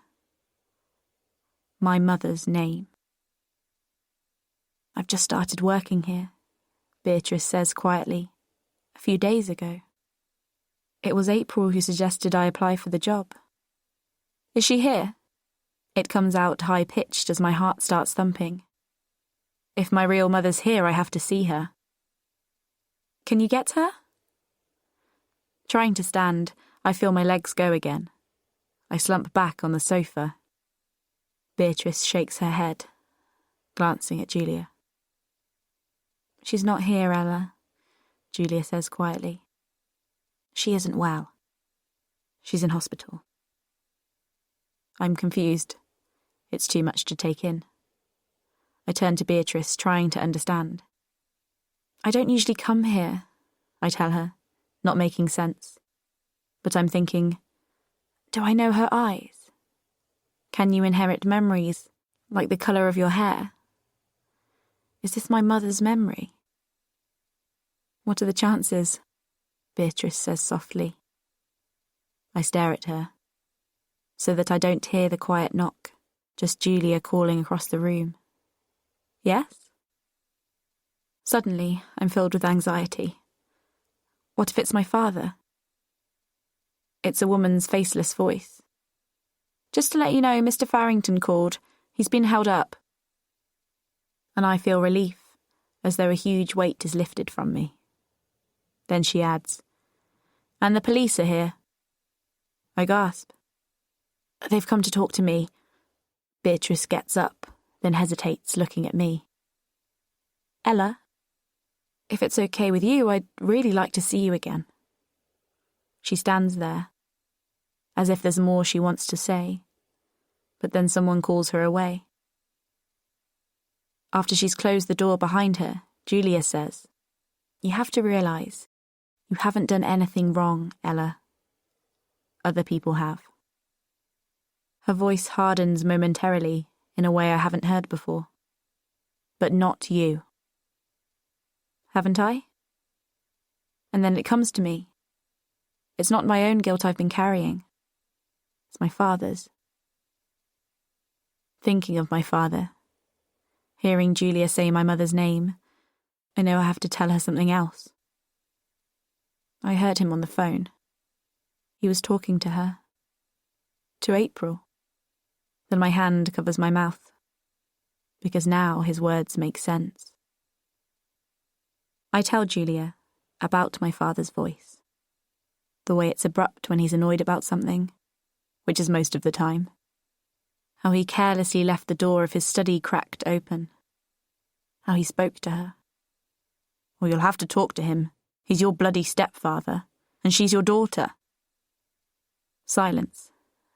Then he's louder, not caring who hears. I'd say all bets are off, wouldn't you? Come off it, April. This is different. You're telling me he's threatened Ella for Christ's sake. Or don't you care? All right, I'll meet you there. The phone slammed down. Silence. Then, his laugh. Someone threatens me, and my father laughs. Are you certain, Ella? I nod, so freaking word for word certain I could recite it in my sleep. I'm still hearing his voice, how callously he spoke, his laugh after he hears someone's threatened me, as Julia hurries to her phone. Much later, when the sun has slipped behind the clouds, when Julia half pulls the curtains, I know that the world I inhabited has gone forever. But that while I slept, time has somehow reassembled. That the secrets are out in the open.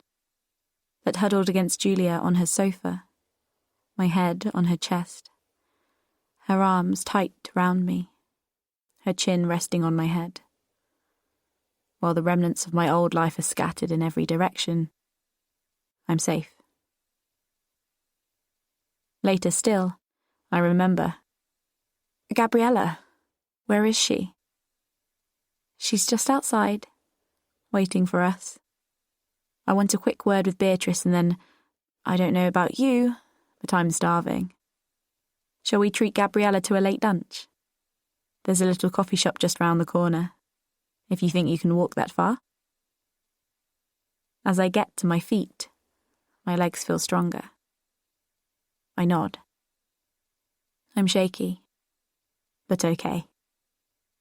There are still questions about my father and about April, but no longer are they crushing me. They can wait. Then, as I follow Julia through the door, I step into the rest of my life.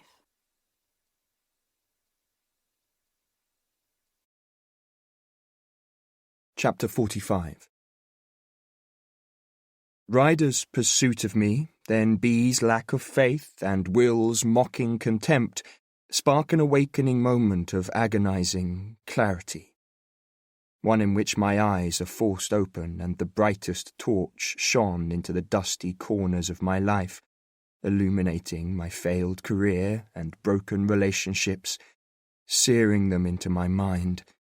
But so too is my lack of kindness to myself, so that in the most bizarre way, it's a gift.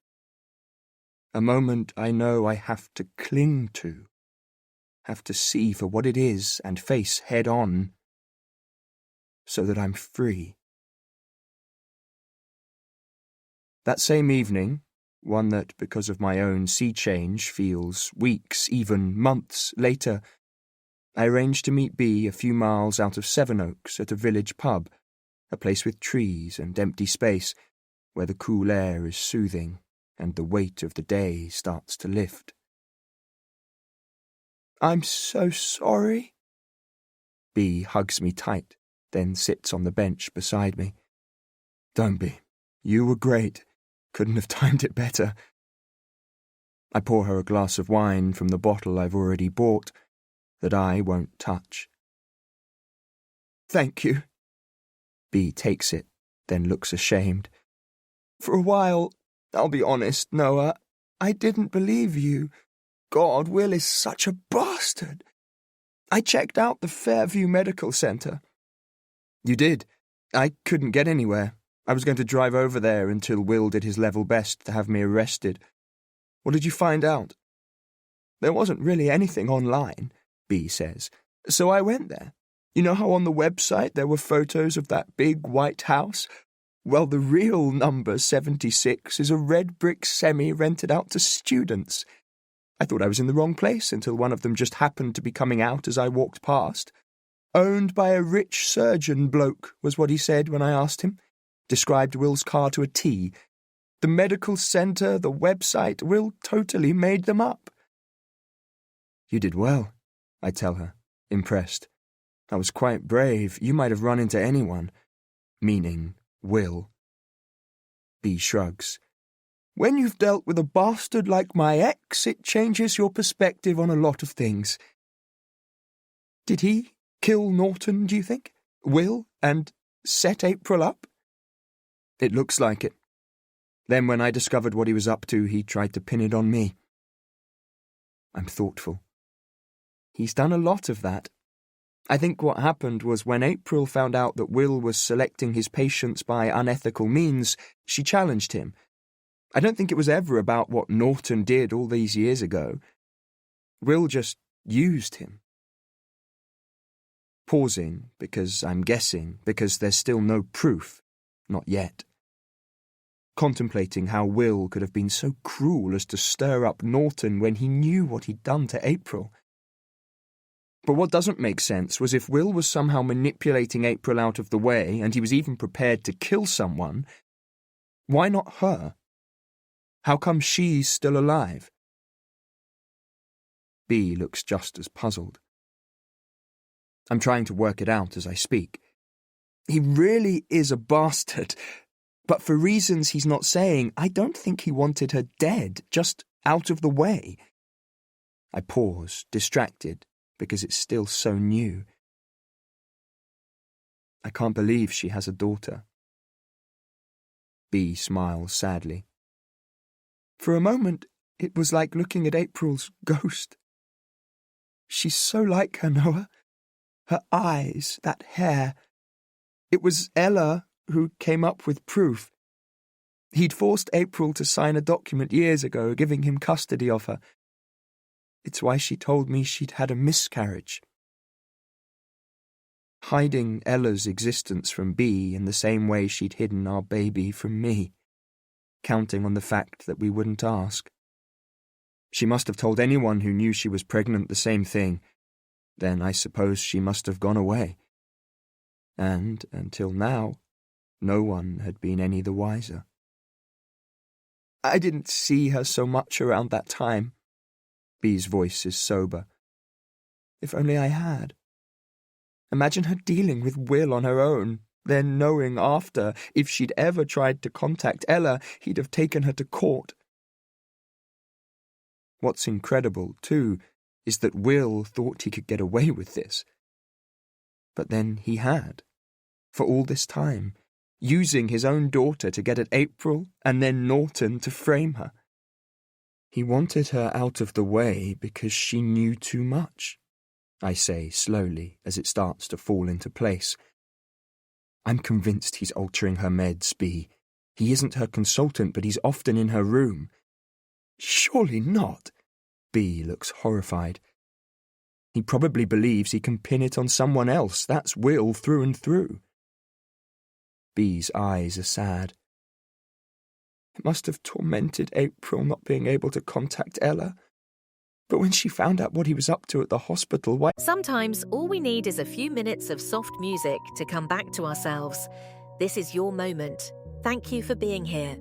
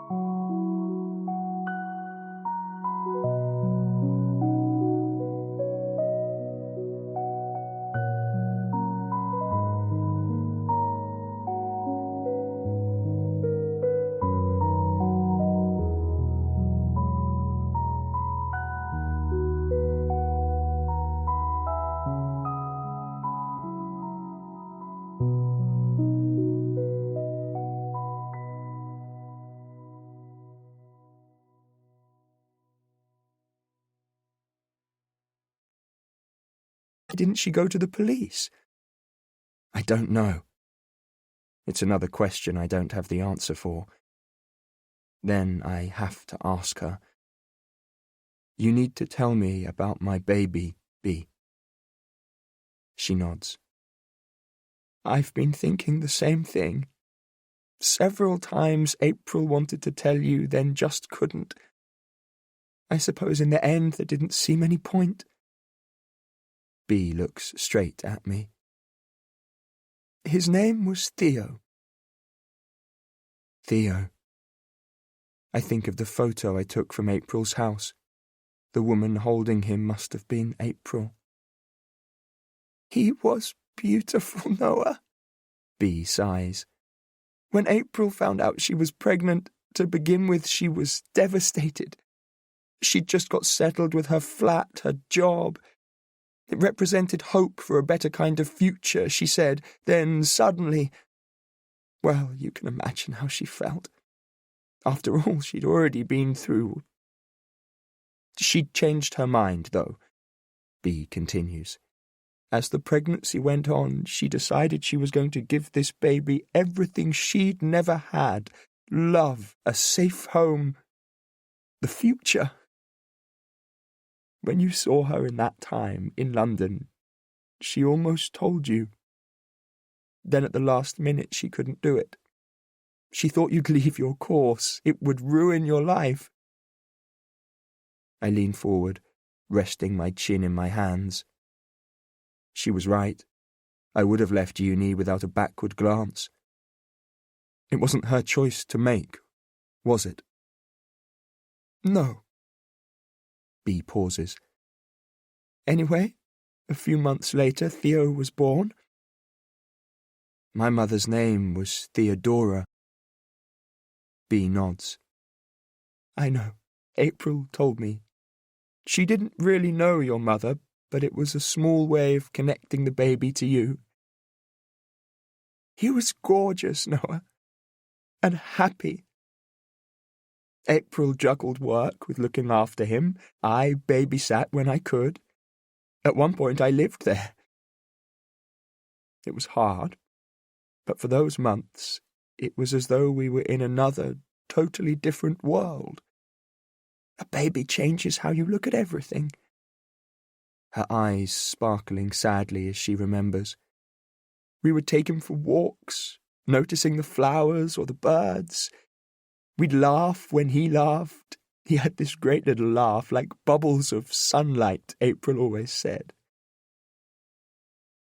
All the time she's been talking, there's been a light in her eyes. But then it dies away. It was April who noticed a change in him. It was when he got more active. He got tired so easily. His skin was really pale and sometimes his lips were blue. There were other signs.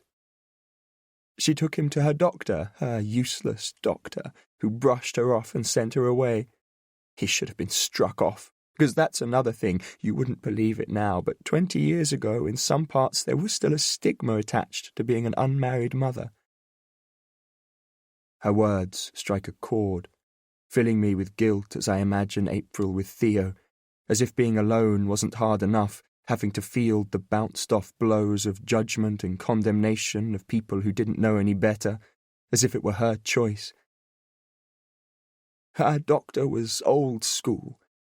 April said he used to treat her with contempt. Bea shakes her head, her face growing distant. Then she continues. Talking about it brings it all back. We knew something was terribly wrong, but no one could tell us what. April brought Theo home. We watched him really closely, but it was getting worse.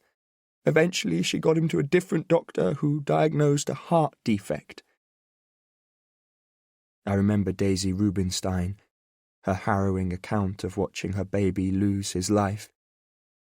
Suddenly I feel sick. Go on, I say quietly.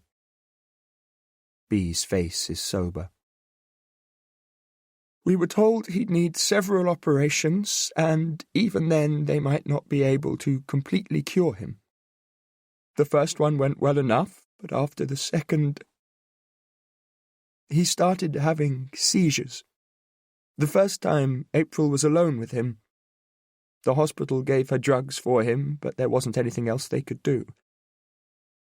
I remember them coming home. I had just got back from work. Both of them were exhausted, Theo crying and crying. It was grim. She took as much time off as she could. Then she stopped working altogether so that she could care for him. It was horrible, Noah. Theo was so weak that further surgery wasn't an option. I couldn't believe how little they could do for him. We were completely powerless. Then one night, he started crying. Bea's eyes are wet with tears. I swear I've never heard anything so terrible. There was no way to comfort him. Will came round now and then, but he was still a student. April begged him to help, but there was nothing he could do. That was the worst part of it. Theo's crying and there being nothing any of us could do other than watch as he grew weaker. Bea breaks off. When she continues, her voice is wavering. He died not long after that. I wasn't there. I was at work when it happened. But I was glad that if he wasn't going to get better, that it was over. All the time she's been speaking, I've been numb. Then suddenly the realization hits me. This is my child she's talking about, my and April's baby. As I feel a searing pain deep inside of raw flesh being ripped open and human suffering exposed. She was distraught. Will signed the death certificate. I try to listen, but Bea's voice is distant. While I try to focus through the hot tears that fill my eyes, she pauses. I was never sure why she called him, but everything was so surreal then, so completely devastating. I didn't question it. Then after, I didn't want to bring the subject up. Not wanting to remind April, or perhaps not knowing what to say. She's thoughtful. You know how a child who loses their parents is an orphan? There's no word for a parent who loses a child. Bea goes on. It was weeks later, because April couldn't bear to do it. But we took his ashes to one of her favourite places. She insisted we went to the top of Reynard's Hill. I remember the fog, so thick you could barely see in front of you. She pauses, then looks me in the eye. You must remember, Noah. We saw you. Chapter 46, 1997. By now in my second year of uni, I'd resented the trip back to Musgrove for my father's 50th birthday. It was January, and having just started the term, I hadn't wanted to leave my friends so soon. It didn't help that I knew what the occasion would be. Dull people, the same boring food my mother produced for every gathering, but knowing in my sinking heart that I had to be there. It was a particularly bleak January, I thought, as I stepped off the train into deadly suburbia, grey but not frozen, the hills shrouded in mist, with that biting damp that chilled you through. Weather for cosy pubs and lively student bars, not my parents' front room full of my mother's canapes and a whole bunch of neighbours I didn't really have anything to say to. But here I was, anyway. I'd like to say I'd been taken by surprise, that it had been a great day, fun, even. It wasn't. A dozen times I was asked how I was getting on at uni, while Mr. Selway from opposite droned on about the dent in his car, and my mother flitted around offering trays of her dreary food. As soon as people started leaving, I seized my opportunity. I said I'd meet Will, I told my mother's disappointed face. I won't be long. It was a lie, of course. I'd no idea if Will was at home. Even if he was, I had no intention of seeing him. I'd recently taken up smoking, and after hours in the presence of my parents, my body was craving its fix. I stopped at the newsagent to buy cigarettes from a disapproving Mr. McKenna, wondering why, just because someone had known you forever, they felt they had the right to judge you. Then, after lighting up, I'd started walking. I suppose I walked the streets of my old life. I passed Will's family's house, the darkness through the half-drawn curtains telling me no one was home, then the North Star, which beckoned me in. After buying a pint, not unexpectedly, I found myself thinking of April. As I sat at a table in the corner, I knew I was over the indignity of being unceremoniously dumped, but I couldn't help wondering how my life would be if she hadn't written that letter, if I'd followed her and gone to work in London. Would we have stayed together? I'd decided we probably would, just as the door swung open and they came in. To begin with, I couldn't move. Just felt familiar embarrassment engulf me with the rush of heat to my cheeks as I watched them unbutton their coats, their hair obviously damp from the mist. I saw B say something to April, then April shake her head. As she spoke again, B's hand went to her arm. I waited for one of them to smile or laugh loudly the way they often did together, but they were oddly subdued. It was as B went to the bar that I got up and made my way over. "Hi, April."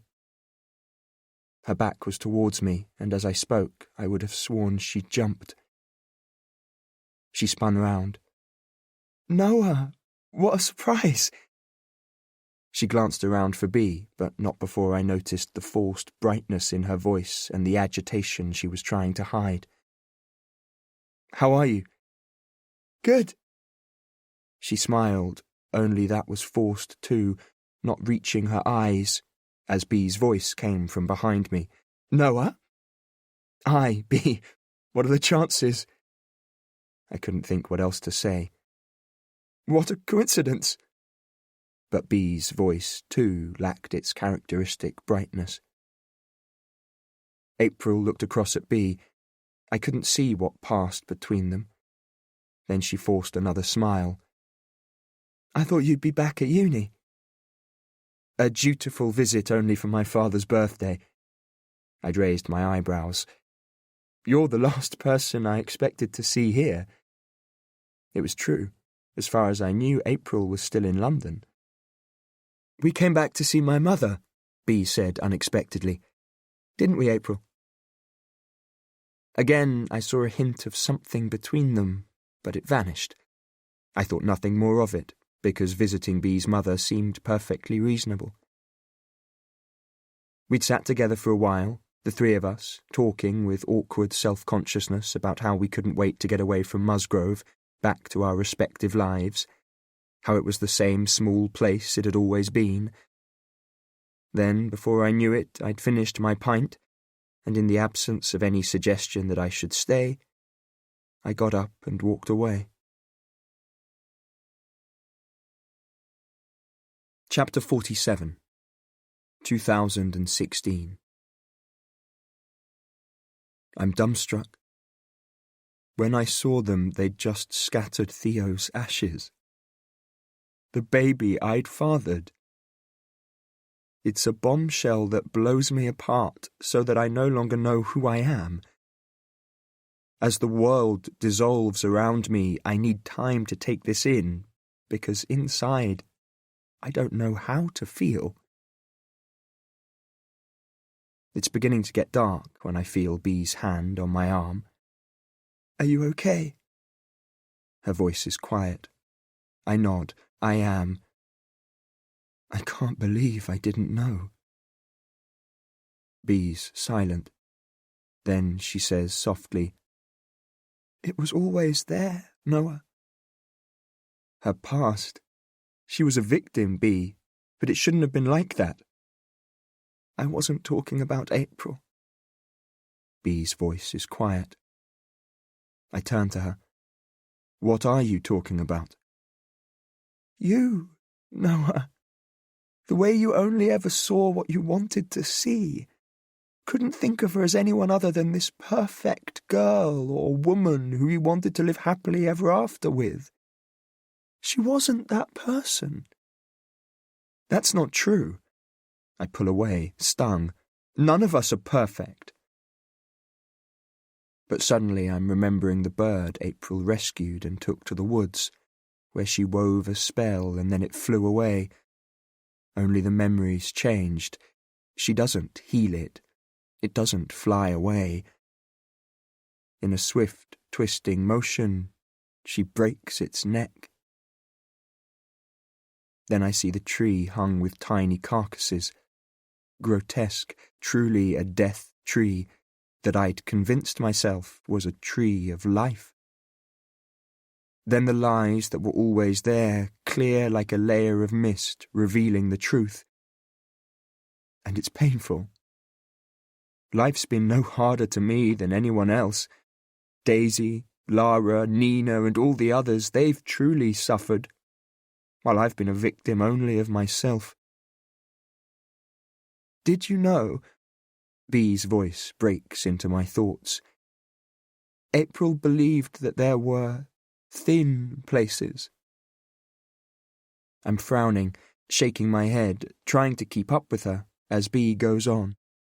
They're places where the door between this world and the next cracks open, letting the light in. Reynard's Hill was one, she always said. As she speaks, I consider for a moment if maybe the same thin places had let her demons in. She'd never mentioned them to me. Maybe she thought I wouldn't understand. And so often I couldn't reach her. There'd always been too much we hadn't said. In recognizing my failure to confront her, I accept my own part in what happened, with the exception of one thing. I wish she'd told me about Theo. She was struggling, Noah. Bee pauses. After he died, April disappeared for a while. Next time I saw her, we talked about him, but only briefly. She said she'd never forget him. He was in her heart, her every waking thought. But somehow she had to find a way to live with that. She felt she'd be a better counsellor for knowing what it was like to lose her child. We only talked about Theo the once. Bee's eyes are full of sadness. I tried to mention him again when you got engaged. I told her I thought she should talk to you, that marriage was hard enough without ghosts. But she said she didn't think she could carry your grief too. We stand in silence, watching the sun slide towards the horizon, listening to the birds. Such peacefulness wraps itself round me. "Thank you for telling me," I say at last, but something's niggling at the back of my mind. I turn to face her. Will used everything within reach to get to me. He knew about Theo. You'd think he'd have loved the chance to tell me, so why didn't he? B's brow is furrowed. "I really don't know. But once the investigation started, he must have realised there was always a possibility you'd find out." I'm thoughtful. Or maybe not. With April silenced, with you on his side and me demonstrably unreliable, or at least that was his plan, there was no reason I ever would. "After he signed the death certificate," B said quietly, "Theo was cremated. April wanted it done quickly. But Will was a student." Suddenly I'm frowning, trying to work out the timing as I remember the legalities of reporting a death. There are laws, B. I'm fairly sure if Theo was at home and if he wasn't under the care of a doctor, which from what you've said is how it was, his death should have been reported to the coroner. So why wasn't it? B looks startled, but it's the million-dollar question. Will's audacity is at once breathtaking, terrifying. He'd been playing by his own rules even then. I'm adamant. He never should have signed it, I realise. Or maybe he faked someone else's signature. Either way, he broke the law.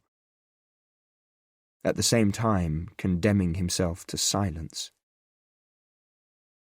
"He probably thought no one would find out," B says. "Until now, they haven't." My words are bitter. But it's so easy, B, to check out. "I know. Ella ordered a copy of her birth certificate," she says thoughtfully. "Online. Only there wasn't one, not for the name she'd always known herself as. It's how she found out." Suddenly my thoughts turn to the daughter April must have wanted the world for, who had Will for a father. "I'd like to meet her." B nods. "I thought you might. You should meet Julia too. She's Ella's therapist. She just joined the practice where I work. She's wonderful. Ella completely trusts her." The following day, when I go to the hospital, for the first time there is no police presence in April's room, and I wonder if Will has confessed. I stand in the doorway, uncertain after all this time as to whether I'm allowed in, when I hear footsteps behind me. It's Louisa. "I need to thank you," I tell her. "What you found out was really helpful. I hope it didn't get you into any trouble." "You're welcome." She smiles, but it quickly fades. "I'm so sorry, but she's not doing so well. The drugs she took have affected her liver. The police won't be coming back. You can go in. Take as long as you like." Slowly I go inside, trying to digest what she's said as she pulls the door behind me so it's almost closed. Then, for the first time in many years, I'm alone with April. I push the chair as close to her bed as it will go, then sit down, sliding one of my hands under hers, gently closing my fingers round it. And suddenly there's so much I want to say. "April, I know about Theo. I wish you'd let me share him with you, even for those short months. I'm sorry I wasn't there, but I understand." Pausing for a moment. "I know about Will, too. What he did. The police have him now." For a moment I imagine she responds, as I listen for the faintest change in her breathing, the tiniest fingertip pressure that doesn't happen. Bea met Ella. She said she's exactly like you. Her hair is like yours. She has her own scars, just as you have yours. I want to say I'm sorry, I tell her quietly. I wasted so many years, and I failed you. You deserved so much more. Then I just sit there for some time in silence. I catch Louisa as I leave. What you said earlier about her liver, can you treat it? We have tried. She hesitates. I'm so sorry. The doctors have done everything they can, but after her overdose, there was too much in her system. I really don't think she intended to be found. The kindest, most softly spoken words can bear the most brutal news, as Louisa explains that with acute liver failure, it's unlikely April will regain consciousness. That most likely it won't be long now. I think of her clients, then Ella, of the nurses who have cared for her, are still caring for her, while I watch her for the last time, hoping that when the end comes, it's just an extension of where she is now, that her breathing gradually slows and there is no pain, that Theo will be waiting for her, that there'll be no more suffering. Chapter 48. I managed to persuade my landlady to let me stay until after the funeral. I'm expecting a handful of people to be there, myself and Bea, and maybe one or two others, because Ella's insisted she's coming, with Gabriella, their housekeeper. Rebecca, her adoptive mother, is away on a tour of Russia, which Ella says is probably a good thing. But, to my surprise, a small crowd steals in behind us. As I glance back, I start to recognise faces. April's neighbour, Lara, Daisy Rubinstein, the Miltons, and so many others, to all of whom April made a difference. And this time the service is personal and full of love, and there are tears, and there are flowers. A week later, Bea collects April's ashes. Then, on a day where a veil of cloud dulls the sun's glare, she picks up Ella and the three of us take a walk up Reynard's Hill. You okay with this? I ask Ella, clumsy, trying to remember how 15 feels, how brave it makes you, but also how scared. Glancing at Bea, Ella shrugs. It's kind of weird. I mean, I don't remember her, but she was still my mother. She pauses. My birth mother. She falls silent. You're very like her, to look at, I add quickly, aware that though she's April's daughter, she's her own person. One I don't know yet, though I would like to. Ella's going to board for the next couple of years until she finishes A-levels. Bea gives me a sideways look, and I'm really hoping, when Rebecca's on tour, she'll come and stay with me, for some of the holidays, if she wants to, glancing at Ella. I'd like that. Then Ella's silent for a moment, and I wonder how it must feel knowing her father's being held by the police, especially on top of everything else she has to face. It's weird knowing what happened, she says at last. But it's kind of cool, because I can sort of get to know April from what you both tell me. I think that's okay. I'm guessing it's not quite that simple, but she has her mother's courage. Then the implication of her words sinks in, that Ella can see a place for myself and Bea in her life.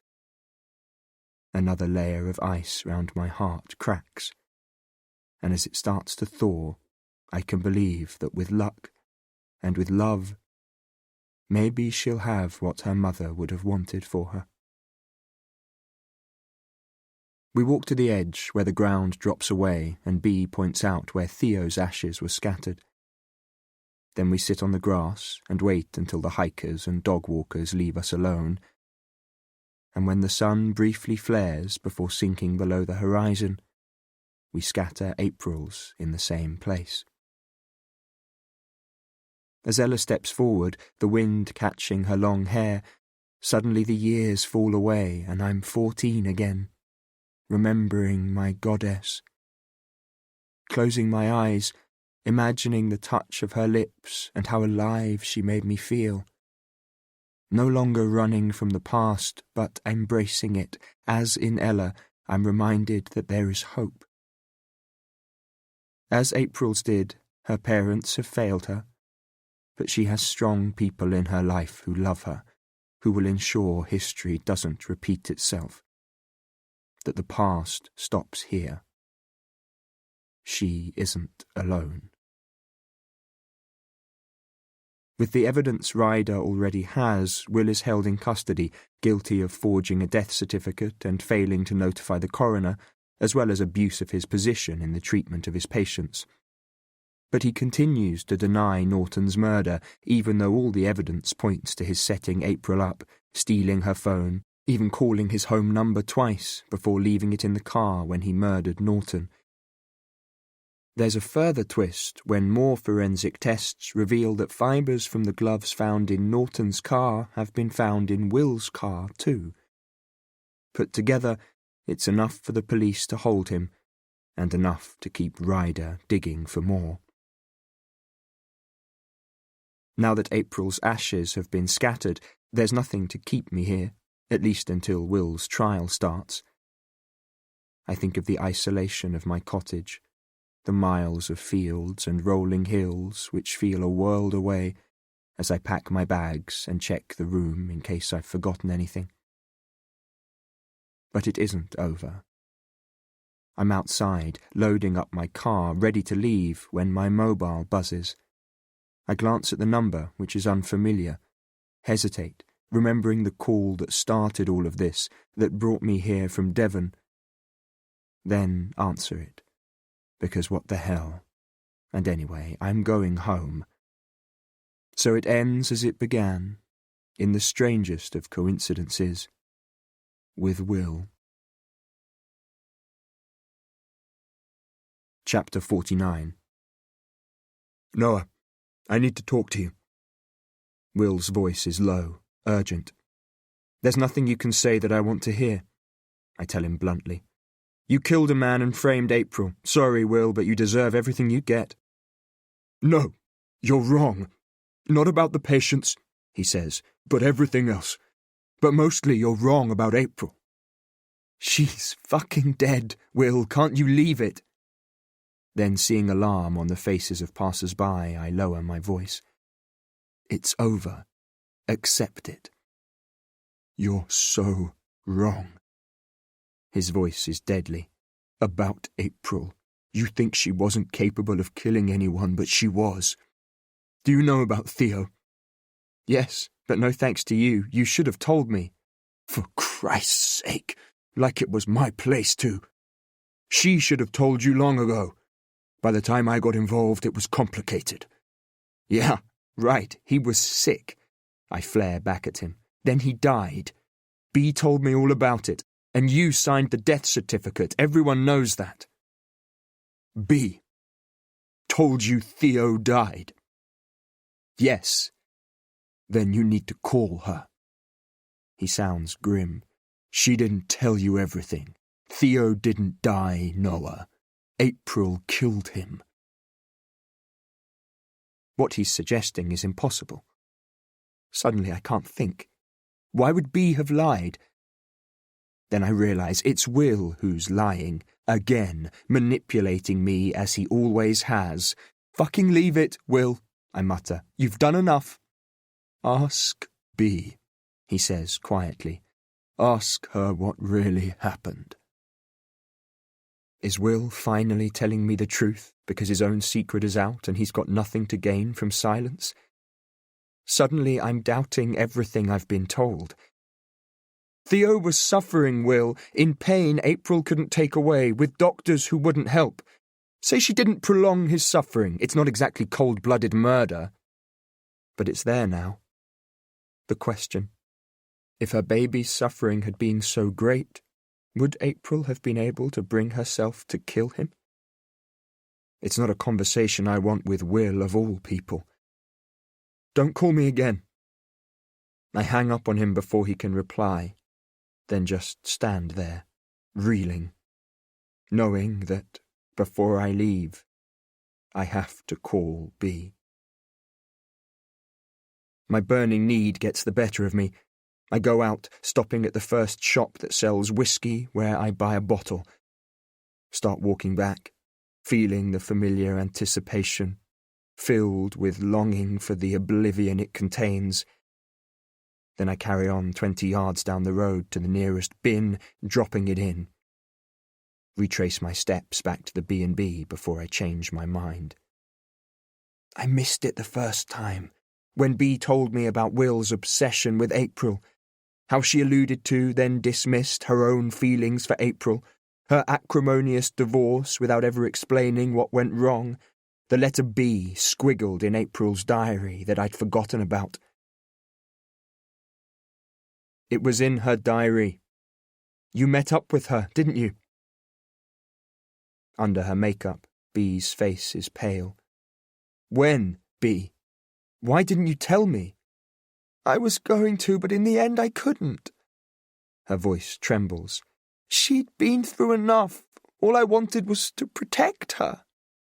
This is serious, I tell her. You'll have to talk to Ryder. Even if it changes nothing, you should tell him what happened. Or what? She says, with an icy calm I haven't seen before. April's dead and Will's being held in custody, which he deserves. You might not have a choice. She may be right, but I'm thinking of the trial, at which she may well be called to give evidence under oath. And it's tempting, where Will is concerned, to leave him where he is until the legal system takes its course. But there's a more burning issue I have to ask her about. You were there when Theo died, I say quietly. You have to tell me what really happened. B swallows, but the set of her chin is defiant. I've already told you. The truth, B. I'm silent. Then she turns and sees my face. Will told you, didn't he? She says, incredulous. I nod. God, Noah. B looks fraught. All right. If you really want me to, I'll tell you. She pauses, gathering herself. That last night was terrible, so bloody terrible. Theo was in the most awful distress. Nothing we did helped him. I wanted to call an ambulance, but April wouldn't let me. She knew he was dying, and she didn't want it drawn out any longer, with an uncomfortable journey only to be surrounded by strangers in a hospital, all for the sake of a few more hideous hours of suffering. God, it was your worst nightmare. She's shaking as she continues. I've told you most of it. April gave Theo the medication the hospital had given her the last time. It didn't make any difference. He was still crying pitifully, and if we picked him up, it made it worse. His sobs. She puts her hands over her ears. I still remember them. It was the worst thing, seeing him in pain. April gave him more medication, then more. Eventually he became drowsy, then unconscious. That was when she panicked, because she couldn't bear him to wake up and go through it all over again. I remember she kissed him. I think she'd already decided that this was what she'd have to do. B falls silent, then looks up at me. She told him how much she loved him. Then she placed a pillow over his face and suffocated him. And I watched her. Her voice falters. She turns to me. her face tear-stained, eyes streaked with pain. He never woke up. As I take in what she's saying, a maelstrom of emotions engulfs me. Shock, followed by horror, grief, and finally something that can only be love, for the baby I'd never know, as part of my brain tries to put myself in April's shoes, put all of this into some kind of context, finding no mental reference to measure it by. B's voice is thin. Will knew, but he could never tell anyone because he'd broken the law before he'd even qualified. It was the most tragic secret that bound them together. Bound the three of you, you mean? Trying to keep my voice neutral, but my eyes are accusing. You were there too, B. I know. She bows her head. No one needs to know, do they? It's more a plea than a question. That's up to Will. Now the police have the death certificate, who knows what they'll ask. But whatever Will tells them, there's no proof. Are you going to tell them? B's voice is low. It depends if they ask me under oath. I'm still sore at her.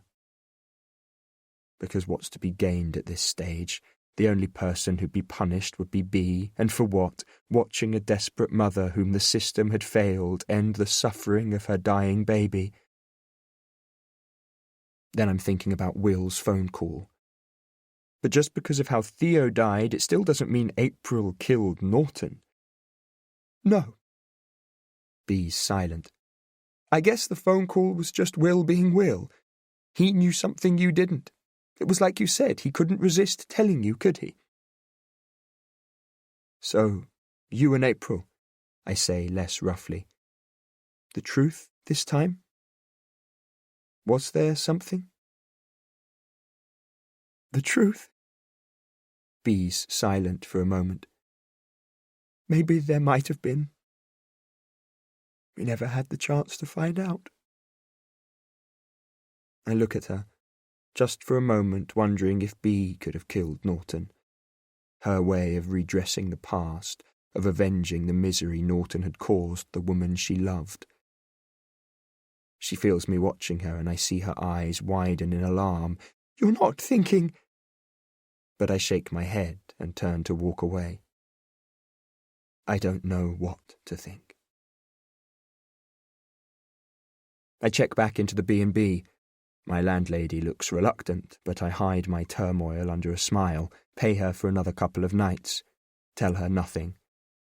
Make it up the stairs, locking the door as a different, more brutal truth closes in on me. Because it's one thing to end a life of suffering, but harder to understand is April's silence. Only when my anger subsides does the storm inside my head start to calm. But in its aftermath, the landscape has changed. Surrounding me are doubts that previously were absent, that have sprung out of nowhere.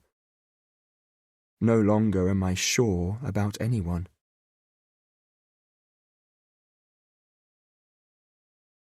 Chapter 50. Only now, with Will remanded in custody, do I finally hear what he's been telling me. But the doubt it leaves, that screams from inside my head, is just the prelude for the crescendo of voices that follows, that have stayed silent for reasons of their own, small voices, that alone are insignificant, but that now tell their stories, collectively hold the truth. When I go to talk to her, the pleasure that flickers in Ella's eyes touches me, but Rebecca misses it. She's flustered. It's in her darting glance, the restlessness of her petite, manicured hands, instantly recognizable. Fear. She, too, has kept quiet all this time, for her own selfish reasons, thought only of the glittering career that's everything to her, been terrified of saying the wrong thing. In her attempt to make sense of recent events, Rebecca unexpectedly tells me what went on. April had started calling the house. She was desperate to see Ella, I was petrified she'd just turn up. She seemed distraught. I can't help wondering if, without Norton's murder and Will's subsequent arrest, her parents would ever have told Ella the truth. She rests her head in her hands. He was obsessed with her. He always had been, ever since I met him. I put up with it, hoping he'd change. Talking about Will. I wonder why she's kept quiet about this, but then I see it. She's another unwitting victim, another person who isn't loved by her husband, by her daughter, only by the nameless masses who flock to watch her perform, who adore her. Did Will know? She nods. He called her, told her she couldn't see Ella. It was what we'd agreed, after all. But it didn't make any difference. I think it was around the time she found out about Will's selection of patients at the hospital. That was when it started. The instant she says this, I understand. April must have known that despite Will's obsession, he'd always looked down on her. She was one of his unworthy, undeserving, bypassed for someone richer, from a better background, who had social standing. Would have detested what Will was doing. Perhaps she feared, too, that he felt the same about her daughter.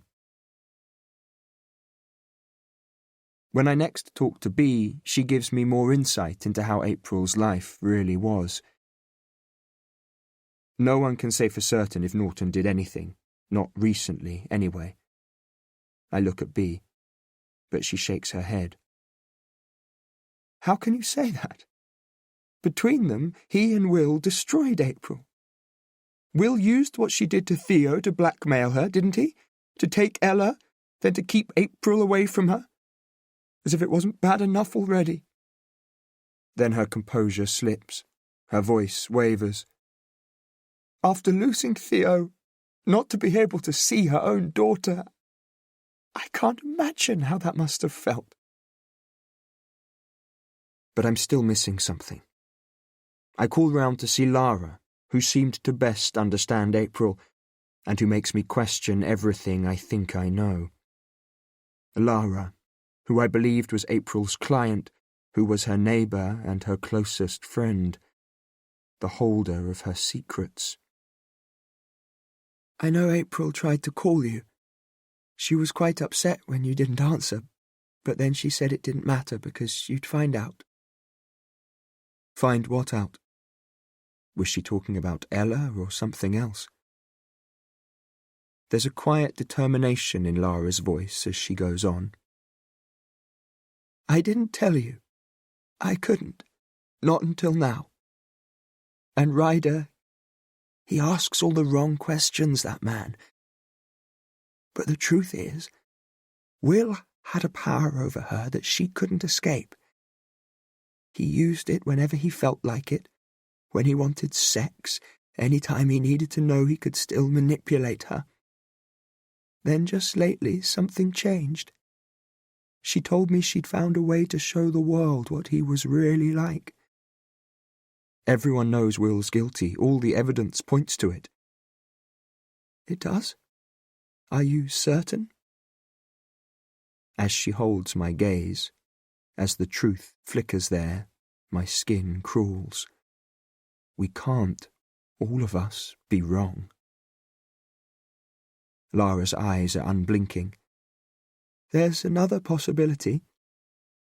April didn't lose her phone. She made it look as though she had. She only used it to make those last 2 calls to Rebecca, the final pleas of a desperate mother who wanted to see her daughter. Rebecca hung up on her. It was the only time I saw April lose control. I'm floundering. This is no theory that Lara's proposing. She witnessed April making those calls. But if it was deliberate, she'd have left everything in order, paid her bills, found a home for the cat. Staring wildly at her, clutching at hope that she's wrong, Lara shakes her head. So everyone would know she'd planned it. You're missing the point. You knew what she was going to do. My voice is hoarse. Lara shrugs. I wasn't sure, but I thought there was something. I tried to get her to talk to me, but she wouldn't. You didn't even try to stop her. But my accusation is half-hearted. Do you really think she'd have thanked me for that? I'd have condemned her to more years of unhappiness. Lara sighs. Stop thinking like a lawyer, just for a moment. Put yourself in April's shoes. The woman who chose to end her son's life for his sake, not hers, risked her own future to end his suffering. It's something she lived with every moment of every day ever since. Lara looks away. I think... She breaks off. She was tired, Noah. She'd been fighting for most of her life just to survive. Imagine what that does to a person. As I stare at her, I see what's been right under my nose. No one framed April. Will didn't kill Norton. It was April all along. She set him up. He blackmailed her, stole her child, pierced her soul. Lara's voice, steady, resolute, breaks into my thoughts, my heart. And as she says that, only then do I fully understand how the neglect and abuse of April's childhood had leached into her future, corrupting it even before she'd got there. There'd been no choice in what had followed. It had been inevitable. She was a victim, exploited, damaged, ultimately destroyed by both Will and Norton, each of whom would eventually pay the price. A day later I set off for home, though Ryder tells me I'll be needed to give evidence at Will's trial. Will's career is over, the respect of others for him destroyed. He may not be a murderer, but there are other crimes for which he must be tried. As I drive, I'm still consumed with thoughts of April and Will, then Ella, not yet able to mentally file them away, even hours later, as I pull up outside my cottage. But as I unlock my front door, dropping my bag on the floor before closing it behind me, I'm thinking about myself, then about the last 4 years, in which I've earned nothing, living off my savings and my inheritance. I've achieved nothing. Nor have I given anything of myself. Within the walls of this cottage I've become a recluse who cares about no one, my writing part of a spiralling, self-obsessed descent into alcoholism. Thinking furiously, I go from room to room. The house is untidy, with a cloying mustiness that pervades throughout. In each room, one by one, I throw the windows open, watching rays of sunlight filter in, lifting the gloom, catching the dust I've disturbed, as I properly see my home for what it is, somewhere neglected and unloved, the same way I've treated myself. Not surprising, then, that I imagine I hear Clara's voice. About time you got on with living. But even before I turn, I know that the room behind me is empty and she won't be rushing over, happy to see me back. That there are too many empty glasses in the kitchen, that on this occasion her voice is in my head. She talks sense, Clara. Maybe I'll knock on her door and thank her. I sit down heavily, the cloud of dust I disturb making me cough. I'd always known I'd come back, but now that I'm here I'm no longer sure what there is for me, noticing also that the cottage is as it was when I moved in. I know now I've been stuck far too long. Leaping up, Wasting no time, before I can change my mind, I go through to my study and gather the years of notes I'll never use, for the book I know is going nowhere. Carry them over to the fireplace, scrunch them up and throw them into the grate. Hunting around for matches, then lighting a fire, watching the flames leap up. And all without regret, because I don't need them. Watching the pages melt into the flames. It's a month later when a box is delivered.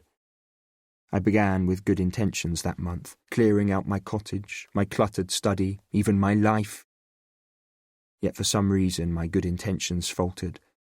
I was still caught in the past, unsure what the future held for me. Taking the box through to my study, I open it to find a letter inside, brief, the format familiar. Dear Mr. Calloway, at the request of the late April Tara Rousseau, I have held in my possession an article she entrusted to me for safekeeping until the time of her death. In accordance with her wishes, it is duly enclosed. Yours most sincerely, James Colbert, Colbert, Edison and Partners. Inside, carefully wrapped, I find the small wooden chest inlaid with brass and mother of pearl that I'd last seen in April's London flat. Lifting the lid, the first thing I see is a letter addressed to me, dated 10 weeks and 3 days ago. It's been 10 weeks since Will called here that night, though it feels so much longer. But it means she knew exactly what she was doing.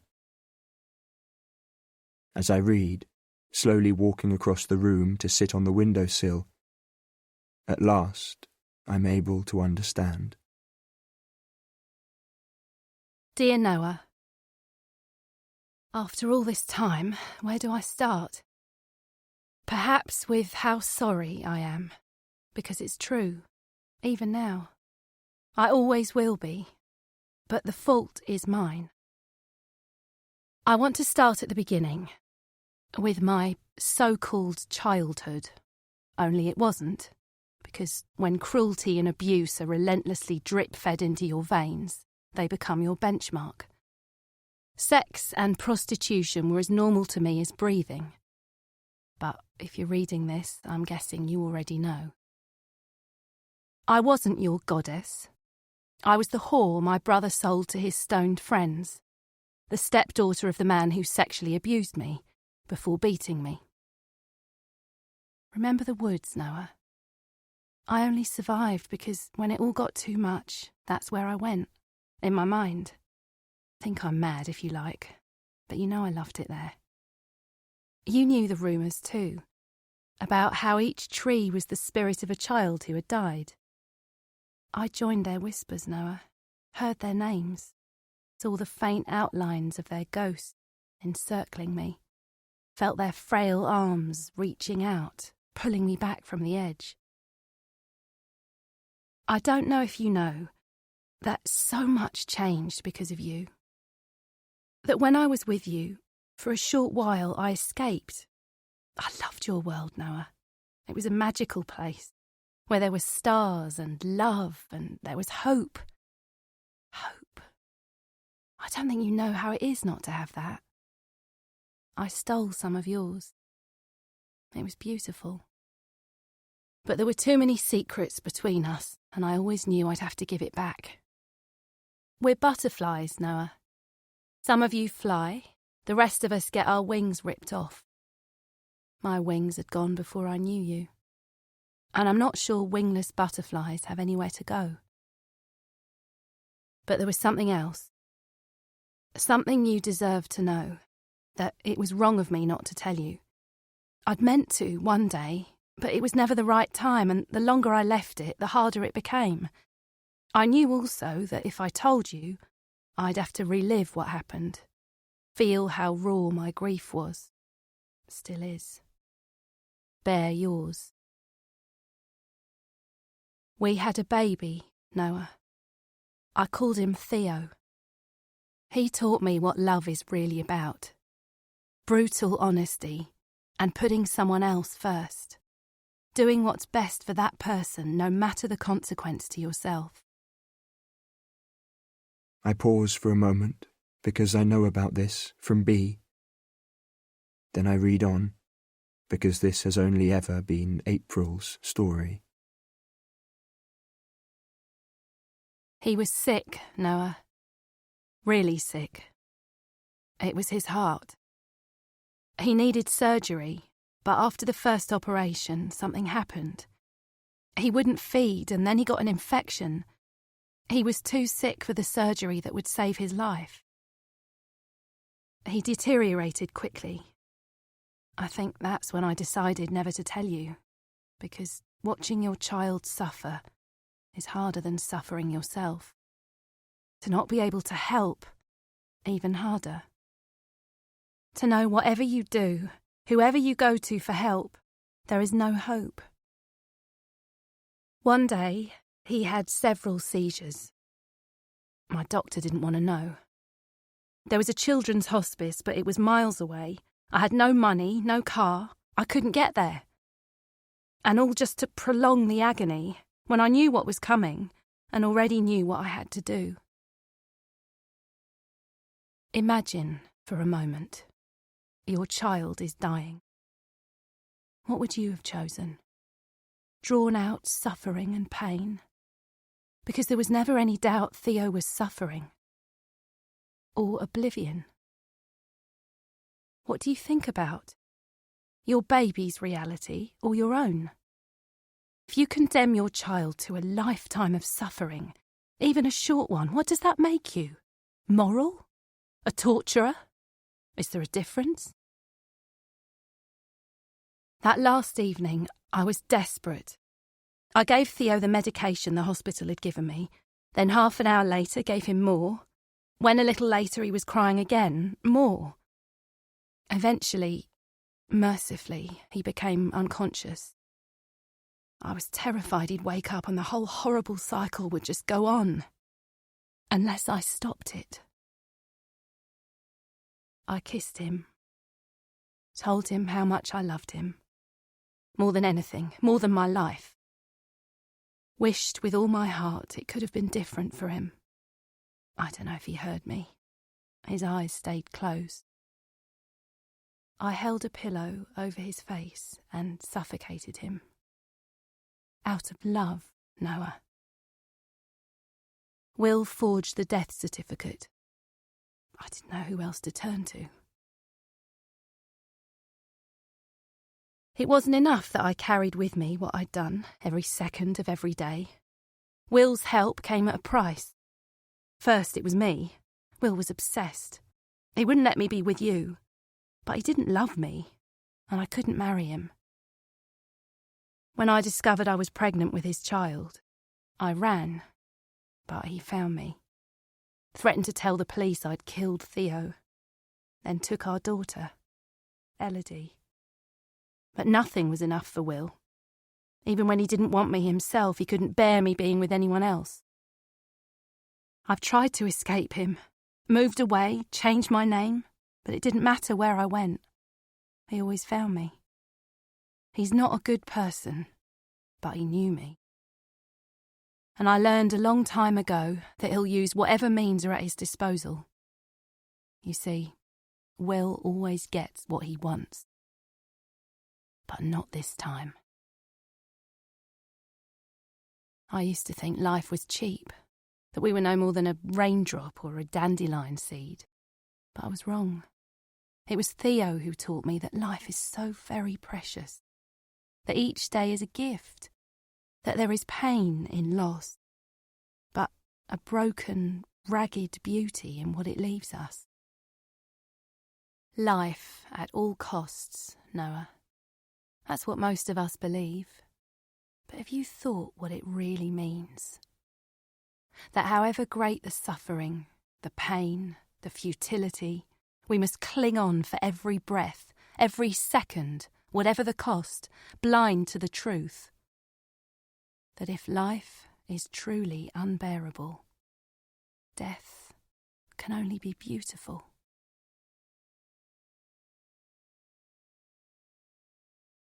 I put the letter down, It's what Lara was talking about. It's also why April never exposed Will, because he would have told the world what she'd done, without a thought for the most devastating of consequences, for Ella. Tired of life, April had chosen death. But there's no doubt in my head. For Ella, and for me too, she would choose life. Like the hilltop she pulled me back from a long time ago, it's as though she's saved me again. Only this time from alcoholism and apathy. All those years, April and Will kept their secret until it was discovered by the one person who stood to lose the most, their daughter. In the bottom of the box is an envelope holding a few photos of April and a baby I recognise now as Theo. Underneath is another photo of a fair-haired toddler who I guess must be Ella, before Will made her give her up. Looking at it, I try to imagine how that must have felt, handing over her daughter. There's the heart-shaped stone and spotted feather I remember from way back, and a few other things, and sifting through I find one of our wedding invitations. For a moment the past comes back again. Then as I read the letter a second time, I hear the echo of April's voice, before it's lost, among the fields, the hills and beyond. I sit there holding it, my last gift from her, undecided whether I'll show it to Ryder, unsure, now she's gone, what difference it will make to anyone. If the right questions are asked, it may yet come out at the trial, or if Ryder finds out how Theo died. And at the heart of everything there's Ella to think of. Ella, the person who matters most. It occurs to me to keep the letter for her, to read at some point in the future, so she will know what kind of woman her mother was. The breeze finds its way through my open door, fanning the fire I lit earlier so it bursts into life. Noticing the slow curl of smoke across the room, I walk over and throw the window open, as I do disturbing the dozens of moths that have settled there. Forgetting the letter, I watch them, the delicate shading of their wings, the bark-like patterns that camouflage them as they flutter outside, drifting away, a small cloud that blends into the landscape. As the last few fade away, I think about April. Much as there are people who'd like to try, chalking up huge legal bills in the process, I'm not sure they'll ever prove she killed Norton. But the way I see it, it doesn't matter. However you look at it, Norton's was a worthless life, just as Will got what was coming to him. You don't need the police and highly paid lawyers to work that out. Then I think of what she said a long time ago. Maybe she was right. We'd felt too much happiness. Maybe, when you live as intensely as she had, feel such extremes of emotion, you burn out before your time. It's how I'll remember her. A blazing star breaking the greyness of my ordinary life. Carefully folding the letter, I replace it in the chest. Then, that afternoon, fueled by a need for change, I run 5 miles, hard. Years ago I used to run, but I'm older, unfit. It's too far, too soon, so that I'm out of breath, damp with sweat, when I reach the point along a wooded lane where the trees open out. I gaze at the view that lies before me.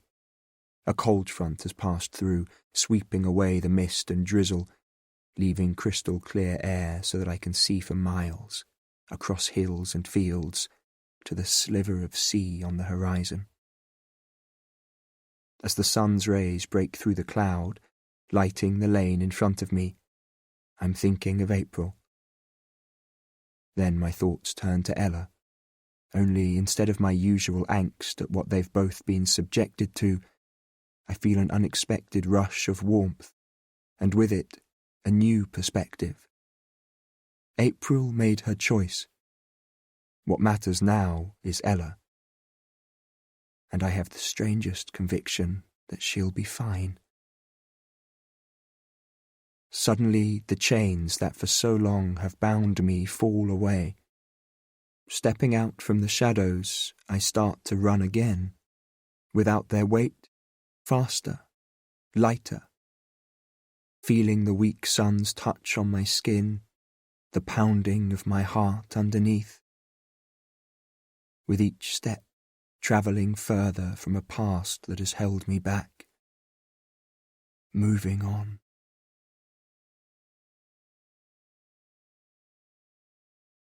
This was an audio production of The Beauty of the End by Debbie Howells, read by Jack Hawkins, Lena Normington and Katie Scarf. Published by Macmillan Digital Audio, an imprint of Pan Macmillan, a division of Macmillan Publishers International Limited. Text copyright Debbie Howells, 2016. Recording copyright Macmillan Digital Audio, 2016. The right of Debbie Howells to be identified as the author of this work has been asserted by her in accordance with the Copyright Design and Patents Act 1988. All rights reserved. Produced by Joseph Degnan and recorded at Strathmore Publishing.